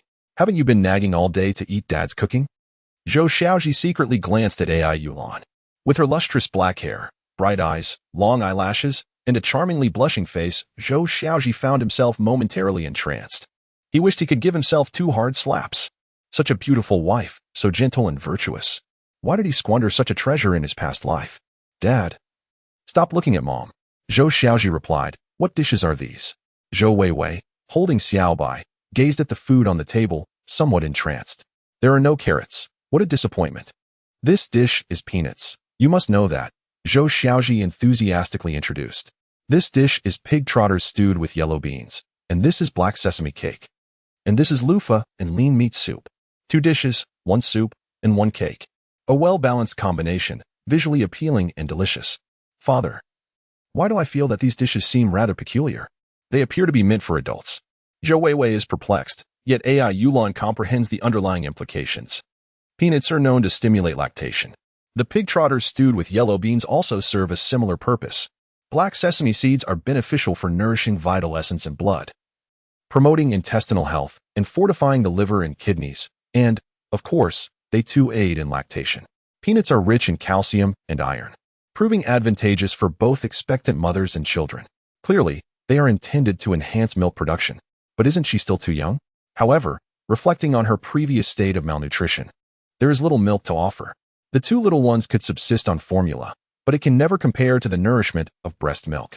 With this thought, AI Yulan couldn't help but steal a glance at Zhou Xiaozhi, only to find him gazing back at her with a silly smile. Flustered, AI Yulan quickly lowered her head to eat, but alas, she choked on a piece. Mother, you're not a child anymore. How can you choke on a peanut? Just as AI Yulan intended to pat her throat, a glass of water appeared before her. Here, have a sip. Let me help you relax. A warm hand gently rested on AI Yulan's back, and the soothing warmth spread throughout her being. In that moment, AI Yulan surprisingly felt a long-lost sense of happiness and tranquility. Haha, silly father, have you turned into a stutterer? Little by mimicked Zhou Xiaozhi, emitting 3 disjointed syllables. With a chuckle, AI Yulan couldn't help but laugh. Zhou Weiwei also set down her chopsticks and burst into laughter. Little Bai wagged his tail joyfully. However, Zhou Xiaozhi felt a bit embarrassed. Hey, you know what? The laughter of my beloved wife is so warm and beautiful. It's as if I can see the entire spring dancing upon her forehead. He even felt a twinge of excitement, yet he swiftly suppressed it. Now is not the time. AI Yulan had not even permitted him to hold her hand, let alone the merging of their spirits. He could only patiently await the right moment. Moreover, AI Yulan had already smiled at him. This was a significant advancement. After dinner, Zhou Xiaozhi washed all the diapers and read bedtime stories to Zhou Weiwei and the twins.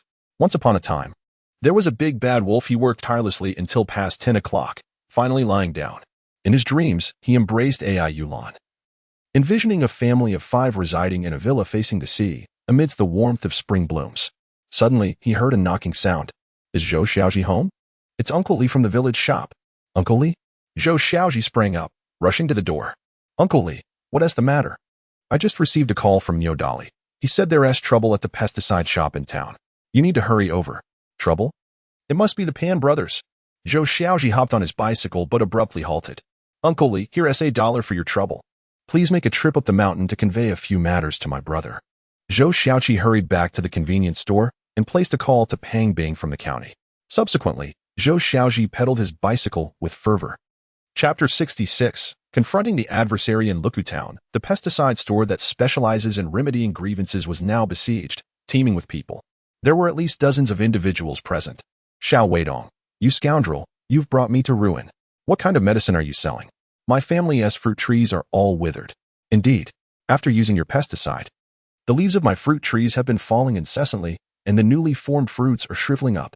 At the back of the crowd, the Pan brothers, with cigarettes dangling from their lips and sunflower seeds in hand, indulged in their leisure, smoking and snacking, their faces reflecting an unspoken pleasure. Such occurrences were rare in the town, and when a brawl broke out, everyone was eager to watch. Consequently, the spectators began to multiply. Among them was Tu Jinxian, who had come to witness the commotion. His business had been dismal lately, only managing to procure 20 pounds of mandarin fish each day. He was puzzled as to the whereabouts of the 2 individuals who used to sell him fish daily. They seemed to have vanished without a trace, depriving him of over 200 yuan daily. He regretted not retaining their contact information, especially that suave young man, who was rather cunning. If he encountered them again, he would surely inquire about the source of the mandarin fish. Make way, please. Just then, a figure squeezed through the crowd. Who else could it be but Zhou Xiaozhi? Tu Jinqian gazed at the retreating figure, suddenly struck by a wave of realization. Wasn't he this the very young man he had been seeking? What was he doing here? Hey. Tu Jinqian hurriedly stepped forward, but Zhou Xiaozhi had already joined the throng and arrived at the store entrance. Has this fellow abandoned the fish trade to venture into the pesticide business? How much could he possibly earn from that? What a fool. Third brother is here. Upon seeing Zhou Xiaozhi, Niodali and Xiao Weidong felt reassured. Zhou Xiaozhi stood at the forefront of the crowd and proclaimed loudly, esteemed elders and fellow villagers. May I have your attention? I know you are all sincere and good-hearted, and I trust you have come to resolve an issue, not to cause trouble, am I right? After his words, the crowd indeed quieted down considerably. There was something soothing about the way this young man spoke. When someone praises your sincerity, to continue causing a ruckus would only reflect poorly on oneself. However, this tranquility was short-lived as a provocateur from the crowd retorted, "Young man, who do you think you are?" Zhou Xiaozhi maintained his smile, aware that escalating the conflict would be unwise. He needed to employ gentleness to counter rigidity. I can empathize with your feelings. My parents, like you, also cultivate fruit trees. When their trees face troubles, I fully understand the anguish. It truly is distressing. Your parents also cultivate fruit trees? You've come to stir up trouble and settle scores with Xiao Weidong. Haven to you? Zhou Xiaozhi's words instantly bridged a connection with the crowd. The Pan brothers, who had been enjoying their seeds, suddenly twitched their expressions. How could this young man, so youthful, possess such cleverness? With just a few words, he had aligned himself with the adversary. Indeed, I too have come to confront that scoundrel. Just 3 days ago, I gave him a thorough beating, compelling him to pledge that he would no longer peddle counterfeit medicine. Can anyone trust his word? Absolutely not. If he were to reopen his shop, he would undoubtedly resume selling fake drugs. A dog cannot change its nature, nor can a cat cease its furtive ways. We must not place our faith in him. Xiao Weidong interjected, "You are the dog. Your entire family is a pack of dogs." Zhou Xiaozhi nodded in agreement. You are correct. To prevent him from selling counterfeit drugs again, I have taken over his shop. From this moment forth, he is no longer the proprietor. Excellent. A voice erupted from the crowd. In an instant, the atmosphere became electrified. Bravo. Well done, young man. It takes courage to act decisively. The crowd cheered. Feeling a sense of vindication, many had even forgotten the original purpose of their gathering. The Pan brothers looked on, bewildered. What is this audacious maneuver? Is this even permissible? Should we not maintain some decorum? Niodali and Xiao Weidong were utterly astonished by Zhou Xiaozhi's boldness. How skillfully he had redirected the conflict, aligning himself with the crowd against their common adversary. Xiao Weidong felt that even if he had to endure some grievances, it was worthwhile, especially since Zhou Xiaozhi was indeed assisting him in resolving his predicament. The stakes were high, and if losses were incurred, it would cost far more than he could afford. Gradually, Zhou Xiaozhi calmed the crowd's fervor and prepared to advance to the next phase. Esteemed villagers, though you purchased pesticides from Xiao Weidong, now that I have taken over this establishment, I cannot disregard the past. I shall take responsibility. The crowd stirred with excitement, some even clapping in approval. They had never encountered such a responsible owner before. It was often said that the past does not concern the present, but occurrences such as this were all too common. With the market's vibrancy, people's morals had gradually deteriorated. Young man, how do you intend to take responsibility? Someone queried. You speak eloquently. But words and actions are two different matters. We cannot simply take your assurances at face value. A few dissenters remained, attempting to disrupt the atmosphere. Unfazed, Zhou Xiaozhi earnestly replied, please line up to report the damage to your fruit trees. I shall emphasize a few points. Some individuals even took out boxes to jot down notes with pencil stubs. Those without boxes listened intently. If your trees have perished, I will transplant a similarly sized tree from my father's orchard to ensure it bears fruit this year. If the damage is merely superficial, I will provide pesticides free of charge to ensure recovery. Zhou Xiaozhi then added, however, in the spirit of mutual consideration. Let me be clear, we will verify all reported damages on site. Any attempts at deceit or exaggeration will be met with denial of compensation and a report to the authorities. Zhou Xiaozhi's resounding words instantly silenced the crowd. In truth, most of the farmers present had been lured here by the Pan brothers, each receiving a mere 20 cents. While they indeed sought trouble with Xiao Weidong, their deeper yearning was for a remedy that could swiftly resolve their current crisis and ensure a bountiful harvest this year. That was their primary concern. "Little boss, can your medicine truly heal our fruit trees?" they inquired. "Indeed, we've tried numerous remedies, yet none have yielded results. If you can truly restore our trees, I would willingly forego my past losses." The crowd began to murmur, countless eager eyes fixed upon Zhou Xiaozhi. "I assure you, I can cure them," Zhou Xiaozhi promised. "What guarantee do you offer?" Someone retorted. "You stand there unscathed, just like that swindler Xiao Weidong." The Pan brothers could no longer contain themselves and shouted at the gathering. "Exactly, boss. It's not that we don't believe you. We've been deceived too many times," they lamented. Xiao Weidong also claimed he could guarantee results, yet what happened? "I suspect you are merely here to swindle us as well." Following the Pan brothers' disruption, many in the crowd shifted their stance. Alas, they were but ordinary farmers, easily swayed. Seizing the opportunity, Pan Deming exaggerated further. "You claim your medicine can heal. But who can vouch for that?" "I can vouch for it." At that moment, a powerful voice echoed from a distance, accompanied by the sound of hurried footsteps. The crowd immediately turned to look behind them. "Brother!" Zhou Xiaozhi felt a surge of excitement. There he was. Zhou Xiaozhi approached with brisk and resolute strides, followed by a dozen or so fruit farmers. Chapter 67. "Brother, the county's experts have arrived."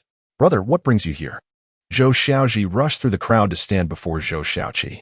He had never witnessed his usually taciturn elder brother exuding such an indescribable aura. This feeling was familiar to Zhou Xiaozhi. In the past, whenever he was bullied, his brother would always stand protectively in front of him. Yes, it was precisely this kind of aura. "Come at me if you have grievances. Do not involve my brother." Zhou Xiaozhi placed a large jar down and addressed the crowd. "Esteemed fellow villagers, I am a fruit farmer from Xiaohequan village in Luka town. The people behind me, you may recognize, yes?" The assembled farmers turned their gazes towards Zhou Xiaozhi and his companions. "Ah, is that not old Huang from Dahuang village? What brings you here? Old Zhao, have you come to witness the spectacle as well? Old son, I heard your family has cultivated 100 acres of mountainous land with fruit trees this year. Old Wang, is my sister-in-law at home? It has been ages since I last saw her." The two factions warmly exchanged greetings, clearly familiar with one another. The Pan brothers, witnessing this scene, were momentarily stunned. "Are you all such fools that you cannot discern friend from foe? What are you even here for?" Even the bystanders began to question the situation, sensing that this individual was no ordinary man. One move followed another, even more formidable than the notorious Wen Jiang of the Chibi state-owned hotel. The mere thought of Wen Jiang ignited a surge of anger within him. It was all this scoundrel's fault, subjecting him to humiliation before Wen Jiang, incessantly branding him a worthless fool. Once the commotion subsided, he would undoubtedly seek retribution against this miscreant. "Since you are all acquainted, why not share the status of your fruit trees?" Zhou Xiaozhi suggested. Instantly, the two parties began to converse animatedly. Moments later, "Old son, are you speaking the truth? Have your fruit trees truly recovered?" "Old Wang, you must not deceive me. Otherwise, I shall not permit your wife to prepare dumplings for you. The leaves have not even fallen. The fruit trees are thriving better than before. If what you say is genuine, then that would be splendid. Huh?" The area of Luku town is not vast, and among the nearby villages, those who cultivate fruit trees might not be familiar with each other, yet faces become recognizable. Upon hearing their words, the crowd's wariness diminished significantly. Zhou Xiaozhi promptly lifted the jar from the ground. "Indeed, all your fruit trees have healed using our medicine. They are all restored within 3 days. If you disbelieve, you may witness it for yourselves." Zhou Xiaozhi's emphatic declaration sent waves of excitement through the crowd. Ultimately, they were simple farmers, and their greatest aspiration was to reap a bountiful harvest, transforming their labor into fruitful yields. "Young boss, I believe in you. Hurry and prepare the medicine for me, for my fruit trees can no longer wait." "Yes, young boss, if your remedy proves effective, not only will I refrain from troubling you, but once the fruits ripen, I shall bring a basket to show you. Line up, everyone, form an orderly queue. Do not cut in line, for I was the first to arrive." Under the astonished gaze of the Pan brothers, the atmosphere shifted dramatically. The previously tumultuous crowd lined up obediently, their eyes brimming with hope and perhaps a hint of admiration. "Second brother, have you contacted the county expert? Where is he?"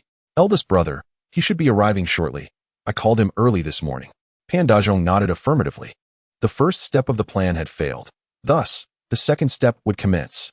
Just then, A bicycle appeared at the eastern edge of the town, ridden by a middle-aged man carrying a briefcase. Eldest brother, the county expert has arrived. Pan Dazhong exclaimed excitedly as he rushed into the queue, shouting, "Everyone, please wait a moment." Pointing at the jar by Zhou Xiaozhi's feet, Pan Dazhong raised his voice. "I see you have forgotten the pain after healing the scars. You cannot remember the lesson, can you? You dare to buy the pesticides contained in the shabby jar? If all your fruit trees perish, you will have nowhere to weep." After finishing, Pan Dazhong turned to Zhou Xiaozhi, yelling, "Young brother, who granted you the authority to concoct pesticides? Do you possess a qualification certificate?" The middle-aged man on the bicycle approached briskly, guided by Pan Dazhong's gestures. Pan Dazhong grew even more animated, shouting, "Do you know who he is? You might be frightened to learn. He is Fu Kaijun, a technician from our county's Agricultural Technology Bureau. Listen closely, everyone. How cultured is this name? This technician has immersed himself in the pesticide industry for many years. Do you understand the significance of authority?"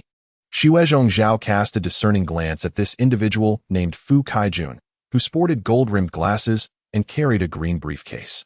A black fountain pen was clipped to his shirt, and his hair was meticulously styled. His delicate, fair hands did not suggest a background in pesticide research. Pan Damiai's boastful claims had indeed captivated the crowd, who now turned their attention to this notably cultured technician.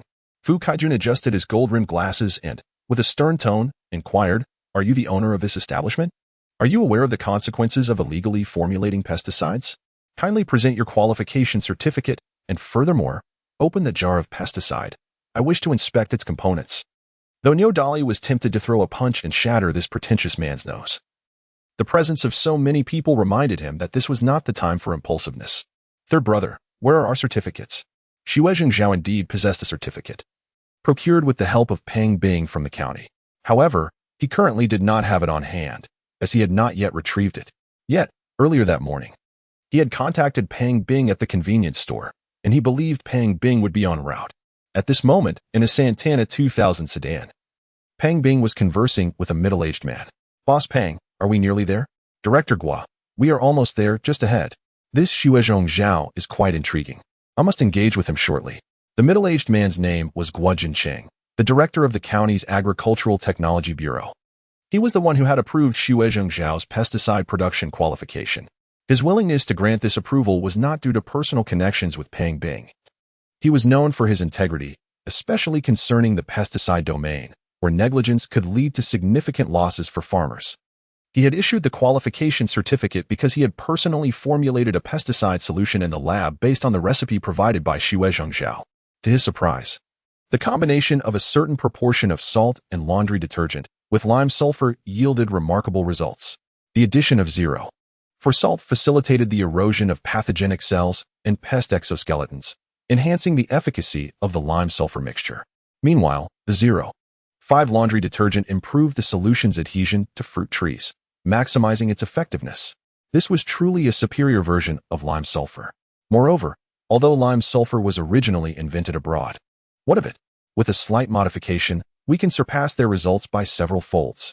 Director Gua, just ahead is the pharmacy run by Xuezhong Zhao. Wu Jincheng immediately looked up. What is going on ahead? Why are there so many people? Chapter 68. Is there no law left? Quick, everyone, what is that vehicle? Well, it's a car. Why has a car arrived? Is it here to cause trouble for Xiao Weidong? When the Santana 2000 made its grand entrance, its sleek black lacquered exterior, robust and angular design, and the resonant roar of its engine instantly captivated the attention of all present. In this era, the arrival of a motorcycle in town would undoubtedly make it the center of attraction, how much more so for a compact sedan. In an instant, the crowd stirred with excitement. Zhou Xiaozhi fixed his gaze upon the vehicle, recognizing it as a Santana 2000. It is noteworthy that the first Santana was born merely 3 years prior, in 1984. This particular Santana 2000 had just been released this year, with a staggering price tag of 180,000. The crucial point was that even with sufficient funds, acquiring one was no guarantee. Everyone, don't even look. I can't even get a seat in it, so you certainly shouldn't entertain hopes. Panda Ming interrupted, frustrated, reflecting on the misfortunes of the day. He found it infuriating that amidst his struggles, a sleek sedan had drawn everyone's gaze. Not wishing to waste any more time, he shot a glance at Fu Kaijun. Fu Kaijun continued to press Zhou Xiaozhi, pointing an accusatory finger. Hey, I'm asking you. If you cannot produce the pesticide production qualification certificate, you might as well close up shop right now. At that moment, the Santana came to a smooth halt, and a man emerged from the back seat. He was clad in a fashionable yet not yet widely adopted polyester shirt, donned sunglasses, and carried a bag tucked under his arm. His stylish appearance drew the crowd's attention once more as he strode purposefully towards Zhou Xiaozhi. The onlookers erupted in whispers. Was this prominent figure here to confront him? Surely not. Had he inadvertently offended this individual? The air was thick with tension as they sensed the imposing presence of the newcomer. Each person felt a pang of concern for Zhou Xiaozhi. After all, their earlier interactions had led them to view him favorably, notably more genuine than Xiao Wei Dong. Particularly in light of the vast chasm of wealth, they found themselves sympathizing with the underdog. Pan Deming, somewhat exhilarated, kicked Pan Erming and inquired, "Second brother? Did you bring this person?" Pan Erming shook his head in confusion. He had not summoned someone of such stature. Besides, he lacked the means to do so. He had only reached out to Zhao Dezhong and Wang Tianhu from the town, but it was not yet their turn to make an appearance. Thus he had not called upon them. "Kid, you've ruffled quite a few feathers, haven't you? This big boss in the sedan is surely out for you, and with precision." Pan Deming chuckled smugly. Yet, in the next moment, amidst the astonished gazes of the crowd, the big boss removed his sunglasses, bent slightly, and smiled respectfully at Zhou Xiaozhi. "Brother, I sincerely apologize for my tardiness. Here is your certificate. Please keep it safe." Everyone gasped. Pan Deming exclaimed, "What the hell is going on? Could Zhou Xiaozhi have orchestrated this performance? But how could a penniless fellow afford a Santana? Not late. Your timing is impeccable." Pang Bing promptly produced the qualification certificate and handed it to Zhou Xiaozhi. Zhou Xiaozhi presented his credentials to the crowd, declaring, "Behold, this is my qualification certificate. It has merely been kept in the county seat, and I have yet to retrieve it." The onlookers gazed upon the document, though they could not comprehend its contents. The prominent red seal was unmistakable to them. Throughout his speech, Zhou Xiaozhi did not cast a glance at the technician, Fu Kaijun, who suddenly felt insulted and challenged. "How dare you? I am here to inspect your credentials, yet you do not show them to me at the first opportunity? Is there no law? What of basic respect between individuals?" Fu Kaijun's indignation simmered. "Very well, if you do not respect me, do not blame me for being harsh. Everyone, quiet down. I can assert with certainty that this certificate is a forgery." Fu Kaijun blurted out after a mere glance. The crowd erupted in disbelief. "Fake? Technician, you aren't deceiving us. Are you? This certificate appears genuine, especially with that grand red seal. That seal is trivial. It can be carved from a radish. This man is a legitimate technician from the county's Agricultural Technology Bureau and should not be lying," someone interjected. "I say, technician, you are merely here to provoke trouble." Neo Dali clenched his fists in frustration. "You must be that sycophant of Pan." Xiao Weidong joined in, equally irate. "I have encountered shamelessness before, but never to this extent." Having toiled in the pesticide industry for years, he was well aware of the intricacies involved. If he claims your certificate is fake, it could very well become false by word of mouth among colleagues. Zhou Xiaozhi remained unperturbed, steadfast as a mountain, and continued to ignore Fu Kaijun, responding coldly. "How can you be certain it is fake? Just because you say it is false does not make it so. If it is genuine, you must bear the consequences of your words. I cannot control your reckless accusations, but surely you have superiors?" A chill ran through Fu Kaijun's heart. This young man was quite perceptive. But what of his superiors? They were too busy with their own affairs to visit such a place. Would a leader risk their reputation over a stranger?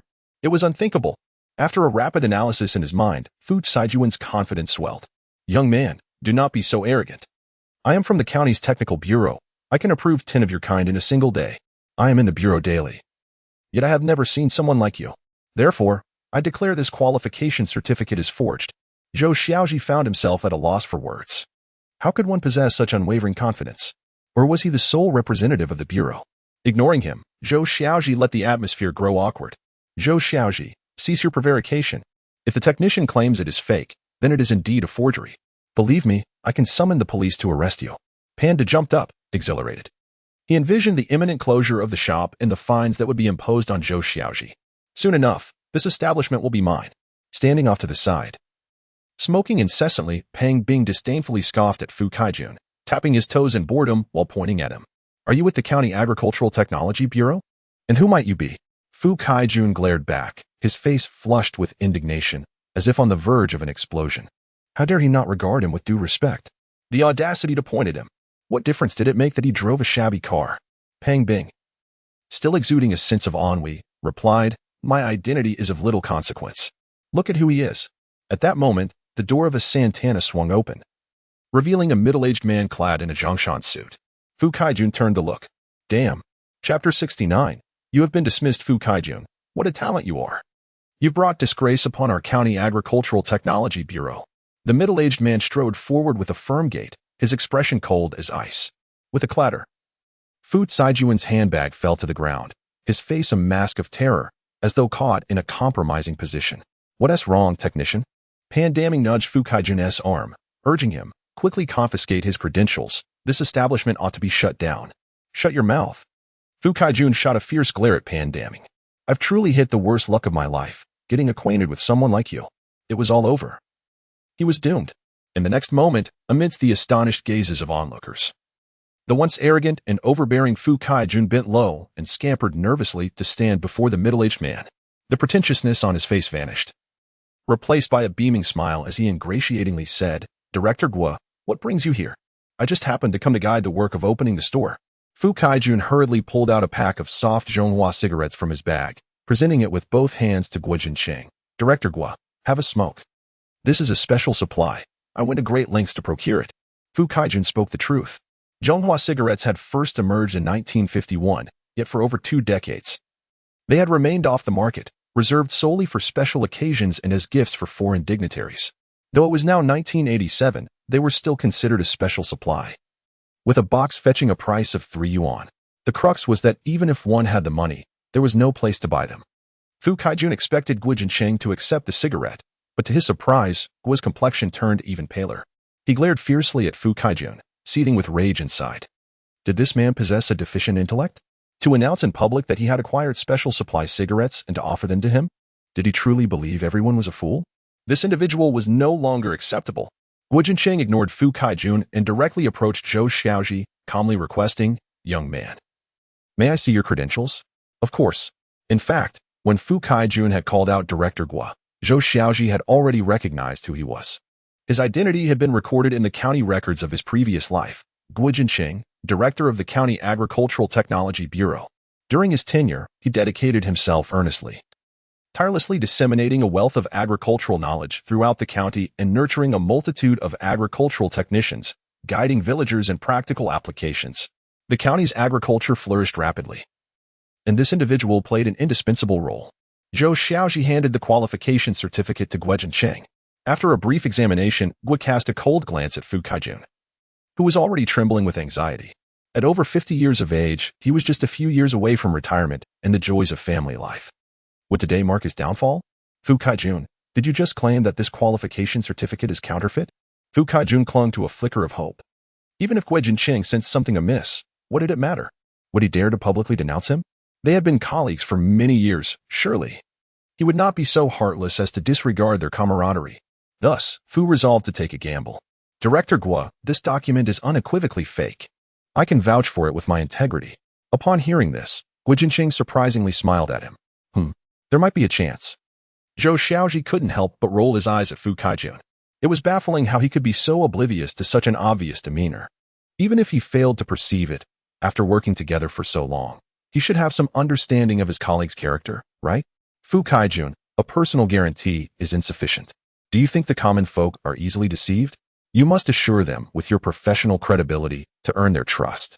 Fu Kaijun, though internally anxious, pondered that there was some merit to this assertion. What worth does integrity hold? Moreover, do these common people even comprehend the concept of integrity? Indeed. Director Guo seemed to lean in his favor. No problem.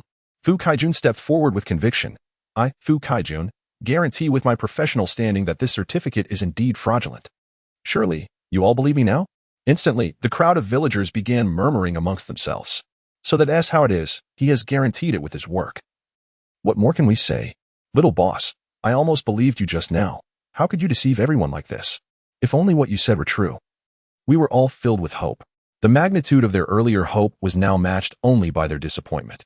Sighs filled the air, as the villagers felt a deep discomfort and resentment. Who could have anticipated that in the next moment, Guo Jincheng would address the smiling Fu Kaijun, saying, Since you have guaranteed it with your professional standing, I must inform you that you are hereby dismissed. What? Fu Kaijun felt as if he had misheard. Director. What are you saying? You fool, are you deaf? Or just plain stupid? Pang Bing pointed an accusing finger at Fu Kaijun. You scoundrel. You have already been dismissed by Director Gua. Everyone. If the crowd was bewildered, Fu Kaijun was the most perplexed of all. Director Gua. Why have you dismissed me? I have committed no wrongdoing. This is against protocol. You claim you've committed no wrongdoing? Guo Jinsheng's tone grew increasingly frigid. Because you prattled incessantly, distorting the truth. Due to your corrupt interests and insatiable greed for wealth. You have blinded your eyes and betrayed your conscience. Fu Kaijun, still struggling, vehemently questioned, is this truly the reason for my dismissal? I refuse to accept it. Moreover, I personally issued this qualification certificate to him. Thunderstruck, Fu Kaijun fell to the ground in utter disbelief. Why was he so certain that this certificate was a forgery? It was not due to ignorance. Before agreeing to assist Pandemo, he had inquired extensively among his colleagues. Yet, he had neglected to consult Guo Jinsheng. Trembling, Fu Kaijun approached Guo Jinsheng, tears and snot streaming down his face, and pleaded, Director Gua, you cannot dismiss me. I am only a few years away from retirement. What will happen to my elderly parents at home? My son is getting married this year. The bride will surely call off the engagement. Guo Jinsheng disregarded his lamentations and turned to address the assembly, saying, Greetings, everyone. I am Guo Jinsheng, the director of the County Agricultural Technology Bureau. I can attest that this young man's qualification certificate is legitimate. Furthermore, he has incorporated certain elements into the pesticides, enhancing their efficacy. I have personally tested them, and the results are impressive. The crowd, previously bewildered, suddenly grasped the situation. How wonderful. This technician is not a good person. He must have accepted bribes from Pandemo. Who could argue otherwise? That special supply of cigarettes was likely a gift from Pandemo. Pandemo is indeed a scoundrel, resorting to treachery against a small business owner. He must have set his sights on the owner's shop, casting aspersions upon him. Small business owner, we have misunderstood you. Let us hasten to register. The crowd, filled with fervor, promptly formed a long line once more. Xiao Weidong and Zhou Xiaozhi swiftly began to record the registrations. In the midst of the crowd, Tu Chanshan's face twitched with realization. This young man is quite remarkable. Never mind. Once the crowd disperses, I shall inquire about the source of those perch. Thank you. Director Gua, Zhou Xiaozhi said respectfully. Guo Jinsheng grasped Zhou Xiaozhi's hand with a look of sincere apology. I should be the one thanking you. Do not linger outside. Let us go inside and enjoy some tea. Zhou Xiaozhi warmly invited Guo Jinsheng and Pang Bing into the establishment. Observing Zhou Xiaozhi's jovial demeanor, one could not help but notice the disheveled and defeated Fu Kaijun on the ground. Pandemo's blood pressure soared. Useless. Pandemo spat towards Fu Kaijun. The current situation was spiraling out of his control. Those he had initially enlisted for assistance were now turning against him and even berating him. The more he pondered, the more he found it intolerable. No, it was time to enlist someone ruthless. Go fetch Zhao Dazhang. Pan Erming immediately understood and dashed away. Indeed, he sought the most formidable individual in town, Zhao Dazhang.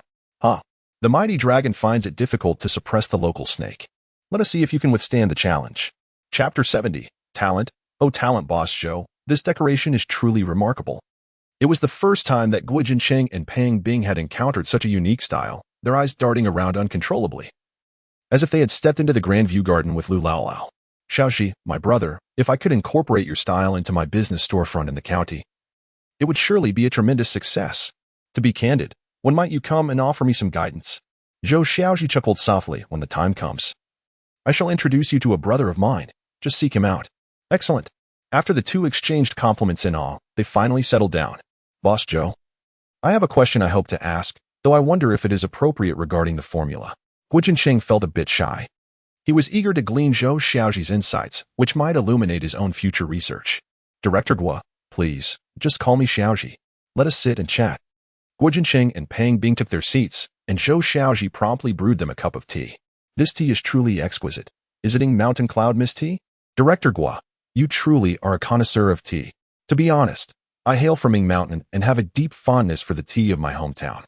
Perhaps this is fate. The two men felt a bond forming over a shared appreciation for tea. Director Gua, please feel free to ask your question regarding the formula. Guo Jinsheng glanced at Pang Bing, seemingly inquiring whether it was appropriate for him to be present. After all, this pertained to a highly confidential formula. And he had to consider Zhou Xiaozhi's feelings. I have some matters to attend to outside. Pang Bing sought an excuse to leave. No need. Brother Pang is like family. Please remain here. Zhou Xiaozhi stood up and gently urged Pang Bing back into his seat. Pang Bing felt a surge of gratitude. Such a confidential formula, and Zhou Xiaozhi showed no hesitation in discussing it. Truly commendable. Yet, one must not take advantage of others' trust. That would be quite unwise. With this thought, Pang Bing stood up once more. Xiaozhi, I appreciate your trust, but I genuinely have matters to attend to. Have you forgotten about the 10,000 glass bottles? 10,000 glass bottles? Of course. I brought them along and the large truck is just out back. I will check with Brother Dolly to see where the vehicle has arrived. I am immensely grateful, Brother Pang. Not at all. You just declared that we are like family. Pang Bing exited the shop, and Zhou Xiaozhi no longer insisted on detaining him. Dealing with intelligent individuals is indeed a relief. Guo Jincheng could not help but regard Zhou Xiaozhi with newfound respect. He had known Pang Bing for over a decade. To put it plainly, in recent years, Pang Bing had traversed many wrong paths and had even faced imprisonment several times. Eventually, he realized that conducting business earnestly was the true way forward, and thus he resolved to seize the opportunity with vigor. Undeniably, he was a paragon of business acumen. What kind of people had he not encountered? Based on his understanding of Pang Bing, he rarely treated a young person with such openness. Of course, he had heard about how Zhou Xiaozhi had saved his father. But that was not the sole reason. Xiaozhi, what inspired you to incorporate 0.4 salt and 0.5 laundry detergent into the formula? Zhou Xiaozhi pressed his lips together. This question is somewhat challenging to address. One cannot simply attribute it to experiences accumulated from past lives, can one? Director Guo, to be candid. The origin of this knowledge actually stems from our routine practices of making cured meat and doing laundry. Cured meat? Laundry? Guo Jinchen suddenly became intrigued. However, what do these have in common? Without a hint of embarrassment, Zhou Xiaozhi began to weave a narrative. When we prepare cured meat, do we not use a significant amount of salt? Guo Jinchen nodded. Although times are tough now, the tradition of making cured meat has persisted locally. We cure fresh meat with salt because it inhibits the proliferation of various bacteria and serves as a preservative. Upon hearing this, Guo Jinchen's eyes sparkled with realization. Indeed. I was pondering what would happen if salt were incorporated into a mixture of lime and sulfur. After countless experiments, I finally discovered the optimal ratio, which is 0.4. Guo Jinchen, with his teacup suspended in midair, gazed at Zhou Xiaozhi in astonishment. A prodigy, a true genius. We wash our clothes daily, and if we use plain water, they inevitably remain unclean. However, using laundry detergent ensures they are spotless. Guo Jinchen? Isn't that rather obvious? Listening to your words is akin to receiving wisdom. This is because laundry detergent contains surfactants that attract water molecules. I then had a sudden inspiration. What if I mixed laundry detergent with the lime-sulfur mixture? Would it enhance the adhesive properties of the solution? With a gulp, Guo Jinchen took a sip of water. I must admit, the mind of this young man before me is quite extraordinary. He believes he cannot emulate such brilliance. Xiaozhi, the intellect of your generation is truly remarkable. I hope you maintain this curiosity and creativity to develop even more pesticides for the benefit of the common people. Zhou Xiaozhi smiled. Rest assured, Director Guo, I will indeed contribute, and I will sell it to everyone at the most affordable price. Just then, a loud voice from outside interrupted. Everyone, don't rush. Our agricultural pesticide 150 is selling for just 3 yuan a bottle. 3 yuan a bottle. You can't go wrong or be fooled. Those interested should hurry to place their orders. You can collect the medicine tomorrow. Supplies are limited, first come, first served. You're selling this pesticide for 3 yuan a bottle? Guo Jinchen looked at Zhou Xiaozhi in disbelief. Bear in mind, the pesticides provided by their Agricultural Technology Bureau are priced at only 2 yuan a bottle. However, one must admit that the actual efficacy of this product is indeed superior. Zhou Xiaozhi, feeling a bit shy, lifted his cup and took a hearty sip of tea, clearly reluctant to answer the question. By the way, Xiaozhi, I heard that not long ago, County Chief Li Qingping brought in a batch of Qiuguang rice seeds from Yulan province. I understand this was also your suggestion? Zhou Xiaozhi became somewhat excited. The Qiuguang rice seeds have arrived? They arrived long ago. Your village chief has already transported them back with a wagon. Given Lao Wog's impatient nature, you will likely have everyone start seedling cultivation today. Director Guo, do you know our village chief? Guo Jinchen smiled. I serve as a judge at the harvest festival held annually in every township. I might not be supposed to say this, but you should be aware of your village's reputation, right? Zhou Xiaozhi awkwardly chuckled, who was unaware of the title of Bear Village. However, if you manage to cultivate the autumn light well this year, I believe you can shed this label and even achieve a commendable ranking. Zhou Xiaozhi is convinced of this. He has faith in the autumn light and even more in the village head, Huang Guangqin. No one desires to rid themselves of this title more than he does. This title not only undermines his political ideals of seeking welfare for the community as the village head, but also diminishes his authority. Were it not for the recent income generated from fishing for perch, the village head might have considered resigning. Xiaozhi, how did you come to know about the autumn light variety? Even I, an old-timer, have never heard of it. I stumbled upon it by chance and inquired further. Guo Jinqing cast an appreciative glance at Zhou Xiaozhi. Handsome, quick-minded, and grateful, he is considerate of the village's sentiments. Indeed, perhaps I could introduce my daughter to him one day. Xiaozhi, do you have a laboratory for formulating medicines?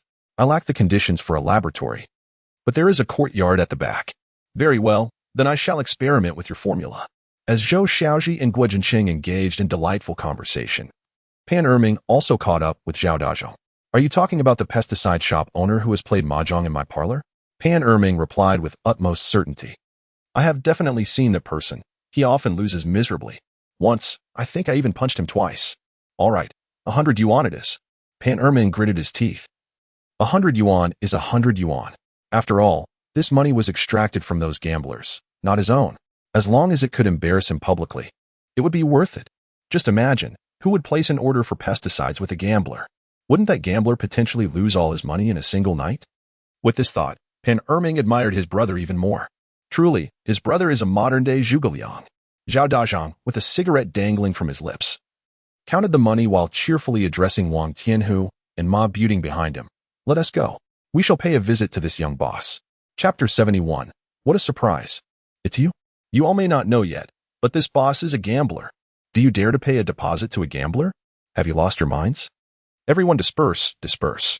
Zhao Dazhong, with a cigarette in his mouth, donned a neat little suit, his hair meticulously styled, strode forward with an air of indifference. The citizens who had been queuing to register and purchase medicines, upon seeing Zhao Dazhong's face, instinctively took a few steps back, murmuring amongst themselves, a gambler? Is that possible? The young boss seems quite respectable. Ah, an old saying rings true. When speaking with others, share only a portion of your heart. One cannot fully trust another, for who knows what lies behind their facade. If this boss truly is a gambler, I would not dare to entrust him with my money. There were also onlookers who did not recognize Zhao Dazhong. Who is he? Do you not know? He is the notorious bully of our town, Zhao Dazhong. Oh, it's him.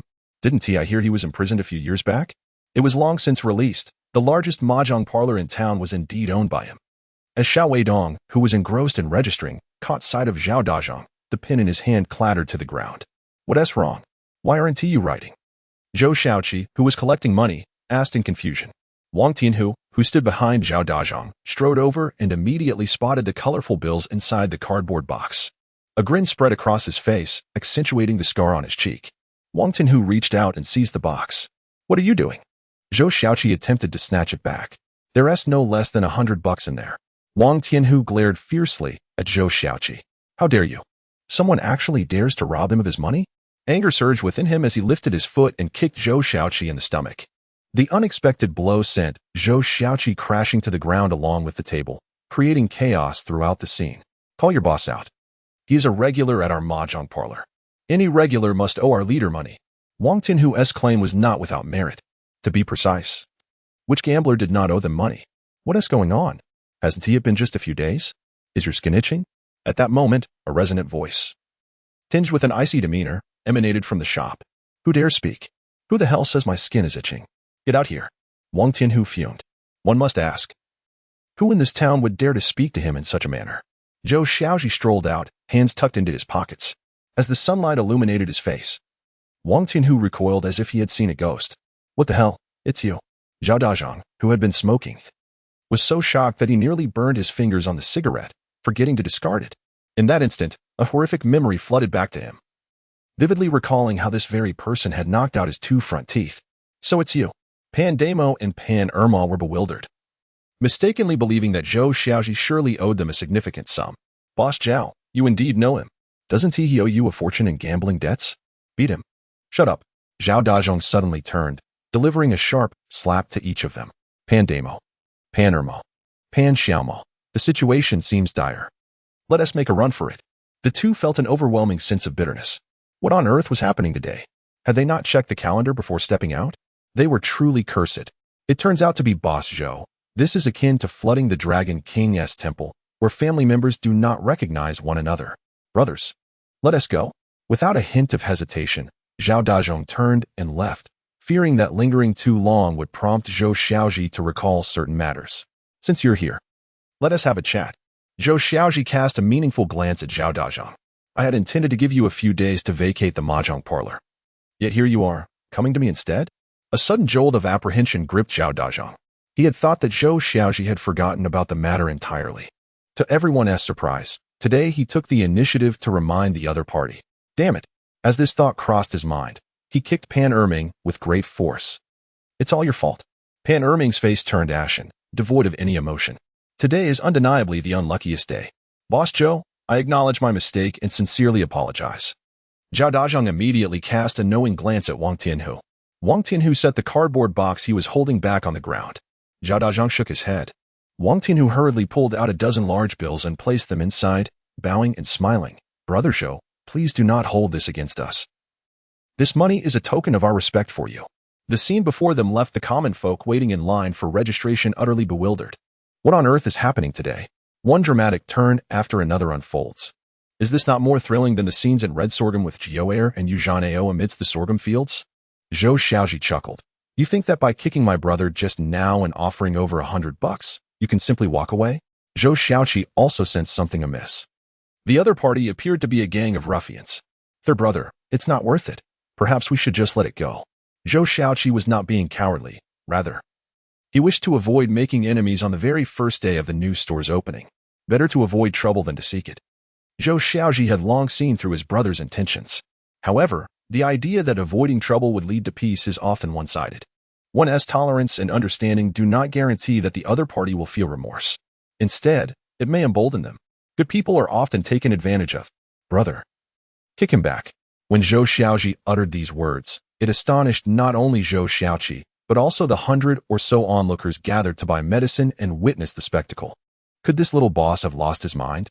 He wants to retaliate? Let us be honest. If someone were to kick me and hand me $100, I might just let them kick me to death. Do you believe that? What do you understand? This is not merely about money. It's about face. Not everyone dares to kick someone. Did you see the scars on his face? Would you dare to retaliate? As the crowd buzzed with speculation, Zhou Xiaozhi steeled himself. His eyes narrowing. Since the third brother is so intent on preserving his dignity, to hell with it. Zhou Xiaozhi sprang to his feet, lifting his foot to engage. Wang Tianhu's features twitched in response. Should he evade or confront the kick? If he dodged, it would surely provoke Zhou Xiaozhi. If he didn't, would he lose face in front of everyone? But in the midst of his indecision, Zhou Xiaozhi had already lunged forward. A loud thud echoed as Wang Tianhu was sent sprawling, his trousers ripping audibly at the seams. Ha ha. Many could not contain their laughter, while those who managed to hold it back struggled to suppress their mirth. Zhao Dazhong pursed his lips, internally torn. The other party was intent on claiming the mahjong parlor.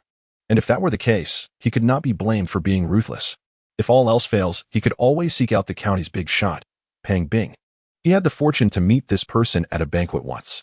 He was merely a driver and attendant, yet he could take on 5 individuals single-handedly. Moreover, they were all from the same circle. Enduring such humiliation would be a disgrace to his peers. He could not believe that Pang Bing would not come to his aid.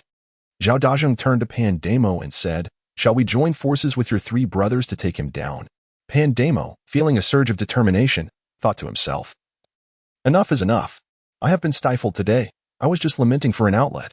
Can 6 of us not handle just 2 of them and 1 useless fellow? Let's do this." Suddenly, Zhao Dazhong's voice echoed through the air. If you appreciate this novel, kindly take a moment to leave a 5-star review. Thank you all. Chapter 72. Fury Rising. Evil unleashed with his temper flaring, Zhao Dazhong, a man of few words but fierce resolve, signaled for a division of labor. He, along with Wang Tianhu and Pan Damo, would confront Zhou Xiaozhi, while the remaining 3 would take on Zhou Xiaoqi and Xiao Weidong. In an instant, the 6 men charged like ferocious hounds descending a mountain, lunging at Zhou Xiaozhi and his companions.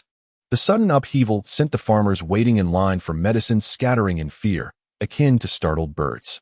Zhao Dazhong had a clear strategy in mind, a blitz attack. Striking unexpectedly and catching them off guard would surely avenge their earlier disgrace. Just as he anticipated, Zhou Xiaozhi and Xiao Weidong were caught completely off guard, each receiving a few punches. However, Zhou Xiaozhi had already sensed the shift in Zhao Dazhong's demeanor. In a flash, he dodged Zhao Dazhong's fierce punches, swerved to evade Wang Tinhu's malicious kick, and leaped to avoid Pan Damo's sweeping leg. Zhou Xiaozhi was astounded. What on earth is this young man capable of? Is he a disciple from the Shaolin Temple? But such impressive agility was of little use. Just as he regained his balance, Zhou Xiaozhi swung his left arm with a powerful motion, delivering a hefty blow with his fist and elbow squarely to Zhao Dazhong's face. The impact was thunderous. Zhao Dazhong's flesh quivered from the force, and a yellow object soared through the air in a perfect arc. Frustration engulfed Zhao Dazhong. Damn it, not again with my teeth. Without a moment's hesitation, Zhou Xiaozhi stepped forward, raising his leg to deliver a brutal kick to Wang Tinhu's groin. Wang Tinhu let out a blood-curdling scream. Even those spectating couldn't help but shield their groin, feeling an involuntary chill. If that kick had landed on them, they would surely be incapacitated for weeks. An eye for an eye was Zhou Xiaozhi's creed. If you wish to play games, I shall engage you in kind. Pan Damo, crouching low to sweep the legs, looked up in terror at Zhou Xiaozhi. The sound of slaps echoed as a series of resounding smacks landed on his round face. Enraged and humiliated, Pan Damo exclaimed, "You, what?" Zhou Xiaozhi retorted, each utterance leaving a handprint on Pan Damo's face. Pan Damo was bewildered, teetering on the brink of tears with no solace to be found. "Could you refrain from constantly striking my left cheek? Alas, let me then strike your right." A corpulent and rotund man, his face marred with palm prints. A shocking sight indeed. He was reduced to tears. After dealing with the three assailants, Zhou Xiaozhi cast a sidelong glance at Zhou Xiaozhi and Xiao Weidong. A 2-against-3 scenario. Clearly, Zhou Xiaozhi and Xiao Weidong were at a disadvantage. Yet, Zhou Xiaozhi found solace in the pleas echoing around him. "Stop. Please cease. Further blows may result in death." The bystanders, whether purchasing pesticides or merely spectating, were fervently intervening. A few robust young men had even begun to step in to separate the combatants. Zhou Xiaozhi couldn't suppress a smirk. Clearly, they were leaning towards one side. Several young men clung tightly to Ma Buting and Air Ming, significantly restricting their movements. In contrast, a few individuals were also holding back the elder brother and Xiao Weidong. But they were all, without exception, petite women. The women tugged and pulled, their actions resembling a carefree frolic. This invigorated Xiao Weidong. He unleashed a series of kicks aimed at the groins of the three opponents. Bam, bam, bam. That's for striking me. Thud, thud, thud. That's for assaulting me. Ding, ding, ding. That's for shouting at me. Zhou Xiaozhi's expression morphed into one of incredulity. "Are you imitating me?" My kicks to the groin were a response to an earlier provocation. "What are you attempting? Kicking with a peculiar rhythm?" Though my conscience felt slightly troubled, the exhilaration was undeniable. Much like the opponent's responses. Pan Damo knelt in agony. "Oh." Pan Xiaoma squeezed his legs together, his face contorted in a rapturous expression. Ma Buting emitted piteous cries akin to a eunuch. Observing the 6 men sprawled on the ground, the audience couldn't help but smile. This young boss, seemingly refined, turned out to be quite the character. 6 ruffians unable to outmatch 3 young men. How delightful. The young boss's recent maneuvers reminded me of Xiao Feng from Demigods and Semi-Devils. You also read Demigods and Semi-Devils? I stumbled upon it in my son's backpack. I wonder where that little rascal procured it. Zhou Xiaozhi inadvertently overheard the mention of Demigods and Semi-Devils. This is a classic of the era. Authored by the illustrious Jin Yong, it began in September 1963 and was completed by May 1966. This martial arts novel has influenced generations, instilling in the youth a vivid martial dream.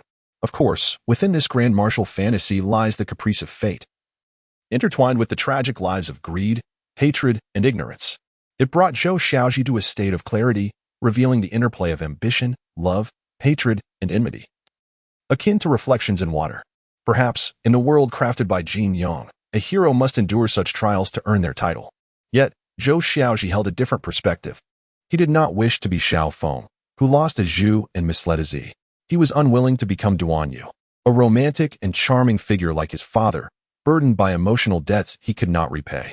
Even if he were to encounter Wang Yuyan, what difference would it make? Instead, he aspired to be Su Zhu, someone who could assist his brothers, save the world, and with Menggu Li Qing Lu, abandon the worldly pleasures to live a blissful life in Lingjiu Palace. As Zhou Xiaozhi's thoughts wandered, he cast a glance at the 6 disheveled individuals. In this lightning-fast battle, Zhou Xiaozhi emerged victorious. Zhao Dazhong attempted to rise for a sneak attack, only to be thwarted by Zhou Xiaozhi's cold gaze. Despite his defiance and resentment, it was undeniable that he had lost this encounter decisively. Zhou Xiaozhi not only left them in utter disarray, but also established his authority and respect in front of everyone. In an era rife with theft and robbery, even ordinary families might possess firearms, and a few local bullies often dominated the villages. Although a crackdown had led to some improvements in public safety, the changes had yet to reach a broader scale. It was believed that from this day forward, Zhou Xiaozhi's establishment would firmly take root in the town of Lukou. Zhou Xiaozhi, I cannot defeat you, and I accept that. No one in this town can handle you, but what about the county? Zhao Dazhong wiped the blood from the corner of his mouth and boasted. Do you believe I will inform my boss and have him bring people from the county to deal with you? Zhou Xiaozhi bent down, placing a foot on Zhao Dazhong's shoulder, and sternly asked, Who is your boss? Chapter 73. Who is my elder brother? I fear it might frighten you. Zhao Dazhong shook his shoulders, attempting to dislodge Zhou Xiaozhi's foot, only to find it immovable due to its immense strength. Who is my elder brother? I fear it might frighten you. Zhao Dazhong ground his teeth in anger. 1 year counts as 3 lives, even without illness, one must feign sickness. Zhao Dazhong. Others say that one learns a lesson after suffering a setback, but it seems you are seriously unwell. Zhao Dazhong, however, was not swayed by Zhou Xiaozhi's admonitions. He adhered to one principle: the one with the hardest fist is the boss. My elder brother is the renowned Pang Bing from the county. Pang Bing? Pang Bing? Pang Bing!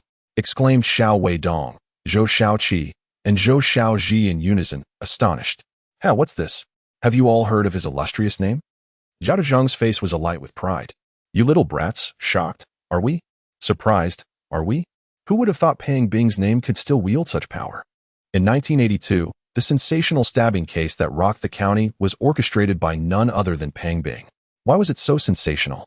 Because the victim was Lu San Mao, the owner of the largest underground casino in the county. Why did Pang Bing stab him? Because during a downturn in business, he too had run a mahjong parlor. But Lu San Mao demanded exorbitant protection fees each month. Pang Bing could no longer tolerate it, and, fueled by youthful vigor, acted directly. Although Lu San Mao was indeed a notorious figure already targeted by the crackdown, Pang Bing had still committed the act of stabbing, and thus, he was incarcerated. Fortunately, it wasn't 1984 that year. After 2 years of imprisonment, Pang Bing emerged, and from that moment, he became a household name. What Pang Bing was unaware of was that Lu San Mao, whom he had sent in, had not been executed. If you are afraid, bow 3 times to me, and I might consider forgiving you. Wang Tinhu declared with imposing authority. You must also bow 3 times to me, or this matter will remain unresolved. At that moment, a voice laced with mockery interrupted. Is Pang Bing your elder brother? Indeed, we have sworn brotherhood. Zhao Dazhong blurted out without a hint of hesitation, as if fearing that a moment's delay would invite doubt. Ha ha ha, I have no younger brothers like you. Wang Tinhu turned a glance, baring his teeth. Brother, who do you think you are to question what my elder brother has said? He is indeed Pang Bing's sworn brother. Right, elder brother? Right? Is this elder brother being foolish? Why is he ignoring me? You are Pang Bing? Zhao Dazhong stammered, astonished. Although he had only met Pang Bing once, the impression was indelibly etched in his memory, akin to a leader speaking on stage. Everyone recognizes the leader, yet the leader may not recognize everyone. Indeed, it is I.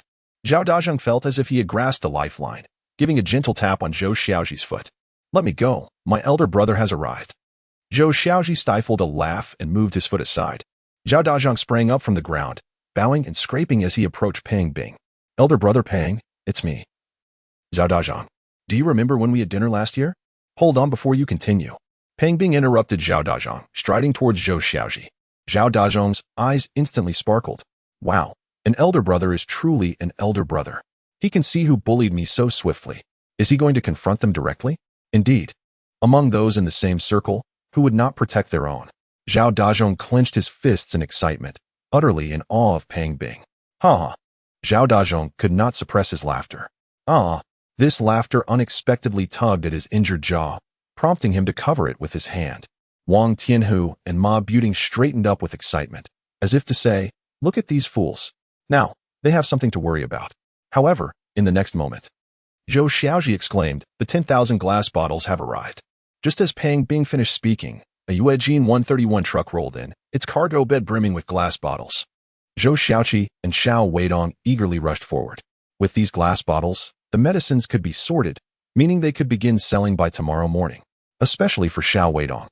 Clarity reigned in his mind. Throughout the morning, he had collected a deposit of 100 yuan. It is worth noting that the deposit was only 5 yuan. This amounted to over 60 individuals ordering pesticides. Conservatively estimating, selling 100 bottles in a day would not pose any problem. The gross income from 100 bottles would be 300 yuan, and after deducting the cost of 0.8 yuan per bottle, 80 yuan would remain, yielding a profit of 220 yuan. Even with merely a 20 stake, that translates to over 40 yuan. This arrangement is infinitely superior to managing the shop alone. Niodali rose from the compartment and addressed Zhou Xiaozhi and Xiao Weidong, asking, why are you all just standing there? Let us unload the goods together. All right. Zhou Xiaozhi replied, turning to Xiao Weidong, you should handle the bookkeeping. I can manage this. We are short-staffed as it is. Niodali remarked, glancing around. Why is Zhao Dazhong here as well? You three, why aren't you hurrying over to assist? Zhao Dazhong responded with confusion. What do you mean? Damn it. You little rascal. Dare you ask me to help you unload? Have you lost your mind? Just as Zhao Dazhong was about to explode, he heard. Didn't you three hear that? And you lot, stop pretending. Hurry up and help me unload. Pang Bing is actually asking me to unload? Zhao Dazhong was taken aback. Could it be that Pang Bing had ventured into the glass business? But that didn't make sense. Was this meager load worth Pang Bing's personal attention? Although Zhao Dazhong was perplexed by the unfolding events, he dared not disobey Pang Bing's command. We shall unload now. Zhao Dazhong and the other 6 swiftly got to work. Be gentle, this is all glass. Niodali admonished. Zhao Dazhong shot a glance at Niodali, but restrained himself. Over 10,000 bottles amounted to merely about 200 nylon bags. Surprisingly, all 8 of them harmoniously finished unloading.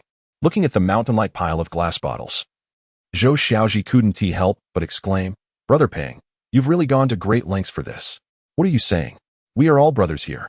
Pang Bing turned around, pointing at Zhao Dazhong and the others who were stacking the goods, curiously asking, by the way, who are these 3 fools? Zhao Dazhong. Wang Tianhu. Ma Buting. Brother Pang, I am Zhao Dazhong. Pang Bing squinted. Did I just hear you say I'm your sworn brother? Zhao Dazhong awkwardly chuckled. You're just rambling. I, Pang Bing, do not have a brother like you. Zhao Dazhong was left speechless. What the hell? If I'm not your brother, why are you making me unload? Does he have no sense of pride? I, Pang Bing, have only one brother. Remember that. Pang Bing pointed at Zhou Xiaozhi, declaring, he is my brother. Zhao Dazhong finally grasped the situation. It turns out Pang Bing was here for business. Speaking of which, when did the scoundrel Zhou Xiaozhi find such a powerful ally? Never mind. As long as I stay alive, I need not fear the flames. Realizing the tides had turned, Zhao Dazhong decided to make a hasty exit. I apologize, Brother Pang. It's all a misunderstanding. Now that the goods are unloaded, we shall take our leave. Zhao Dazhong turned to leave. Did I permit you to leave? A cold voice interjected as Zhou Xiaozhi produced a piece of paper. You remember this property transfer agreement, don't you? Chapter 74. This is the key to the mahjong parlor. Upon mentioning the property agreement, Zhao Dazhong froze in place. I shall visit the mahjong parlor early tomorrow morning. You should swiftly prepare yourself upon returning. The mention of the mahjong parlor left Pang Bing somewhat perplexed. Subsequently, Zhou Xiaozhi succinctly recounted the enmity between him and Zhao Dazhong. How dare you impersonate my subordinate? Are you aware that since my release, I have ceased engaging in such nefarious activities? Pang Bing exclaimed with indignation, pointing an accusatory finger at Zhao Dazhong. After all, Zhao Dazhong's audacity to commit acts of violence under his name was a most reprehensible offense. In recent years, Pang Bing had immersed himself in various enterprises, unwilling to dwell on his past. Although he concealed the true reason for his father's incarceration, his father, Pang Dihai, eventually became aware of it. While his endeavors garnered public acclaim, only his father bore the sorrow of his actions, which became a persistent thorn in his heart. Anyone who dared to touch this sensitive issue would find themselves in grave peril. Upon sensing the sudden surge of authority emanating from Pang Bing, Zhao Dazhong lowered his gaze. It was evident that even if this man had distanced himself from the underworld, offending him would surely invite dire consequences, with others taking matters into their own hands. Xiaozhi, there's no need for you to wait a few days. I shall accompany them to the mahjong parlor right now. Pang Bing's driver, sensing the tension, alighted from the vehicle. Boss, do you require my presence? When Zhao Dazhong glanced at the driver, his expression tensed with recognition. Meng Ziqiang? Is it truly him? The foremost enforcer in the underworld? Has he turned over a new leaf? Xiangzi, you shall accompany me, Pang Bing declared as he strode forward, leaving Zhao Dazhong in a state of uncertainty. What? Aren't you leading the way? Pang Bing's voice was cold. With no other option, Zhao Dazhong trudged ahead, dejected. Hurry up, Zhao Dazhong then began. Xiaozhi, I have conducted several tests, and I discovered. At that moment, Guo Jinsheng dashed over, his face brimming with excitement, exuding the joy of a child. The optimal ratio is obtained by combining 0.38 salt with 0.47 laundry powder. Zhou Xiaozhi gave him an approving thumbs up. This director was indeed both admirable and endearing. It reminded him of a peculiar phenomenon from a previous life. Many departments were led by those unfamiliar with the field, while experts remained subordinate and powerless. However, in this era, such occurrences were rather infrequent. Brother, remember the ratio derived by Director Guo. Zhou Xiaozhi nodded solemnly and returned to the task of preparing medicine and bottling. Brother, you seem overwhelmed. Perhaps we should hire a few more hands? Not just yet. Your sister-in-law will arrive this afternoon, and besides, we only need to bottle around 200 bottles today, which should suffice for 3 to 5 days. 200 bottles for 3 days? Zhou Xiaozhi couldn't help but chuckle. His elder brother was indeed cautious. He estimated they would sell out by tomorrow. Nevertheless, Zhou Xiaozhi refrained from voicing his thoughts. Some lessons must be learned through personal experience to foster true growth. Xiaozhi, the mahjong parlor has been cleared out. Here is the key to the mahjong parlor. Pang Bing has returned. So soon, Brother Pang? Zhou Xiaozhi expressed his surprise at Pang Bing's efficiency. If I take charge, they dare not delay. However, I must caution you. Pang Bing's tone grew serious. Although Zhao Dazhong may appear to cease troubling you, you must remain vigilant of their clandestine maneuvers. Zhou Xiaozhi nodded. He was not fearful regarding this matter. According to the records in the county chronicles from his previous life, Zhao Dazhong was sentenced to a full 9 years for robbing a wealthy merchant. This incident was destined to occur in the near future. Yet, what Zhou Xiaozhi was unaware of was that due to his reincarnation, many significant events had deviated from their original course. For instance, Zhao Dazhong did indeed commit robbery, but his victim was none other than Zhou Xiaozhi himself. Well, everyone has been busy for quite a while. Let us dine out. Zhou Xiaozhi led the group to a modest restaurant in the town. The establishment was humble, certainly not comparable to the state-run restaurant in the county. However, Zhou Xiaozhi sensed that everyone was unfazed by this. As they ate, conversation flowed. Xiaozhi, now that you have taken over the mahjong parlor, do you intend to run a mahjong establishment? Pang Bing inquired in a joking manner, though his eyes conveyed a warning. Not at all. Zhou Xiaozhi replied firmly, I do not oppose playing mahjong, but I stand against gambling. In his previous life, he had traveled through many villages. Some were prosperous, with diligent residents, while others were impoverished, plagued by a penchant for gambling. Over time, the wealthier villages thrived even more, while the poorer ones fell into further decline. This illustrates a profound truth. Gambling does not lead to overnight riches. Rather, it results in a continuous loss of wealth. Where does the money go? It ends up in the pockets of mahjong parlor owners. What do you plan to do then? Pang Bing blurted out, immediately realizing the inappropriateness of his question. Being a businessman himself, he understood the delicate nature of such inquiries. His curiosity stemmed from the fact that he had come to regard Zhou Xiaozhi as a brother.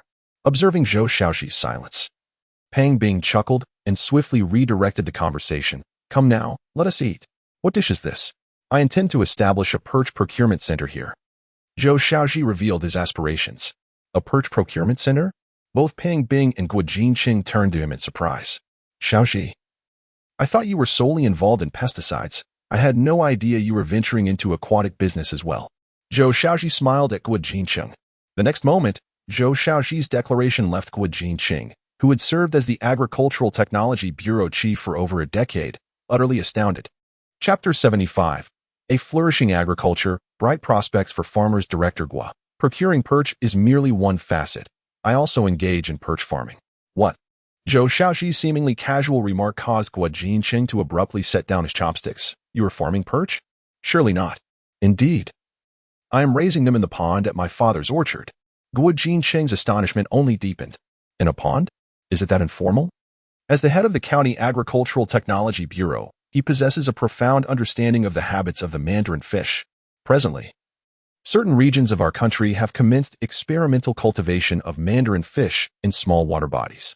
However, this is primarily conducted in some lakes of the middle and lower Yangtze River, employing the method of artificially releasing fry and relying on natural populations for cultivation experiments. Yet, Zhou Xiaozhi has taken to raising mandarin fish in ponds. His initial thought was that Zhou Xiaozhi was merely speaking without substance. The reason Zhou Xiaozhi chose to share this information with everyone is twofold. Firstly, he has faith in the character of all present. Naturally, mere integrity is insufficient. Secondly, he harbors another intention. Director Guo, I assure you, my claims are entirely genuine.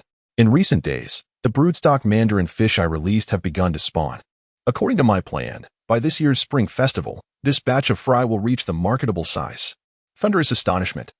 Guo Jincheng could not help but swallow hard. It is now early June, and there are less than 9 months until the Spring Festival. Can they truly reach marketable size in 9 months? Indeed, provided all conditions are met, I guarantee it can be achieved.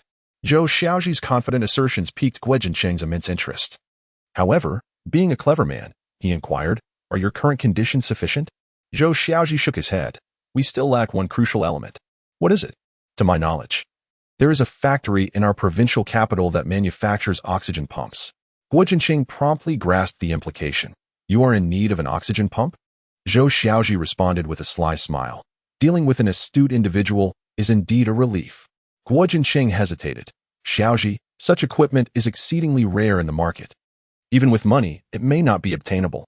Zhou Xiaozhi maintained his composure, anticipating the next remark. However, if what you say is true, I would not mind risking my reputation, even if it means begging for assistance, to ensure you receive one at no cost to yourself. Our County Agricultural Technology Bureau will cover it. Zhou Xiaozhi promptly rose to refill Guo Jincheng's glass, cheerfully saying, Director Guo, what conditions does your Agricultural Technology Bureau have? Nothing comes without a price. There is no such thing as a free lunch. Even if Guo Jincheng is fully selfless, he must provide an explanation to his bureau, correct? Tomorrow, I will visit your parents' orchard for a thorough inspection. If your claims hold true, then first, our bureau will participate in this project. Second, we will share experiences. Third, upon the project's success, we will be qualified to report to our superiors and compete for recognition in agricultural technology. Are those the only 3 requirements? By the way, Director Guo, will you be interested in the marketable mandarin fish that are cultivated? Zhou Xiaozhi asked somewhat bashfully. Not at all. We only require the technology and results. No problem then. Cheers to a fruitful collaboration. Zhou Xiaozhi readily agreed. With the robust support of the County Agricultural Technology Bureau, it was akin to labeling his cultivated mandarin fish as safe for consumption, delicious and technically sound, a brand to trust. As for sharing the technology and experience with the other party, Zhou Xiaozhi felt no regret whatsoever. After all, this is not a patented product. Moreover, considering the current nationwide experimentation in cultivating mandarin fish, it is evident that within 2 years, these techniques will become widely known. What has Guo Jincheng gained? He has attained a temporal advantage. With immense joy, Guo Jincheng exclaimed, Boss, bring forth your finest wine. Today is indeed a splendid day. Not only has he experienced the allure of the new version of the lime-sulfur mixture, but his heart is also brimming with anticipation. Should they successfully overcome the challenges of artificial breeding technology for mandarin fish, the Agricultural Technology Bureau of their county would undoubtedly receive commendations from superiors. Perhaps they might even secure an agricultural gold award. Upon this thought, Guo Jincheng's mood unexpectedly soured. Did he truly care for such accolades? He had not cared before. But now he must. Agriculture is foundational, the backbone of the nation. It has always been a fundamental industry. However, as the market economy has flourished, an increasing number of individuals have sought employment elsewhere or ventured into business, leading many young people to shun farming in favor of the bustling commercial world. In this prevailing era, industries such as trade, commerce, construction, and services have become highly coveted. Conversely, agriculture has waned in significance. Even the standing of the Agricultural Technology Bureau in the eyes of their superiors has plummeted. In the past, he could still wield a certain influence before his superiors. But in recent years, he has observed that even his right to speak has been diminished. Thus, he yearns to convey to everyone that agriculture holds immense potential. and farmers are indeed capable of great achievements. Before long, the restaurant owner entered, announcing, "Gentlemen, this is the finest wine from our humble establishment." The owner held a bottle of Bayunbian. Upon seeing the wine, Zhou Xiaozhi was suddenly reminded of the impending price increase of Matai. He pondered whether anyone would believe it. A glimmer of excitement sparkled in Pang Bing's eyes. "Bayunbian, this wine is quite delightful, beloved by locals." Pang Bing willingly poured drinks for Guo Jincheng, Zhou Xiaozhi, and the others. 6 individuals, each with a cup, yet none were filled to the brim. The group engaged in jovial exchanges, finishing their drinks in no time. Pang Bing discreetly signaled to Xiangzi, who was eating quietly at the side. Xiangzi stood up and stepped outside, returning shortly with 2 bottles of Matai in hand. "I trust you haven't had your fill yet? I happen to have 2 bottles of Matai," Pang Bing proclaimed as he uncorked both bottles. In this era, individuals possess impressive drinking capacities and are quite genuine. There is no notion of deceit or consuming counterfeit liquor. When one drinks, they drink sincerely, never resorting to spitting into a tissue. The beverages of this time are predominantly authentic, crafted from quality grains. It could be said that even blended wines surpass many modern counterparts. "Brother Pang, do you have a fondness for Matai?" Today, Pang Bing has been quite helpful, and he intends to subtly inform him of the impending price increase of Matai. Whether the other party believes him is beyond his concern. Pang Bing shook his head. "I cannot say I am particularly fond of it. I find our hometown's Bayunbian to be superior. I merely enjoy collecting it." Zhou Xiaozhi chuckled. "Brother Pang, do you trust me? What are you saying?" "I certainly believe you. You saved my father's life, and you are genuinely a good person." Zhou Xiaozhi shook his head. "But I have made mistakes in the past." "Who hasn't erred?" He replied. "I too made my share of foolish decisions in my youth." Zhou Xiaozhi did not concur with Pang Bing's assertion. The mistakes he made could hardly be termed as such. Was punishing the wicked and uplifting the virtuous a fault? It was merely a matter of employing somewhat extreme measures. "Since you trust me and you have a penchant for collecting wine, why not start collecting Matai?" "Collecting Matai?" "Yes, particularly the special reserve and export varieties." "Are you referring to the export Matai that comes with 2 cups in a box?" Zhou Xiaozhi affirmed with a nod. "Brother Xiaozhi, I had no idea you were knowledgeable about wine." Pang Bing felt he had found a kindred spirit, completely oblivious to the recent price surge of Matai. "Not long ago, I leveraged some connections to acquire a few bottles of Fatian Matai, all from several years back, and they are in my trunk. Shall I bring them out for a taste?" No. Zhou Xiaozhi quickly declined. "What are you joking about? Fatian Matai from before 1985 could fetch up to 600,000 yuan per bottle in 2022. Let us not even look that far ahead. Just think about a month from now. These wines will appreciate exponentially." The original 11 yuan Fatian Matai skyrocketed to 40 yuan, and just 2 months later, it reached 142 yuan. "Brother Pang, I reiterate, if you believe me, acquire Matai in abundance. I assure you, it won't be long before you are pleasantly surprised." Zhou Xiaozhi's enigmatic words elicited knowing smiles from everyone present. "Brother Xiaozhi, I didn't realize you could also predict fortunes." Zhou Xiaozhi had indulged in a fair amount of wine, emboldening him to proudly declare, "My third brother knows everything. There is nothing he cannot achieve." Niodali, munching on a piece of pig ear, chimed in, "Brother Pang, you must trust my third brother. His insight is exceptional." Pang Bing chuckled. While he did not take Zhou Xiaozhi's words entirely to heart, he began to ponder. Could it truly appreciate in value? What if Zhou Xiaozhi was telling the truth? He recalled hearing from Guo Jincheng that Zhou Xiaozhi was quite remarkable, even possessing knowledge about the new rice variety, Chilguang. This was something Guo Jincheng himself did not know. Regardless, Matai is still relatively affordable now. Stocking up would merely entail a small investment. Just as they were enjoying their drinks, the door to the room swung open. "Village head? What brings you here?" Zhou Xiaozhi promptly stood and approached Huang Guangqin. The weary Huang Guangqin dusted himself off and said to Zhou Xiaozhi, "I came to your home looking for you.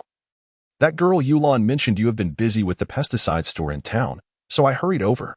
"Ah, is that Director Guo?" Huang Guangqin recognized Guo Jincheng, and a hint of embarrassment washed over his face. Guo Jincheng was quite agreeable, but his straightforward nature often surpassed even his own. Every year during the harvest festival, he assigned very low scores. "So it's old Huang. Please, take a seat." Beside him, Xiangzi promptly brought over a chair and a fresh set of chopsticks and bowls. Niodali patted Ming Ziqiang on the shoulder and whispered, "Well done, brother. You have quite the discerning eye." Xiangzi shot a glare at Niodali, as if to say, "Keep your filthy hands to yourself." Startled, Dali withdrew his hand as if shocked by electricity. Just moments ago, he had sensed an overwhelming chill in the air. Truly, a thug is worthy of the title. A mere glance is enough to intimidate an opponent. Village head, at this hour, you must not have had your meal yet? I'll ask them to prepare a couple more dishes, Huang Guangqin suggested. He waved his hand dismissively. I had a little something at home before coming. Village head, what brings you to me? Chapter 77. Has he really contracted 600 acres of forest land? Huang Guangqin hesitated, unsure as there were several unfamiliar faces around. Is it appropriate to speak here? Village head, it's no trouble. We are all on the same side. Zhou Xiaozhi had already deduced Huang Guangqin's purpose for visiting. It was nothing less than to inform him that the Qiuguang rice seeds had arrived. This matter hardly required secrecy. Firstly, most villages had already planted rice. Even if they learned about Qiuguang, what could they do? Would they dare uproot all the rice in the fields to replant? No one possessed such resolve. It simply wasn't practical. Indeed, Huang Guangqin's face was alight with excitement. First and foremost, I received a call from the county last night. It was none other than County Head Huang Qingping himself who called. He informed me that the Qiuguang rice seeds have arrived. And the county is placing significant emphasis on this new variety, deciding to conduct trials right here in our village. I brought them to the village early this morning and distributed them to every household. Time is of the essence. Today, everyone will commence seedling cultivation. Though Zhou Xiaozhi had been aware of this development for some time, he couldn't help but feel a surge of joy. Village head, this year, our village is surely poised to achieve an excellent ranking. Guo Jincheng chimed in. I've heard County Head Huang speak of this, and the higher-ups are quite serious about it. Old Huang, your chance for resurgence has arrived. Huang Guangqin waved his hand, feeling a bit bashful. It's still too early to say. We must see how the Qiuguang performs. Yet, confidence radiated from his countenance. The second matter is that your contract for the forest land has been approved. You will have 602 acres for a duration of 70 years, with an annual rent of 600 yuan, payable once a year. 600 yuan? Zhou Xiaozhi was taken aback. Isn't this village head being a tad too straightforward? Wasn't it agreed upon to be 1,000 a year? That is a considerable expanse of land. Xiaozhi, you do well for the village. The village cannot take advantage of you. We wouldn't even find someone willing to contract for 500 yuan. So let us not discuss that or the 1,000 anymore. Let us settle on 600 yuan. If that is agreeable, you may sign the agreement now. Huang Guangqin produced 3 copies of the contract from his bag. Zhou Xiaozhi felt a pang of guilt. To voice an unsolicited thought, he couldn't shake the feeling that he might be taking advantage of the village head. If only the village head knew that behind that woodland lay a loquat orchard, where each fruit, simply packaged, could fetch several yuan, would he still feel content? Zhou Xiaozhi took out 600 yuan from his pocket and signed the agreement. Huang Guangqin held the hefty sum of 600 yuan, feeling a surge of excitement. This was, indeed, the largest public fund he had received since assuming the role of village chief. The back-and-forth exchanges between the two men left the onlookers utterly astonished. He had actually contracted 600 acres of forest land? Xiaozhi, I shall rally the youth to learn from you. It is precisely because of young individuals like you that our rural development holds promise. Guo Jincheng generously offered high praise. Brother Xiaozhi, what a grand gesture. To have contracted over 600 acres of land? My curiosity about you is only growing. At that moment, Pang Bing found himself somewhat perplexed by Zhou Xiaozhi. This individual possessed many ideas and demonstrated remarkable capability. Zhou Xiaozhi beamed with pride. Do you see? This is my brother. He is actively transforming our home and the entire Xiaohequan village. Third brother, you truly excel. Neo Dali struggled to find other commendations, raising a glass to Zhou Xiaozhi. Come. Today is a double celebration. Let us drink together. The crowd filled their glasses and poured one for Huang Guangqin as well. Together, they raised their cups and drank heartily. Xiaozhi, I heard that you and your elder brother have opened a pesticide store. How is the business? The village chief, Huang Guangqin, inquired with curiosity. When that girl Yulan informed him that Zhou Xiaozhi was dealing in pesticides in town, he had misheard it as Zhou Xiaozhi drinking pesticides. It nearly frightened him to death. To his surprise, upon arriving in town and locating the pesticide store for the rebellious, and after inquiring with the shopkeeper, Xiao Weidong, he confirmed that the principal owner of the establishment was indeed Zhou Xiaozhi, while Zhou Xiaoqi was the co-owner. The former principal owner, Xiao Weidong, had become the third owner, and he was now burdened with the responsibility of running the shop. The realization brought him amusement. He was well aware of who Xiao Weidong was. Little did he expect that Zhou Xiaozhi not only managed to put him in his place, but also was willing to work hard. Just moments ago, he had witnessed Xiao Weidong eloquently sell 2 bottles of pesticide, earning 6 yuan in the blink of an eye. It was nothing short of a windfall. Village chief, we have indeed set up a pesticide store, and I would greatly appreciate your assistance in promoting it. Huang Guangqin readily agreed. Through his recent interactions, he was convinced that Zhou Xiaozhi had genuinely changed, evolving from a scoundrel into a promising young man worthy of trust. After the feast, the crowd dispersed to attend to their affairs. Upon returning to the store, Zhou Xiaozhi, Zhou Xiaoqi, and Xiao Weidong opened the ledger and began to tally the day as sales. Chapter 78. Thank you, sister-in-law and brother. Today, we received a deposit of 100 yuan, equivalent to the sale of 60 bottles of pesticide, generating an income of 180 yuan. The cost price for the 60 bottles was 48 yuan. After deducting the compensation for the 50 bottles given to the fruit farmers, that leaves 40 yuan. Today's profit amounted to 92 yuan. Xiao Weidong made a grand flourish with his pen, his gaze towards Zhou Xiaozhi filled with gratitude. Zhou Xiaozhi not only helped him navigate through the fake pesticide scandal, but also enabled him to earn 20 yuan on the very first day, which was 18 yuan net profit. The 2 elder brothers, I shall bear the cost of the 60 bottles of pesticide to compensate the fruit farmers, Xiao Weidong stated solemnly. Since others have been so sincere and devoted, one must not act against their conscience. How many partners would betray their associates for profit? Take the cost of this pesticide as an example. Xiao Weidong was no fool. He could roughly estimate the cost price, which was comparable to the 0.8 yuan mentioned by Zhou Xiaoqi. However, even if he claimed the cost was 1 yuan, who could contest that? After all, the formula was in another's hands, and they could assert any price they wished. No need for that. Since we have joined forces to conduct business, we must emphasize sincere cooperation and honesty. Zhou Xiaozhi firmly declined. In a partnership, one must treat others with genuine sincerity to achieve long-term growth. Moreover, how much is 60 bottles of pesticide worth? A mere few dozen yuan could win hearts, a bargain indeed. As they conversed, elder sister-in-law Wang Peiqin arrived. The next moment, she exclaimed, "How much? Are you saying our shop earned 92 yuan today?" Wang Peiqin, who was usually composed and reserved, was taken aback by this figure. Zhou Xiaoqi nodded vigorously. "It's true, dear." Wang Peiqin paced back and forth in the shop. The decor was clean, tidy, and bright, exuding an air of orderliness. "Third brother, thank you, and big brother for helping us earn money." Wang Peiqin expressed her heartfelt gratitude, feeling deeply moved. From this day forth, who could still look down upon her? Especially those cousins from her maternal side. They looked down on her parents, believing that earning a little money from stalls in the county made them superior, claiming that without a capable man in the family, nothing could be accomplished. Indeed, Wang Peiqin had 2 older sisters and a younger sister, all daughters. In this era of valuing sons over daughters, her parents had endured much disdain and bullying. Yet, when it came to her, they could not bear children. This left her with no face to return to her maternal home.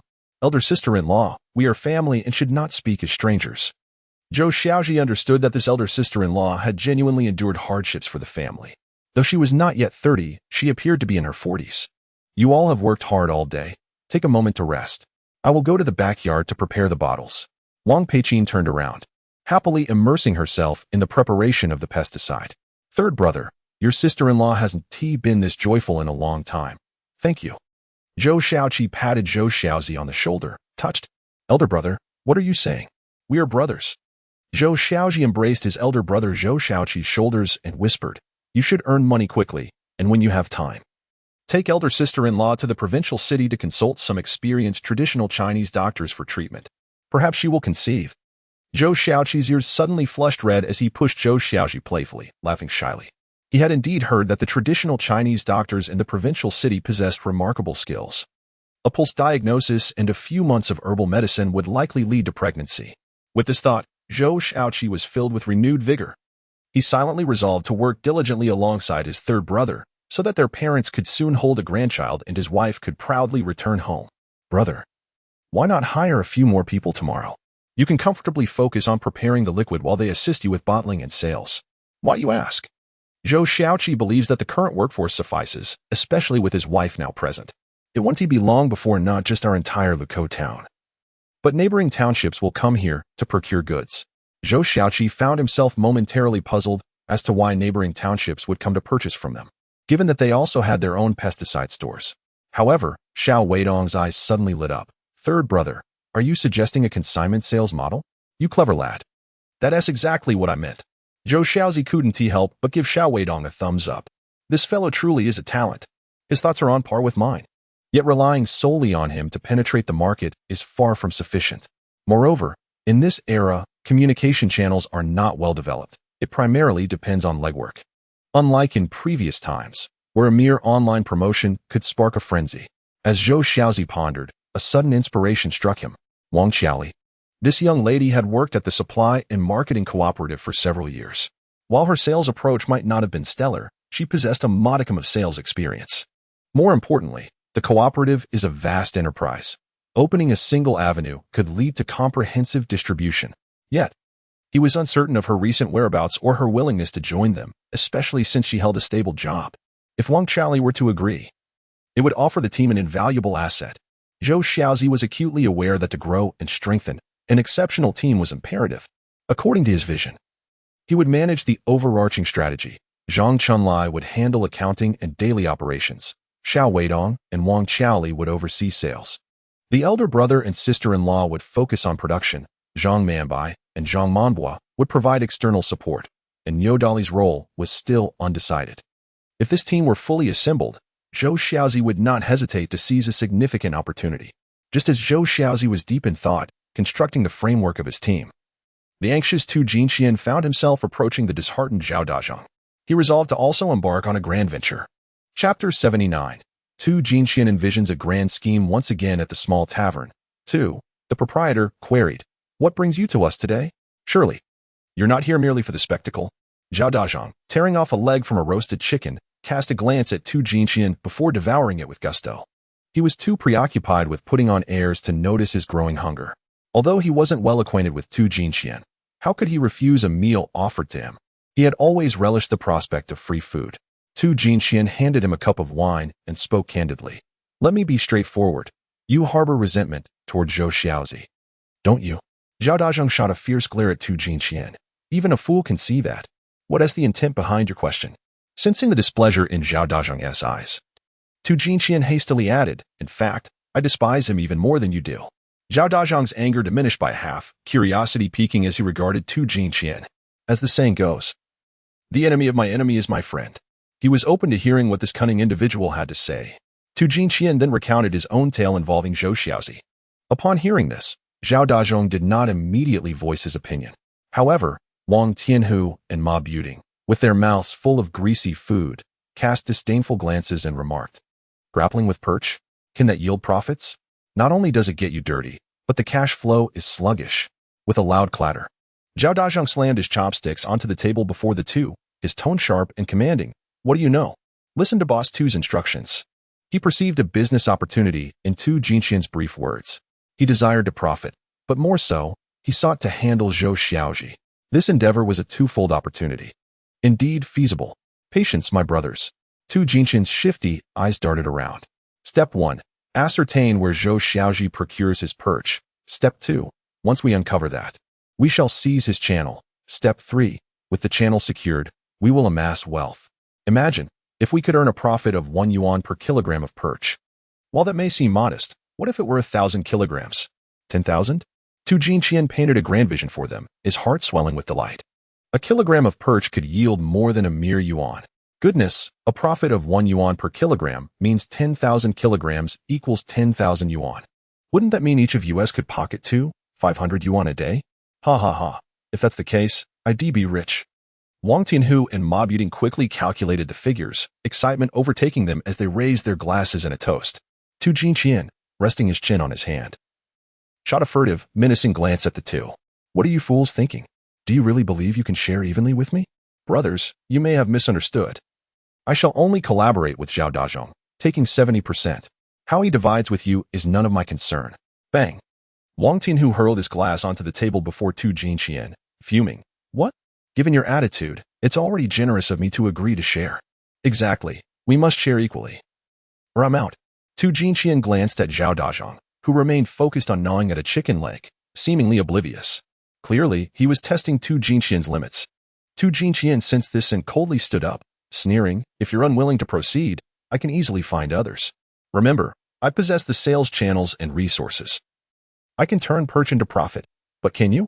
Moreover, I need to front a significant amount of capital and bear certain risks to acquire the perch. And you? You are merely contributing your presence." Just as Wang Tianhu and Ma Buting were about to explode, Zhao Dazhong lifted his head, smiling amiably at Tu Jinqian. "My apologies. Boss 2, these two rascals have embarrassed you. You make a valid point. I shall heed your advice." Tu Jinqian resumed his seat. "Now that sounds like reason." Zhao Dazhong continued, "However, if this venture succeeds, I shall require 40%. This was within Tu Jinqian's acceptable range, and he feigned contemplation. "It settled then. I await your good news." As Tu Jinqian was preparing to leave, he was interrupted by Zhao Dazhong's voice. "Wait a moment, Boss 2. What's the matter? Since we are like brothers, let's settle this matter with a written agreement." Tu Jinqian blinked, recognizing that Zhao Dazhong, despite his robust appearance, had a keen mind. After they established the agreement, Tu Jinqian swiftly departed. Instead of returning home, he quietly made his way to Pan Demeng's shop, where the three brothers of the Pan family were sitting together, seething with frustration. "Is anyone there? We're not selling any medicine today, so get lost." Pan Demeng shouted irritably. "How can I have the mood to sell medicine today? That scoundrel Zhou Xiaozhi has dealt us a heavy blow, and I'm furious." The Pan brothers were indeed in a foul mood. Given that the door was open, it seemed illogical not to conduct business. With a smile, Tu Jinqian entered uninvited, exuding an air of authority. "I have already told you, we are not selling today." Pan Demeng had not even finished his sentence when he looked up to see Tu Jinqian's smiling face. One does not strike a smiling face. Moreover, Tu Jinqian was the largest fish vendor in town, so a modicum of respect was warranted. However, the purpose of this old fox's visit remained unclear. "Oh, it's Boss Tuesday. My apologies for any offense." Tu Jinqian, feeling at ease, pulled up a chair and sat beside the brothers, smiling slightly. "Gentlemen, let me be frank. Are you truly content to sit here sulking while the pharmacy next door thrives? Don't you wish to assert yourselves and send that scoundrel Zhou Xiaozhi packing?" Pan Demeng cast a resentful glance at Tu Jinqian but managed to restrain his frustration. "Boss 2, you've seen it. We've employed many strategies today. Yet that scoundrel remains unfazed. The issue is that the little rascal has Pang Bing backing him. If we were to take action against him, it could lead to significant trouble." Pan Demeng narrowed his eyes and inquired cautiously, "By the way, Boss 2, do you have a plan?" Tu Jinqian casually glanced at a pack of soft Zhonghua cigarettes on the table, cigarettes that Pan Demeng had retrieved from Fu Kaijun. Since their efforts had been futile, there was no point in keeping the cigarettes. Pan Demeng immediately understood, picking up a cigarette and offering it to Tu Jinqian while personally lighting it for him. Tu Jinqian took a gentle puff, savoring the moment as he exhaled a smoke ring, instantly elevating the ambience. "You three agricultural supply stores cannot compete against just one of his?" Pan Demeng was taken aback. This statement held merit. They had been so focused on driving the competitor away that they had overlooked this angle. 3 stores against 1. What was there to fear? "Listen to me, initiate a price war. His agricultural supplies are priced at 3 yuan a bottle. So you should sell yours for 2 yuan a bottle," Tu Jinqian suggested nonchalantly. After all, the financial losses incurred from a price war would not affect him. So he remained unfazed. Price war? The eyes of the Pan brothers lit up, only to dim again as they lamented. "But we don't carry the same products as he does. People still trust him." Tu Jinqian, with a cunning smile, replied, "Why not create your own version?" Pan Demeng waved his hand dismissively. No, I'm not running a one-day shop. We must maintain quality." Tu Jinqian was somewhat taken aback. My goodness, one would never have guessed. Can this individual truly articulate such sophisticated sentiments? Have I underestimated his integrity? Tu Jinqian could only exchange money for a shift in perspective. While his medication is indeed effective, surely you possess similar remedies? Pan Demeng nodded. Yet a pang of regret crept in. We do have comparable medications, but their procurement costs are steep. If I were to sell them for 2 yuan a bottle, I wouldn't even earn a dime. Tu Jinqian took a vigorous puff of his cigarette. That technician you hired today, alongside Zhao Dazhong, must have cost quite a bit. Right? You squandered money on frivolities, yet hesitate to part with a trifling sum? To topple Zhou Xiaozhi, one must adopt a mindset of selflessness. The Pan brothers nodded fervently, clearly intrigued. If they could indeed vanquish Zhou Xiaozhi, they would not only forego profits, but even accept losses. Tu Jinqian embellished his words. Rest assured, I believe that within a few days, Zhou Xiaozhi will crumble. If his shop were to close, you three would be the only agricultural supply stores in town. And then you could sell at whatever price you desired. Pan Daming suddenly slapped his thigh. Indeed, this reasoning is sound. Very well. Let us proceed with this plan. The corners of Tu Jinxian's mouth curled upward, embodying the demeanor of a schemer who has found success. Pan Daming cast a wary glance at Tu Jinxian. It is not the ferocity of wolves and tigers that one fears, but rather the treachery of those who wield double-edged swords. Boss 2, why do you choose to assist us three brothers? Why help you? Tu Jinxian could not help but internally scoff. That is because I harbor no faith in Zhao Dazhong. Should Zhao Dazhong fail to deal with Zhou Xiaozhi, I can rely on you to drive him away. Only when Zhou Xiaozhi's agricultural store falters can he devote himself to fishing. If he succeeds in his fishing endeavors, will I not also reap the rewards? This is a dual approach. Yet, he could not voice these thoughts. Tu Jinxian retrieved a pack of Hong Jindong cigarettes from his pocket. Distributing one to each of the Pan brothers, he sighed deeply and said earnestly, "Why do I help you? We have conducted business in this town for many years, crossing paths often enough to have inadvertently forged a brotherly bond. You see, Zhou Xiaozhi, an outsider, comes to our town, flaunting his power. How could I bear to witness such arrogance? Anyone would find it intolerable." Tu Jinxian's impassioned rhetoric left the Pan brothers momentarily awestruck. Boss 2, we three brothers are truly grateful. Please keep this pack of cigarettes. Pan Daming picked up a pack of soft Zhonghua from the table and tucked it into Tu Jinxian's pocket. After a brief show of reluctance, Tu Jinxian pressed down on his pocket and smiled. All right, we are brothers. Let us speak no more of this. I shall observe your performance tomorrow. Wishing you all the best. With hands clasped behind his back, Tu Jinxian exuded an air of self-effacing accomplishment as he strode away with an air of pride. However, he did not return home. Instead, he stealthily approached the rear of the specializing in agricultural supplies store. He wanted to ascertain whether Zhou Xiaozhi was busy preparing medications. Perhaps he could glean a formula? Then, he could sell it for a handsome profit. Little did he know, the rear wall was too high, bristling with shards of glass. Tu Jinxian dared not climb further and decided to retreat. Just as he was about to leave, he overheard a most revolting conversation through the wall. Three brothers. It's quite late. Why not give a call to your sister-in-law and say you won't be returning? Hearing Zhou Xiaozhi persuading Zhou Xiaozhi to stay in town, Niodali suddenly rushed over, his eyes gleaming. Third brother, let's not go back. How about we take a stroll tonight? Zhou Xiaozhi promptly smacked Niodali on the head, fully aware of what was on his mind. Was he still pining for that sister in a cheongsam from the salon? Truly incorrigible. Eldest brother, no, I promised Yulan that I would return home. No matter how late it gets, Niodali exclaimed, while Zhou Xiaozhi chimed in, that's my third brother, always so reliable. Outside the courtyard wall, Tu Jinxian felt nauseated. What utter nonsense is this? It's absolutely revolting. However, he had to return home tonight. Tu Jinxian dashed off, intending to inform Zhao Dazhong and quickly follow to see what Zhou Xiaozhi was up to. Chapter 81. I am the wolf. And you are but a stray dog. Nearby, Wang Pei-chin, who was mixing pesticides, also heard Zhou Xiaozhi's words. She looked up at the night sky above the courtyard, where a bright moon and several twinkling stars painted a romantic celestial canvas. She couldn't help but murmur, sister-in-law, your good days have finally arrived. My third brother has truly changed. Wang Pei-chin quietly wiped away her tears, and then clarity washed over her. Zhou Xiaozhi quickly gathered his belongings and remarked to Niodali, you better hurry and push the bicycle. Do you believe I'll tell Uncle Nio and Aunt Han that you're planning to visit the brothel? Oh, third brother, you're quite something.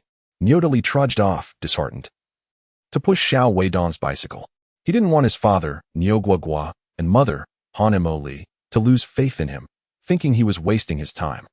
After all, during this period of working hard alongside Zhou Xiaozhi, his parents had begun to see him in a new light. They no longer pressured him to find a matchmaker, believing their son could earn money now. Surely, there would be plenty of young ladies interested. What filled him with pride was the joyful and satisfied smiles on his parents' faces whenever he brought money home, enough to heal all his weariness.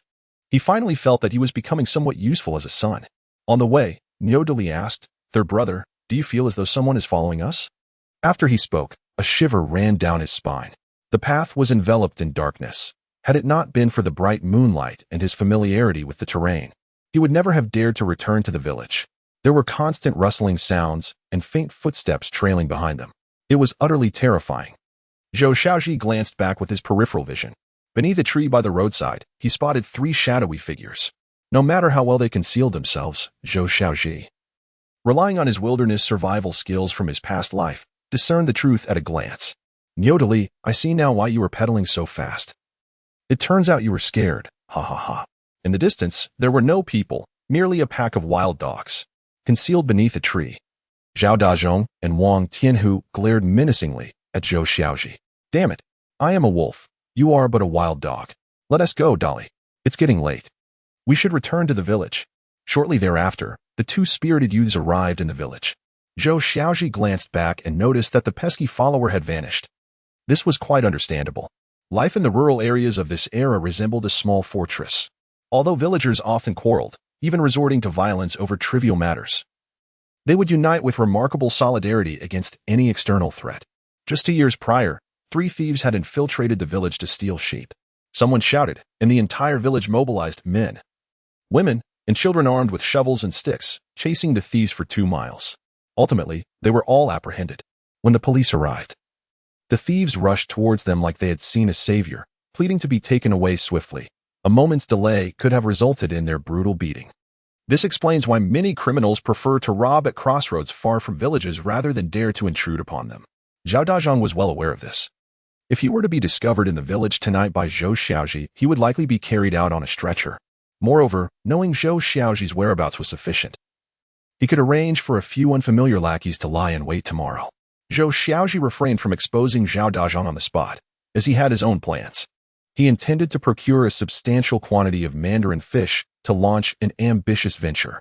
Only through this could he rapidly accumulate initial wealth for his next grand scheme. Zhao Dazhong, after all, served as a free promoter. At that moment, it was nearly 9 p.m. Chunlai, what are you up to? Just then, they spotted Zhang Chunlai ahead. Upon seeing them, Zhang Chunlai quickened his pace to greet them. It's been several days since I last saw you. Have you settled the business in town? He set down his water bucket and pulled out a box of Hongjindong cigarettes, handing it to Zhou Xiaozhi. These were given to me by Zhang Manbai. I don't smoke, so here you go. The mention of Zhang Manbai immediately made Niu Dali think of Zhang Manbua. Chunlai, is Manbua still in the county? Manbua has returned to the provincial city. She mentioned her family arranged a matchmaking meeting. What? A matchmaking meeting? Niu Dali became visibly agitated. Zhou Xiaozhi shot him a disapproving glance. He had already discerned Niu Dali's character. Despite his boisterous demeanor, he occasionally harbored thoughts about salon girls. But this was merely youthful exuberance. Perhaps this was the essence of youth. Only through experience would he mature in the realm of emotions. Chunlai, are you going fishing for mandarin fish? Did I not tell you to solely focus on organizing the procurement of mandarin fish? Zhou Xiaozhi expressed his concerns. In recent days, Zhang Chunlai had been managing the fish business while also serving as the accountant and overseeing transportation to the county. After a long day, exhaustion had set in. In the past, such labor would have been shared among 3 individuals. Zhang Chunlai offered a bitter smile, seemingly burdened by unspoken thoughts. What troubles you, Chunlai? Have there been whispers? Zhou Xiaozhi quickly discerned the crux of the issue, as Zhang Chunlai also served as the village accountant, a role of considerable sensitivity. Now, he had assumed the additional identity of a partner to Zhou Xiaozhi, responsible for recording the daily catch of perch. It was inevitable that some would harbor ill thoughts. In truth, if one were to consider the situation from another's perspective, Zhou Xiaozhi could hardly blame the villagers. Although they were generally united, gossip was not uncommon. Niu Dali understood the situation and, in a fit of indignation, exclaimed, Chunlai, why not abandon the accounting and join us instead? Indeed, Chunlai, if you work with me, would I ever treat you unfairly? Zhou Xiaozhi added, encouragingly. I am about to establish a trading company, and I would be glad to have you as my financial officer. According to the records from a previous life, Zhang Chunlai had been wrongfully accused of falsifying accounts and spent 2 months in jail, emerging nearly broken. Zhou Xiaozhi wished to prevent such misfortunes from recurring. A trading company? That sounds promising. Yet Zhang Chunlai shook his head. However, few in our village are adept with accounts. I believe it prudent to continue my current work for a while longer. When you find the time, you must speak to the village leader. Zhou Xiaozhi knew that persuading Zhang Chunlai at this moment would be futile, and could only advise him to tread carefully in the days to come, particularly to keep a distance from his sworn enemy, the village head of Shurgo, who had been the architect of Zhang Chunlai's previous misfortunes.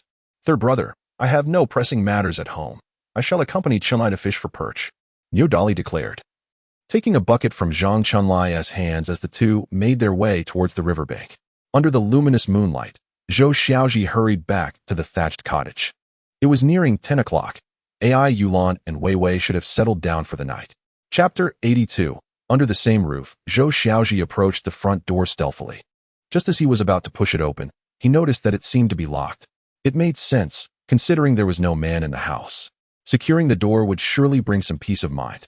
He decided against waking them and thought it better to scale the wall into Granny Lee's yard. After all, Granny Lee was elderly and typically stayed up late. At that moment, he heard voices. "Who is it?" A startled yelp followed.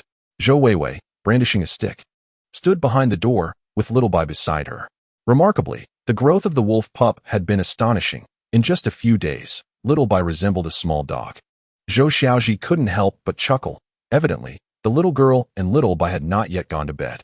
"Weiwei, open the door, it's Daddy." "Daddy's back?" Weiwei exclaimed, eagerly pulling at the door latch, but her small stature hindered her.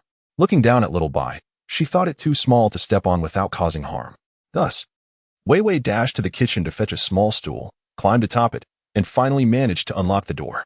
Zhou Xiaozhi gently pushed the door open. As Zhou Weiwei swayed on the bench, Zhou Xiaozhi suddenly gathered her into his embrace, exclaiming, "You little rascal, why are you still awake at this hour? Are you waiting for Daddy?" Weiwei nestled her small head against Zhou Xiaozhi's neck, nuzzling affectionately as she lamented, "Stinky Daddy, why did you come back so late?" "I'm utterly exhausted." Zhou Xiaozhi patted his pocket, saying, "Weiwei, I returned in such haste this time that I didn't bring you any sweets." Weiwei shook her head defiantly. "Humph. Stinky Daddy, it's not your treats I want my daddy." At that moment, Zhou Xiaozhi felt a sudden pang in his heart. Why did he return home every day? Why was it imperative to come back, no matter how late it was? This was the essence of returning home, to know that someone is always waiting for you, concerned for your well-being. No matter how weary you may feel, there is always someone whose smile can heal and warm your spirit. His daughter, at just 5 years old, possessed such profound understanding. This realization stirred a deep sorrow within Zhou Xiaozhi. In his previous life, a 5-year-old child would spend their days attending kindergarten, watching Ultraman, playfully teasing their parents, and amusing their grandparents. When prompted to eat, they would demand to watch their phones. When told to sleep, they would insist on getting up to use the bathroom. Yet in this era, despite her tender age, his daughter had grasped so many truths. If only he hadn't been such a scoundrel in his past, perhaps his daughter wouldn't have matured so quickly. "Is your father back, Weiwei?" A voice called from the thatched cottage. "Mom, did Grandma not return to the mountains today?" Mu Zhenfang emerged from the cottage. "You're back, my son?" After preparing lunch, she had been busy until evening. Concerned that AI Yulan and the children might feel frightened at home, she had sent a message back to the mountains and decided to stay behind. "Have you eaten, my son?" "Yes, I have, Mom." "Well then, hurry and wash up before bed," Mu Zhenfang said, casting Zhou Xiaozhi a knowing glance before disappearing into the kitchen. With a loud bang, the kitchen door shut. Zhou Xiaozhi was bewildered. "What does that mean, Mom? If you're sleeping in the kitchen, where will I sleep?" "Ha ha." Weiwei couldn't help but laugh. "Where did Grandma sleep just now?" Zhou Xiaozhi inquired. Weiwei tilted her little head and replied, "I know where you can sleep, Daddy. Grandma made a makeshift bed in the living room, so you should go there. Otherwise, if it were nighttime, Weiwei would undoubtedly notice that her silly daddy's face had turned crimson. Sleeping in the living room? Isn't that just a wall away from AI Yulan? Would she agree to that? "Come on, Stinky Daddy. I'm so tired and still want to hear you tell a story." Weiwei tugged at Zhou Xiaozhi's hand, pulling him toward the living room without a second thought. Little Bai wagged its tail, resembling a playful husky, and playfully nipped at Zhou Xiaozhi's pant leg, following its young master as they both waddled backward. Zhou Xiaozhi, amused yet exasperated, made his way to the entrance of the thatched cottage. The thatched cottage was suddenly illuminated as AI Yulan switched on the electric light. "Weiwei, why haven't you come in to sleep yet? Where's your grandmother?" Zhou Weiwei pushed Zhou Xiaozhi inside, exclaiming, "Grandma's right here." Ha ha ha. AI Yulan emerged from her room, draped in her clothing, and unexpectedly collided with Zhou Xiaozhi. As she looked up, her gaze met his face. Instinctively, she took a step back, losing her balance and swaying precariously, just as she was about to fall. Zhou Xiaozhi stepped forward, catching her in his arms. Yet, he felt an unfamiliar distance between them, seemingly greater than before. Perhaps it was the aftermath of childbirth. AI Yulan turned her gaze elsewhere, her face flushed crimson. "Mom and Dad, how embarrassing," she exclaimed, struggling to free herself from Zhou Xiaozhi's embrace. "You're back. Zhou Xiaozhi was momentarily taken aback. Goodness, she actually spoke to me? The softness and shyness of her voice astonished him. Mom, Grandma went to sleep in the kitchen. How about letting Dad sleep here instead? I want to hear Dad tell stories. Zhou Weiwei pointed pitifully at the makeshift bedding. Zhou Xiaozhi's heart raced with anticipation. Surely, AI Yulan wouldn't refuse, would she? However, AI Yulan remained silent, turning back into her room and closing the door with a resounding thud. A twinge of disappointment washed over Zhou Xiaozhi, yet he held no resentment towards AI Yulan. Weiwei, you should go in now. It's getting late. You need your rest. Zhou Weiwei held back tears of frustration and gently knocked on the door. Mom, please let me in. What do you want to come in for? AI Yulan responded from behind the door. Aren't you the little girl who adores your father? You too can sleep on the floor. Mom, I want to. Just as Zhou Weiwei began to respond, realization struck her suddenly. Ha ha ha, wonderful, wonderful. Dad, tonight you must tell me stories. Zhou Weiwei counted on her fingers. So many stories. All right, Dad will tell you stories all night long. The sudden rush of happiness nearly overwhelmed Zhou Xiaozhi. He could finally share the same roof with AI Yulan once more. This was a significant step forward. If all went well, the next step would be sharing the same bed. What stories? Hurry and sleep. Don't wake Xiao Ting and Xiao Guang. AI Yulan's admonition echoed from within the room. The two exchanged a knowing smile, while Zhou Weiwei nestled into Zhou Xiaozhi's embrace, gazing at the moon outside the window, her lips curling into a gentle smile as she drifted off to sleep. Chapter 83. We are being watched. The following morning, Zhou Xiaozhi rose early. He cautiously peeked at Zhou Weiwei, who was sleeping soundly, a trickle of drool escaping the corner of her mouth. He tiptoed to the door, planning to prepare breakfast before heading into town. What smells so good? Zhou Xiaozhi caught a whiff of a delightful aroma wafting through the air. Several years ago, he would often catch a whiff of breakfast being prepared by AI Yulan, her face adorned with a gentle smile. However, due to his own transgressions, AI Yulan would frequently stand in the yard, battered and bruised, waiting for someone who would never return home. His heart lay in desolation. Could it truly be AI Yulan? With a heart full of hope, Zhou Xiaozhi stepped into the yard. There, wisps of smoke spiraled into the air, and a busy figure was sweeping the ground. Old Third, why are you up? You could have slept a little longer. Come to the kitchen for some porridge. I've steamed some soft rice cakes and eggs. Mom. Though the scene before him was not AI Yulan, it stirred a profound emotion within Zhou Xiaozhi. Reflecting on his past life, he realized that his parents had never forgiven him until their last breath. There was a home he could not return to, a mother he could not call out to.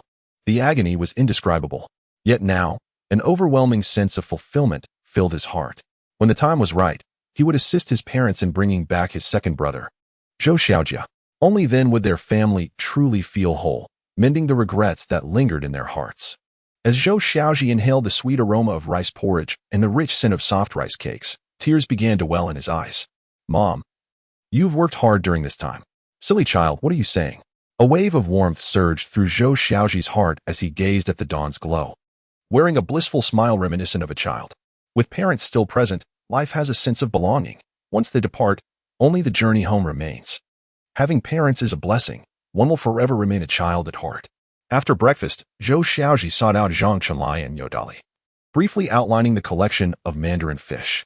As the weather grew warmer, the fish became more active.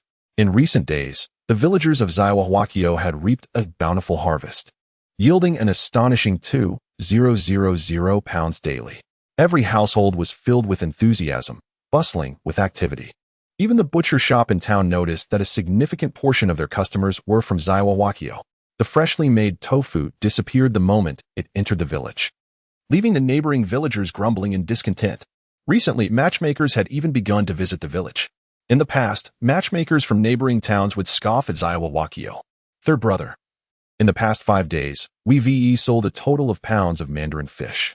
After deducting costs, we're left with 10,000 yuan.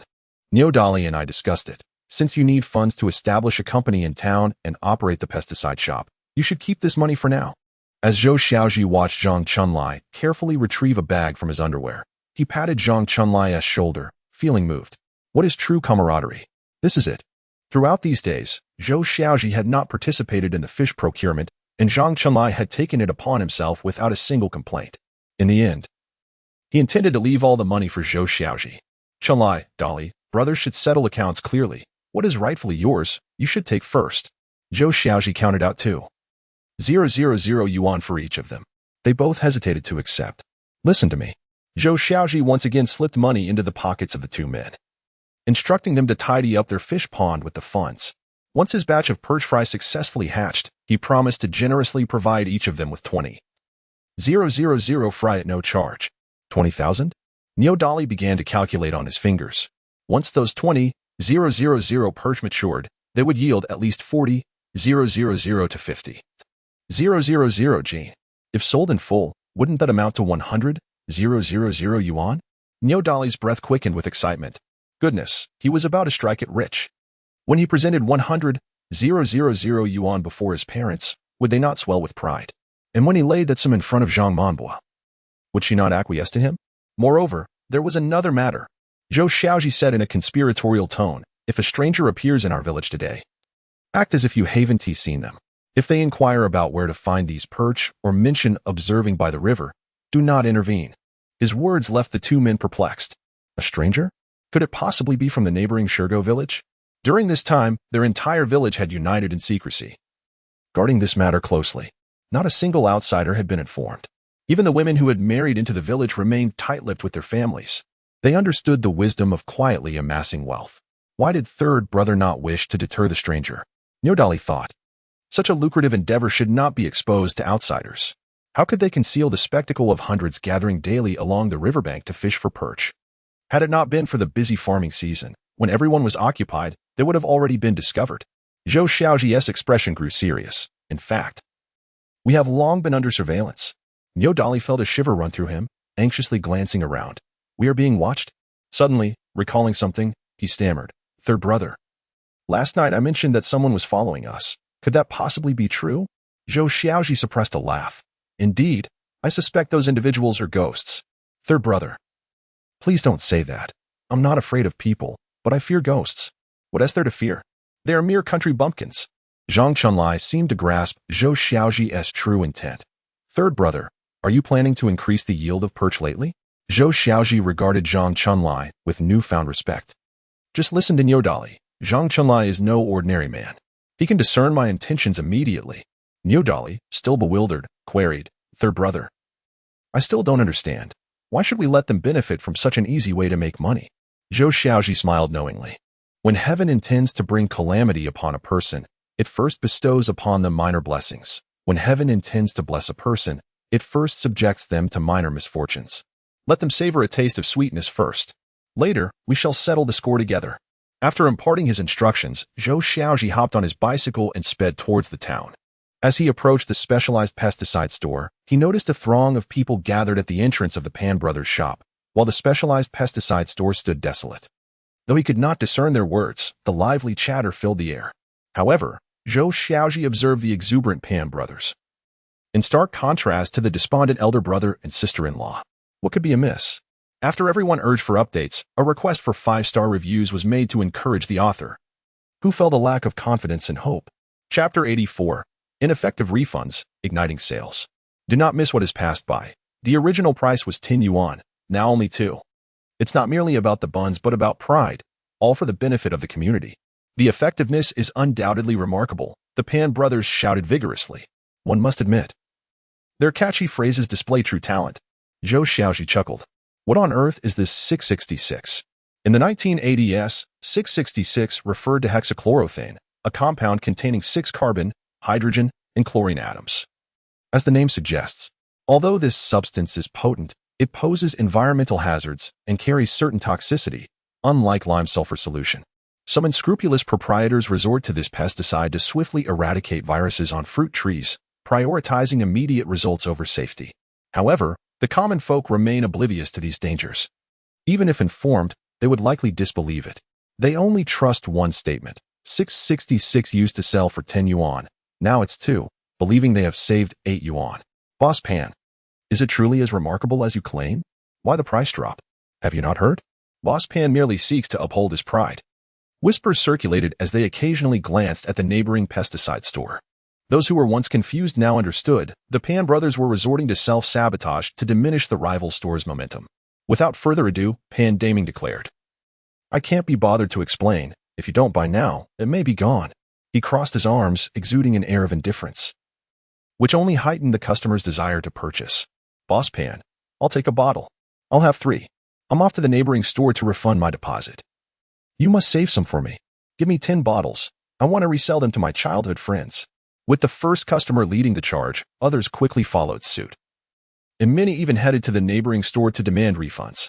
As Pan Daming collected the money, he cast sidelong glances at Zhou Xiaozhi. His eyes filled with provocation and glee.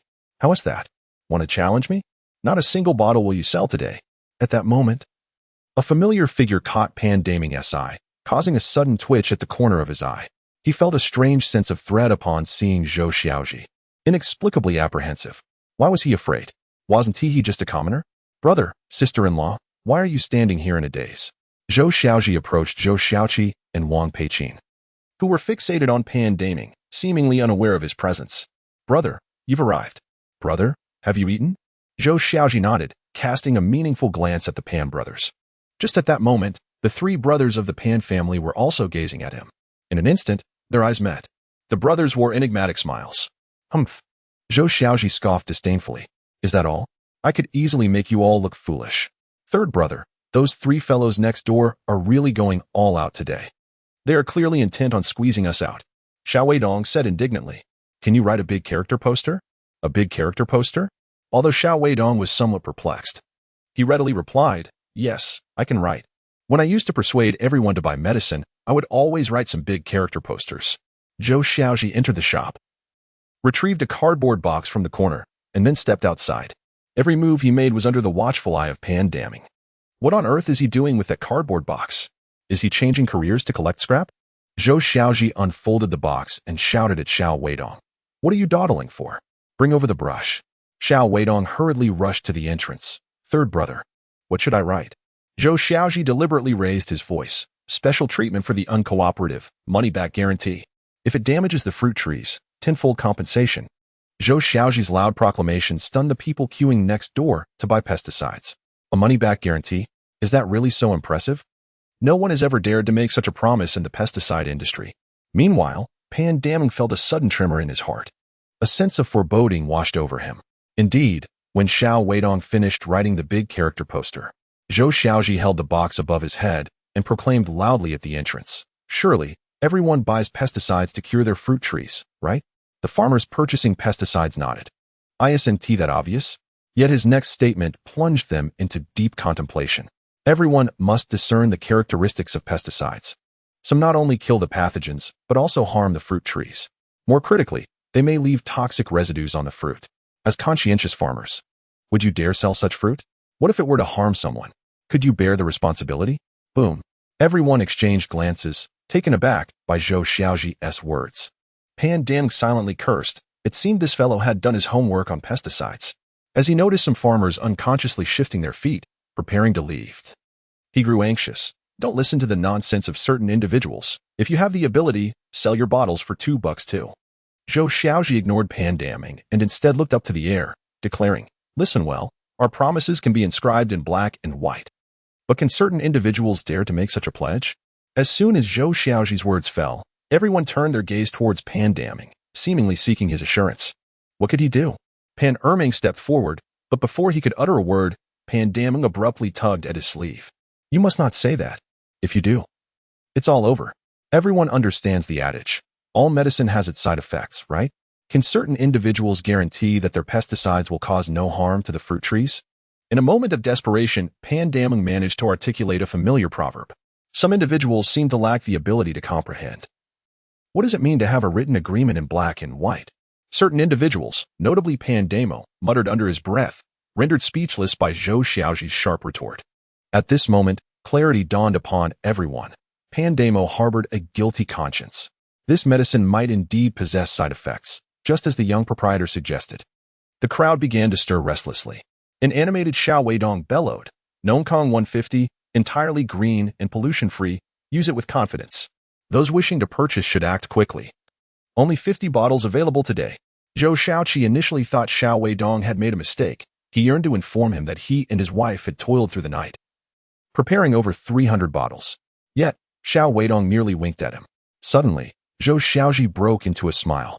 Xiao Weidong was quite astute. Had he already grasped the concept of scarcity marketing? Indeed, upon hearing that only 50 bottles were available, the crowd became electrified. No time to hesitate. Moreover, there was no concern regarding the product's efficacy. Boss, my wife is about to give birth. I must hurry home after purchasing the pesticide. Give me 2 bottles. What are you scrambling for? I still need to return home for a blind date. You're about to have a child and still competing with me? Excuse me, boss. Does yesterday's deposit still count? The throng surged forward, with Zhou Xiaozhi and 2 others each assuming a role, one to fetch the product, another to collect payment, and the last to issue receipts. They were bustling with activity. The 3 brothers from the Pan family glared fiercely at Zhou Xiaozhi. If glares could kill, Zhou Xiaozhi would have perished 100 times over. He, however, continued to gaze upward, entirely unfazed by their presence. Isn't that Zhou, the boss? What are you staring at? A voice, both unfamiliar and familiar, broke through the noise. Zhou Xiaozhi looked down, his expression momentarily frozen. Wang Qiali. It truly was a case of the apple doesn't fall far from the tree. Chapter 85. Wang Qiali arrives. Wang Qiali today donned a pair of black low-heeled shoes, cream-colored tapered pants, and a slightly faded denim jacket. Her arrival drew glances from many. After a few days' absence, her attire seemed to exude even greater sophistication. What are you staring at? Wang Qiali stamped her foot, a flush of crimson spreading across her cheeks. Why was this person fixated on her? Could it be that he had taken a fancy to her? Yet, he was married. Such thoughts were futile. It must be noted that a vast majority of women in this era uphold sound values. Even if they entertain some fanciful notions about certain individuals, they remain mere thoughts. You look quite lovely today, but what? If only those shoes were replaced with white canvas sneakers, it would be perfect. Canvas shoes are not merely a product of modern society. They actually originated during World War I in 1917. The first pair was known as Converse All-Star canvas shoes. Wang Qiali shot Zhou Xiaozhi a glare. Initially, she thought he was complimenting her, only to find him nitpicking instead. Is it that you cannot afford them? Wang Qiali jested. Cannot afford? You, with your stable position at the supply and marketing cooperative, can't possibly be unable to buy a pair of canvas shoes. I don't intend to continue working at the cooperative. Zhou Xiaozhi suddenly raised his head, seemingly taken aback. Quitting? In this era, being a salesperson at the supply and marketing cooperative is akin to holding a golden rice bowl. Countless young individuals vie for the opportunity to join. Surely, you have seen the film Hello, Li Huanying, directed by Jialing? There is a memorable scene where Li Huanying goes to the cooperative to purchase a television, only to find that her colleague intends to buy the same one. The decision of who receives the solitary television rests entirely with the salesperson. Moreover, the benefits and welfare at the cooperative far surpass those of ordinary factories, including bonuses during festive seasons. Why would you contemplate leaving? Do you not believe that the moment you depart, someone else will take your place? Wang Qiali shook her head. Those are merely superficial aspects. In reality, we have not received our salaries for 2 months. Zhou Xiaozhi did not display surprise this time, amid the current turbulence of the market economy. Although large chain supermarkets and shopping centers have yet to emerge, small shops have proliferated. Their service is warm, their quality is commendable, and their variety is abundant. With increased choices, the shortcomings of the cooperative have gradually become apparent. Over time, people have lost their inclination to shop at the cooperative. In truth, Wang Qiali's decision to leave is wise. Zhou Xiaozhi recalls that within the next year or 2, the cooperative's commercial functions will rapidly diminish, its market share being seized by other stores, soon to be engulfed by the tide of the market. Yet, a dying camel is larger than a horse. Zhou Xiaozhi believes that if Wang Qiali were to join his team, they could leverage her connections within the cooperative to distribute high-quality, low-cost goods, buoyed by the cooperative's reputation, leading to a promising future. If you are not continuing at the cooperative, what do you intend to do? Zhou Xiaozhi inquired cautiously. I wish to work with you. What do you think? Work with me? Zhou Xiaozhi's face brightened, yet he asked calmly, are you truly willing to relinquish your golden rice bowl? Once I have made up my mind, I shall not regret it. Wang Qiali's resolute attitude elevated Zhou Xiaozhi's opinion of her. In this day and age, those who are willing to forsake their so-called golden rice bowls possess considerable courage, especially as a woman. Noticing Zhou Xiaozhi lost in thought, Wang Qiali expressed some concern. What is the matter? Do you think little of me? Not at all. On the contrary, I am eager for talent, truly yearning for capable individuals. A smile graced Wang Qiali's face, her charming countenance appearing even more vibrant. This left Xiao Weidong quite astonished. What is going on? My name is Feng Shoujiang. Why did you write it as Ma Shou Tao? An orchardist purchasing pesticides wrapped on the table. Xiao Weidong hastily wiped the drool from the corner of his mouth, scribbling while glancing at Wang Qiaoli. As a single man in his 20s, he shared an ordinary yet grand dream with Niu Dali, to find a good wife. Especially upon hearing that Wang Qiaoli wished to join their team, he had already imagined names for their future children. Xiao Weishi. When others called out Weishi, the corners of his mouth would naturally lift. Xiao Qi, while you are busy counting your money, it seems that Sange has summoned me. Xiao Weidong hastily set down his pen and dashed outside with great enthusiasm. Greetings, and welcome to our team. I am Xiao Weidong, the second most formidable figure in our group. Zhou Xiaozhi cast a sidelong glance at Xiao Weidong, bemused by his self-aggrandizement. So you consider yourself the second most formidable? Wang Qiaoli gracefully extended her hand, resting it gently in Xiao Weidong's grasp. Soft, tender, and smooth, Xiao Weidong found himself momentarily reluctant to release her hand. Zhou Xiaozhi sighed once more, casting an exasperated glance at him. This fellow was remarkably similar to Niu Dali in this regard, exhibiting an eagerness akin to a puppy from the very start. Did he not understand the virtue of gradual progression? One should not immediately present oneself as a lecher, for such a first impression could be detrimental. As expected, Wang Qiaoli withdrew her hand somewhat awkwardly, a flicker of caution in her eyes. Qiaoli, are you familiar with the formalities of establishing a company? Company formalities? A look of confusion crossed Wang Qiaoli's face, evidently indicating her lack of understanding. Indeed. I intend to establish a trading center. According to Zhou Xiaozhi's plan, the team was now fully assembled, and it was time to take decisive action. I am not very knowledgeable, Wang Qiaoli pivoted her tone, resolutely stating, but I can inquire and learn, ensuring I accomplish the task. Zhou Xiaozhi nodded in appreciation. To pursue a career, one must possess such drive. It was time for him to truly showcase his abilities.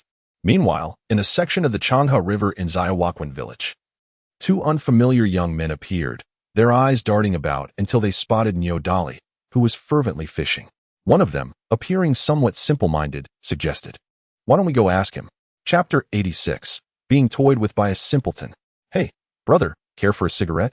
One of the young men produced a pack of soft Zhonghua cigarettes from his pocket and offered one to Niu Dali, adding with a hint of concern, "Brother, this is soft Zhonghua, rarely available even for those with money." Niu Dali, looking somewhat dazed, shook his head, a hint of emptiness in his gaze. "I don't smoke. Do you have any candy?" The two exchanged amused glances, realizing he was indeed quite simple. Hiding nearby, Zhang Chunlai secretly gave Niu Dali a thumbs up. It must be said, he certainly had the appearance of a simpleton. "I don't have any candy, but I can give you money to buy some." One of them fished out a dime from his pocket. Niu Dali pouted, a look of disdain on his face. "Are you trying to fool me? What can a dime buy in terms of candy? All right, how much do you want?" Niu Dali tilted his head, pondering carefully, then opened his palm. "I want this much." The young man withdrew 4 dimes from his pocket. "Surely this will suffice?" "Thank you, uncle." "Huh, I called you brother. Why do you call me uncle?" The two shared another knowing smile, finding their interaction with such a person particularly agreeable, unlike their previous encounter. Just moments ago, the two of them inquired several individuals, all of whom claimed not to know Zhou Xiaozhi. "Do you know Zhou Xiaozhi?" "No. Do not be afraid." "Did an adult instruct you to say you do not know him?" Niu Dali nodded slightly, tacitly consenting. The two were immediately elated. "I see many people from your village fishing for perch. Did Zhou Xiaozhi take them all?" Niu Dali remained steadfast, gripping his fishing rod, his gaze fixed on the water's surface, utterly motionless. "I am speaking to you." Niu Dali then opened his palm. "For one question, I require this much." "What? Do you take us for fools?" One young man was about to erupt in anger when the other quickly pulled him back, smiling broadly. "Here is 1 yuan. May I ask you 2 questions?" "Yes." The young man decided to proceed gradually, lest he frighten him. After all, this simpleton's mind could not be compared to that of an ordinary person. "Does your village fish for perch with loach every day here?" "Yes."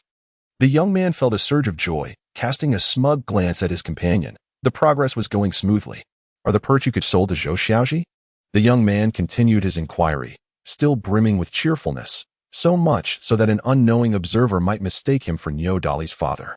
However, Niu Dali resumed his fishing, disregarding their presence entirely. "What is going on? Why are you ignoring me?" Niu Dali turned and remarked, "You already asked 2 questions. This is the 3rd. If you want me to answer, you must pay more." The expressions of the 2 young men suddenly tightened.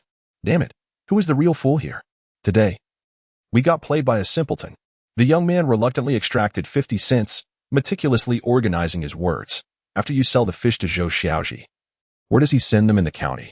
The other young man could not help but give him a thumbs up. This question was indeed a pinnacle of eloquence. What appeared to be a single question was, in fact, two. However, Neodali lifted his gaze and innocently remarked, that is 2 questions. The 2 young men were left bewildered. What the hell? Is he truly simple-minded or merely pretending? The young man, in resignation, extracted another 50 cents and silently handed it to Neodali. Neodali accepted the money and softly stated, for this question, I do not know.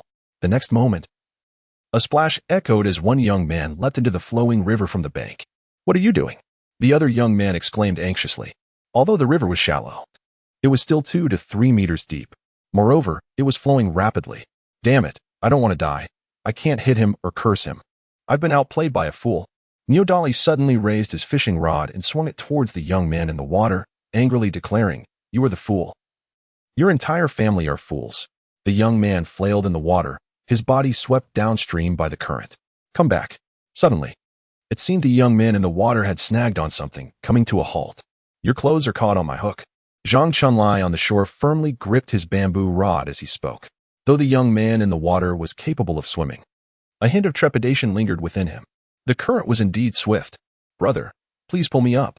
Suddenly, Zhang Chunlai lost his grip, and the young man was swept into the water. Zhang Chunlai shouted in apology, I'm so sorry. I became so nervous that I let go. The young man, on the verge of tears, struggled valiantly against the current as he was carried downstream. On the shore, another young man ran alongside, calling out, Swim towards the bank. Hurry. Grab hold of the grass at the edge. You fool.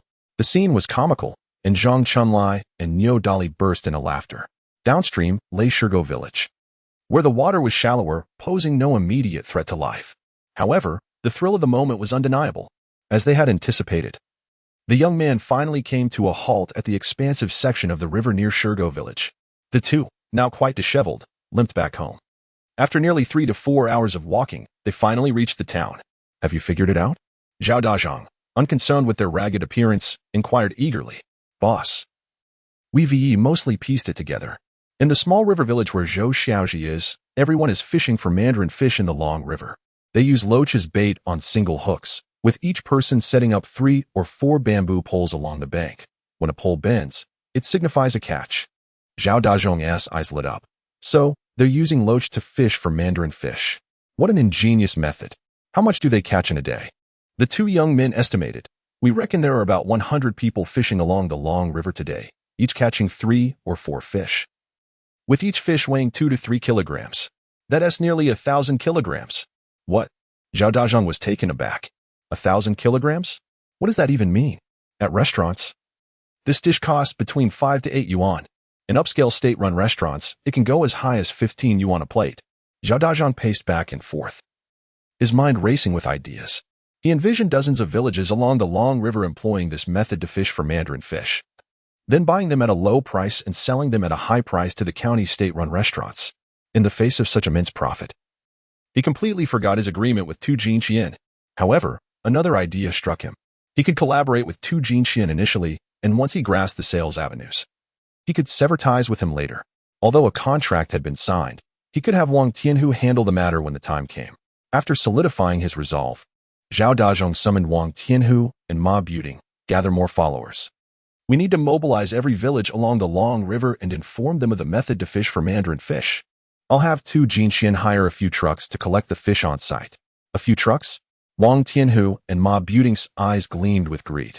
How many kilograms of mandarin fish would that be? How much profit could we make? Just thinking about it is exhilarating. Chapter 87. A total of over 30,000 yuan distributed. Third brother, I think Tu Jinqian is already taking action. Zhang Chunlai had just returned from selling fish in the county and went directly to find Zhou Xiaozhi in the town. Let us go see. The 2 individuals arrived at the side of Tu Jinqian's shop, furtively glancing about. To their surprise, this fellow was quite swift. Within just 3 days, he had completely organized his operation. The entrance of Tu Jinqian's establishment was bustling with activity, with 3 large trucks parked outside. Each vehicle was covered with waterproof tarpaulin, and from a distance, one could hear the sounds of fish thrashing about in the cargo. The workers had toiled hard. Come, have a smoke. Tu Jinqian cheerfully beckoned, while Zhao Dazhong reclined in a nearby wicker chair, leisurely sipping tea from a metal thermos. After 3 days of relentless effort, the 10 villages along the riverbank had mobilized. Just today alone, they had gathered over 5,000 pounds. The purchase price stood at 1 yuan, while selling it in the county would fetch 2 yuan. The cost of hiring trucks was minimal, almost negligible, leading to a net profit of around 5,000. Even if he only received 40%, he would still pocket 2,000 yuan today. And this was merely the first day? What about tomorrow and the day after? Ha! At this thought, Zhao Dazhong couldn't help but chuckle. Seeing his laughter, Tu Jin Qian joined in merrily. The price at which I sell in the county is 3 yuan 50 cents a pound. That's a profit of 2 yuan 50. Fool. Master. You may set off now. Tu Jin Qian clapped the truck, signaling that the cargo was ready. Just as the 3 trucks were about to depart, Zhao Dazhong leisurely stood up, approached the door of the 3rd truck, and swung it open, smiling, Master, I have no pressing matters at the moment. Let your co-driver squeeze into the front seat. Allow me to accompany you on this journey. Upon saying this, he shot an uncompromising glance at the young man in the co-driver's seat, prompting him to scurry to the front truck without hesitation. Zhao Dazhong, without further ado, stepped aboard and settled himself comfortably, even fastening his seatbelt. This unexpected turn of events left Tu Jin Qian somewhat anxious. Although he had already conferred with Min Wenjiang from the Chibi state-run restaurant the day before, where they had arranged for the latter to handle the payments, one could never be certain of Min Wenjiang's discretion or whether Zhao Dazhong might have ulterior motives. I shall accompany too. Tu Jin Qian hastily ran to the first truck's door. It was full. He quickly dashed to the second truck's door. To his astonishment, there were even 2 people stacked in the co-driver's seat. Boss 2, with me here, you need not worry, Zhao Dazhong remarked with a knowing smile. Then turned to the driver. Let us get moving. The 3 trucks sped away rapidly.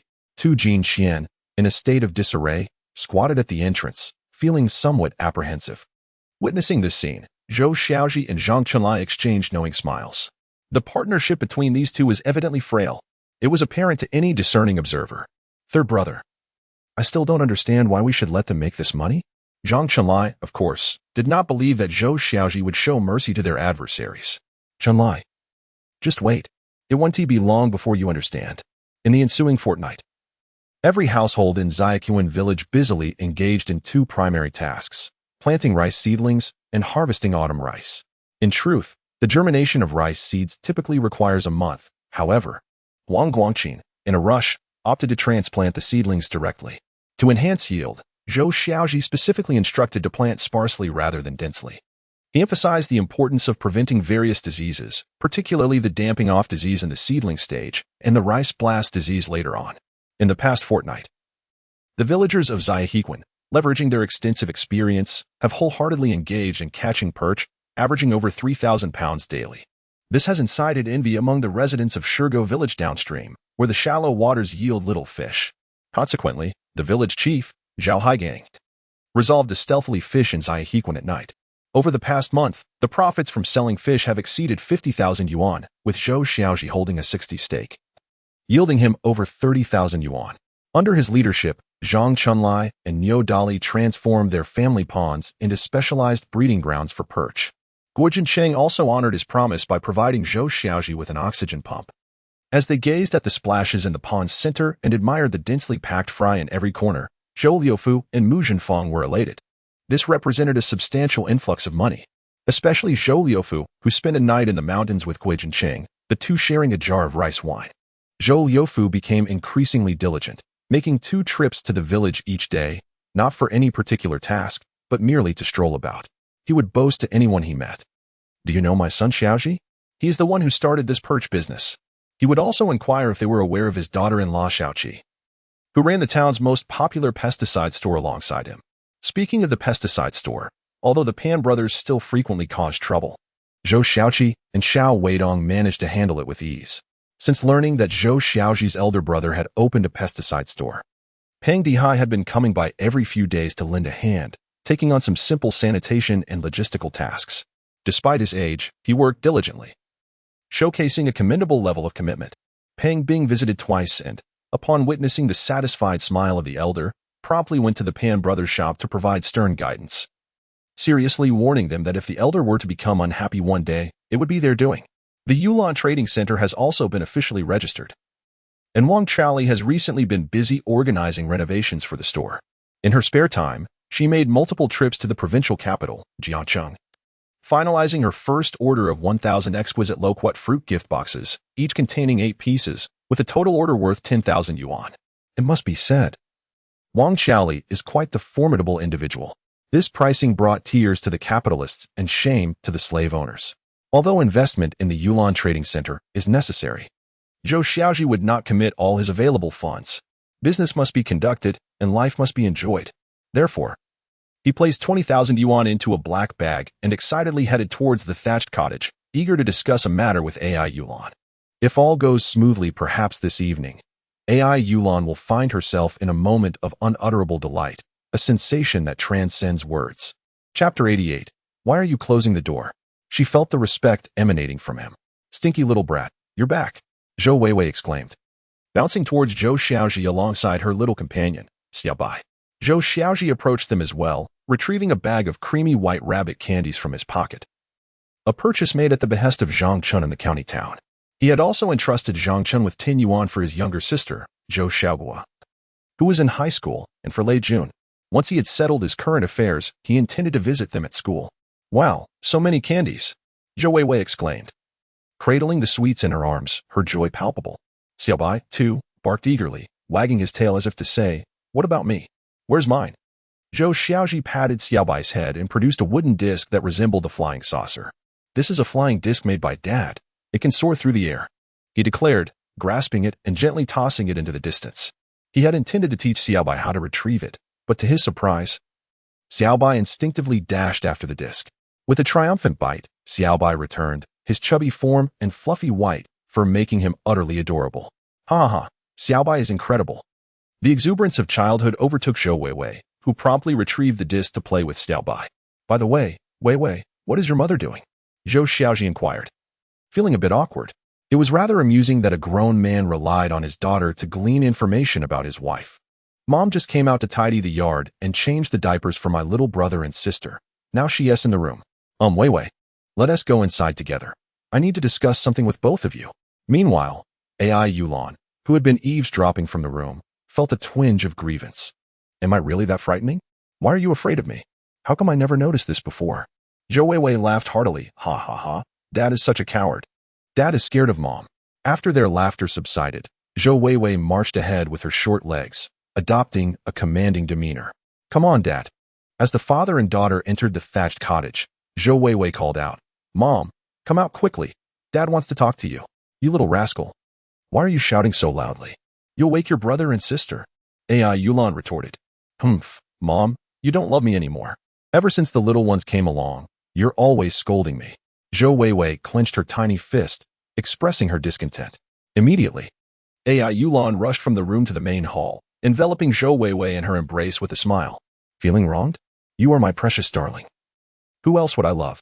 It's just that your younger siblings are still small and don't understand as you do. As the elder sister, you must be a bit more understanding. Upon hearing herself referred to as her mother's treasured child and praised for her maturity, Zhou Weiwei's tears transformed into laughter. While AI Yulan spoke, she did not glance at Zhou Xiaozhi. Clearing his throat, Zhou Xiaozhi suddenly turned and firmly closed the door. AI Yulan's heart skipped a beat. Though he was aware that Zhou Xiaozhi would not strike her now, he could not help but recall the previous scenes. In the past, whenever Zhou Xiaozhi hit him, he would always execute that same motion. That Yulan, I have matters to discuss with you too, he said. Discussing is fine. But why are you closing the door? AI Yulan softly murmured with her head bowed. Only then did Zhou Xiaozhi react as memories flooded back to him. In the past, when he was drunk or had lost all his money playing cards, he would close the door and take out his frustrations on AI Yulan, treating her as a punching bag. With this thought, he quickly opened the door, his face etched with guilt. I am sorry for bringing up unpleasant memories. Please, what is it that you wish to discuss with us? AI Yulan still shyly lowered her head, unable to meet Zhou Xiaozhi's affectionate gaze. Yet, her heart brimmed with joy and happiness. Zhou Xiaozhi valued her opinion, and she felt his respect. Typically, Zhou Xiaozhi was sharp-witted, but whenever he encountered AI Yulan, his mind would often falter.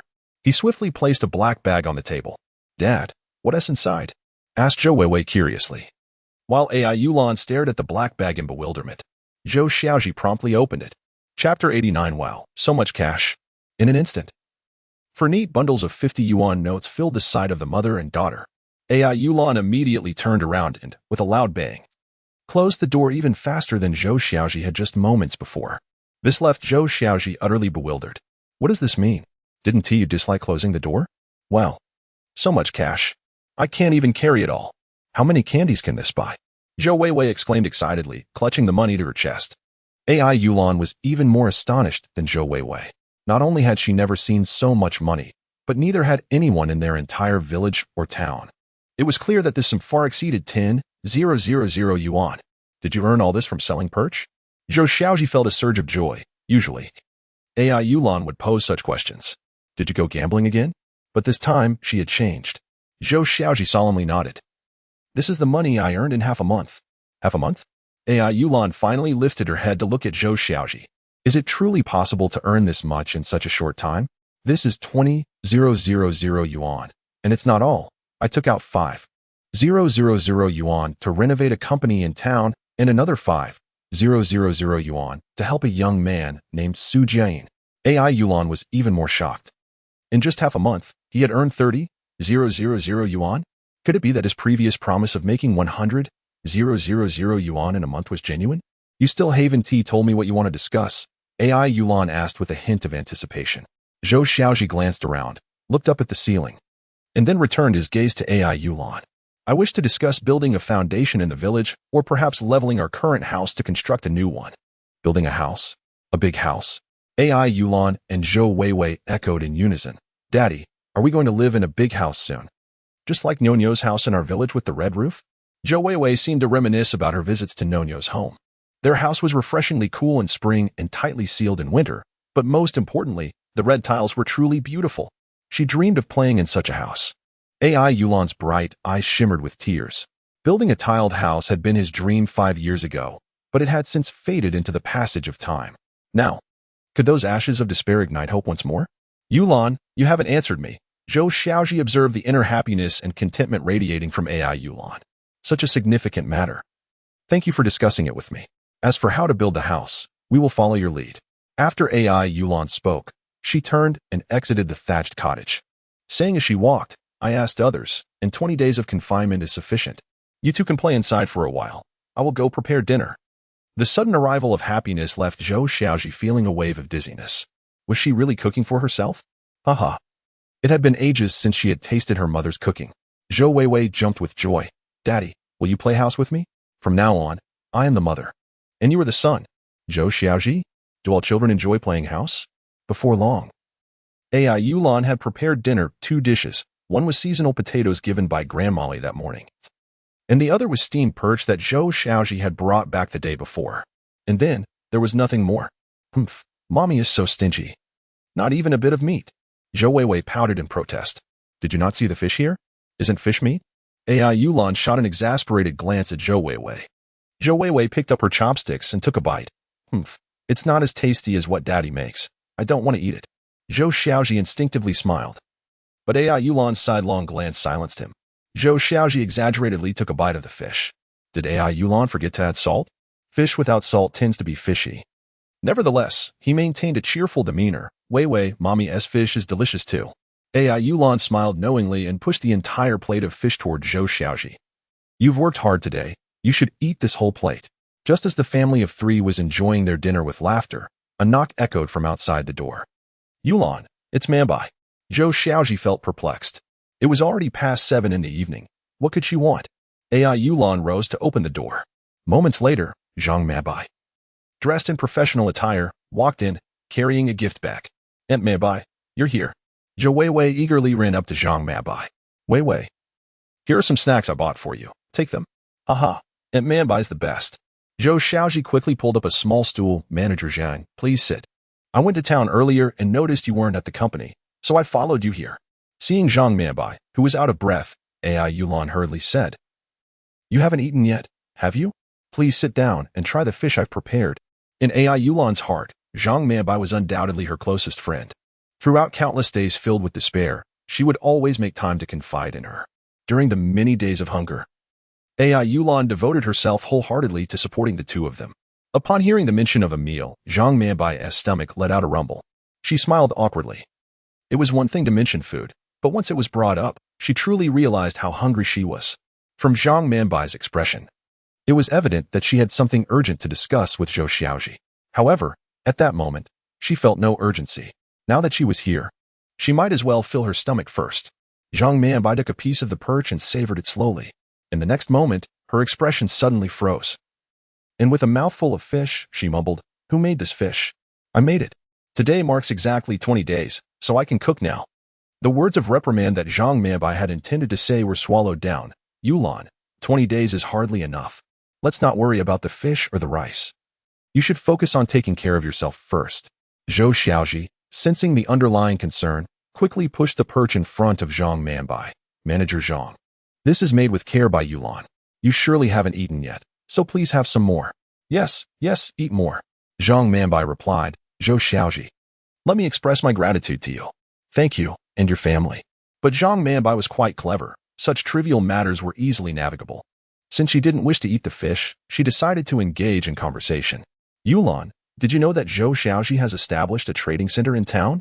Yulan nodded. He mentioned it briefly before. "Do you know what this trading center is called?" Yulan shook her head. Zhou Xiaozhi hadn't shared such details with her.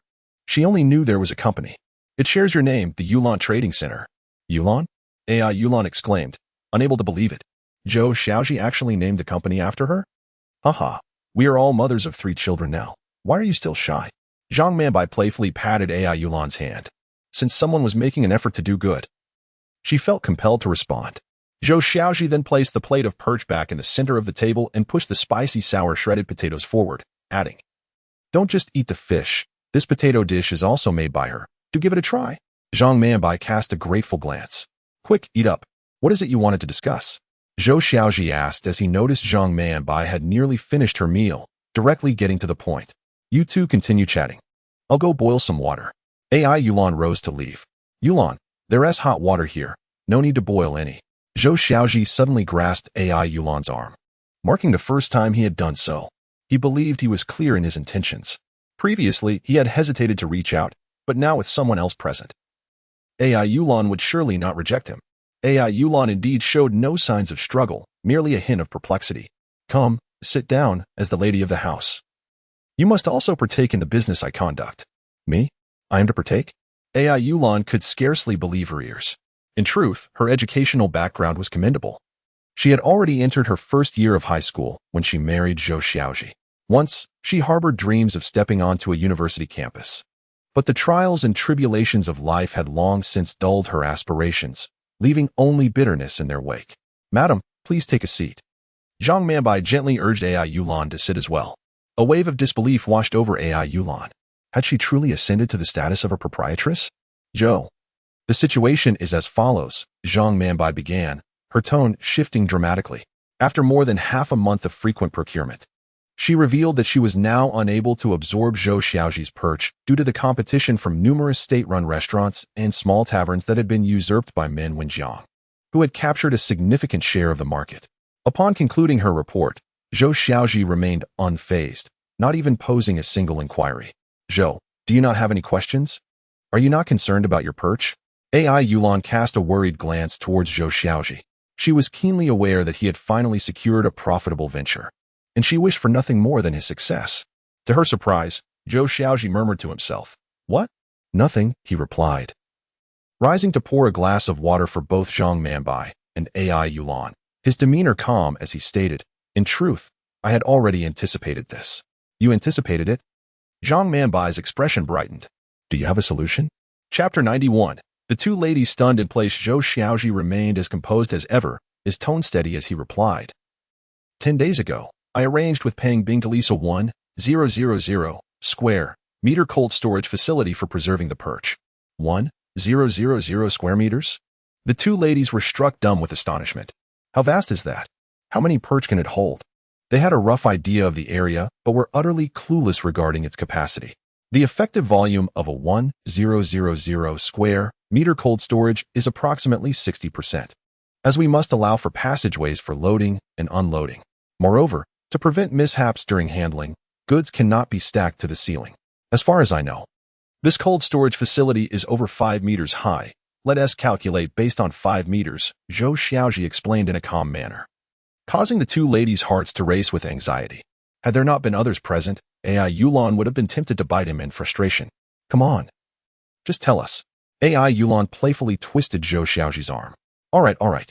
The effective storage capacity is approximately 3,000 cubic meters, which can accommodate 300 tons of meat. Noticing the bewildered expressions on their faces, Zhou Xiaozhi quickly added, that translates to 260,000 g. The two ladies were once again taken aback. Good heavens. How long would it take to consume that much? Meanwhile, Zhou Weiwei, who had been quietly drawing, looked up with a serious expression and remarked, indeed. No matter how we eat, it would never be finished.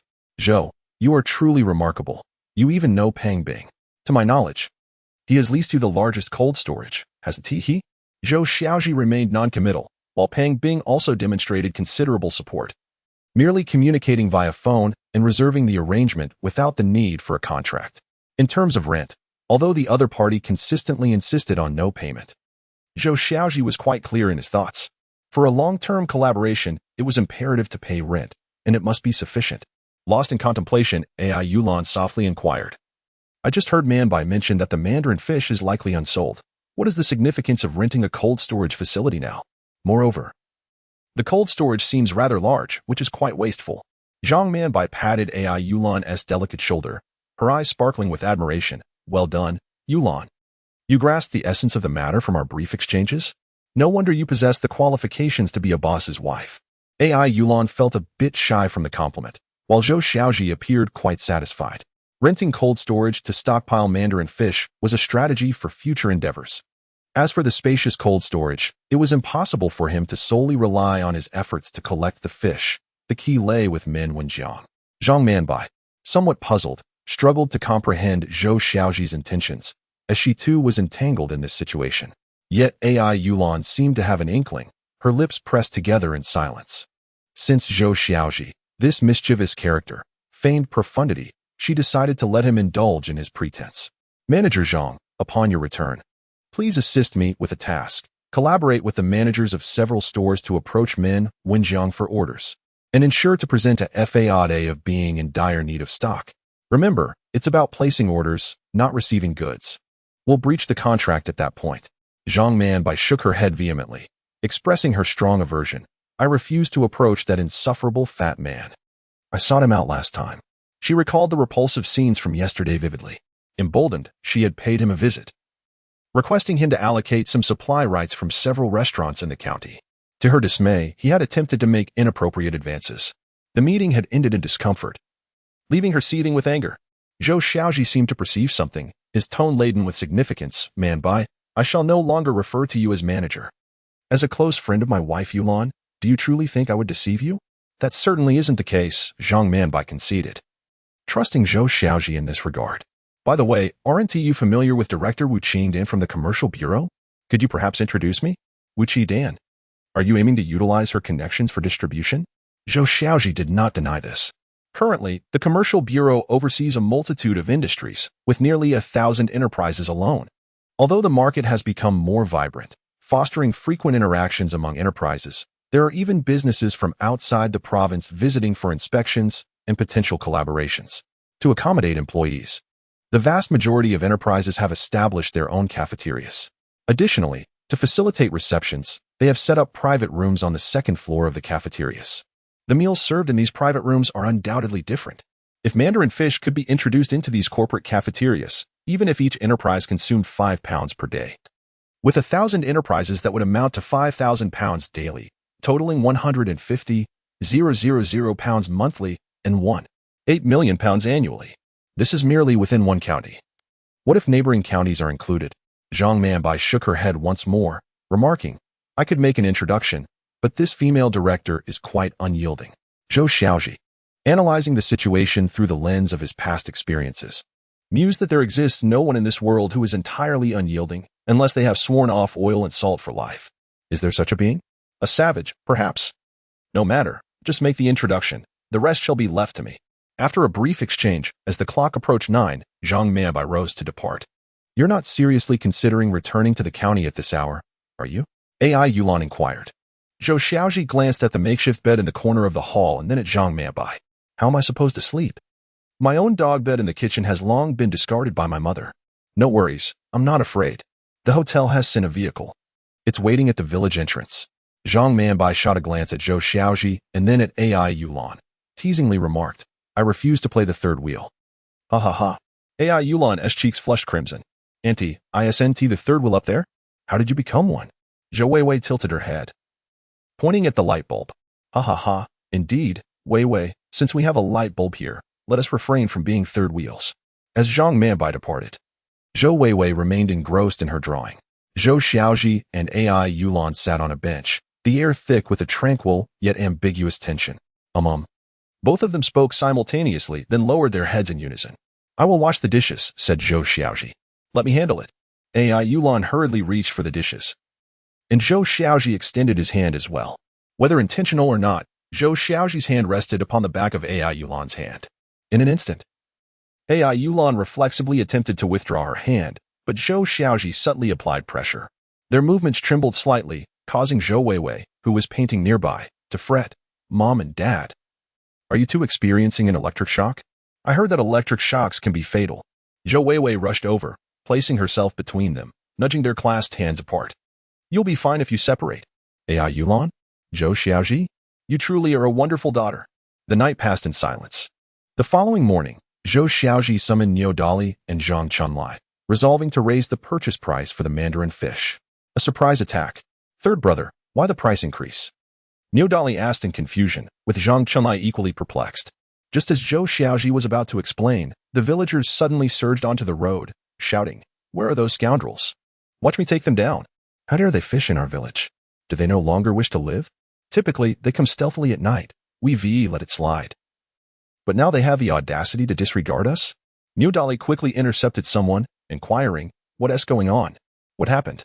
The scoundrels from Shurgo village have arrived, each armed with bamboo poles, aiming to fish in our river section. Niu Dali was taken aback. What? Is there still a semblance of law? Brother San. Let us confront them.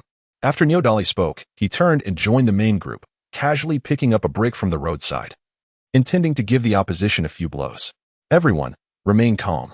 The village chief, Huang Guangqin, stumbled behind, attempting to halt the crowd but unable to keep pace. Xiaozhi, you must stop everyone. If a bloody conflict erupts between the two villages, it will be disastrous. Zhou Xiaozhi and Zhang Chunlai hurried ahead. Brother San, are you fatigued?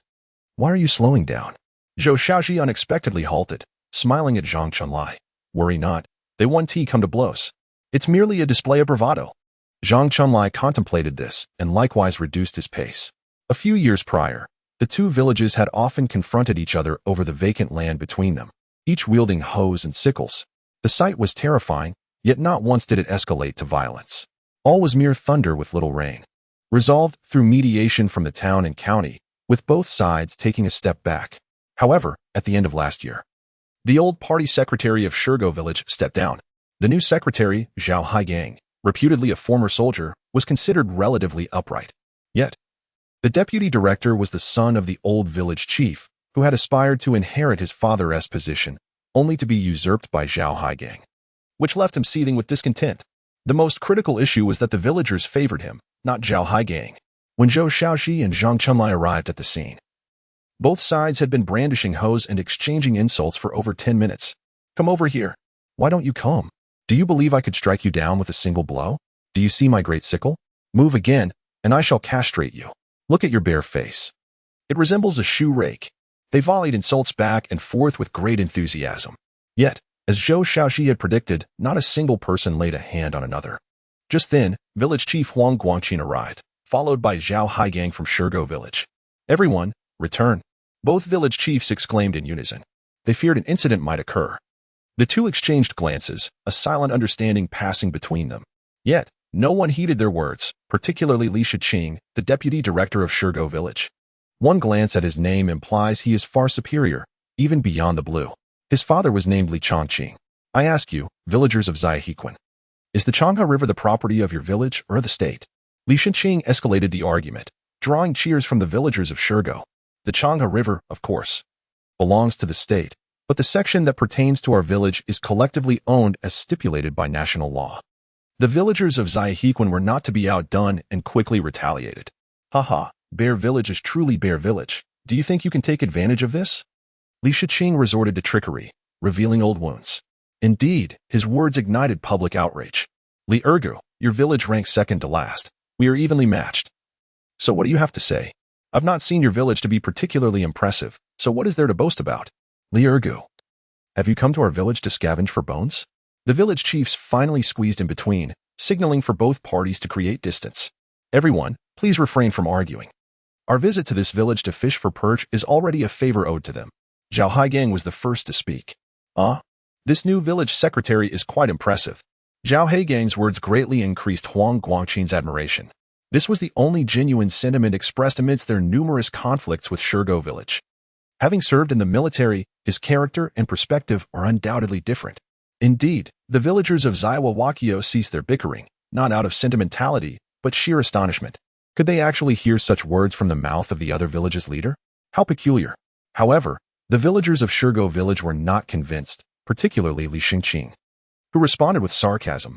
I say, Secretary Zhao, your words sound rather discomforting. Are you our village's secretary, or that of Bear Village? Don't you all agree? Spurred by Li Shiqing, other villagers chimed in, clearly indicating that even outsiders could discern the new secretary's lack of authority. For instance, Zhou Xiaozhi, who lingered at the back of the crowd. According to past accounts, Li Shiqing was not a good man.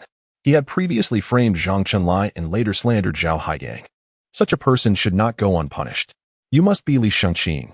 Zhou Xiaozhi approached, tilting his head and scoffing. What? Isn't that the scoundrel Zhou Xiaozhi? How dare you speak to me like that? Li Shiqing's anger flared instantly. When had such a despicable person come to look down on him?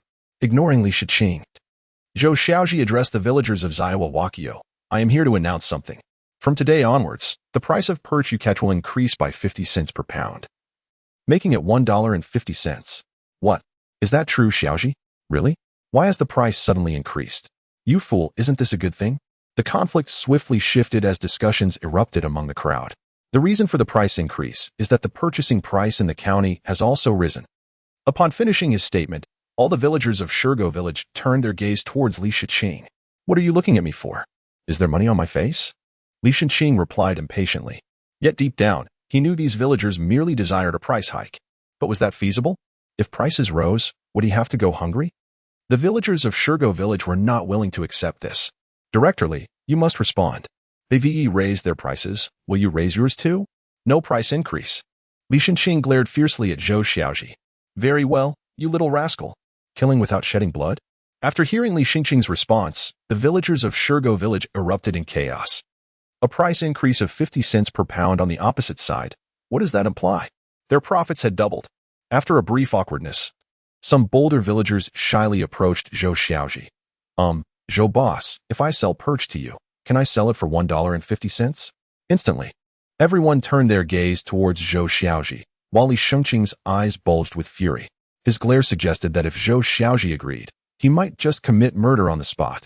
Chapter 93. The price of the mandarin fish, certainly. At a price of 1.5 yuan, I shall only purchase from Xiaohiquan village and Shurgo village. All other villages will continue to sell at 1 yuan. Zhou Xiaozhi granted ample face, and upon finishing his statement, the villagers of Shurgo village fell into a profound silence, seemingly unable to believe their ears. Although the villagers of Xia village felt a twinge of discomfort, they found themselves at a loss for words. The money was not theirs to give, but rather Zhou Xiaozhi's. All right, Boss Zhou, I shall sell the fish I catch to you, one villager declared. Me too. I can catch 7 or 8 jin every day. As long as you are willing to buy, I will fish daily. Witnessing the villagers turn against him, Li Shiqing felt a surge of anxiety. With hands on his hips and head tilted, he grit his teeth and inquired, there is no such thing as a free lunch. Boss Zhou, what is your catch? Zhou Xiaozhi smirked. This one has a bit of wit. However, I have 2 conditions. He paused, then continued. The first condition is that you are not permitted to fish in the long river section of our village. As I understand, although the water level in your village's long river section is low, with the right bait of loach, mandarin fish can still be plentiful. Upon hearing Zhou Xiaozhi's first condition, the villagers of Shurgo nodded in agreement. They were aware that they had no standing in this matter. They had no intention of pilfering. and it was all Li Xingqing's misleading persuasion that had led them here. Zhou Xiaozhi hesitated momentarily, then turned to Huang Guangqin, who nodded, albeit bewildered, entirely unsure of Zhou Xiaozhi's intentions. Yet, it seemed inappropriate to not nod at this moment. The second condition pertains to the vacant land situated between our two villages. As Zhou Xiaozhi articulated this condition, both villages momentarily drifted into contemplation, for this land was a sensitive topic no one wished to address. Previously, the two villages had often clashed over this issue, even resorting to violence. Huang Guangqin, in particular, never anticipated that this would be the condition Zhou Xiaozhi proposed. What of that land? Do you dare to touch it? Li Xingqing threatened. Meanwhile, Zhao Haigang regarded Zhou Xiaozhi with a hint of admiration. Having heard whispers of the land story, Zhou Xiaozhi disregarded Li Xingqing's words and continued, "This vacant land spans nearly 100 mu. Leaving it idle is a waste. How about we both take a step back and divide it equally, 50 mu for each village?" "I do not agree," Li Xingqing retorted vehemently. "This 100 mu of land rightfully belongs to our village. Why should we cede 50 mu to your village?" "I agree." Zhao Haigang stepped forward, ignoring Li Xingqing and addressing Zhou Xiaozhi and Huang Guangqin directly. "This arrangement is exceedingly fair. Besides, land is the lifeblood of us farmers. Allowing it to sit idle is nothing short of a crime."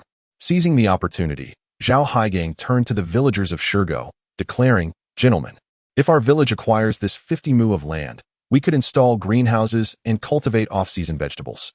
At that time, we could easily sell an acre for 300 yuan. 300 yuan? The villagers gasped in astonishment. In this era, certain regions have witnessed the emergence of greenhouses. Many villagers, although they have yet to see one, have certainly heard of them. Within these greenhouses, the atmosphere is remarkably warm, making it an ideal environment for cultivating vegetables, particularly during the new year. When these vegetables are transported to the county for sale, their prices soar to several times their usual value. A single acre can yield 300 yuan. Imagine the fortune from 50 acres, over 10,000 yuan. What a splendid idea. We, the villagers, support you, Village Chief Zhao. I, too, concur, if nothing else. Just the prospect of sharing 2 cucumbers during the new year would satisfy us. I am quite eager to witness what the greenhouse looks like, as I have heard that such a venture requires considerable investment." The villagers began to discuss animatedly.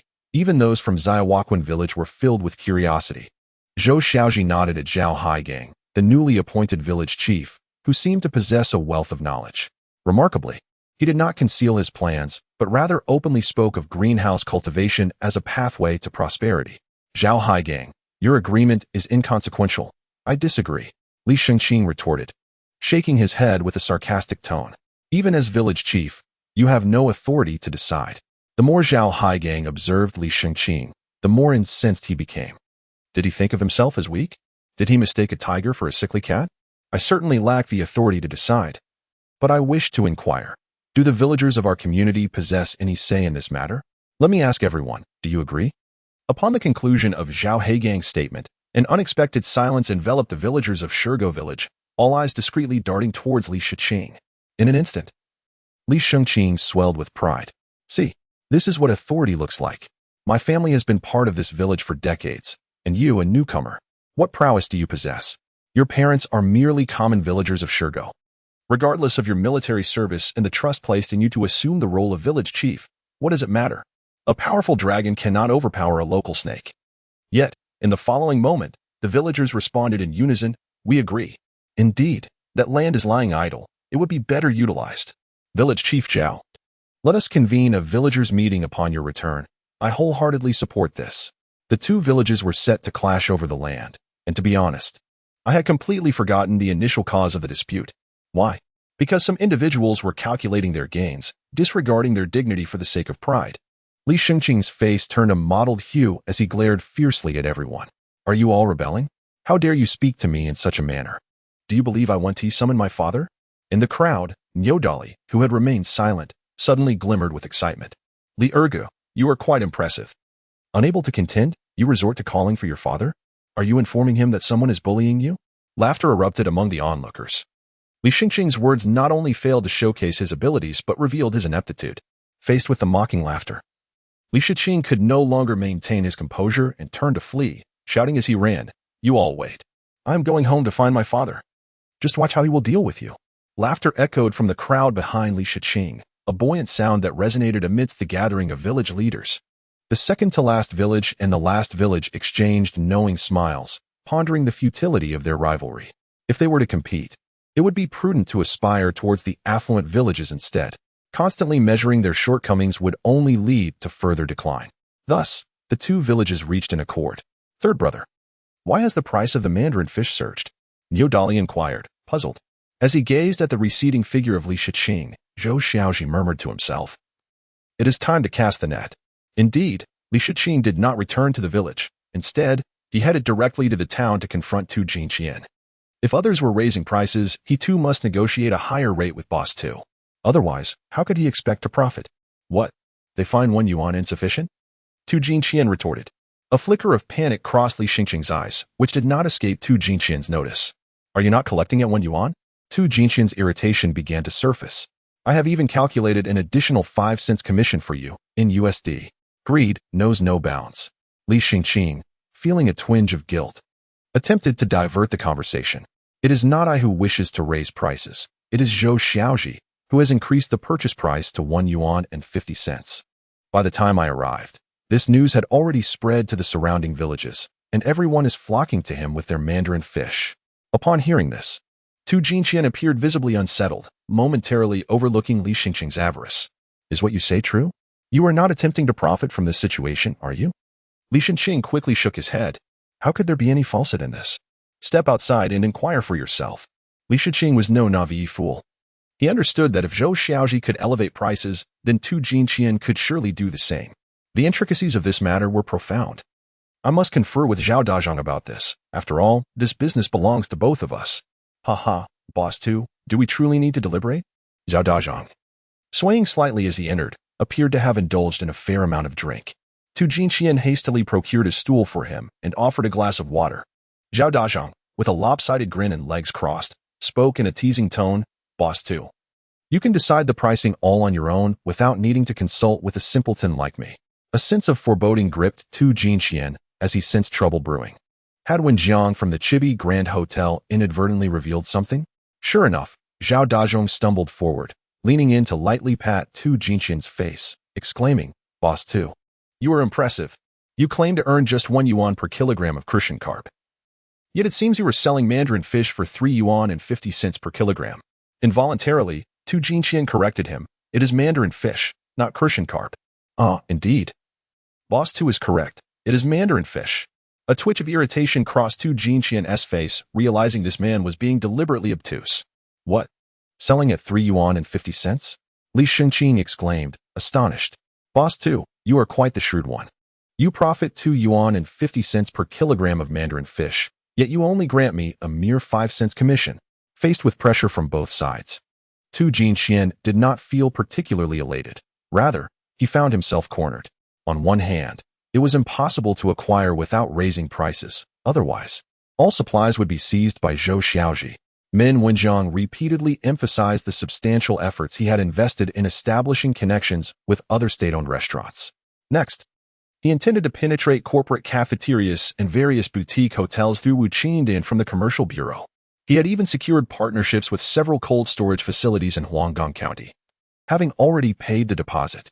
On the other hand, the truth was inescapable. Zhao Dazhong had already learned of Tu Jinqian's selling price, buying at 1.5 yuan per jean and selling at 3.5 yuan per jean, with only a 2 yuan margin and needing to split with Zhao Dazhong. Tu Jinqian was effectively left with a mere 1 yuan profit. This drastically reduced his earnings by over half. Tu Boss, I see through the network of relationships in the county. Do you believe I could establish my own venture and leave you with nothing? It was uncertain whether Zhao Dazhong was genuinely inebriated or merely feigning it as he leaned unsteadily, patting Tu Jinqian on the shoulder in a probing manner. In truth, he had just entered this industry. Every visit to the county was spent not on serious business but rather on indulging in leisurely activities in the alleys. Who had time to cultivate various connections? Oh, come on, Brother Dazhong. I had intended to inform you about this matter long ago.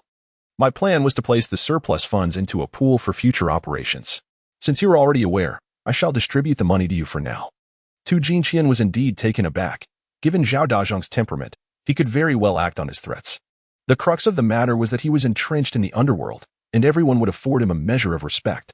Zhao Dazhang shot Tu Jinxian a disdainful glance. What funding pool? Do you take me for a fool? Ah, I have you in my grasp now, Tu boss. Thank you very much. As for the remaining affairs, I shall leave those decisions to you. With that, Zhao Dazhong staggered away, a triumphant smile plastered across his face. You think you can compete with me? Who do you think you are? Zhou Xiaozhi. Speaking of whom, he is currently reveling with the village chief, Huang Guangqin.